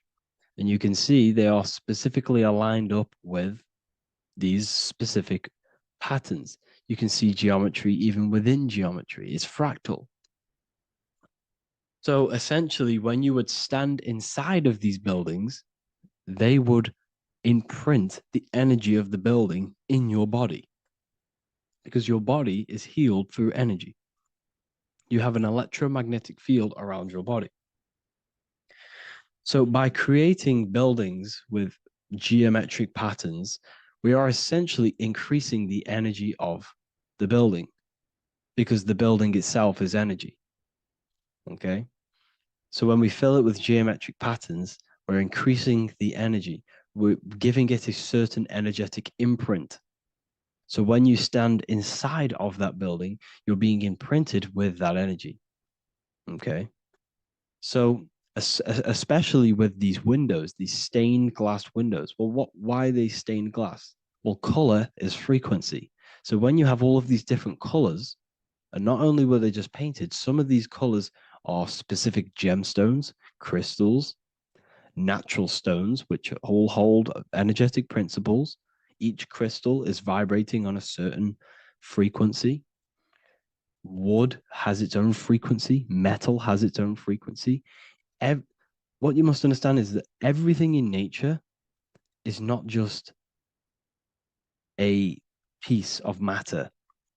It's vibrating. The atoms of wood are vibrating on a certain level, which give it a certain energetic principle. Each crystal is vibrating. The atoms of the crystal are vibrating on a certain frequency, which give it a certain energetic principle, quality. So each thing, this is why the ancients were obsessed with natural stones, natural things, crystals, natural metals, and they wore different metals, different things like copper on their bodies, because they understood the atoms of these natural things are vibrating, which give certain qualities to you if you wear them. So you're not wearing it, you're basically putting that frequency onto your body because they understood this is energy. If I put copper on my body, I'm not putting copper on the body. I'm putting the frequency and the energy of the atoms onto my skin. And that frequency of them atoms are going to vibrate my skin, that frequency, and heal my body. So this is why this is so important. So each building is an energetic code. Okay. So when you stand in these buildings, it can heal your body. This is why when people walk into these ancient churches, they feel like they've met God. They feel a certain way. They feel so amazing when they enter these churches. They feel holy, for example. It's not because God's there. It's not because these man in the sky dwells in these holy places. It's because the energy of these buildings affect our consciousness. They increase your energy. They raise your vibration. They heal your body. They heal your cells. They imprint the water in your body, especially with these stained glass windows. Like I went a bit on a tangent there, but these stained glass windows were encoded. Well, they use different gemstones, different lights, different colors. And when the sun would shine through this window, well, what's the sun? The sun is light. Light is energy. The sun's light would go through this filter of the window of the crystals and the different gemstones and the different colors, and the sun's light would be encoded, imprinted with these crystals, with these colors and these natural glasses, which have healing energetic principles. And when you are inside that building, the sun's encoded energy of the window would be imprinted into your body, into your energy field, and it will heal your energy field, and it would heal your body, your cells on a cellular level. Because your body is what? 60 to 70 to 80, some people say 80% water. And water is encoded with vibration. If you say certain things into water, it gives it a specific geometric pattern, like I broke down in the beginning. If you say love to a water and then freeze it, it will go to this. If you say hate, it will go to a distorted pattern. So when you are in these buildings, you're being imprinted by the energetic codes of these buildings, the energetic principles of the windows, of the structure itself. The ancients never used to build in squares. Their buildings, their insides were never square rooms because they understood squares trap energy. They always had pointed roofs so energy can escape. So there's many little things that we need to look into geometry. For example, when you see magicians, when you look at ancient magic, why do they stand in circles with different geometric patterns? They use different geometric shapes. Why? Because shapes are energy. They hold specific energy. So when the magician stands in a circle with a pentacle, they're working with the energy of that pentacle. You can work with different energies based upon the different geometric shapes that you draw. And you can use this in your structure, in your architecture, in your work, and it can influence everything. So this is the true geometry. I hope you gained a deeper understanding on geometry and how it relates with you and your consciousness. Like I said earlier, your brain produces geometry. It's basically how your brain decodes energy. It's not God, how God creates this reality. And no, you're in this reality. You are the reality itself. Your body produces the reality. Therefore, geometry is one with you. So therefore, if I play with the geometry of the buildings, for example, like the government have, everything's in squares. If you look outside, everything's a square, everything's a rectangle. You go to a city, every window is a rectangle, every building is a rectangle. You live in a box room, everything is boxed and squared off in this reality, in this modern society. Why? Because they're trapping energy. The cube is the most simple geometric shape, which basically condenses energy and it traps energy. And if you subconsciously see squares all the time, your phone's a square, your TV screen, everything's a square, your keyboard, your desk. Go and look at the ancients. They never used to build in squares and cubes. And if you go into nature, you'll never see squares and cubes. Nature doesn't create squares and cubes. Everything in the modern society is squares and cubes to simple your consciousness down, to dumb your brain down. So the ancients built very, very complex structures. Why? Because they understood what we see affects our brains, because our brains decodes reality and creates reality. If you see a sophisticated building, this is going to give you a sophisticated mind and raise your IQ levels over time, subconsciously. I'm not saying if you look at this building, you're going to become smart. I'm saying if every single building in your environment, ment is mind, mental, every single building in your environment was this complex and complicated, it would increase your IQ on a subconscious level. It'd make you more complex, make you more intelligent. So they've dumbed everything down. They've dulled everything down. Look at everything. Everything is being dulled down. So anyways, I hope you all gained a better understanding on this. If you want to gain more occult knowledge and esoteric knowledge, make sure to read the Book of Wisdom, Volume 2. If you're inside the university, you can get this book for free. Go to the general chat area and follow the instructions, and you can order yours for free. Truly life-changing stuff. Because the issue is with the world is that no one really understands who they are, what they are, and why we are here. That is the issue for people's depression, for people's wrongdoings. They don't understand who they are, what their emotions are, what their mind is, what their body is, what reality is. This book gives you that. This book gives you the sense of understanding, the sense of well-being that will give you a better life because you understand life and what life is. And if you truly want to take your studies to the next level, we have the Ethereal University. This is the place for truth seekers where you can connect with like-minded people so you don't have to feel insane, because not many people think this way. I've been there. I've been there when you wake up and not many people around you are thinking the same way, and you start to feel a bit insane and you can't really talk to people about these things. That's why I created this, so you can connect with people and learn at the same time and become the best version of yourself by understanding truth and knowledge. If you join, you'll gain access to free live calls every single week, every single Saturday morning. We do live calls. You can ask me questions and all sorts. So make sure to leave a like and a comment. And thank you all for tapping in.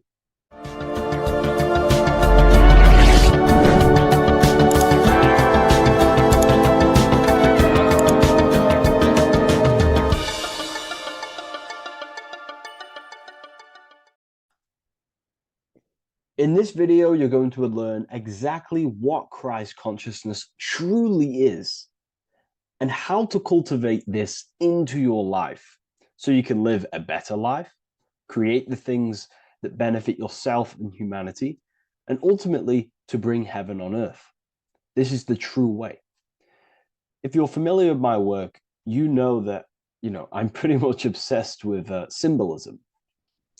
Symbolism is such a massive topic, and it unlocks profound ancient wisdom that is hidden behind these layers of symbolism of the ancient paintings, symbols, and texts.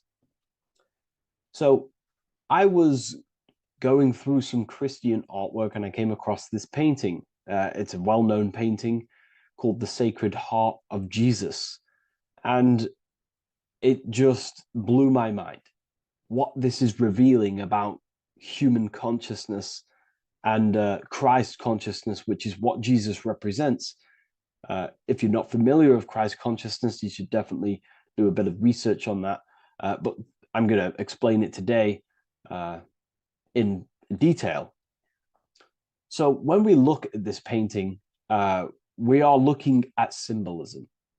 We're looking at consciousness, a state of being, a state of living, a way of thinking, a way of feeling, and a way of acting in the world. As I've said this many times, we're all creators. We all create and generate reality. And you don't just have your personal reality, you have a collective reality. Your reality is affected by the collective consciousness. Depending on the collective consciousness's understanding of reality will also affect your life. We have a collective life and a collective experience. So Jesus in this depiction here is in a way showing us instructions to reach Christ consciousness, whether you see it yet or not. But I'm going to decode this for you. And your mind might be blown after watching this. Okay, so so what is the meaning of Christ consciousness? What's the whole purpose of this? Very simple. Like I mentioned before, we have a collective experience on this world. And Christ consciousness is the natural consciousness that we all need to be functioning on to generate peace, love, and unity on the earth in this experience we call life. That's what Christ consciousness truly is. It's a state of being that we need to cultivate within our own self, within myself, others, and everyone in this life and experience, so that we can all live in peace and heaven on earth, what they like to call it, so that we can generate the best experience possible together on this thing we call earth, on this material world, this material dimension. The material dimension is simply just a physical dimension of thought. It's a physical outcome of thought, but that's a whole other lecture. So please leave a like, leave a comment if you have any topics to talk about that you wish for me to cover, and definitely leave a subscribe if you like my content and channel. So to go deeper into this, right, we've explained what Christ consciousness is and what it actually, will do to the earth and what it will do to reality in our collective experience. And it's also representing a profound understanding of self, a deep understanding of the true nature of self, the true source of self, what the self is, pure consciousness, pure God. We are all Jesus. Jesus is you, a physical manifestation of the divine made manifested physically. A physical manifestation of consciousness, okay, of spirit descended into matter. However, Jesus is a symbol that should not be worshipped, but something that we need to cultivate, maybe look up to, and cultivate within our own mind and hearts and actions. So he is someone that we should embody into our own very own being. We need to reach a level of intellect, the mind, a level of emotional understanding, and ultimately this creates Christ consciousness. Okay, and now I know that was very, very vague what I just said, but I'm going to explain it a bit more. I don't want to give it fully away yet because you need some more information, more keys. So let's observe the top end of this painting. Jesus with this circular light emanating around his head is symbolic of the mind, of the our thinking aspects of consciousness, the way we generate thoughts, ideas. The mind is also good at also ruling communication. It also rules what we give attention to. Okay, so this is symbolizing the mind of every human being. The mind is a very powerful center of consciousness located in the head, of course. This is why Jesus is the head at the top with the circle around it, representing the mind.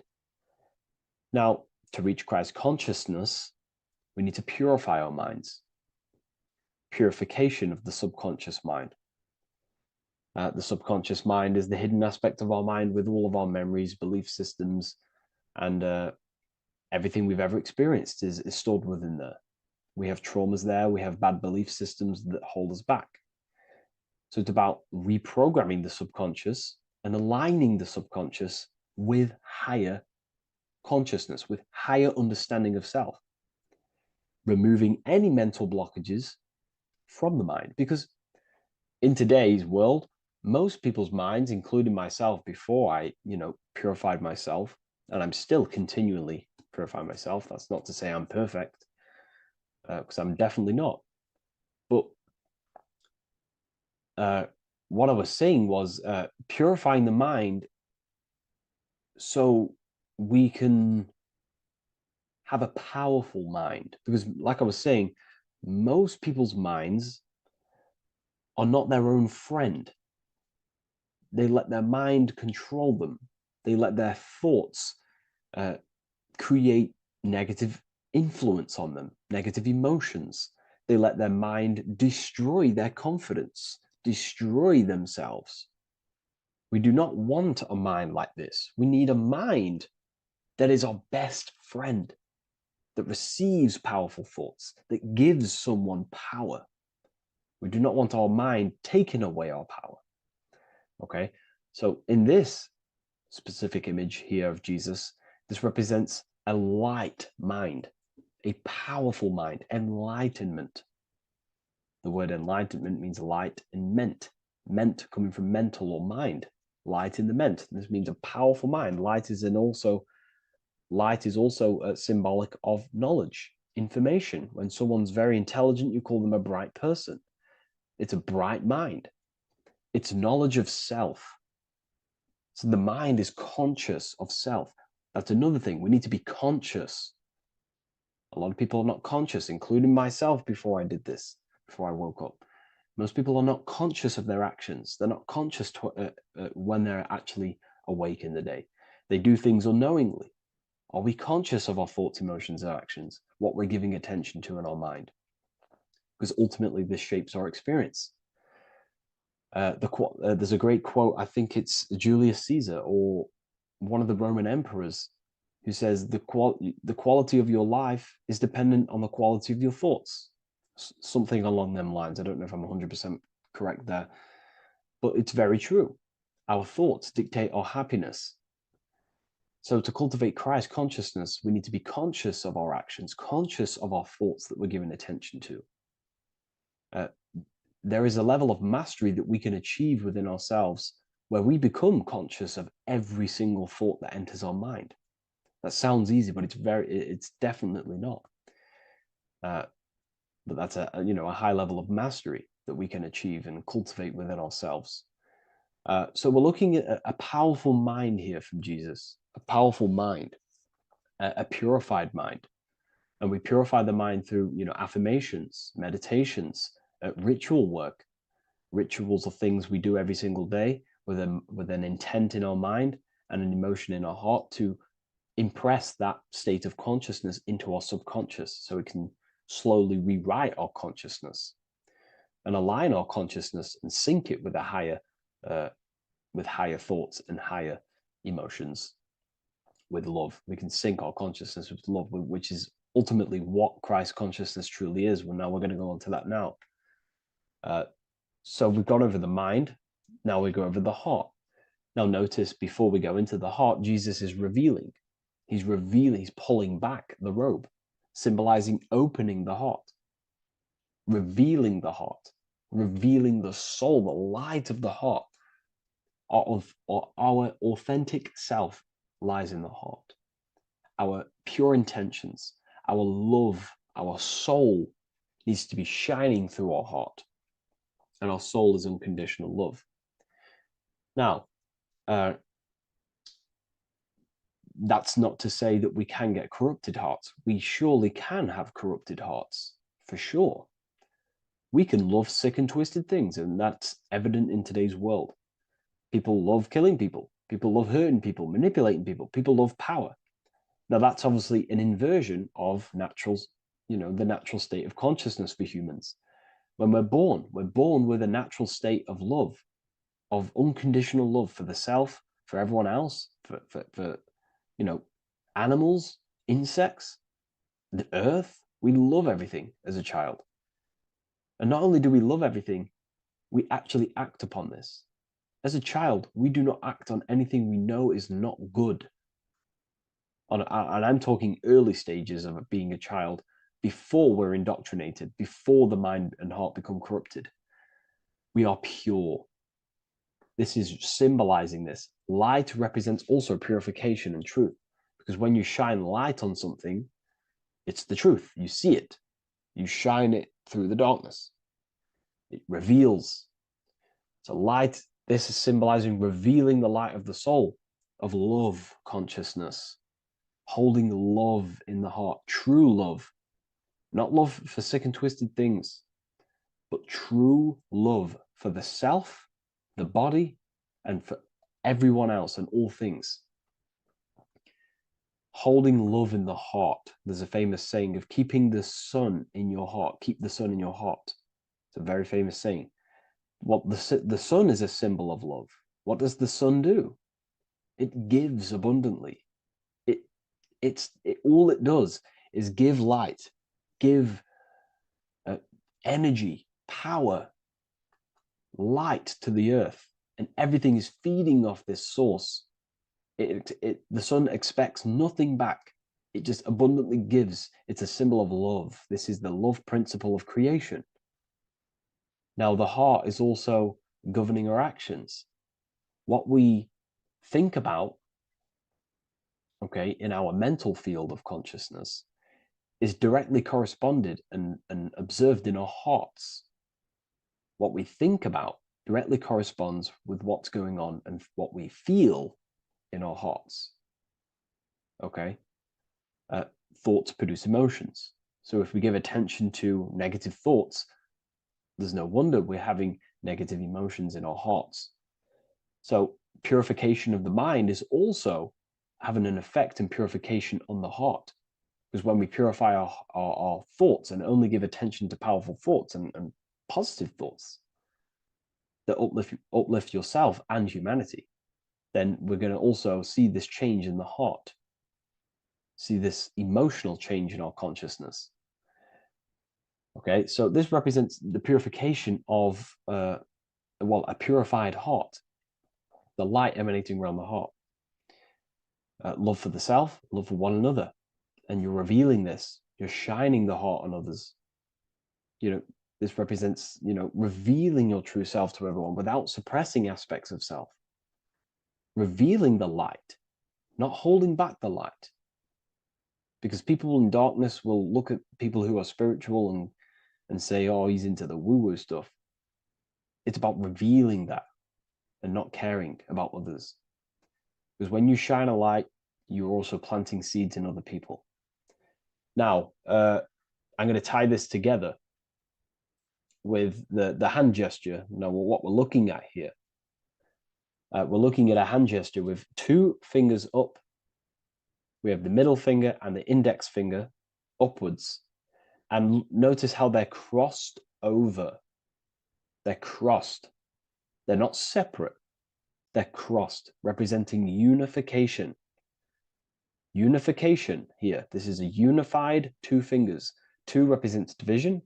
Crossed over represents oneness. It's the unification of the mind and the heart. A lot of people talk about this, but not many people go into detail about it because, for many reasons. But this is the unification of thought with emotion. This is how we truly reach Christ consciousness.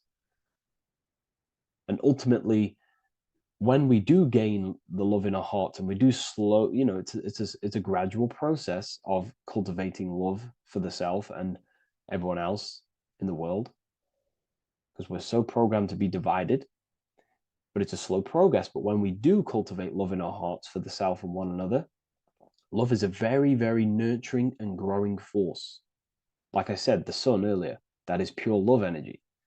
It makes everything grow on the earth. While love in your heart grows connections with people. It grows care. You go out your way to do things to people. and do give people things. You know, it's a very nurturing and growing energetic force. And me personally, I think the whole universe is built upon love. The whole thing. Without love, you know, without the love, there is nothing. Nothing is, you know, love is the only true emotion that truly exists. Everything else is either an opposition of love or a different degree and branch of love. Love is the only true emotion, and everything is built upon that principle. Okay, love is what guides us to a higher consciousness. When we cultivate love in our hearts, we become a vessel for light, more energy, more vibration. Our electromagnetic field expands, our biofield, when we hold love in our hearts. It's a very powerful force. And when we do cultivate a strong spiritual compass within our heart, because that's what our heart truly is, it's a spiritual compass. It tells us, well, it doesn't tell us, it knows what is right at all times. If you think something, your heart tells you whether that is right or that is wrong, whether you should act upon it or whether you should not. The heart knows what's good and evil. No one told you this as a child. As a child, you already knew this. You came into the world, you knew what was right and wrong. You knew it was wrong to hurt people. So this unification that he's doing with his hand symbolizes thinking with the love of the heart, represents thinking with love of the heart, thinking with love of the heart for the self and the collective. Now, ultimately, what this does is give birth to perfect action. Why? Why does this give birth to perfect action? Think about it. Every time you've taken an action, why did you take the action? You probably, well, you would have thought about it, you had a feeling towards it, a care energy, and you took action. Why do we go to work? We care about paying the bills and staying in our house. We go to work to earn money. We think, we care, we act. Everything you see in front of your reality, on the screen that you're seeing right now, you've called your eyes. Everything is in front of you because you care. It's the heart energy that leads the body. Okay? And that's even present in the body. Have a look at the body. We have the head, thought, then emotion, then our feet is at the bottom, and our feet take action. Thought, emotion, action. Thought, emotion, action. So even the body is basically a blueprint of how creation is manifested. So we receive thoughts from the divine planes, from the higher planes of consciousness. We receive them. That's another thing that I missed. If we purify our minds, we're basically attuning our mind to a higher part of the mental plane, and we will receive higher thoughts. We will receive thoughts that are more genius, what we like to call today, or better quality thoughts. We receive good ideas when we attune our mind to a higher consciousness. Okay, so we are like a radio. We receive thoughts based on what our mind is set to. That's why we call it a mindset. So, like I was saying, we receive thoughts through the head. We feel the emotion, then our feet take action. Thought, emotion, action. So the body's a blueprint of creation. It's beautiful when you really notice this.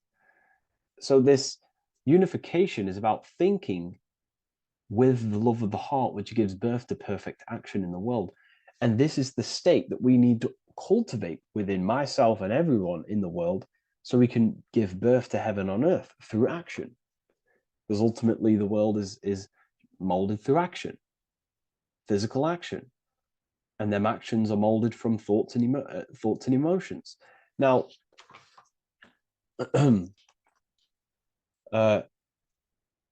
just to have a little announcement, I am now opening 10 more spaces inside my symbolism masterclass. With 10 more spaces, you're going to learn about a lot more about symbolism. It's very affordable. I'll leave the link in the description if you wish, if you care about gaining more information and learning the ability to read symbols. So what is the inversion of this? What is the inversion of this consciousness? Well, that's what we call satanic consciousness. Satanism. Satanism on its true level is the opposite, the opposing the natural state of consciousness that we are born into. It's about thinking with no emotion, thinking and acting. This is what the Skull and Bones represents here. So the Skull and Bones Secret Society, this is their main logo. Again, we have the skull, which represents thought, and the bones, which represent action. The bones take action in the physical body. We're looking at thought and action with no emotion, no empathy, no love for one another, only love for the self, the inverted love. Okay? We're looking at gray. Gray is a symbol of dullness, death. There's no emotion in gray because colors provoke emotion. When we look at a color, it invokes an emotion. Gray has no emotion. So we're looking at dullness of the emotions. I'm not going to go too deep on this subject. I'm going to create a whole new lecture for that. In fact, I think we have a great lecture inside Ethereal University on Satanism. We're going very into depth of what Satanism is and what Satanism consciousness truly is. And again, it's just the cross inverted. Satanism is just it's the invertation of, I don't know if that's a word, but it's the inverse of natural law, natural consciousness, of love consciousness that we are born into. Okay, so ultimately the message in this video was to create love in our minds, love in our hearts, think with the love of the heart, think with the care for one another, and that gives birth to perfect action. And when we align, when we do truly act out what our heart is telling us, and I know this from first-hand experience. This is what happened to me. I woke up, I started to follow my inner guidance. I always took action on it. I was saying yes to it every single time. And it led me, I'm getting goosebumps actually saying this. It led me to where I am. That action, me saying yes to my heart, to that knowingness of goodness within me, was like a domino effect. And that domino effect, every time I did it, it was just opening more and more doors, not physically, but mentally. I was receiving more information. I was receiving more opportunity physically. My work started to explode on social media.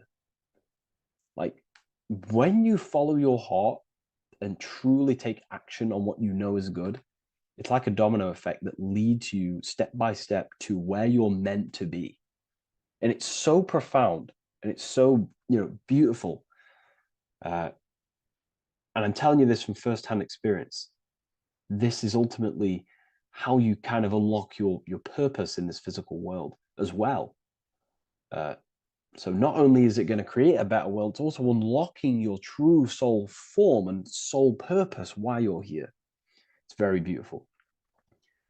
So I thank you, everyone. Please leave a like, comment, and share, and subscribe to the channel. And I'll see you all inside Ethereal University if you decide to take your studies to the next level. Take care.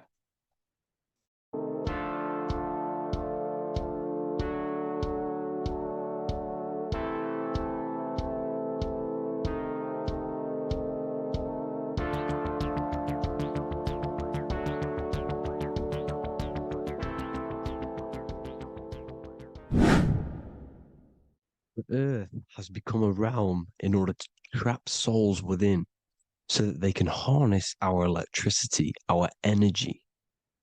Even the Bible is talking about how this realm is controlled by the wicked one in John 5:19. We know that we are the children of God and that the whole world is under the control of the evil one. Ephesians 6:12. For our struggle is not against flesh and blood, but against the rulers, against the authorities, against the powers of this dark world, and against the spiritual forces of evil in the heavenly realms. So the Bible is telling us that this is not the only world. There are other worlds, there are other realms that we can go to, considered as heaven. Heaven being a higher realm where there is no evil, no darkness. This is a midpoint realm where there is good and evil. Now, we're going to explain how the soul trap is how it's working and how your soul is being harnessed for its energy and how you are tricked to come back to this realm after death. What you need to understand is first is that you are the invisible intelligence behind the physical body. You are the mind and soul. The soul is the true you, the good you. It is pure love, pure bliss, eternal, never dies. The mind can be corrupted though. The mind is the intelligence of the soul. It is invisible. It has no true form. The intelligence inhabits the brain. The brain is the computer to control the electrical machine called the nervous system, which is choice, program, and action. You are the invisible intelligence behind the body, and this will prove it even more. You do not even see into the external world. You are seeing an image produced by the brain because the light is being sucked through the retinas of the eyes. The image is produced in the visual cortex at the back of the brain. What does this mean? This means that we are the consciousness in the center of the brain, in the pineal gland, that is experiencing the program being ran by the central nervous system in the brain. This is the sigil of Lucifer. Lucifer in Latin is Lucy. Lucy is light in Latin. Lucifer is known as the light bearer. This is how the eyes work, people. It's not a demon or a devil. The sigil for Lucifer is how the eyes work and how the left eye is controlled by the right brain. The right eye is controlled by the left brain. There is a crossover. It's the same with the body. The left side of the body is controlled by the right brain. The right side of the body is controlled by the left brain. There's a crossover with our hemispheres in the brain. Now, this empty chamber in the center of the brain is where this universal cosmic intelligence is held, known as the most holy place in the Bible, the throne of God. Okay? This is above the 33 vertebrae on the spine.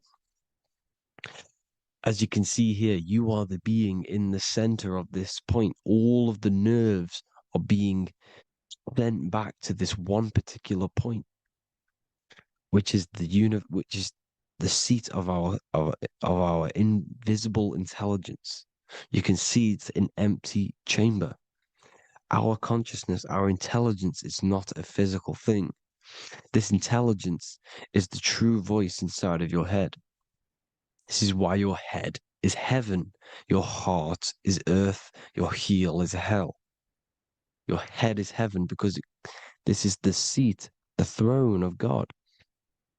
God is in heaven because the consciousness, this divine intelligence that's controlling the body, is sat in the center of the brain. The brain is taking commands of this invisible intelligence. When you close your eyes, you can feel your awareness, your consciousness, your intelligence is all in the brain. Your awareness is not in the feet, the heart, the legs, the arms. It's all in the center of the brain. Now, if you meditate deeply, you will find that you are beyond the mind. You are the being observing the thoughts. You are the soul observing the thoughts. Now, with this being said, you are the consciousness experiencing the program being ran by the central nervous system in the brain because you're not seeing into the external world. It's an image, it's a simulated image produced by the brain and the central nervous system. You do not experience the external world. You do not feel the external world. You feel electrical impulses on your nervous system. Your nervous system is decoding what you are feeling. So the only thing that you truly feel is the electrical impulses on your nervous system. This is why the nervous system is the tree of knowledge of good and evil, because it gives your invisible intelligence, your mind, the knowledge of good and evil. It can detect good things, it can detect bad things. If it's hot, if it's warm, if I need to go, the nervous system is doing this. It is the tree of knowledge of good and evil. Okay? Now this universal intelligence is symbolized as the single eye. Okay? Matthew 18:9. It is better for you to enter life with one eye than to have two eyes and to be thrown into the fire of hell. What does this mean? It's symbolic, it's metaphorical, people. It is metaphoric. Your universal intelligence is the single eye, the one eye. It's the balance between the two poles, between the left and the right, the good and the evil. It knows the right thing to do all the time. This is our inner guide. The inner self is the inner guide. And when you are operating your life off duality, using your two eyes, you'll be thrown into the fire of hell, lower states of consciousness. Because you're split. You need to live in oneness, even, balance. Matthew 6:22, the light of the body is the eye. The light of the whole body is the eye. You are a light being. Human. Hue means an attribute of a color. Man is the word manifested. We are light manifested into physical form. Depending on your vibration is depending on what color that you are vibrating on, which is a hue, a human. If therefore thine eye be single, thy whole body should be full of light. Again, it's talking about the single eye, oneness, completeness. When you balance the hemispheres of the brain, we'll go over that later. But anyways, the body is the earth. This is what we need to understand, people. The body is running the simulation, the program that our consciousness is experiencing. So when we leave the body during death and astral projection, we leave the earth. This is how it works. The body is the vehicle for the earth, for this realm. Everything exists within our mind. You have the soul, mind, and body. The soul is the observer, the watcher, the true being. This is why she has many different heads, because the soul inhabits different bodies.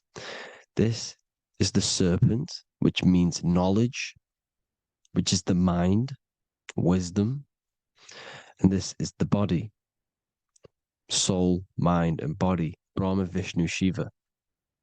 The mind is the bridge between the soul and the body. So what do I mean? When you astral project, you are using your mind to project your awareness, your observing consciousness outside of the physical body.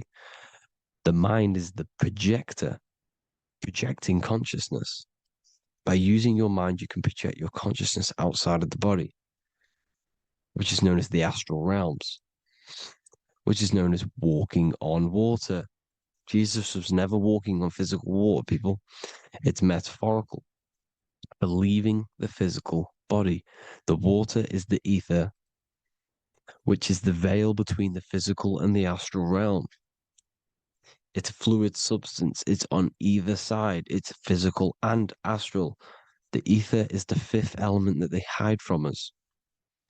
Why? Because they're trapping you in the physical. They are hiding all of these realms.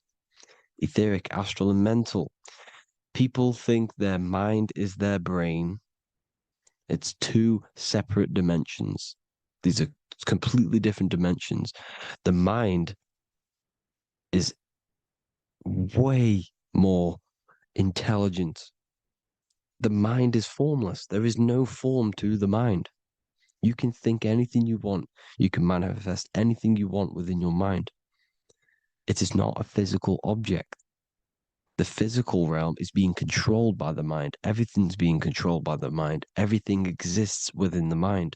This is why the Egyptian says the universe is mental. So when we project our consciousness outside of the physical, we go to the astral. The ether is the water that Jesus is walking on. This is the veil between the physical and the astral world. The word together has ether within it because it joins the two worlds together, together, the astral and the physical. The word either is ether because the ether is on either side, physical and astral, physical and spiritual, physical and non-physical. In the astral realm, the mind can manifest anything we want. We incarnate to restrict our minds. This is why Saturn, if you go and watch my video on Saturn, how Saturn is this simulation, okay? Our minds can manifest anything we want in the astral plane in the click of a finger. However, when we incarnate in matter, we now have to labor for our manifestations. This is why Saturn's known as the great teacher in astrology, because he teaches you a lesson. When your mind incarnates into matter, it's teaching your mind a lesson, the knowledge of good and evil. This is why the Bible says, you shall be gods and know the knowledge of good and evil. When you incarnate here, you have to know the knowledge, you need to know the knowledge of good and evil to become a god. Okay? Now, the square is the physical plane, the triangle's the ethereal plane, the circle's the eternal plane. The circle has no beginning, no end, it's eternal. The physical plane is the square, it's limited. The square is limited. The cube is the geometric shape which gives rise to matter. Now, the term think outside the box has truth in plain sight. You have to think outside the box to project your consciousness, use your mind to project your consciousness outside of the box, the physical plane, into the astrals. The astral realm is the realm of the stars. Above us is the stars. Through the stars is the astral plane. This is why astral has the word star within it. The devil is the de-veil. When you sell your soul to the devil, quote unquote, it's metaphorical.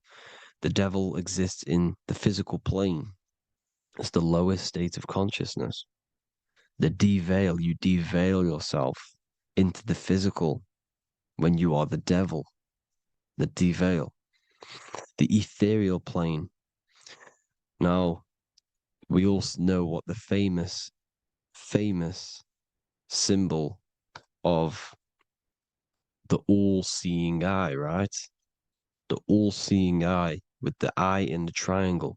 Look at the Masonic artwork showing you the triangle above in the sky. This is symbolizing the ethereal planes. The eye in the triangle symbolizes your invisible intelligence, your mind, which has the ability to see on either side. Because the triangle's the ethereal plane, the eye is your consciousness, your intelligence, and this intelligence has the ability to see in the physical plane and to see in the ethereal planes, in the astral planes.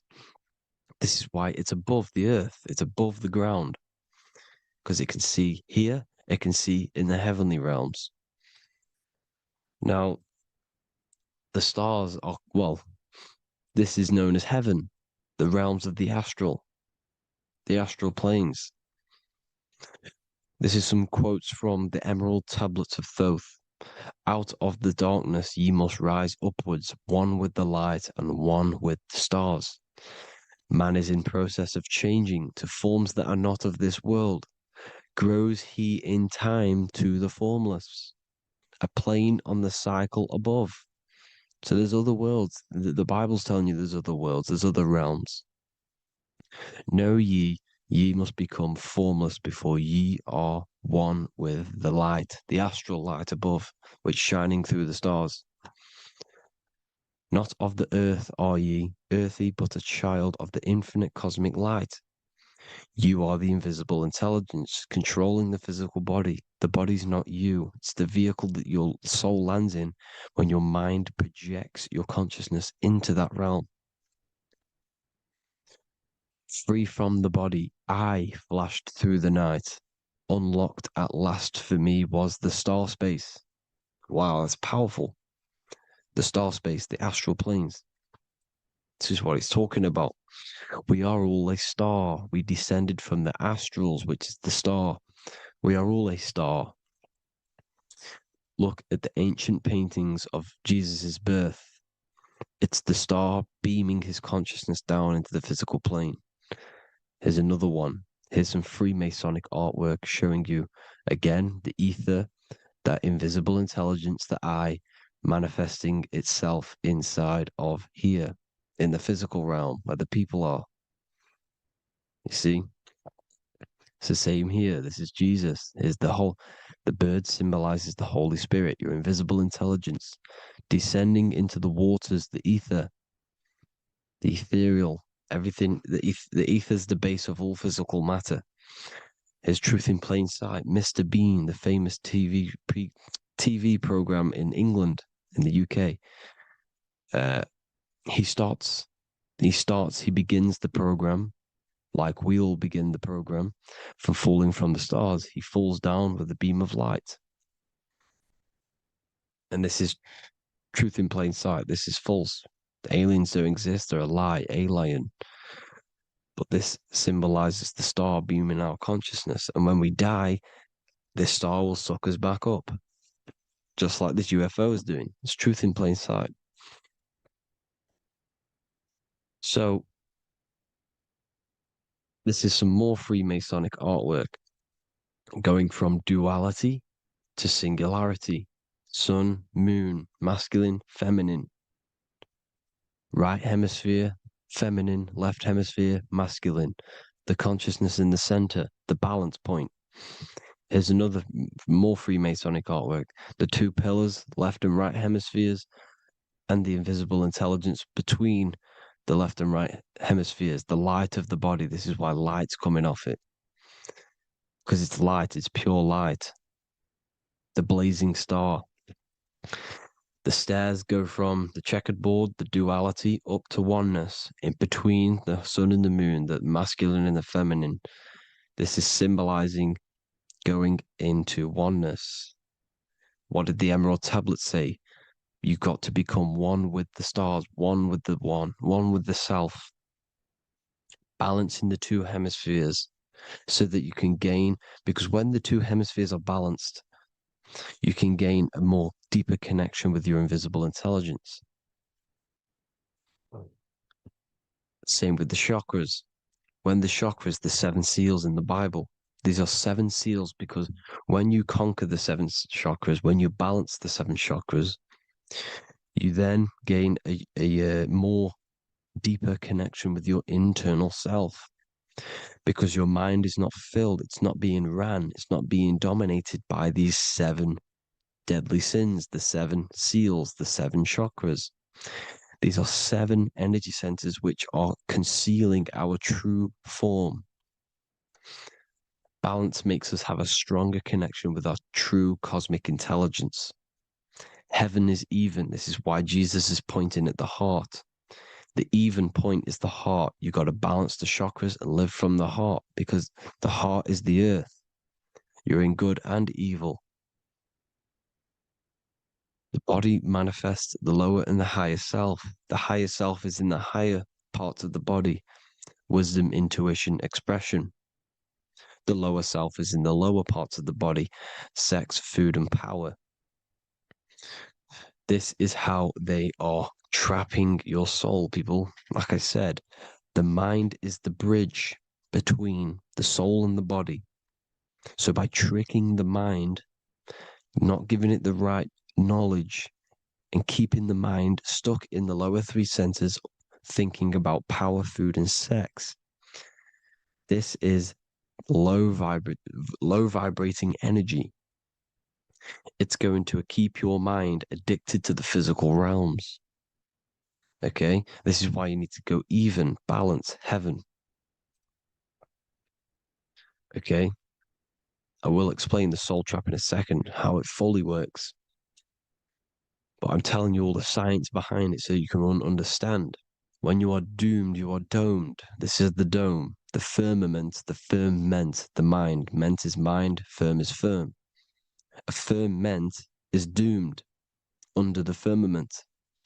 You must have a loose mind, an open mind to expand your consciousness beyond the stars, beyond the ethereal barrier. You have to vibrate higher than this world. Your consciousness must be expanded more than the physical plane. You need to learn how to astral project. You need to learn how to leave the body, how to operate outside of the body, so that you, when you do leave the body, you will have recognition, you'll have knowledge, you'll have practice. But this is as above, so below. The woman's belly is the earth. It's as above, so below. It's a microcosm of the macrocosm. We are the children in the womb. We are the people in the earth being ready to be born into the heavenly realms. As above, so below. It's a microcosm, macrocosm. Everything is in everything on a bigger and a smaller and a larger scale. Now, when the baby figures out that there is a world beyond its mother, what happens? The baby starts to move around and tries to get out of the mother. Because once it starts to hear the external world, starts to hear people, it's going to wonder, what's outside of why am I in here? What's outside? So the baby will force its way out of the mother. It's the same with our minds, as above, so below. When our minds figure out that there are other realms beyond this world, we will seek a way out. This is the womb, the mother earth, mother nature. It's the mother. We're in the womb. We can be born out of this world, which is being born again in the Bible. When you are doomed, you are domed under the dome, under the firmament, the firm mind. The firm mind will keep you under the firmament. Due to the law of polarity, there has to be other realms. There has to be. Because the law of polarity works in this world, and it will work on every scale possible. It's universal laws. These are universal laws. The law of polarity means that there are other realms polarizing this realm. There is a hell, there is a heaven. There is a midpoint, which is Midgard, which is the one we are in now. Earth, heart. Earth is the heart. Heart is the center, good and bad. The balance between good and bad. Your reality is your level of realization. Your mind realizes other worlds, you will seek a way to them worlds. It's that simple. The soul trap is to keep you stuck in this physical body, which is the earth. This body is the earth. It's running the program, like I said at the beginning. It's running the simulation that your consciousness is experiencing.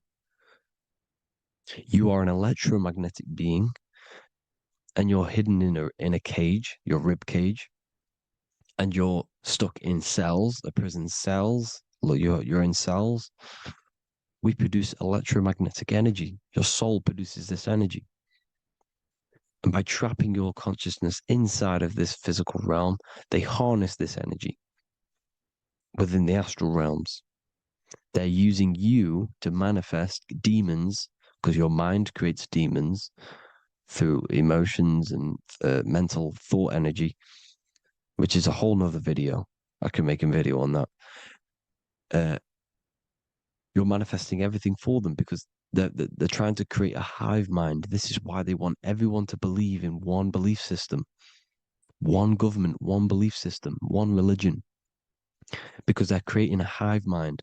This hive mind will manifest and be summoned within the astral planes, because the mind manifests the astral plane. The astral plane is the realm of imagination.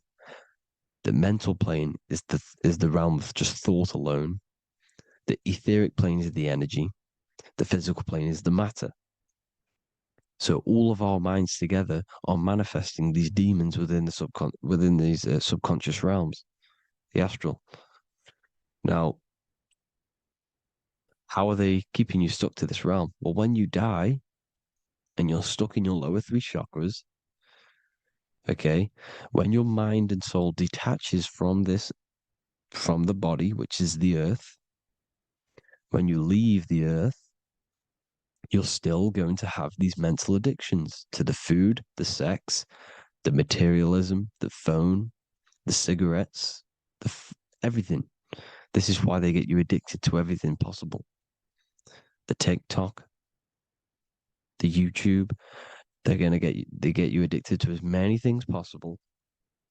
Because when your mind is addicted to these things, and when this mind leaves the physical body, you're still gonna have these addictions. Okay? You're still gonna have these thoughts. And you will be manifested into the lower astral realms because you're thinking materialistic, you're thinking negative, because your level of realization was your reality. You were manifesting hell on the earth. When you leave the body, you're going to manifest hell in the astral planes, which means you'll be vibrating on the very low, which will put you in the lower astral realms. So guess what? You're going to come back. You're going to come back into materialism. You're going to reincarnate because you haven't prepared for life after death. You must detach from the external world. Okay? Moon is mind. The sun is the soul. The earth is the body. The moon is the mind. This is why we say lunatic.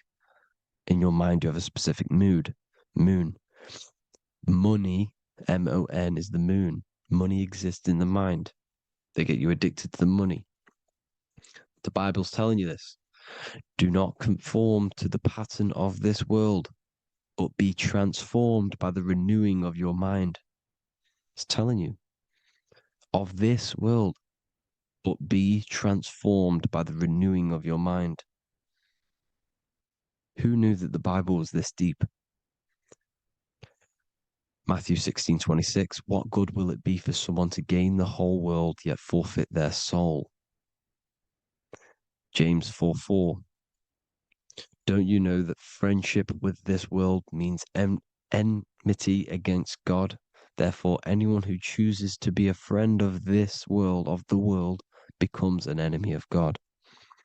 John 4:4, dear children are from God and have overcome them, because the one who is in you is greater than the one who is in the world. It's talking about the invisible intelligence. It's greater than the physical world. John 2:15, do not love this world, nor the things it offers you, because this world will create you to, if your mind has attachments to what this world offers, sex, money, and power, pretty much, you will reincarnate here. You will come back here, because when you leave the body, your mind will still have these addictions. Do not love the world, nor the things it has to offer you. All of this is in my newly published book. The paperback versions are now available. Finally, for all the people who have been waiting, the Book of Wisdom. All of this knowledge is inside of the Book of Wisdom. The paperbacks are available. There's worldwide shipping. You can get it anywhere, pretty much, any country. My new website, it's amazing. There's going to be some amazing products coming on the new website. But I thank you all for the support. Before I leave, I need to explain what is going on with the soul trap. Like I said at the beginning, the mind's the bridge between the soul and the body. The body's the realm. By tricking your mind with false knowledge, they are keeping your soul stuck to this realm. They get you addicted to all the physical things, and that is it. As soon as you're addicted and you die, you're going to come back. So by tricking your mind, which is the bridge between the realms, they keep your mind stuck within this body. They keep you in physicality. They deveil you, the devil, the deveil. Thank you all for the support, people. If you do want to join the academy, All the links will be posted below this video for the book, The Academy. Thank you all for the support and have an amazing day.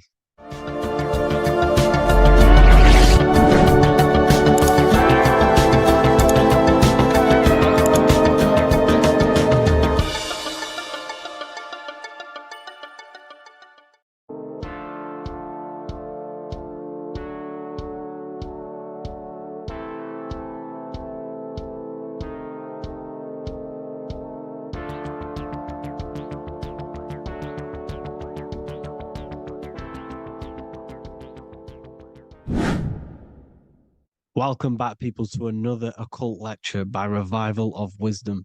Today we're going to be talking about magic and how it's being used on us for the New World Order. Magic has the word mag within it, which is magnetism. Magnetism is the force. Magic is influencing forces, natural or supernatural forces, and using it for a certain agenda to gain something out of it. Now, magic is not what everyone's being thought. It's not some sort of fantasy thing. It's actually very common, and we all do it, whether you believe it or not. Magic is all to do with the mind. As I said, always say in my lectures, your mind is what creates matter. Your mind is what creates your external world. So it's all about manipulating and planting seeds within the mind, because your mind is a garden, and thoughts and words are seeds which are being planted in that garden. Your life, your physical life, the people you have in your life, your friends, your car you own, the job you have, is all a reflection of the thoughts that you've been thinking in the past. You are where you are in life because of the thoughts that you've been thinking. Therefore, your life is a direct reflection and manifestation of your mind, the Garden of Eden. Okay? The mind is what they are targeting. What you see, say, and hear has a direct effect on your mind. Me talking to you is influencing you. The words I'm saying is planting seeds within your mind. Now it's up to you to consciously act on these thoughts or these words, or to maintain these words. As above, so below. As within, so without. What's inside of me is outside of me.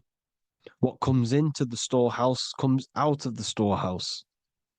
You have the left, you have the right, you have the up, and you have the down. As above, so below. Whatever is in your mind will be expressed in some sort of way, consciously or subconsciously, spiritually or physically. The mind is what manifests everything. And this is what we need to understand. We need to understand is that the mind is not physical. All things spiritual manifest physical. All things seen come from the unseen. The words you're thinking, that everything you have is coming from the unseen. The actions that you do come from the unseen mind. Another expression for as above, so below is you are the universe itself. You are a universe, a mini universe. But just because you are mini does not mean you are the whole thing. If I take a little piece of infinite, let's say there's an infinite light source. Let's say I take a little chunk of that infinite light source. That little chunk I took is still infinite because it's been taken from infinite. You are the universe. Your awareness, your mind is the universe. It's information. You are the universe experiencing itself. This is why we say we are all God. As above, so below. What is in me is outside of me. The sun, the physical manifestation of the sun is your soul. The 12 constellations are manifested in the physical body. The 5 elements are manifested in the physical body. They're manifested in the 5 fingers you have. As above, so below.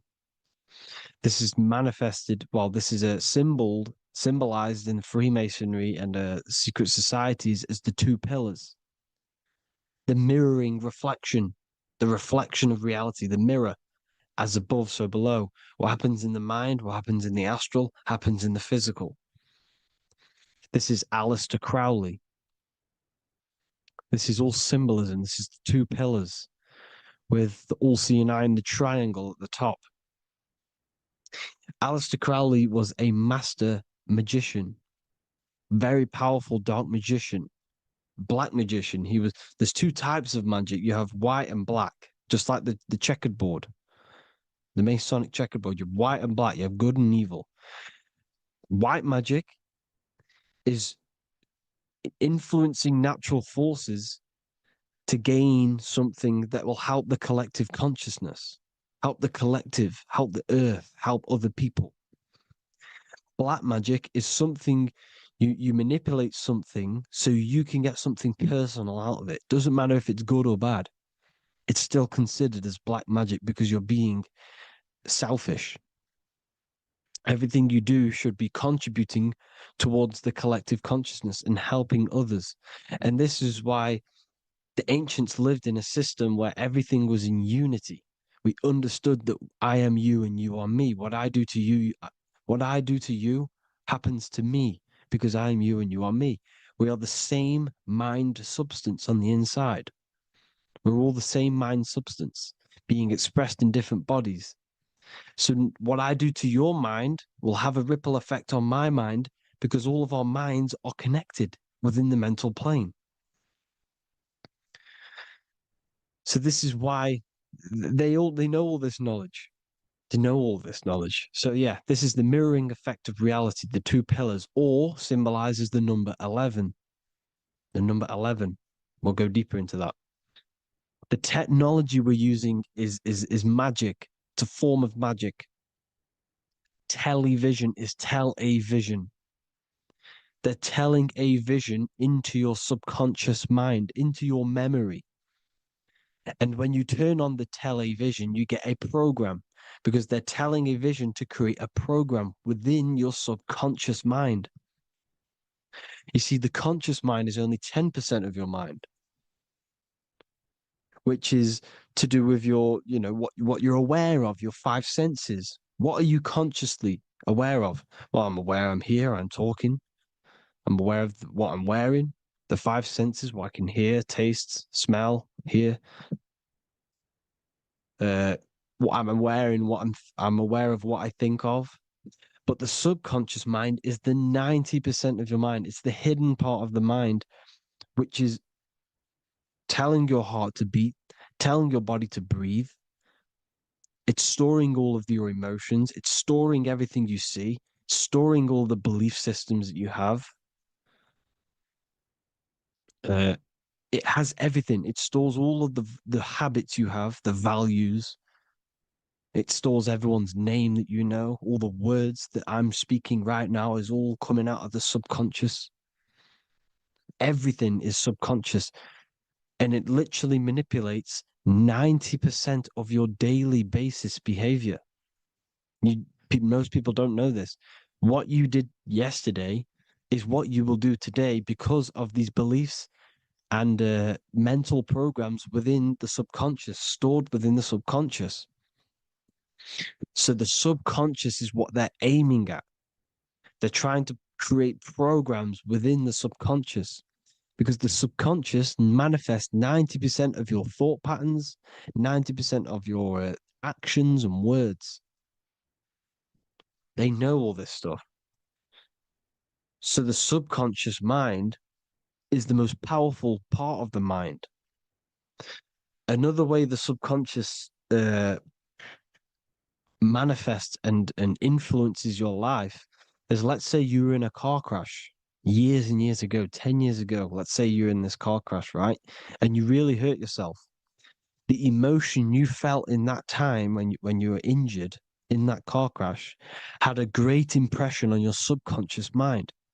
You see, the stronger you feel something emotionally, the stronger impact it has on the subconscious. You can remember and recall that moment and very vividly because of the impact it had on the subconscious. Another, for example, you become that terrified of cars that it manifests into your life today, that you are wary to go in certain cars. You don't want to go in cars at all, maybe, because of that moment that stood within the subconscious. And it will manifest into anxiety. It will manifest into not going into cars. It will manifest into depression, maybe. These things, these emotional, very emotional, traumatic events have a great impression on our subconscious and they control your life. This is why you need to meditate and let go deep within yourself and let go of these internal, deep emotions that you may have repressed and keep pressing down and ignoring. But you need to address it and let go of these subconscious impressions you have, which are controlling your life, like anxiety, depression. All of these things are stemming from things that are stored within your subconscious years and years ago, more than likely. Broadcasting. They're casting spells to a broad audience, to news, north, east, west, and south. They're casting spells. No, if you watch the news, everything's red. Breaking news in red writing or the red background, everything's red. Why? Because red's the root chakra, which is all to do with survival. They want to stimulate this root chakra because they want you down there in survival mode. They want you in survival mode because you're easier to control. They control out of fear. And not only they're casting these spells as if, because most of the things they cast in the news hasn't already happened. They're constantly bombarding you with there might be a war breaking out, war this, war that, kill here, kill there, murders. It's impressing, it's casting spells on your subconscious mind.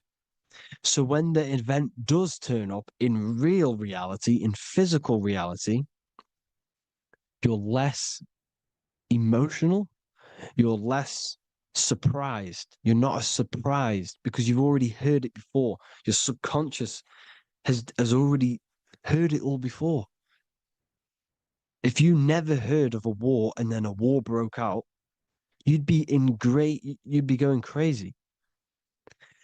So they subtly program your subconscious mind through the words, because the words they say is impressing your mind.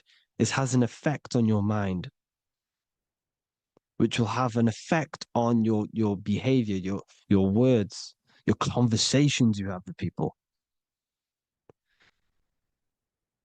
They're casting spells to north, east, west, and south on the tell a vision. They're telling a vision by broadcasting, by saying spells. This is why we call it spelling. Even the word, listen, the words we say cast spells. Bless. Oh, bless you. That's be less. The subconscious mind only picks up literal things. You see, when I say bless you, your conscious mind picks that up as, oh, thank you, you're blessing me. But your subconscious picks up as be less. You see? Because the subconscious it has no filter. It's just, it is what it is. Everything is factual in the subconscious. Therefore, if I call you an idiot, your subconscious, my subconscious will think I'm talking to myself and calling myself an idiot, and it will take that as true. That is truth. Everything is truth within the subconscious. And the subconscious manifests your behavior. The devices this is the biggest one.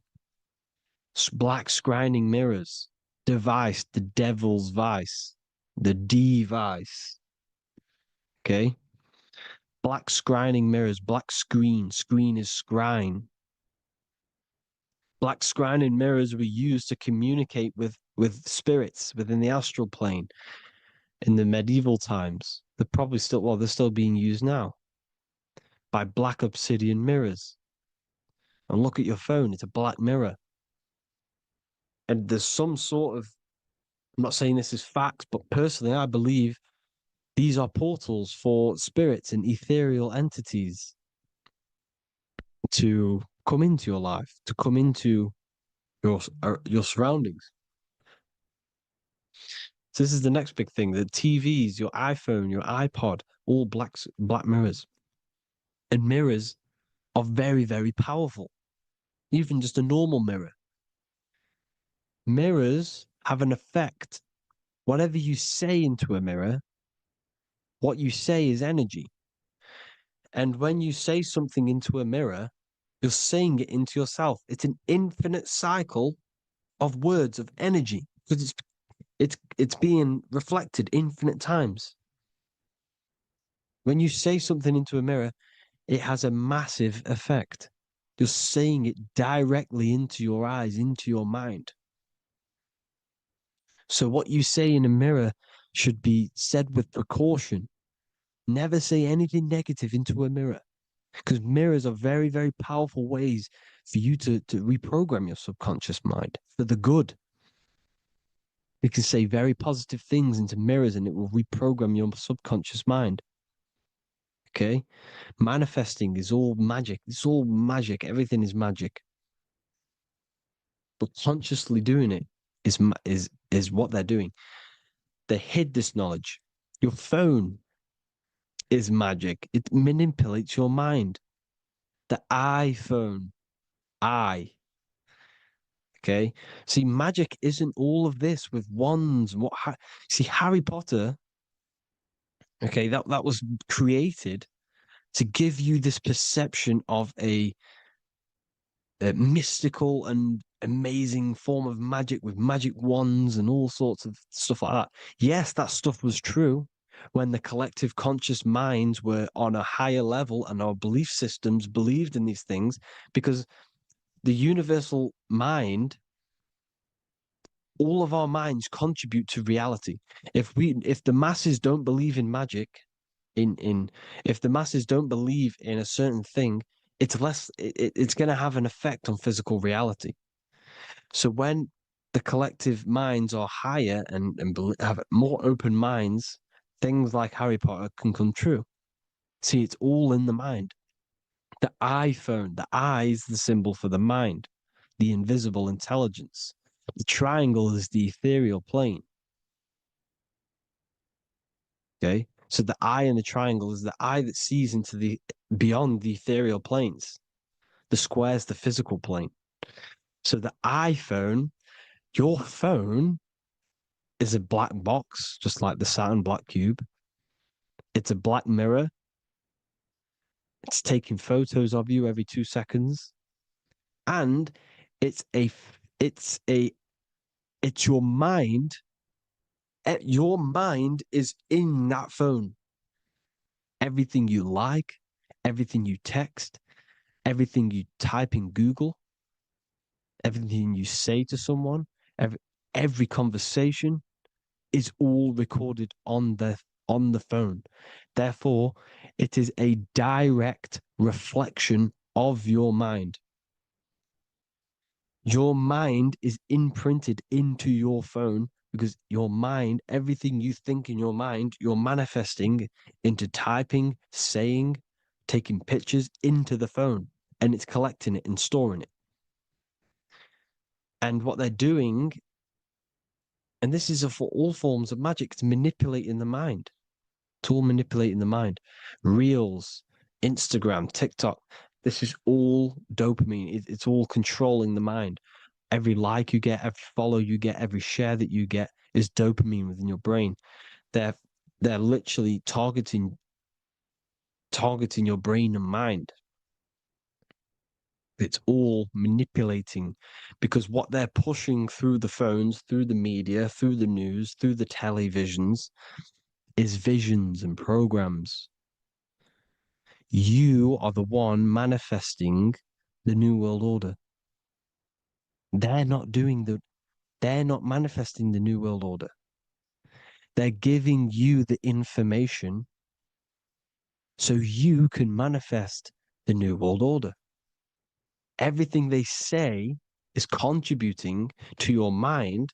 For example, digital money and all the information they put out for you to see is contributing to your enslavement.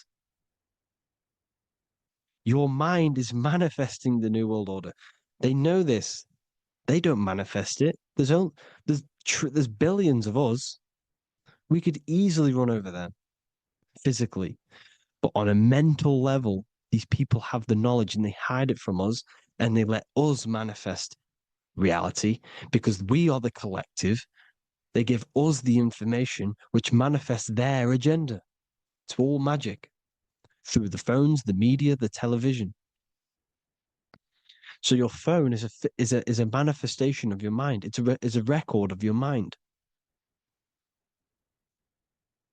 Hollywood, holly tree, holy tree.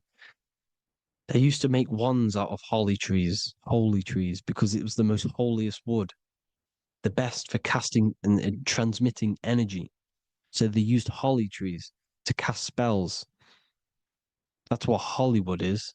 And in Hollywood, they have the red tear, the blood drop next to the Hollywood sign, because it's all satanic. They're all black magicians. They use Hollywood to cast the spells through the music, through the films.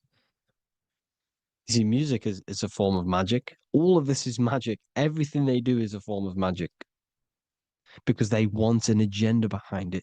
But it's not black magic. They're letting us create our prison. This is what you have to see. Yes, they're evil, but they're not doing anything evil, or else they would face the karma. They let us manifest this agenda through giving in the information, by telling you what's going to happen in the movies. Everything that happens in a movie, it's all there on purpose to program your subconscious, to plant a seed within your garden, your subconscious, your mind. Because when the mind has already seen something, when it comes up and turns up in physical reality, you will be less shocked and you won't rebel. So they lure you slowly. They make you aware of these things over time. They make you gradually think it's okay. Like the technology, we never used to use these phones. How did we become so addicted and reliant on them? Well, because first they gave you a little flick phone. Well, no, sorry, they gave you a phone in your house, and then once you got used to that, they say, "Oh, here's the newest version of a little flick phone." You started texting your friends. Everyone was loving it in high school. They could now meet up without saying, "Let's meet on the weekend at this point at this time," like your parents probably did, or maybe some of you watching this, you probably had to tell your friend to meet on the weekend at a certain time because you had no way of communicating. So everyone got these phones and got addicted to them. Then they slowly got addicted to the new iPod with the touch screen. Now they invented touchscreen. Then everyone got addicted to touch screens. Then because all of this is producing dopamine in the brain, which creates you to become mentally addicted to things and physically addicted, chemically addicted. Because dopamine's a chemical. Your subconscious becomes a program within your subconscious, and your body becomes chemically addicted to these phones. And these phones are the enslavement of humanity, technology. Without this, we wouldn't be in this mess without technology. Because they're creating a hive mind. We're creating a hive mind. So back on track anyways, uh, they program you. Look at the films 9/11, 9/11, all produced by Hollywood. Here's the 11, like I said at the beginning, the two pillars which reflect reality. What happens in the mind happens in the physical. What happens in the astral happens in the physical. Okay, what happens in the physical happens in the mind. It's the two pillars, the mirrors. 9/11. 9 plus 1 plus 1 is 11. Flight 11 was hijacked. New York is the 11th state. New York adds up to 111. This is not a coincidence. It's all a form of magic. It's a ritual, energy harvesting ritual, because your mind produces energy. Your mental attention produces energy, and they're feeding off this energy in the astral plane, these demons. Music is the most powerful. Personally, I think the music is one of the most powerful forms of magic they're using. Okay. Music is hypnosis. It puts your brain in a hypnotic state. It influences your electromagnetic field through vibrational energy. It reprograms your subconscious mind. Why do you think you remember the lyrics? You see, your subconscious stores all of the memories. Remember, the subconscious manifests 90% of your behavior. So therefore, the music you're listening to is manifesting your behavior. You wondered why some people wonder why they have drug addictions and they can't get out of violence and they can't get out of all this negative mind space. It's because the music they're listening to is creating a negative mind space. The words you listen to have plant seeds within your mind. So the reason you remember the lyrics is because that song created a program within your subconscious. Yes, that is what happens. You can use magic to reprogram your mind, but you can use music to reprogram your mind because it's all forms of magic. It's using natural mental energy forces to manipulate the physical reality. You manipulate your mind, you manipulate reality, physical reality. Okay. So the music, another very, very big one. When you turn on the radio, it's just all talks about alcohol, drugs, and sex because they want you down in the lower three chakras. They want your mind attached to matter when it's mind over matter. Your mind's not physical. You see, the word spirituality is the new trend. It's not about your spirit. It's not about your spirit. It's about your mind. It's not about, you know, uh, spirituality and looking after your spirit. And they've got you focused on your spirit. Why? Because they hide your mind from you. You see, a lot of people think their mind is their brain, but the mind is everything. There is no physical reality without mind. You can have a brain. Imagine if you had no mind but a brain. It wouldn't work. The mind is everything. The mind controls your avatar. It begins in the mind before it happens in the brain. Then the brain manifests through the body. The brain's just an electrical computer. So that they've got people scared. Or do I have a soul or not? And all this stuff. Listen, if you have a mind, you have a soul, because you are not the mind. This is why everything is sort of an illusion, because beyond the mind is your soul. But what is the soul without a mind? You can't have a soul without the mind. But if the mind didn't exist, the soul doesn't exist. You are the person listening to your mind. I shouldn't say person because you're not the body. You're the entity behind the mind. But if you didn't have that mind, you couldn't understand what you even were. You would just be an observer who couldn't think. So yes, we all have a soul. If you have a mind, you have a soul. Everything is mind. Everything has mind. Mind creates everything. God is mind. And they're manipulating your mind through TV, your phone, every little thing. The school, it's all about the mind, people. Control your mind, you control your reality. Just the last thing, here you go. Aleister Crowley, the Dark Magician, Kanye West doing the exact same thing because they're implementing magic in the music. Here's the Beatles with Aleister Crowley in the background. Bet you never noticed that. Aleister Crowley was influencing music and placing magic within the music to influence the subconscious. This is what Baal worship was. This is why they kill children. They sacrifice these children. Why?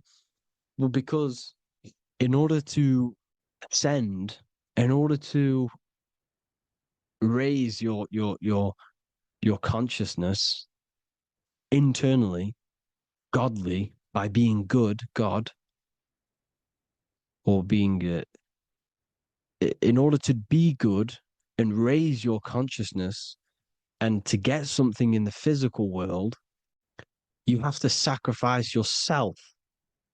And what do I mean by that? In order to raise your consciousness and ascend, you have to sacrifice the lower nature of yourself. You know, you've got to abstain from having sex to retain your sexual energy, to transmute it, or staying away from negative, some poisonous foods like meat. So, staying away from blood.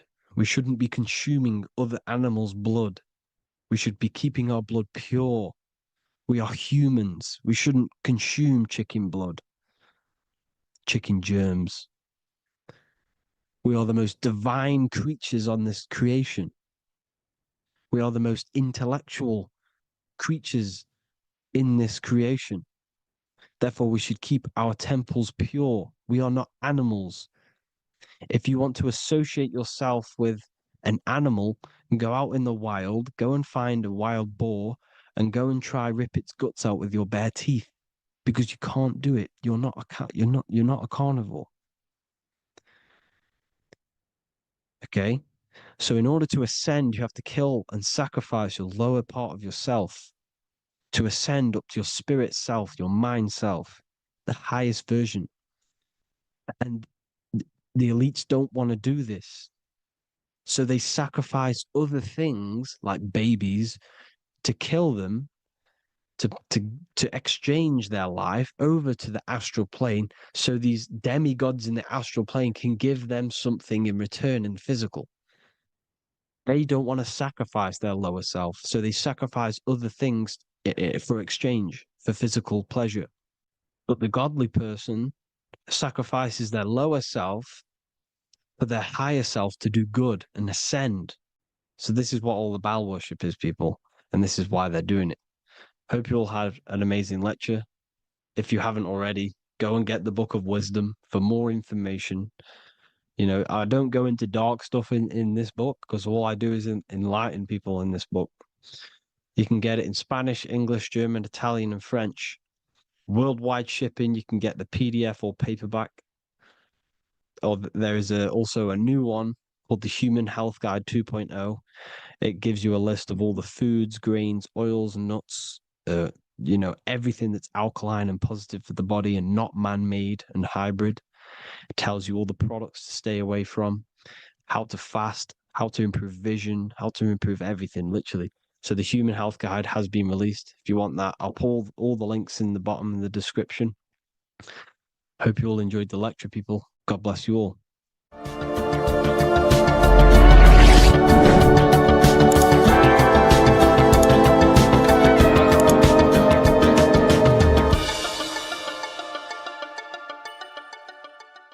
Hello, Seeker. Welcome to Revival of Symbolism, a channel devoted to the language of esoteric symbolism, helping you discover yourself and expand your consciousness into new realms of thought. I'm Harry B. Joseph, also known as Revival of Wisdom. In this video, we're going to be breaking down the occult and esoteric meaning of the tarot card, the Magician. This contains many layers of symbolism. Let's get straight into this. So if we look at the card of the Magician, the first thing we notice is this gesture. His hands. We have one hand up, one hand down. This corresponds to the teaching and the principle of the universe called the law of correspondence, also known as above, so below. As above, so below pretty much corresponds with everything in the whole world and life. Everything functions underneath this law. It teaches that everything below in the material plane does not exist on its own. Physical life does not create itself. It is not independent. It cannot sustain itself. Everything below in the material plane has its spiritual counterpart within the heavenly realms of higher consciousness dimensions. Everything above manifests that which is below. It's simply representing how reality is dual and you are dual. You have a self outside the mind, which is the physical body, and a self inside the mind, the spiritual self. While most people are fixated on the external self, the physical body, they never give attention to their internal self, the self inside the mind. The self inside the mind is limitless, has infinite potential, and is not bound to any true form or identity. The internal self is the immortal self, the higher self. It is the self that can turn anything, any thought, into a form within the realm of imagination. This is what we call the astral plane. The astral plane being a plane or a dimension that sits just above the physical plane, and it's the realm of imagination, emotion, and desire. Because in order for us to imagine something, we have some sort of emotion or desire to create it. Therefore, it is the astral energy, the desire and the imagination of something above in the higher realms and dimensions of consciousness that make it possible and physically created within the material realm. It is the astral forces of desire manifesting the actions of the physical body, because the physical body only moves to what we care about or we have a passion or desire. These forces, what we call passion and desire, are not just chemical reactions in your body. They are astral forces directly coming from your astral body. We think with thought. This is the beginning of all creation. We think, we imagine, we desire, then we act. It is the higher realms first, then the external realm, the material. Higher dimensions over the lower dimensions. This fits in perfect with the magician, because a magician is not someone, like Harry Potter shows you with wands casting spells. This is fantasy. The real magic is about changing consciousness at will, because consciousness above creates that which is below, the material, as within, so without. Reality is created from the inside out. So the magician understands that by changing consciousness, we change our external circumstances. You see this reflected in your life, and I've seen this reflected in my life. When you change your consciousness, for example, you start to spiritually awaken. You start to think differently, see the world differently. What happens to your external reality? Notice your friends start to say you've changed. You may not fit in with your current friendship circle. Your friends will change and you will outgrow them, and you will have to seek to find new friends that fit with your new internal state of consciousness. This is teaching that the internal world rearranges the external world. While most people stay in a cycle of trying to change the external world, not realizing that they must first change the internal. This is what magic is about. Magic is about changing consciousness at will. Because when a magician holds the ability to direct all forces of their consciousness to a specific reality within them, to create that form and reality within the internal self, they can actually start to produce change in the external reality. We have masculine forces of consciousness, feminine forces of consciousness. The feminine forces of consciousness are imagination, intuition, emotion. The active masculine forces of consciousness are willpower, actions, and intellect, thinking. When we combine the imagination seeing the reality within our mind, forming the reality within our spiritual vision, the internal vision of the soul. Because imagination is the expression of the soul. It is creating with astral light, astral vision. Freemasons, occultists call imagination spirit vision. When we see that reality with our spiritual vision, this is why we have to increase our ability to vividly see within our imagination or the astral plane.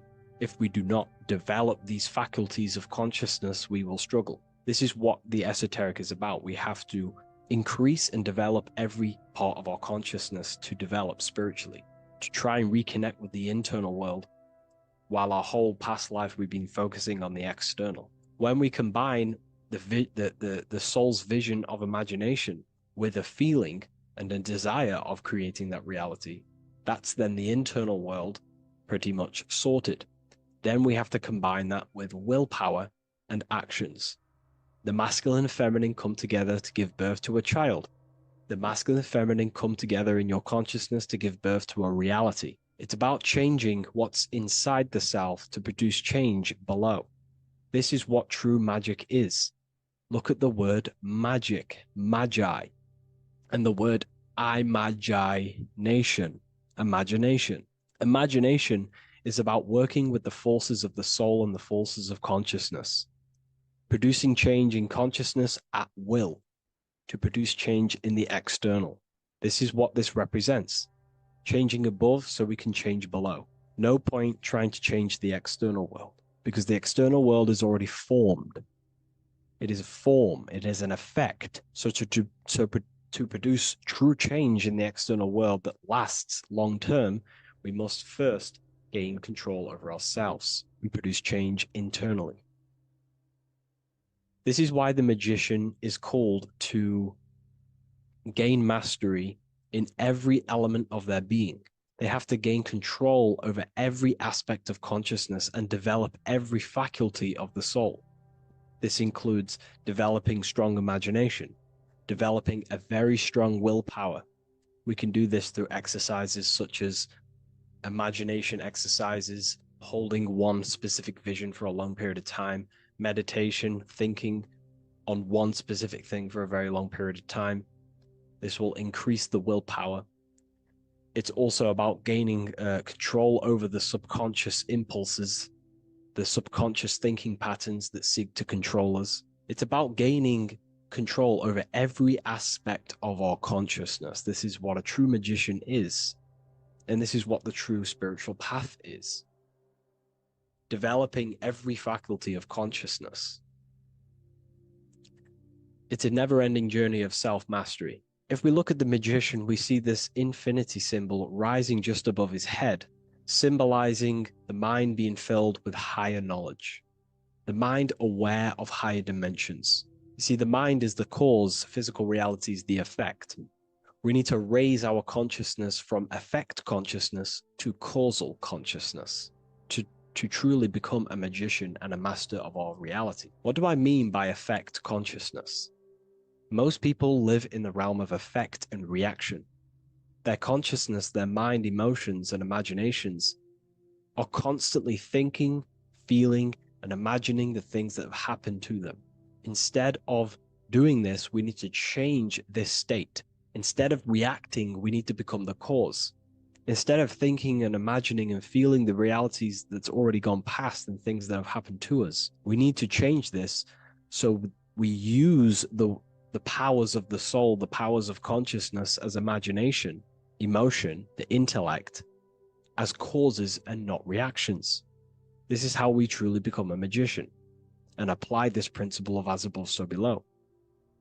We need to think, feel, act, imagine, and use all the faculties of consciousness and the creative powers of the soul to cause things, to create a better future, to imagine a better outcome, instead of dwelling in reactivity, because reactivity will create a constant cycle of negative manifestations.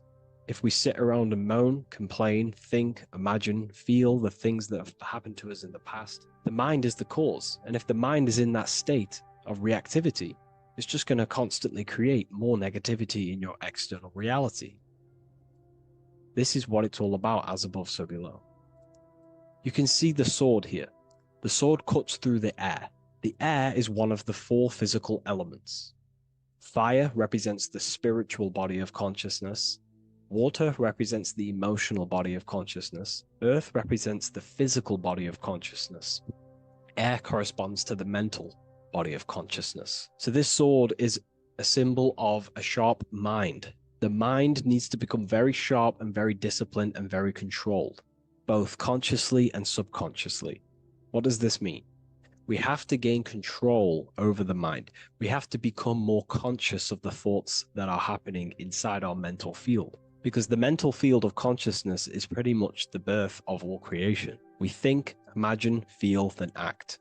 So we must gain a sharp intellect, a sharp mind, a sharp, powerful mind. The sword is also a symbol of power. So this is a symbol of a powerful mind, a mastered mind. This is your sword. This is your tool to create, because you are a co-creator. As above, so below literally tells you that you are God itself. The same powers God used to think everything into existence, such as nature, the stars, the human body, the macrocosm, the world. God thought the world into existence. We live in a mental universe. All creation is first thought, then manifested physically. The same powers of thought God used to create the world is the same power that you use to create your world. You are cut of the same fabric of God. You are a microcosm, as above, so below. God is the macro, you are the micro. What is the wand? The wand is not real. This is not a real wand you cast spells with, but a symbol. The symbol of the wand represents direction of consciousness, willpower, and attention. We have 2 spiritual currencies which pretty much create our experience and reality: time and attention. That's why we say we spend time and I pay attention. These are your currencies. These are how you create and generate reality. Moving on to Jesus and Satan, we see there's an exact same symbolism within the ancient paintings. Jesus pointing up, Satan pointing down. Satan is the egoic force within one's consciousness. He is a symbol. Satan is not a real identity or being or entity. He is a symbol of a personality and a force within one's consciousness. Satan represents the negative forces of the ego that tells you to do things that is wrong. In your heart, you know what is morally right and wrong. Let's say you're thinking, you get a random thought of stealing an old lady's purse. You, in your heart, know that is wrong. But Satan is the force inside of you that says, do it anyway. Don't listen to the heart. Get the personal gain. I want the money. That's Satan. Jesus is the higher mind, the aspect of our consciousness that dwells above the ego. It's the part of our heart that desires the spiritual. Our heart is the generator of our reality. And whatever we desire is what we generate. You only take action and generate your life on what you care about or what you feel.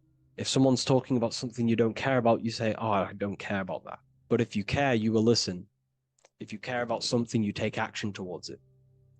If your heart desires the material, you have been taken over by the egoic force of Satan. Not a real entity, a part of your consciousness, a part of your nature, the dark side of yourself. Jesus represents a heart that desires the spiritual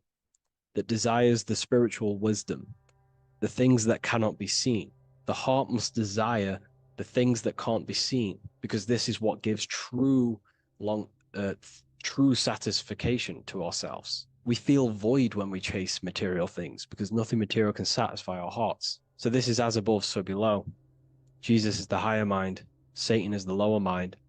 We must place our hearts on the higher things and give our hearts and desires to knowledge, the things that we cannot see, because this is what gives us true fulfillment. We also see this symbolism in the Baphomet. As above, so below. The material realm below and the fire up here. The fire symbolizes spirit. The spiritual made manifest in the physical. This is all the same symbolism. It corresponds to everything. You can use as above, so below to determine truth. If someone tells you something, tries to make you believe it, and it does not correspond with the law of correspondence, then you know it's a lie. You can use as above, so below to manifest things. You can use as above, so below to see the world as a reflection of God. We are in God's kingdom. This is God's world, and you are creating in the world through the same powers of God, thought. You are a small version of God, co-creating a world and reality in earth. You yourself are an earth. Your body's the earth. Your consciousness is God and heaven. So I hope this video helps. The occult goes deeper than you could possibly imagine. If you wish to go even deeper, join our community, Ethereum University. Please leave a like, share, comment on this video for more. What if the word Yahweh is proof that God is embedded in our very own being? Stay with me, because what I'm about to show you might change the way you see yourself forever.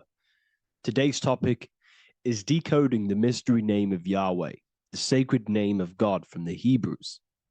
By the end of this video, you'll uncover the true meaning of the word Yahweh and how your connection to it unlocks your own personal power. When we look at the word Yahweh in Hebrew, we flip it on its side. We're actually looking at the human body. These are the legs, this is the torso, here are the arms, and here's the head. So if we actually switch this on its side, we see the human body. The Hebrew name Yahweh often translates to I am. The I am. Now, what is the I am? The I am, when you say I, you're referring to your highest self. Everything with the letter I in the beginning, most of them words are referring to our inner self, inside, intelligence, internal, in. The I represents the inside self, the invisible self. You cannot see the I am because this is the spirit, this is our consciousness. It's the intelligence controlling the human body. When you say I, you're not referring to your name, your job, your reputation, your ego, or your thoughts. You're referring to the observer who is beyond the thoughts, the one who's observing the thoughts. That's the soul. Look at the word Yahweh, Yahweh, the sacred name of God. Yahweh can be observed in the natural rhythm of the human breath. When inhaling, we subtly hear Yah. When exhaling, we hear Way. Do this yourself. Breathe in through your nose, you'll hear Yah. Breathe out, you'll hear Way. And in fact, the letter H, H, when it's pronounced, it carries the soft sound of wind or breath, a gentle exhale that mirrors the very essence of life, giving air. Breath is the spirit of life. It's what connects us with consciousness. If we stop breathing, we lose consciousness. The body shuts down. We're breathing the spirit of breath. We're breathing in the spirit of life. It's the very essence that gives us physical existence, and we're constantly staying connected to this breath at all times. Now let's look at Yahweh. 1, 2, 3, 4. There are 4 letters. The tetragrammaton is the 4-letter Hebrew name for God. Okay? Tetra, meaning 4. We have 4 gospels of Jesus. Jesus is depicted with a cross with 4 sections. Jesus has the 4 sacred animals around the side of him, always depicted with these 4. A bull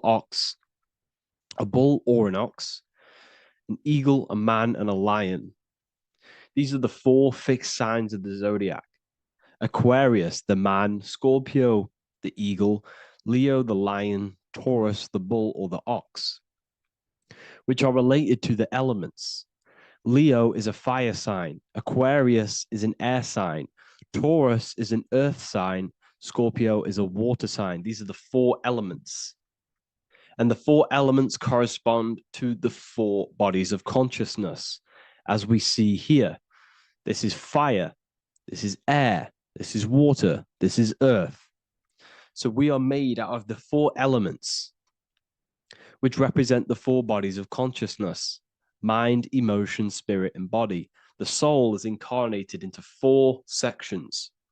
Hence why Jesus has 4 gospels. Hence why Yahweh is a 4-named word, because we are tetraform. We have 4 bodies of consciousness. There are 4 pillars to reality: the mind, emotion, spirit, and the body. So what we're actually looking at here is the name of the very essence of the self. Yahweh represents the universal consciousness that we're all tapped into, because the body is like a radio. The body is basically a radio antenna, which is picking up the stream of consciousness, and we're all the same consciousness, just experiencing it in a different body. And Yahweh is the name for this intelligence that we're all acting out, that we're all manifestations of. So now let's look at the word Yahweh, where we read it this way in Hebrew, which is 10565.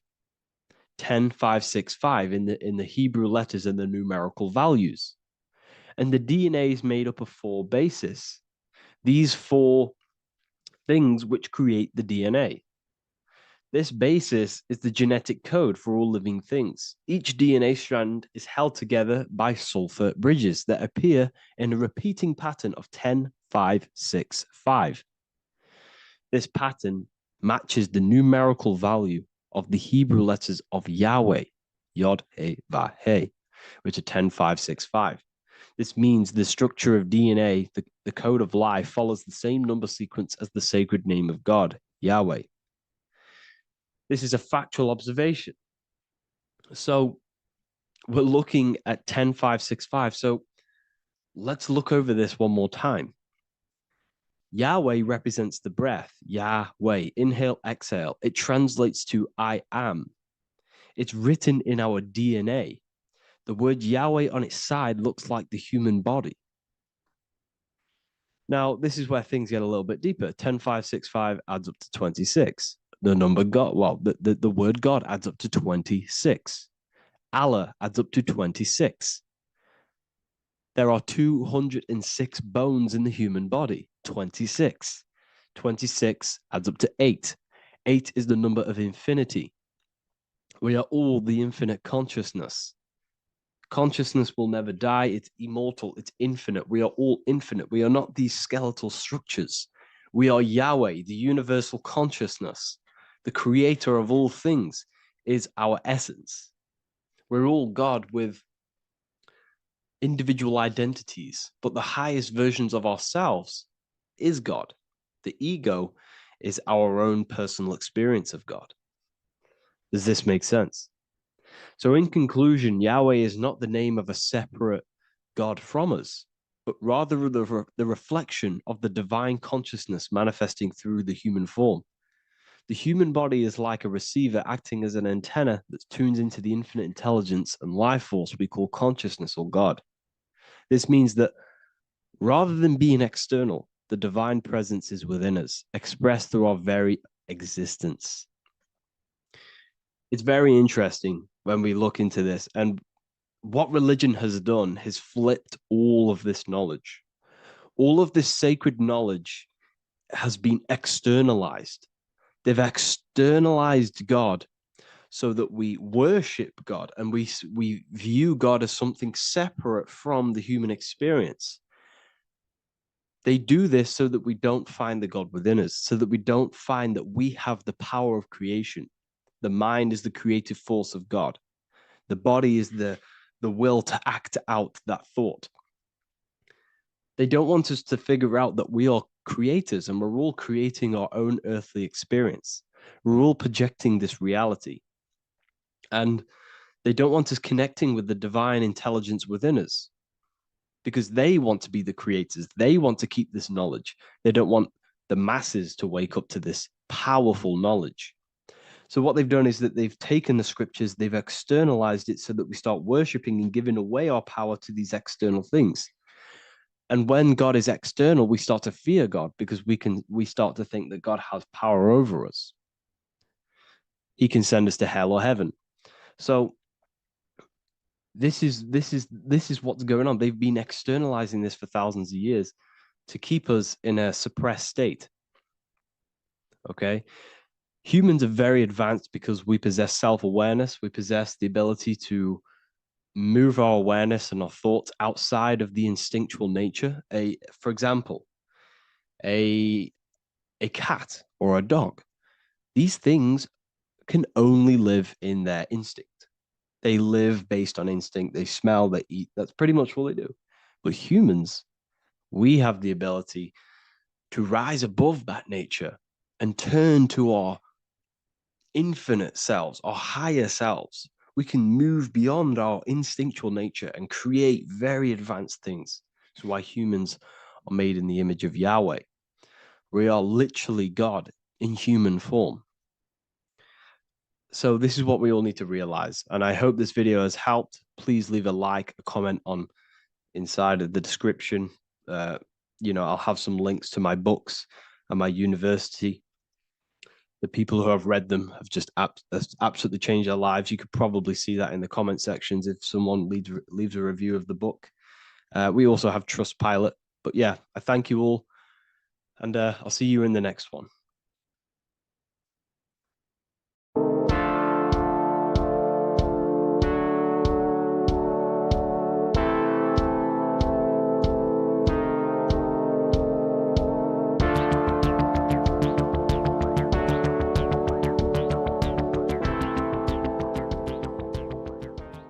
Welcome back everyone to another video. Today we're going to cover everything that you need to know about the mind, starting with the two aspects of the mind, the conscious and the subconscious. The male aspect of your mind is the conscious. This is the 10% of your mind. The conscious part of your mind is only aware of everything around you, your vision, your sight, your smell, your taste, your hearing, and your current state of emotion and thought. Every thought that you consciously think about has an emotion directly attached to it. That emotion is then impressed onto the subconscious part of the mind. The subconscious part of the mind is the female aspect of your mind. It is also a whopping 90% of your mind. Subconscious mind is controlling all of the subconscious processes which happen within your body. For example, your subconscious mind is controlling your heartbeat, your digestion of food, and all of the things that you do not have to tell the body to do. It is the hidden part of our mind which is controlling all of the hidden things.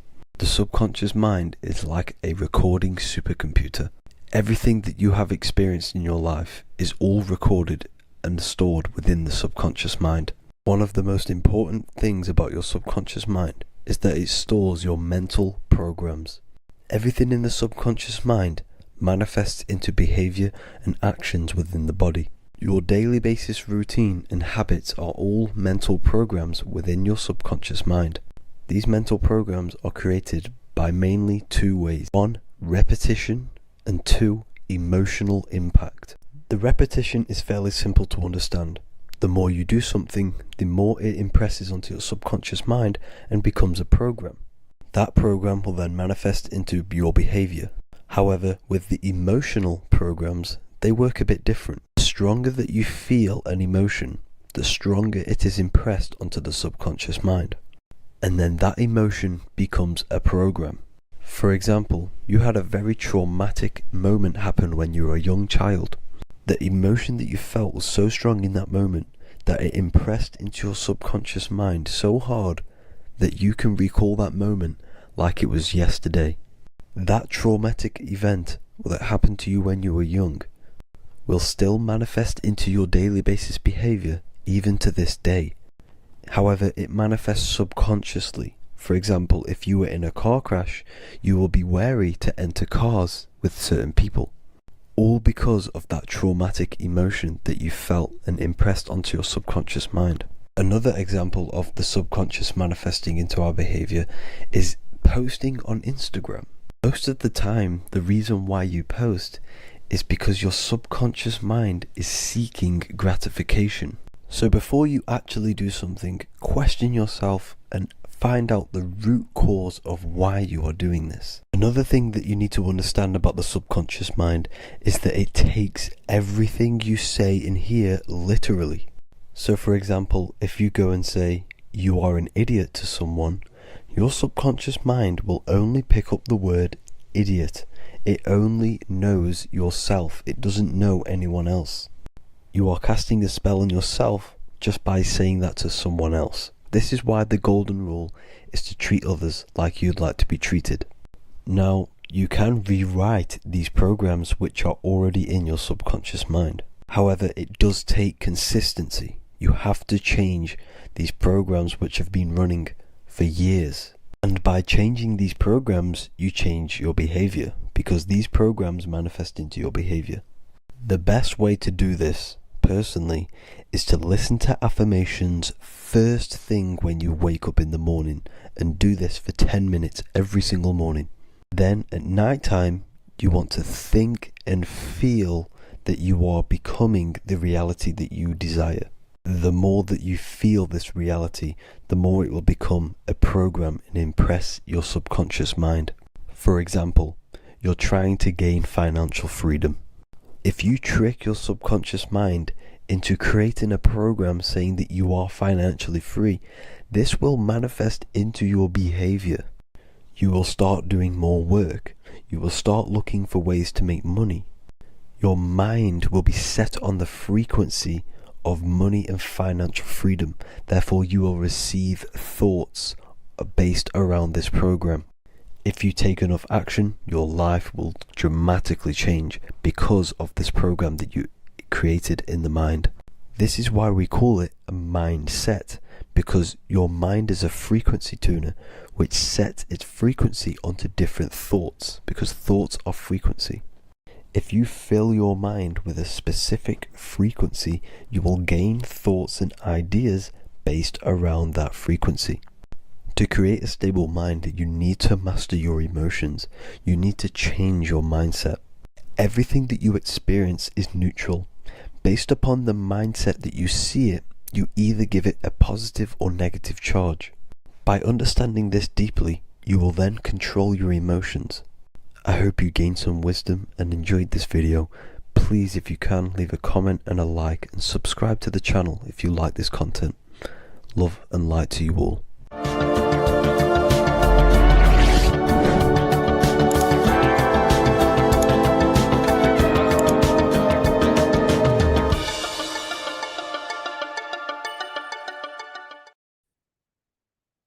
Hello and welcome to another video and another lecture from Ethereum University. Today we're going to be breaking down in detail the Freemasonic 33rd degree symbol. Now, of course, this is a complex symbol, and it's composed of many symbols put together to create a greater meaning. So, as you should know from my previous videos, a bit of context behind Freemasonry, what it particularly is, and I will give you a brief overview before we go into this. It's definitely important to know what Freemasonry is before we break down this symbol, okay? Because without the knowledge of Masonry and what it is, it's difficult to understand what the symbol truly means. So Freemasonry is all about building. The word Mason means to build. And we're either building with light or we're building with darkness. So that we have good Freemasonry, we have good Masons, people who want to spread the truth, people who want to help people awaken their mind and liberate them and bring them up to higher consciousness. Or we have Masons who want to divide, keep the knowledge to themselves, create walls, build walls in people's minds, construct illusions in people's minds for their own personal gain. Okay, so we're either building with light or you're building with darkness. You're either building with light or bricks, spirit or matter. God and the devil, same thing. You're either uplifting people or dividing people. Each and every single one of you is a Freemason. Well, a Mason. Not a Freemason, but a Mason. You are a builder. And you're either constructing division in you and other people, or you're either creating oneness. Everyone is doing this. Everyone is building. Everyone is contributing towards the world and building our reality. So Masonry is a craft, and that craft is to craft a better mind and heart, a higher consciousness, a higher understanding of the self, building a higher perception of yourself. getting to know who you actually are, why you are here. Every action, behind every single action, behind every single cause is choice. You chose to be here. Whether you know why you are here or whether you do not know. You chose to be here in this time, in this period of life on the earth, on this physical dimension. You chose, you, the mind of yours chose to be here in this body at this specific time. You are playing a role, you are building in this world at this specific time. So Masonry is all about getting to know the self, to know what you actually are through gnosis. Gnosis is direct knowledge obtained and extracted from direct experience. Knowledge extracted from direct experience. Knowingness. You know you have hands. You don't believe you have hands. You know you have hands. That's what knowing thyself truly means. To go within the self. To dwell in meditation for long periods of time. Not even meditation. To dwell, closing your eyes and thinking internally. Not thinking externally about anything outside you, but thinking and questioning internally, and you shall find answers. Seek and you shall find. If your heart is truly set on knowing, on getting to know true knowledge and knowing yourself, then you will find it. Okay, so because that's what the heart is. The heart is where we find our treasure. That's why it's inside of our chest. Our chest holds the treasure. What is your treasure? Your treasure is your physical manifestation. And whatever you act, whatever your heart cares about, your body follows. Your body takes action towards what you care about in life. This is why we say follow your heart, because your body follows the heart, what you care about. If you do not care about something, you do not take actions towards it. Whatever your heart loves and has that love energy for, the body follows.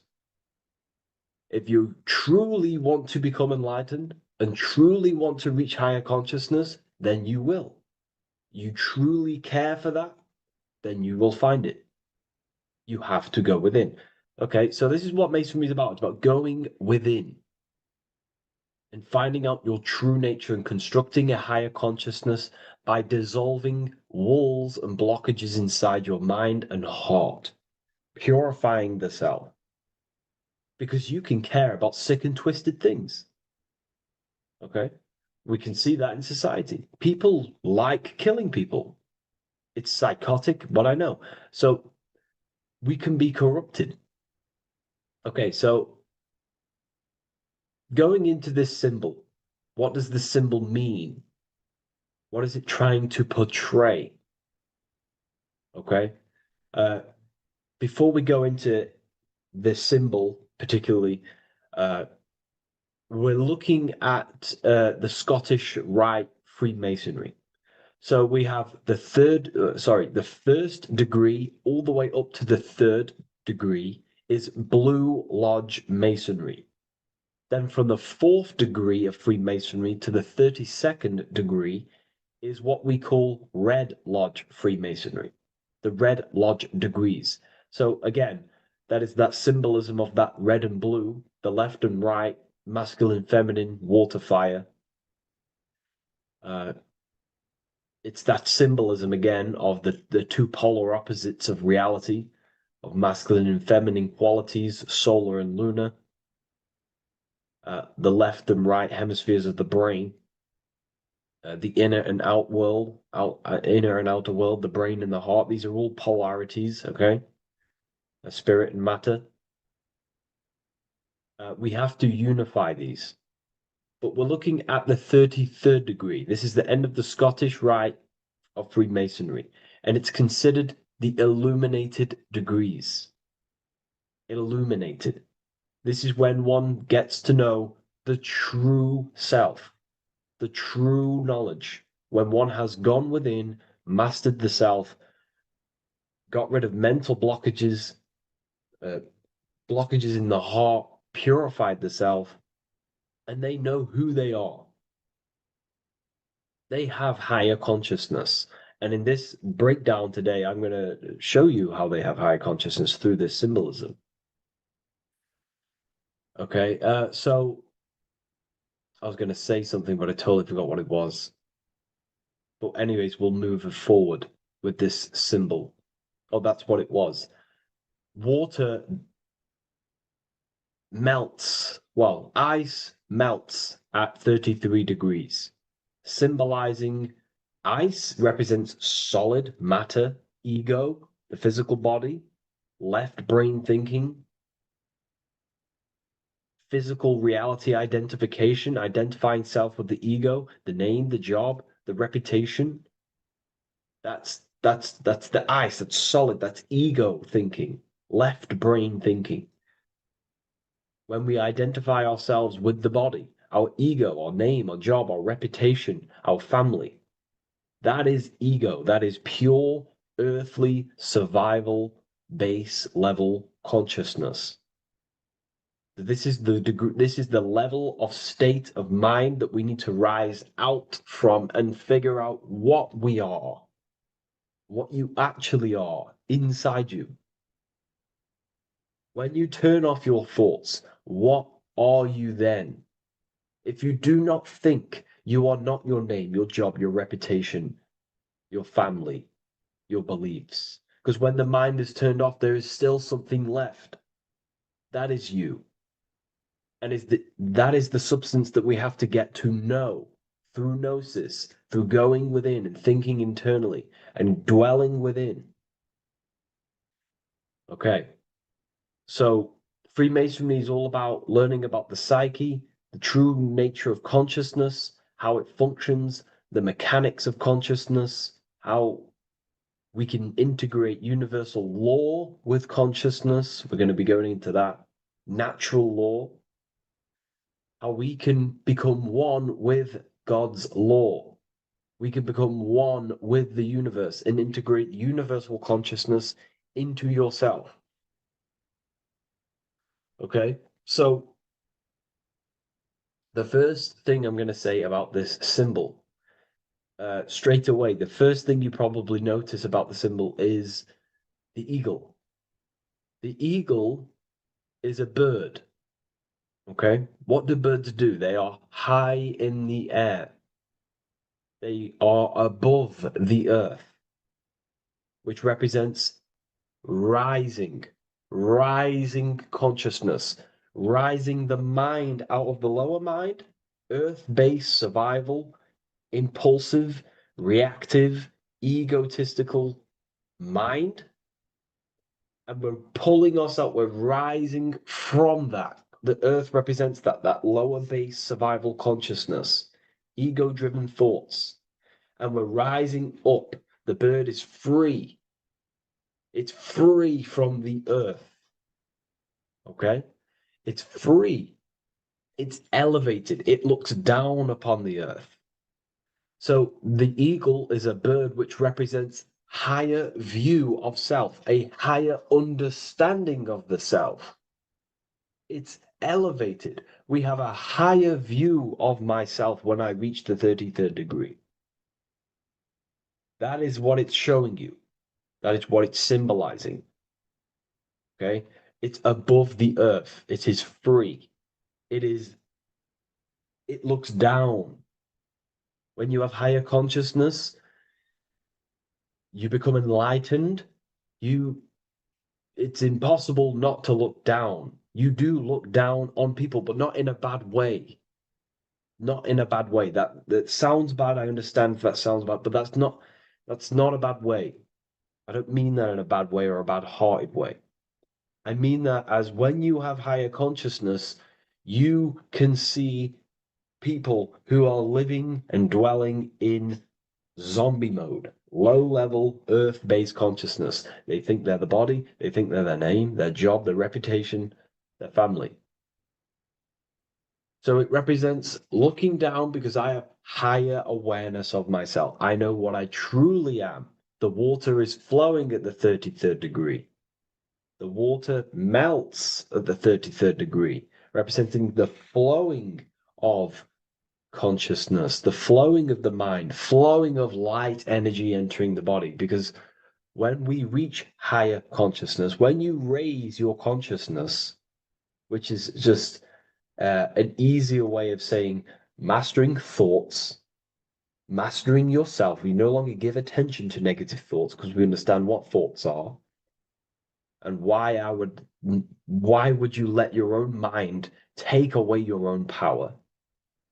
So again, Freemasonry is about gaining personal power, not in a bad way. Well, it can be used for bad. Gaining mental power, a strong mind. Most people have very, very, very weak minds in this world. Very weak minds. This world is a mental world. We have to gain strength in the mind. It's a mental universe. The stronger the mind, the better your reality. The less affected you are by external things. Nothing external should ever bother you.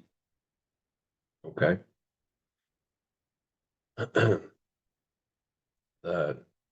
So it's about gaining mental strength, mental clarity. So again, the bird is elevated, it looks down, it has a higher awareness, it sees things from above, it sees the world for what it truly is. That's the eagle. Okay? It's the higher view. This is the illuminated degrees. So we're looking at now the sword. The bird, the eagle, the double-headed eagle is standing on the sword. Very symbolic. The sword is not above the eagle. The sword is below the eagle. The sword moves through the air. On a basic breakdown of the sword, it represents power. Power. Because if I have a sword, I hold the power over you. That's what it symbolizes. In war, you have a weapon bigger than someone else and more destructive than someone else, you hold the power. So it's a power symbol. To go even deeper on this, on its true meaning, the sword, I've already broke this down plenty of times. It moves through the air. It cuts the air. It's the mind. Air represents the mind. Water is emotion. Fire is the spirit. Earth is the body. So we're looking at the mind, the power of the mind. And the eagle is standing on top of this, representing, I am conquering my own mind. I am conquering my mind. My mind does not conquer me. My mind is truly mine. I hold the power over it. I stand on top of my mind. The mind does not rule me. Thoughts do not enter my mind that take away my power. I think it, I feel it, I act towards it. It's unity. My mind is the monarch. It is the command center. It is mine. I'm above the mind. That's what it's showing here. I hold full control over this mind. I hold the power. Okay? And I have an elevated view of the mind. The eagle is elevated. It looks at the earth from above. It's the higher perception of the mind. The mind has a higher view of the self. It is conscious. Most people are not conscious. Okay? Most people walk around, they act unknowingly, they don't even know they don't even know they exist. They don't realize they have consciousness. They think they grew from a monkey.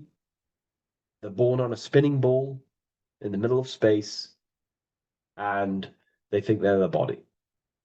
That is the level of a, earth-based consciousness.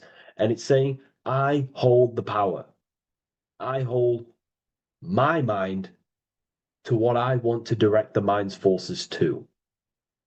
I create with my mind. I carve reality. I shape my reality with my mind and thoughts and my intellect, my communication.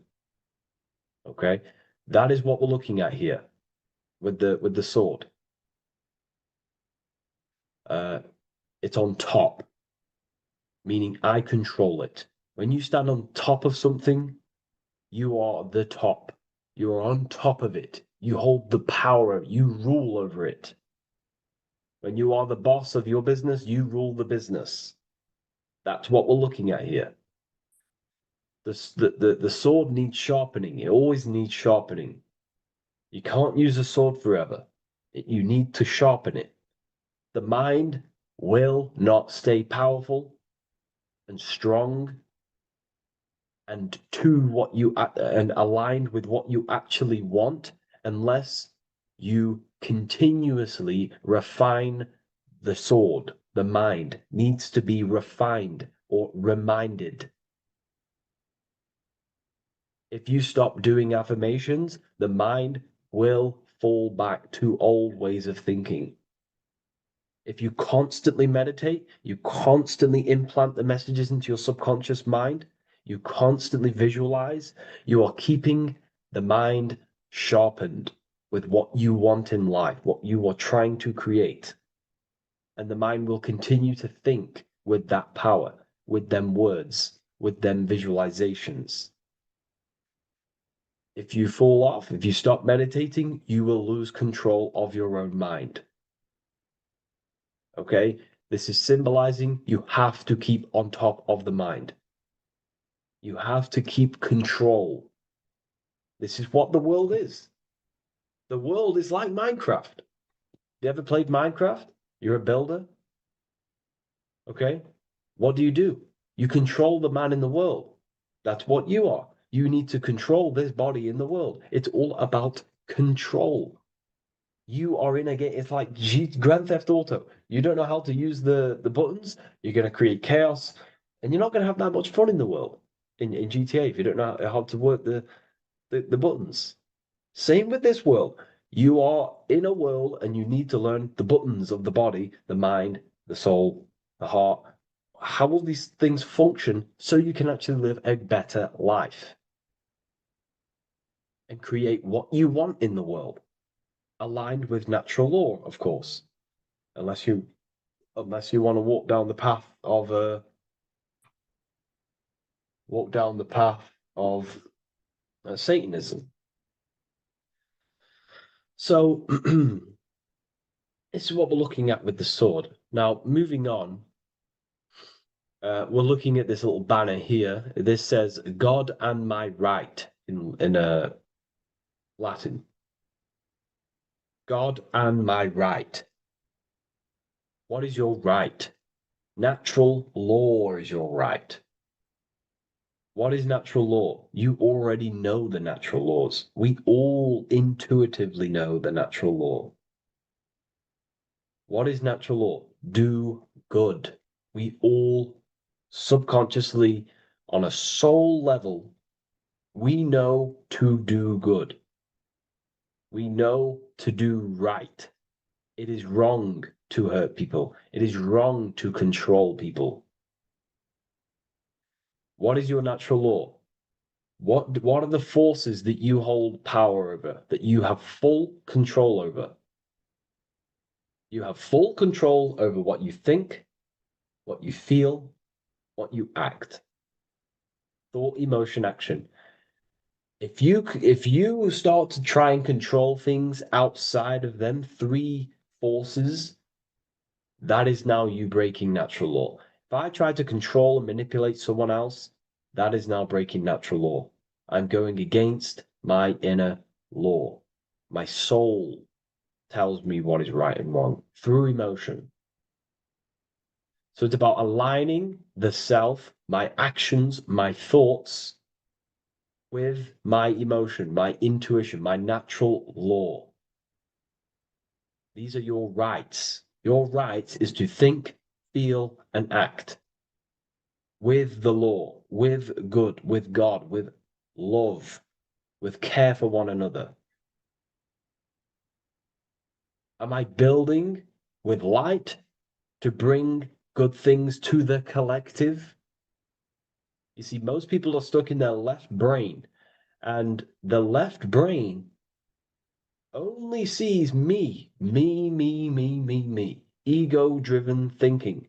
That's why they trap us in our left brain. They train us to be left brain. They tell us to write with our right hand to strengthen the left brain. They call it writing. Everything in this matrix is to activate your your left brain. Why?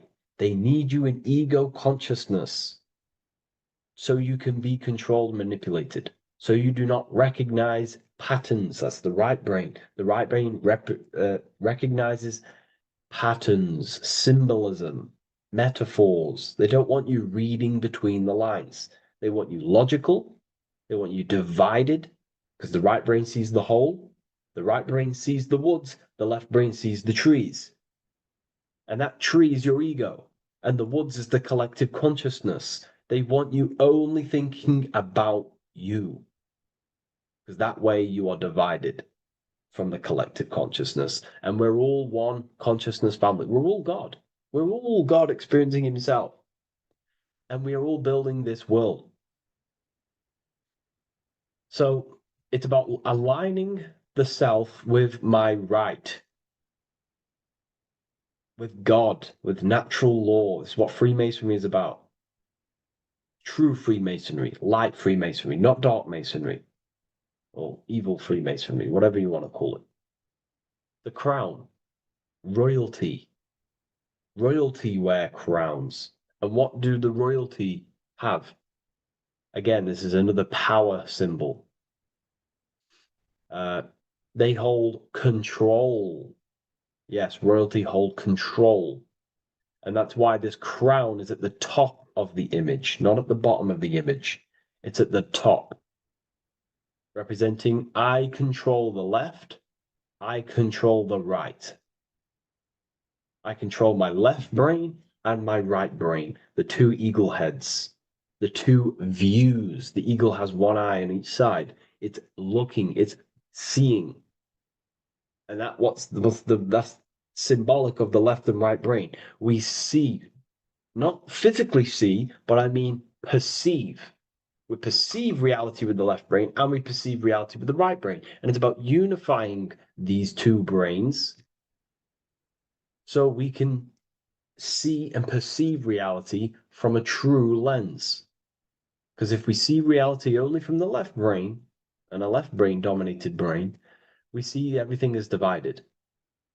But if we see everything from a right brain perspective, we see everything as whole. When everything is in the middle, you need to see reality from the middle. Yes, I have my own personal consciousness, and yes, there is a collective consciousness. So I need to balance between that. I need to see reality between the line, between the left and right brain, and align this worldview, and align my thoughts, align my actions with this. Because if you're left-brained, dominated, you're only going to take action on ego. You're only going to take action on me. You're only going to think about me. But if you're right hemisphere brained, you're only going to take action for the collective, which is, yes, that's good, but you also need to think about yourself. Why did you come here? Your life has a meaning as well. It's not just about the collective, it's about you as well. But we need to balance this. You see? This is what we're looking at. The crown is in the middle, representing the balance, the power over the two.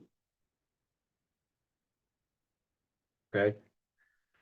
It's the balance, it's mastery, it's control. Royalty hold control over society, royal families.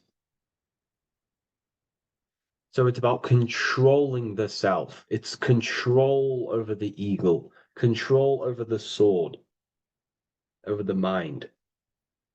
It's about personal power we're looking at here, self-control. Now we're looking at a upright triangle, which represents the element of fire, which is masculine. Masculine is all to do with action, the physical body. We're looking at fire, which represents spirit or transformation. Fire is a very transformative element. It transforms things. Okay, so we're looking at self-transformation through action. This is what we're looking at here. Fire is a very, very masculine force, a very penetrating and transformative force. So we're looking at transforming the self, not through knowledge, but through action. We have transformed the self, 33rd degree. I've reached the 33rd degree and I have now fully transformed. Now, there are higher degrees than 33rd degree, but we're just breaking down the symbol. That's a whole of a lecture. But this represents full transformation. 3, another, if you watch my video on numerology, you know 3 is all about what? Transformation. Thoughts, emotions, actions. These are the transformative forces that turn and create reality. Jesus dies and dies and resurrects after 3 days. Transformation from dead to the awakened. Brahma, Vishnu, Shiva. God is threefold. 3, 3, 3, 3, 3, 3. Electricity, magnetism, dielectricity. The 3 forces that pretty much create physical matter. Transformation is 3. So we're looking at transformation through action. Action is a very transformative force. There's no point learning this knowledge if you're not going to act upon the knowledge. A lot of people join the university, they learn a lot, but they leave because they don't want to take the action. They don't want to do the hard part. They don't want to act towards higher consciousness. They want to dwell in their lower mind. That's fine. That's your path. That's their path. But if you truly want to raise your consciousness, you have to act upon it. You have to actively not take the action. It's about what you do and do not do, because not doing something is also an action. If you are not participating in the low level pleasures like sex, casual sex, masturbation, going out and getting blind drunk. These are low level pleasures. It's going to keep you on a low level frequency and a low level consciousness. That is also an action, not doing that. It's about what you not do as well, which is very important. You have to act upon it to reach this degree. You will not reach this degree if you have not taken a lot of action towards reaching higher consciousness, reaching self-mastery over the mind, controlling the mind. This is what, again, it's about taking action on actually controlling the mind, controlling the self, gaining your power. Okay? Okay. This is another fascinating part about the eagle head and wings. It also represents the past, present, and future.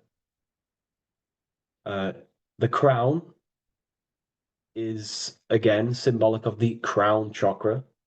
This is all to do with knowledge. So we're looking at knowledge of the past, the eagle on the left looking behind, and the eagle on the right looking forward. So we're looking at the crown, knowledge of the past and the future.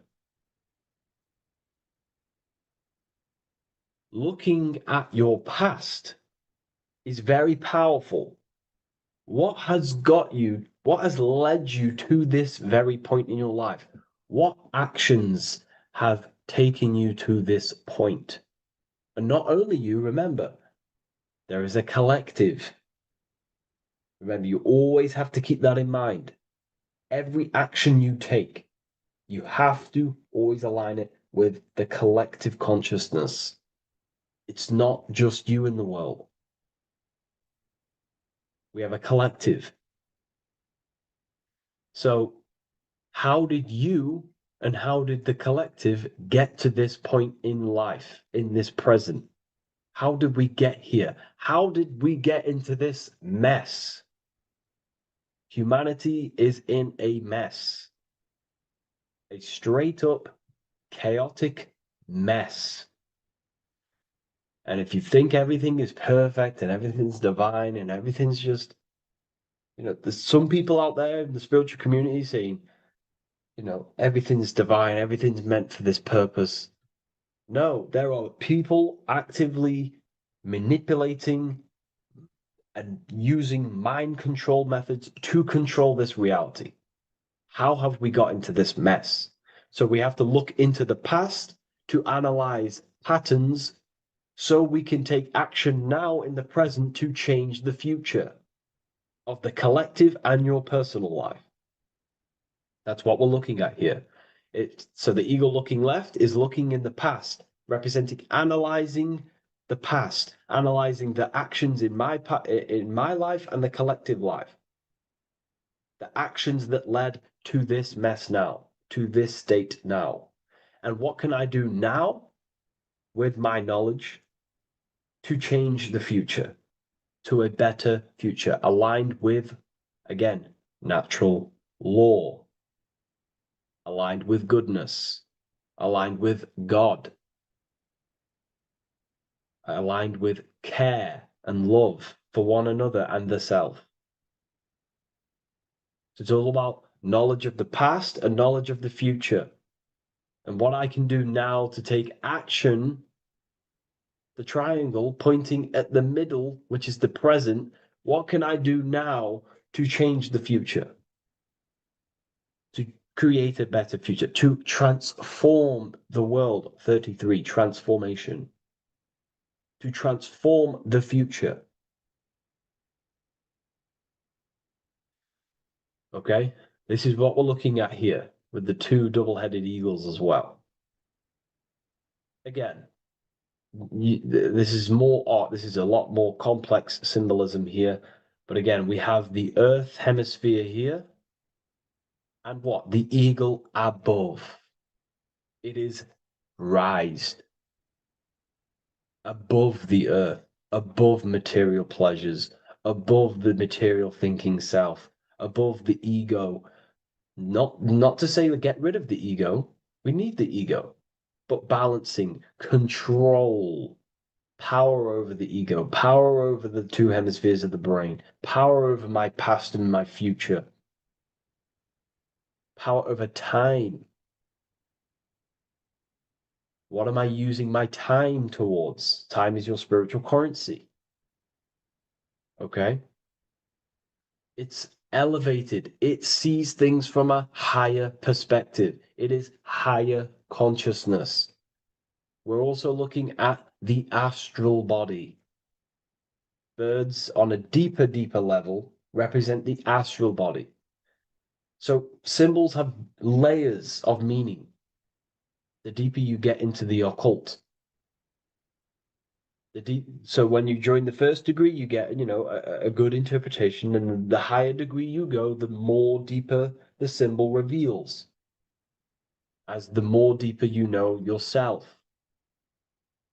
So we're looking also at the astral body, the light. What is the light? Light is a massive symbol in Freemasonry.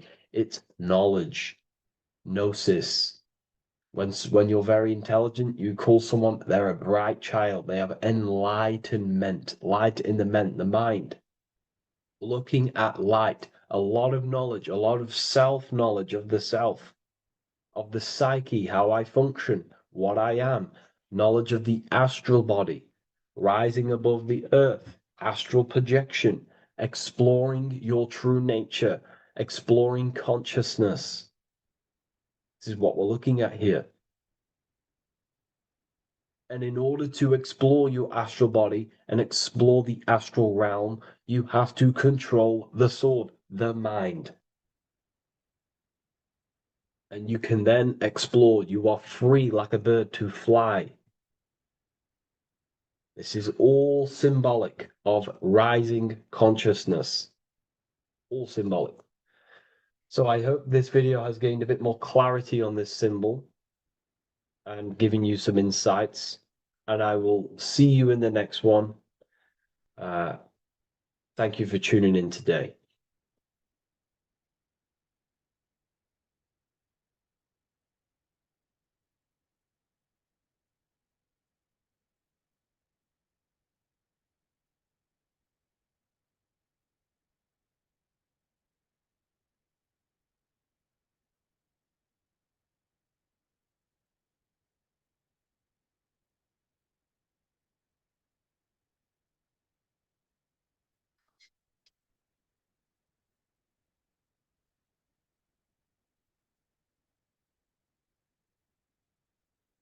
Religions were made to hide the truth about yourself, God, and the universe. You see, religion teaches there is a God separate from you. He created the universe separate from himself. They did this to truly disconnect you from consciousness, from God, and from yourself. Now let me explain. It's going to be very difficult to understand this from a left hemisphere dominated perception. The left hemisphere sees everything individual. The right hemisphere sees the whole. For example, if you're walking through a woods, the left hemisphere sees individual trees, leaves, twigs, and branches. The right hemisphere sees the interconnectedness of the whole woods. We've been trained our whole life to be trapped in the left hemisphere, to think logically, scientifically, with evidence. This way of thinking traps you in illusion, division, and separateness from everything. Plus, in science, they teach you the universe exists outside of you. You exist in a universe, and the universe exists whether you exist or not. This is completely false. You are the universe experiencing itself. There is only one person in the universe. There is only one awareness in the universe, and that is God. That is your consciousness. Not your name, your job, your reputation, your thoughts, your beliefs. That is not God. God is the infinite awareness that you are, the alertness, the essence of life. You are an individual. You have a dual nature, an inner world, consciousness, and an outer world, this physical body. The inner world is the immortal, consciousness, awareness. This physical reality is for the immortal within us to experience and enjoy. And the immortal consciousness, the immortal self, the individualized expression of the only thing that is truly real, which is God, consciousness, is seeking a way to understand itself through infinite vantage points. The same consciousness inside of you, inside of the dog, the squirrel, the plants, the stars, the same awareness is in absolutely everything. Only the right hemisphere can see this connection. The universe is one mind separated into the infinite bodies and life forms. This is why scientists tell you that the universe is forever expanding. It's truth in plain sight, because the universe is the mind. And the mind is always seeking more vantage points to understand itself. And the mind is always expanding into new realms of thought. The mind cannot be filled up. It does not exist in space. However, human awareness, human consciousness is very sacred. And the reason why I say that is because humans possess a two-way consciousness, unlike a dog, an animal, or a squirrel, for example. The dog looks in the mirror. It is not aware of itself.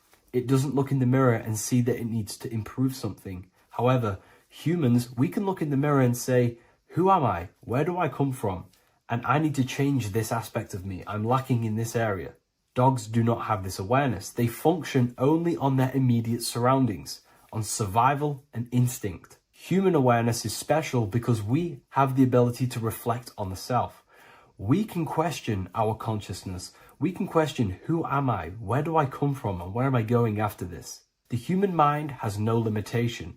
We can surpass our animal nature and rise to a godly nature. This is the whole purpose of reaching Christ consciousness, which is just an ideal consciousness where we have control over self and we know who we truly are. Humans have been given the tools to awaken. Our five senses are locked only to perceive the physical world. But the mind holds the gateway to understand the unseen aspects of reality. The mind holds the secrets to the universe and consciousness. We just have to study ourselves to understand God. We are all individualized aspects of consciousness. There is only one pure consciousness in the universe, but we're fractaled into infinite life forms, experiencing this consciousness in a different form, molding this consciousness into individual egos and individualized consciousness. Me and you are made of the same fabric. However, I have thought different things, believed different things, experienced different things, which has conditioned my consciousness to be my own individualized aspect of God. And that's what makes me, me, and you, you. God is the creative power within us to turn thoughts into physical reality, to create things. We are a creator. Each one of us is a miniature earth, creating and building in this physical 3D reality. Our consciousness holds power over the 3D reality. We can mold it and create anything we wish. However, we have been conditioned to live like an animal, living in our animal nature, eating, surviving, lusting, and these low-level desires keep us trapped from figuring out our creative power. This is why the ancients always depicted God inside of the brain. Even in ancient Christian artwork, William Blake, Anton Raphael, all depict God inside of the brain. Why is this? Because God is our creative power. The spinal column acts as a type of ladder of consciousness. If you just think about sex and act on sex, eating, consuming, and living in a survival animalistic state, then your consciousness is functioning on the lower end of the spinal column, where your reproductive organs are and your gut organs are to consume food. In order to activate the God within us and to us to truly know God, we have to be aligned with the God consciousness. We have to unlock the God within us so we can truly actually experience God and understand it. However, God exists beyond our personal consciousness, beyond our human identity. In secret societies, satanic rituals and satanic societies, they are seeking a way to escape the human identity through ritual work, meditation, and trance-like states. A trance-like state is like the state that you enter just before you fall asleep, where there is no thought present in your mind, because you are not the mind, you are the observer, you experience the thoughts. And when we escape the human identity through rituals, meditation, or trance-like states, we can actually experience beyond the veil of this material world. However, satanic rituals do this in a negative way. Satanic rituals include ways to make the human mind tap out by pushing the human minds to the limit through pain, suffering, and even torture, to allow the mind to pass out so you can temporarily pass on the veil of the physical world and escape the limitations of the human identity and the human thinking mind. Now, you do not have to do it this way. You can experience the divine and beyond your human identity through many different ways, such as deep, deep meditation, rising above your thoughts, and setting 3 alarms, one for 6 a.m., one for 6:30, and one for 7:30. And when you wake up at these times, what you need to do each time you wake up is allow your mind to stay awake but your body to fall asleep. And you will enter this trance-like state. And you can gain ideas, experience lucid dreams, and maybe even astral project. All of these rituals in secret societies and satanic societies is all about escaping the human identity and experiencing the divine planes beyond the physical. To wrap all of this up, this is all about consciousness. Consciousness is the infinite awareness of the universe, just fractaled into separate bodies. And this consciousness is seeking a way to understand itself in infinite angles and vantage points. And religion was made to cut off your connection to the divine planes beyond this world and beyond your self-identity. Therefore, if you want to know God, you have to study the attributes and qualities of God, such as geometry, numbers, consciousness, the mind, the subconscious, human anatomy. All of these things are aspects of God. We have to study ourselves and study nature so we can see God. God is the infinite awareness of the universe. If you love this video, please leave a like and share it with a friend. I'll leave a link in the description for the Book of Wisdom, Volume 2. And your brain is probably active because of the toxic food. Your nervous system is in a state of fight or flight mode. So you're eating maybe a lot of toxic food. Maybe coffee. Coffee is definitely triggering that. You're watching your phone before you go to sleep, which is increasing brain activity. So the good thing is with meditation, you close your eyes. If you close your eyes, your brain does then not have to decode trillions and trillions of light waves.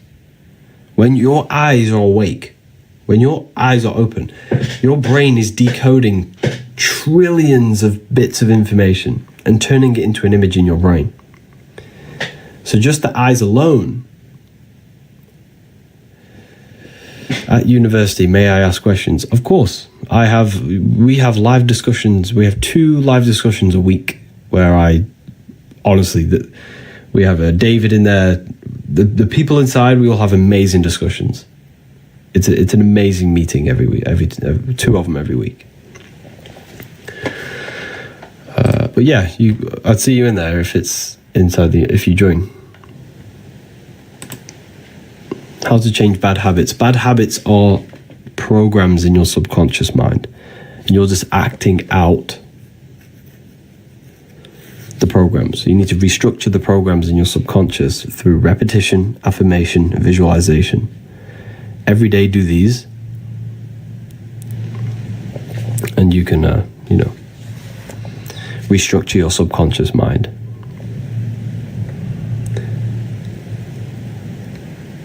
AI is the matrix. Yeah, I agree. I definitely agree. I definitely agree with that. Keep tapping the screen, everyone. Let's get this to 50k if we can. Can dreams predict your physical future? Dreams are subconscious. So think of it like this. You have a conscious mind and a subconscious. Conscious is the physical world. Subconscious is kind of like the spiritual. Conscious, subconscious. So when you dream, you enter your subconscious, where all of your, hidden thoughts, hidden belief systems, emotions, traumas. So when you dream, the characters in your dream, they represent aspects of your mind, aspects of your subconscious mind. They represent aspects of yourself. How can the mind go into the future? Imagination. How many accounts do you have? I have these 2 accounts. I also have affiliate accounts as well.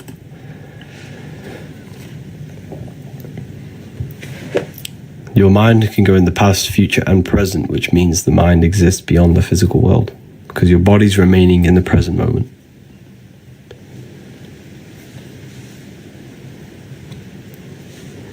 Fasting. A lot of people are asking about fasting. So what you need to do when you fast, before you fast, to do a fast properly. So what fasting does, so think of it like this. I have a scab. Let's say I have a scab here. This scab can't heal if I keep picking the scab. If I keep picking at the scab, it's never going to heal. So think of it like this. If you have any problem with your body, I'm not giving health advice, but me personally, if I have any problems with my body, this is what I do. So think of it like this. There's a scab here. It's never going to heal if I keep picking the scab. So if you have a problem with your body, I don't know what it is, maybe a disease or whatever, that disease will never heal if you keep picking the disease. You keep feeding it. So think of it like this. My body, everyone's body, has an infinite intelligence within it to self-heal. Your body's a piece of technology. It heals itself. It has self-regenerating technology. Self-regenerating technology. That's what your body is. So, think of it like this. Your body is always healing itself. If you cut yourself, it's going to heal. So if you have a disease, your body is trying to heal it. But the reason why it's not healing is because you're placing more and more toxins inside the body every single day. So if you are still consuming, the flesh, you're still eating these poisonous foods, smoking, drinking alcohol, your body's not fighting the disease, it's fighting off the toxins you're placing in it every day. So if you want to fight off the problem or disease in your body, you must remove the toxins every day. Then the body will start to heal the disease because it's not fighting off the toxins. You're not picking the scab. Okay? So the best thing to do if you have any problem with your body, 1 or 2 weeks on fruit only. 1 or 2 weeks on fruit only diet. A scab isn't a toxin or a disease. I know it's not.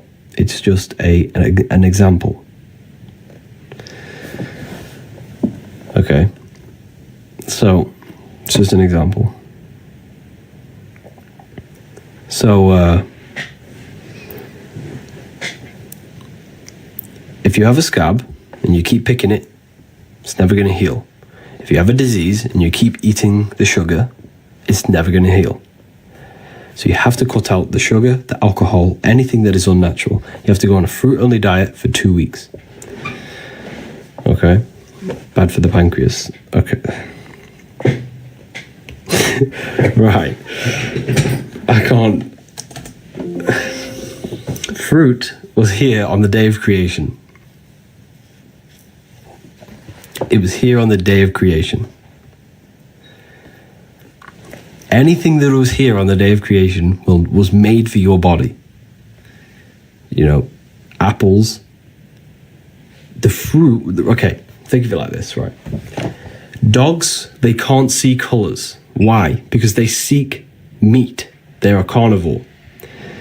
Lions, they can hardly see color. They seek meat. Humans, we have trichromatic vision.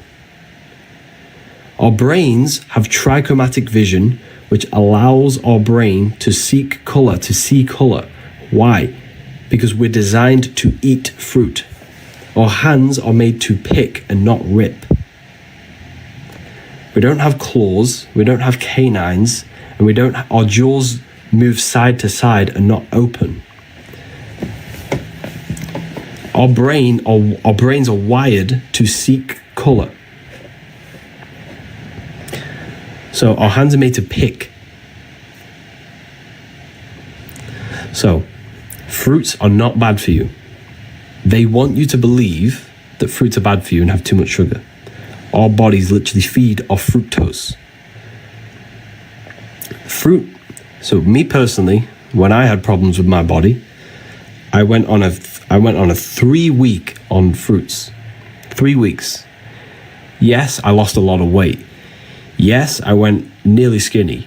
However, that was my body getting rid of all the toxins. You're not losing weight, you're losing impurities.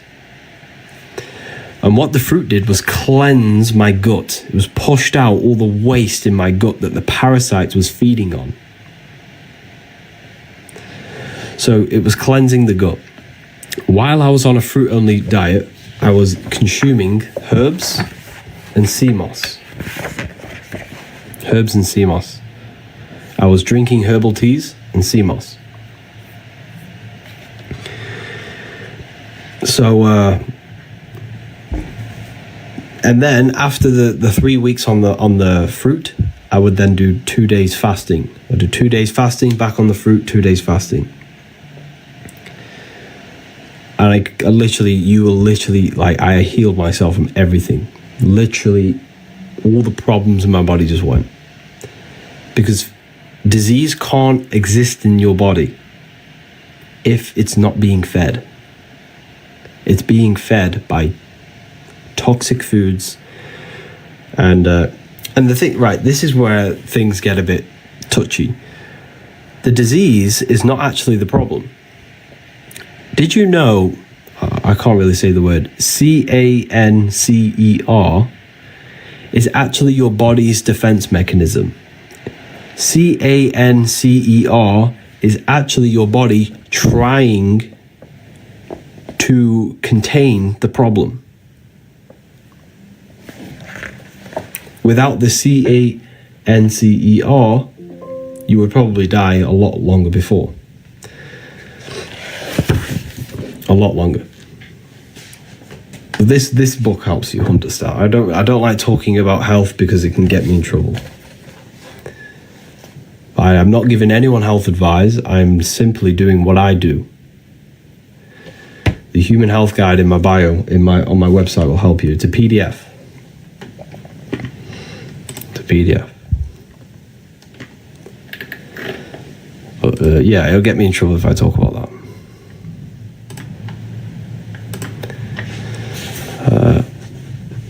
Use the code. Use the code wisdom, 40%. You're going to save yourself 40%. If you want to heal your body, use it. We can buy the health guide. Yeah, it's a PDF. It's a PDF on my website. Just use the code wisdom, all caps. You're going to save yourself. Wisdom, all caps.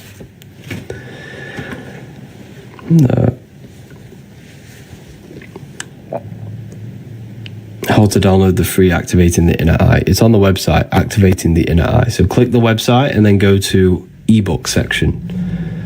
There's an ebook section, it takes you straight there.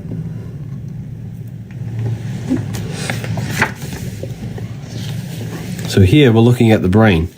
This is inside of this is Michelangelo, which is on the ceiling of Sistine Chapel inside of the Vatican, which is showing you God and the brain stem. This is all the brain stem. This is all the brain, because God is in the brain. God is the mind. God is the creative power inside of you that allows you to turn thoughts into physical reality.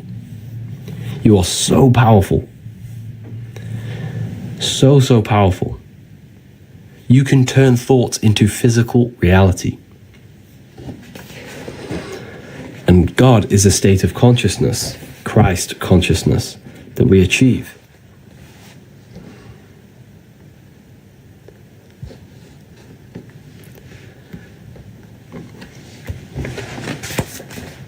And we achieve that by mastering our belief system, restructuring our consciousness so that it's on our side and not destroying us.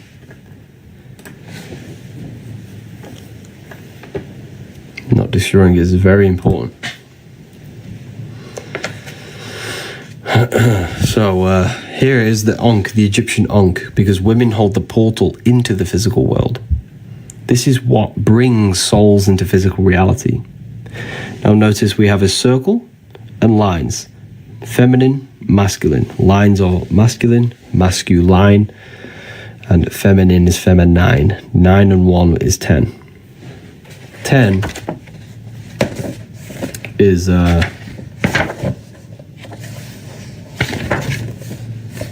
so this is why do you think Adam and man, it wasn't a coincidence that the word Adam was the name as the first man. Adam, 1, 4, 1, 13, 9, 19, 10. Because the number 10 is 0 and 1, the binary code of all creation. Zeros and ones. Everything zeros and ones. 0 is the female reproductive sexual organ. 1 is the male sexual organ. Zeros and ones, everything zeros and ones. So Adam is 10 because why? We have 10 fingers, 10 toes. Because we're made in the image of the 10 spheres of consciousness. We have 10 aspects of our consciousness, which is the Kabbalistic tree of life,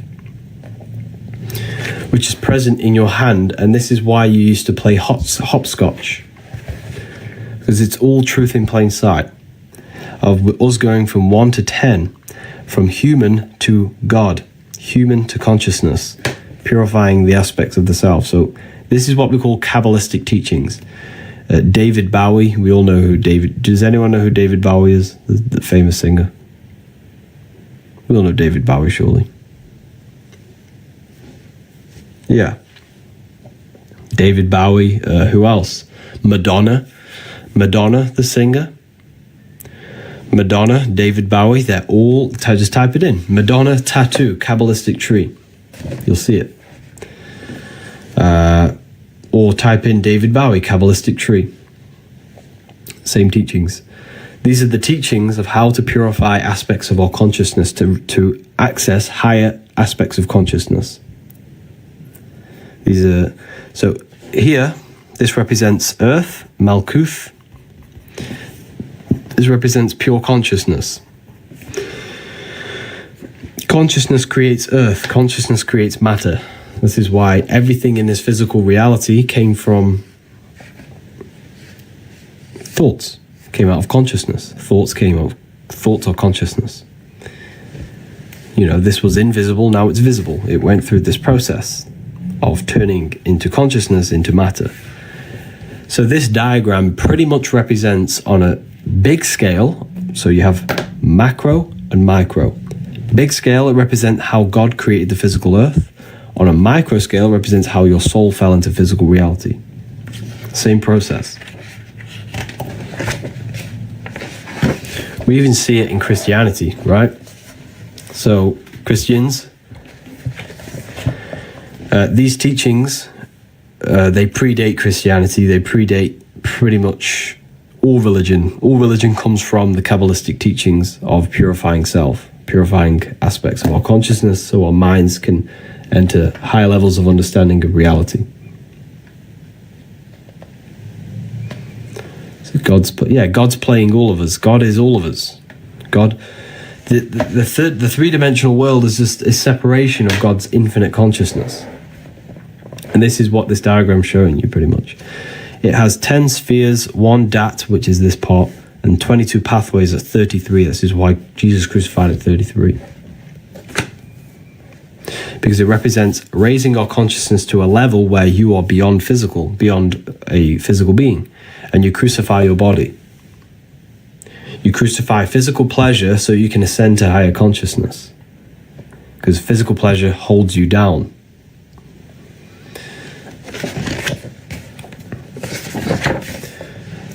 The cardiovascular system, the tree of life, gives you life. The nervous system gives you knowledge. This gives you the experience of the physical world. This gives you life of the physical world. These are the two trees in the Garden of Eden. Because you are a spiritual being and a physical being. A spiritual being experiencing the world through the tree of knowledge of good and evil. And this tree of knowledge of good and evil is what tempts you to fall into physical pleasure. This tree, this tree in your body allows you to interact with this three-dimensional world. Allows you to interact with the three-dimensional world, right? And this is what splits your consciousness up, because when you're a baby, you are pure. But then you grow older in this nervous system, your consciousness then splits. You suppress aspects of yourself. You leave the Garden of Eden. You have contradiction thoughts. You have limiting belief systems as you grow older.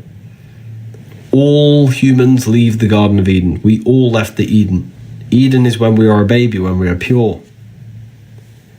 Then we start to gain self-contradiction, self-hate, the split aspects of ourselves. It's a psychological story, the Garden of Eden. And that's why the snake tempts you. Why? Why a snake?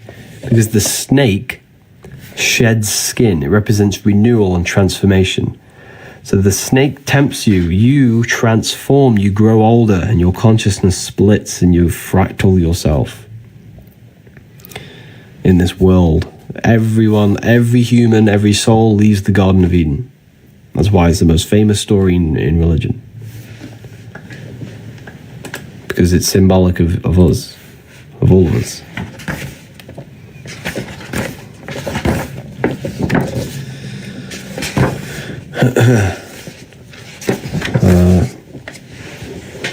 Here we have it, the Egyptians. Define a fractal. Fractal is a smaller version of the bigger version, in simple words. You have the macrocosm and microcosm. You have the winter, you have the nighttime, you have the summer, you have the daytime. You have a yearly cycle and a daily cycle. Same process. The morning time is Aries, the spring. Morning is spring. Nighttime is winter. Fractal, micro. You have a macro and micro. So you have God, you have you. This is why God is touching Adam. Because you have God, the macro, and you have you, the micro. You are God in small version. You are a spark of the infinite. The spark of the infinite. What do you mean by your caption? I mean that we can't, no one outside of us can save us. No one, Jesus can't save you. You have to save yourself. You have to save yourself from the internal hell, the internal chaos, the internal hate, the internal negative emotions. You have to save yourself and reach a state of consciousness, which is heaven. Heaven's a state of consciousness. Not a place, but a state of being, a state of mind, a state of heart.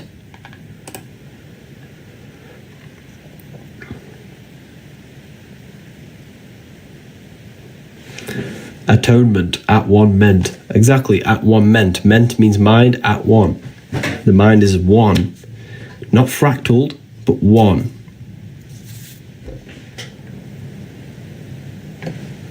Atonement.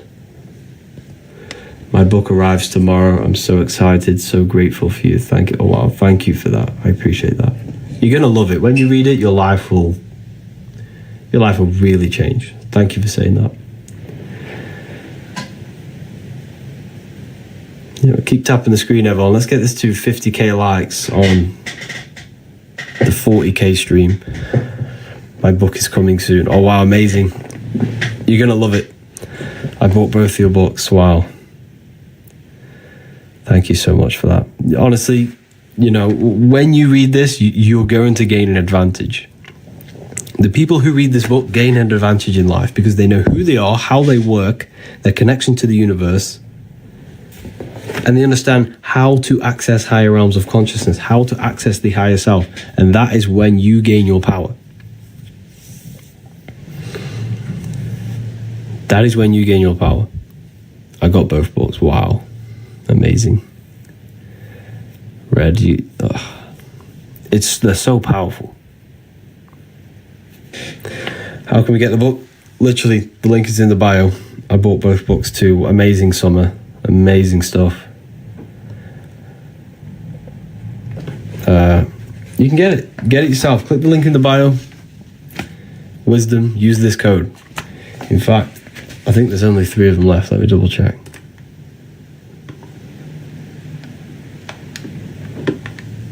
Yeah. There's 3 of the codes left. They're 40%. So if you want to use them, Wisdom, all caps. Wisdom, all caps. Most people go for volume 2.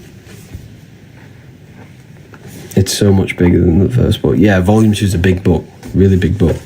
The next book that I write is going to be even bigger.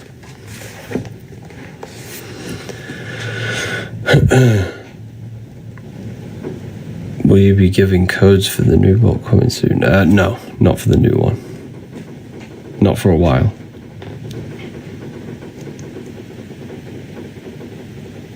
Good morning, do you ship to Jamaica? Pretty sure.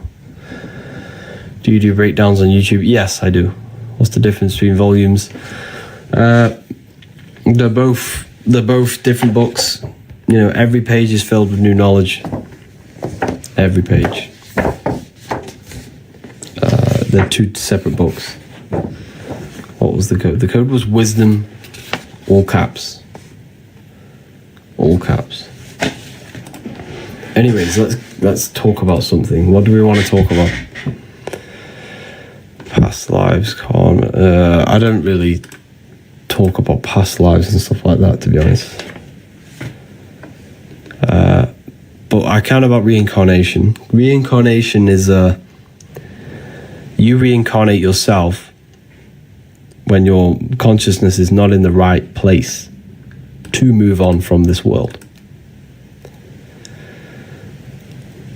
To move on, yeah. So if our consciousness isn't in the correct state, it won't move on, because if we leave this world with mental addictions, physical addictions to this world, to the food, the sex, and all these things, then we won't move on. We have to detach before we die. We have to purify our consciousness before we die.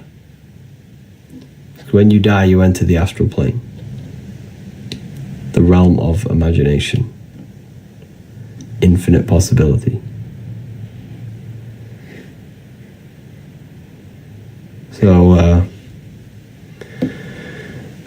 So that's pretty much what happens.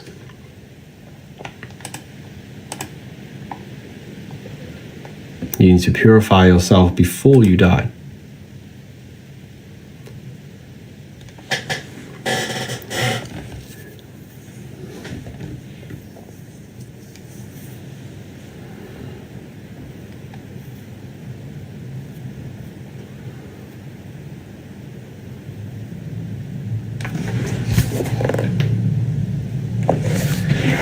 Purifying the self.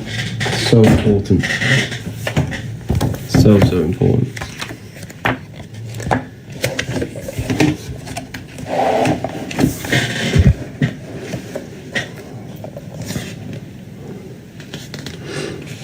Are you a book promoter? No, I am. I wrote this book myself.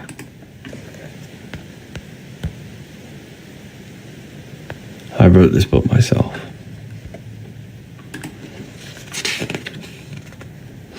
I want to say thank you to Kelly Reed, Jonah Shannon, Alan Riposh, Barbara, Margaret Mook, Tracy, Steve Bone, Christina.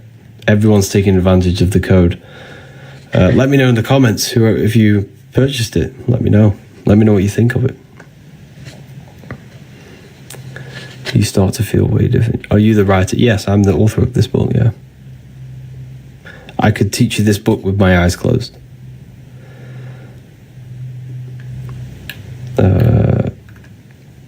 To Dogan, Leo, I can't say these names, sorry. These names are like, my English isn't the best, to be honest. Rosa, Charlie, Andre, your life's about to change. Welcome on purchase. Click the link in the bio, it takes you straight there. Use the last code, wisdom, all caps. So, wisdom, all caps. Where did this knowledge come from? Many different places. I have both copies on the way. Amazing. Which one should I buy first? Completely up to you. If you're just starting your journey, go with volume 1. I'd say, personally. We'll just go straight for volume 2. Volume 2 is very deep. Volume 2 is bigger. Code doesn't work. It does work. 40, it's all caps, all capital letters. Wait. Let me double check. Yeah, it's working. You had me doubting myself then for a minute.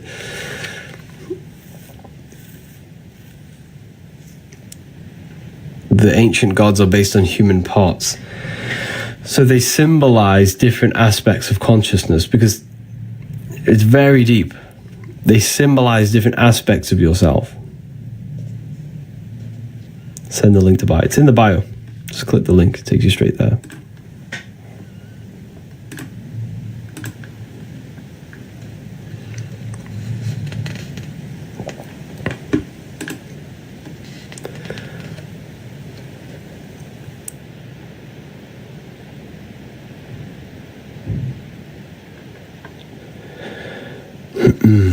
So yeah,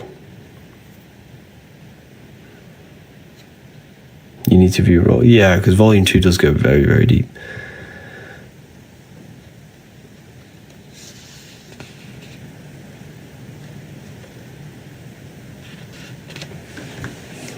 The body is a microcosm. Yes. So I explain in this page how the seasons happen not just outside of you, they happen inside of you. Let me explain. There are 4 seasons of the sun. The sun revolves around, right? And it changes the world. It makes things grow. It makes the plants grow. Now, so does the 4 seasons don't just happen outside of you. They happen, there's a change in your consciousness, which means You are directly connected internally to the universe. You are a small version of the universe. Let me explain. Just as the year cycles through its 4 seasons, so too does the life of man experience his own internal seasons. These seasons are not merely external phenomena like winter, spring, or reflected within, shaping emotions, thoughts, and spiritual states. Humanity is influenced not only by the great cosmic cycles of the earth, but also by smaller internal rhythms. You feel different in the summer. The summertime makes you more passionate, more loving, more spiritual. The wintertime, this is completely changed. You're more mental, you're more reflective, you're more thinking deeper. So these things don't only change the external world, they change your internal world, which means you are literally the universe. You are literally universe. It's you. Uni means unite, one. It's one verse, one song. Consciousness is the song. What song are you playing? What rhythm, what vibration are you putting out? You are the verse, you are a song. Your stream of consciousness is a song. It's amazing when you realize this. It really is. So, they happen within us. They change us. They change our consciousness. These changes outside. As within, so without. As within, so without. As above, so below. God is in the temple. Luke 17:12, the kingdom of God is within you. You are the kingdom of God. You have to find it within. Your head's the Holy Grail. The Holy Grail. The power symbol is your brain, because the power's within. The power of the mind, the power of the consciousness within you is the power. You just turn the power symbol upside down, it's literally your spine and brain. He placed the cherubim in the midst of the inner chamber, Kings 6:2-7. And the wings of the cherubim were spread out, so that the wing of one was touching the wall, one wall, and the wing of the other cherubim was touching the other wall. He placed the cherubim in the midst of the inner chamber. This is your brain it's talking about in the Bible. And the house, when it was being built, it was built of stone made ready before it was brought there, so that there was neither a hammer nor axe or any tool of iron in the house while it was being built. That's talking about your body.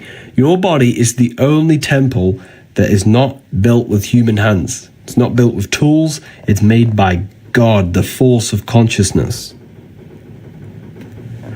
The door for the lowest chamber was in the right side of the house, and they went up the winding stairs. This is your winding stairs, your spinal column.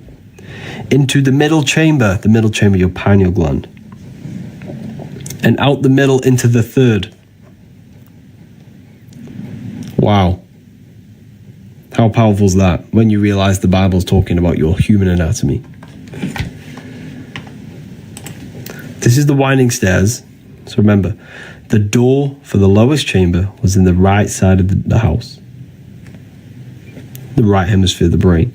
And they went up the winding stairs into the middle chamber. And out of the middle into the third. The third is the third stage of consciousness. Physical, etheric, astral. This is all about raising kundalini and activating astral light, astral energy. This is the throne of God, your brain.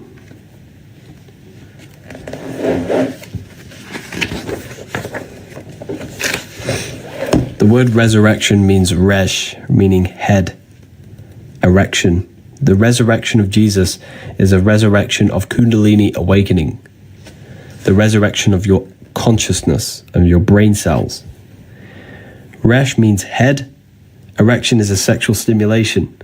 You got to raise your sexual energy to the head. This is the resurrection.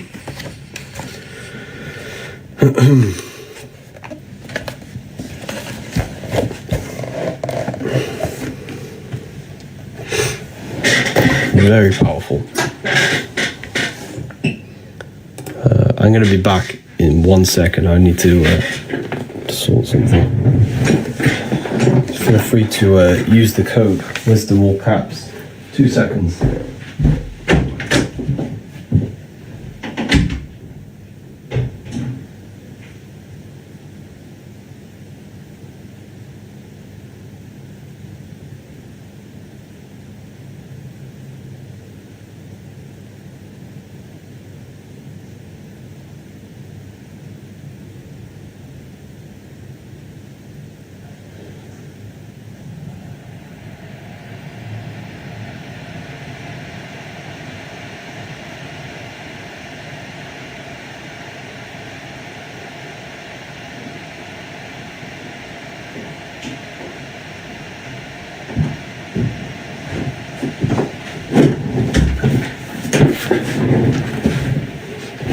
Hello, everyone.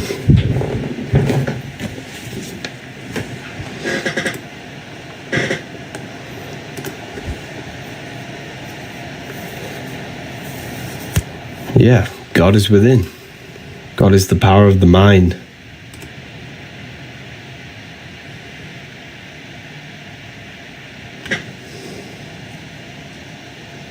The power of your consciousness. Do you believe in the man upstairs? The man upstairs is you. Upstairs is your head.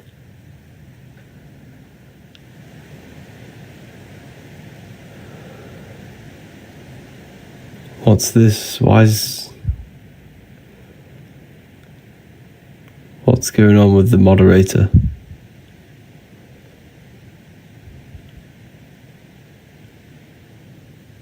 Why is everyone being on?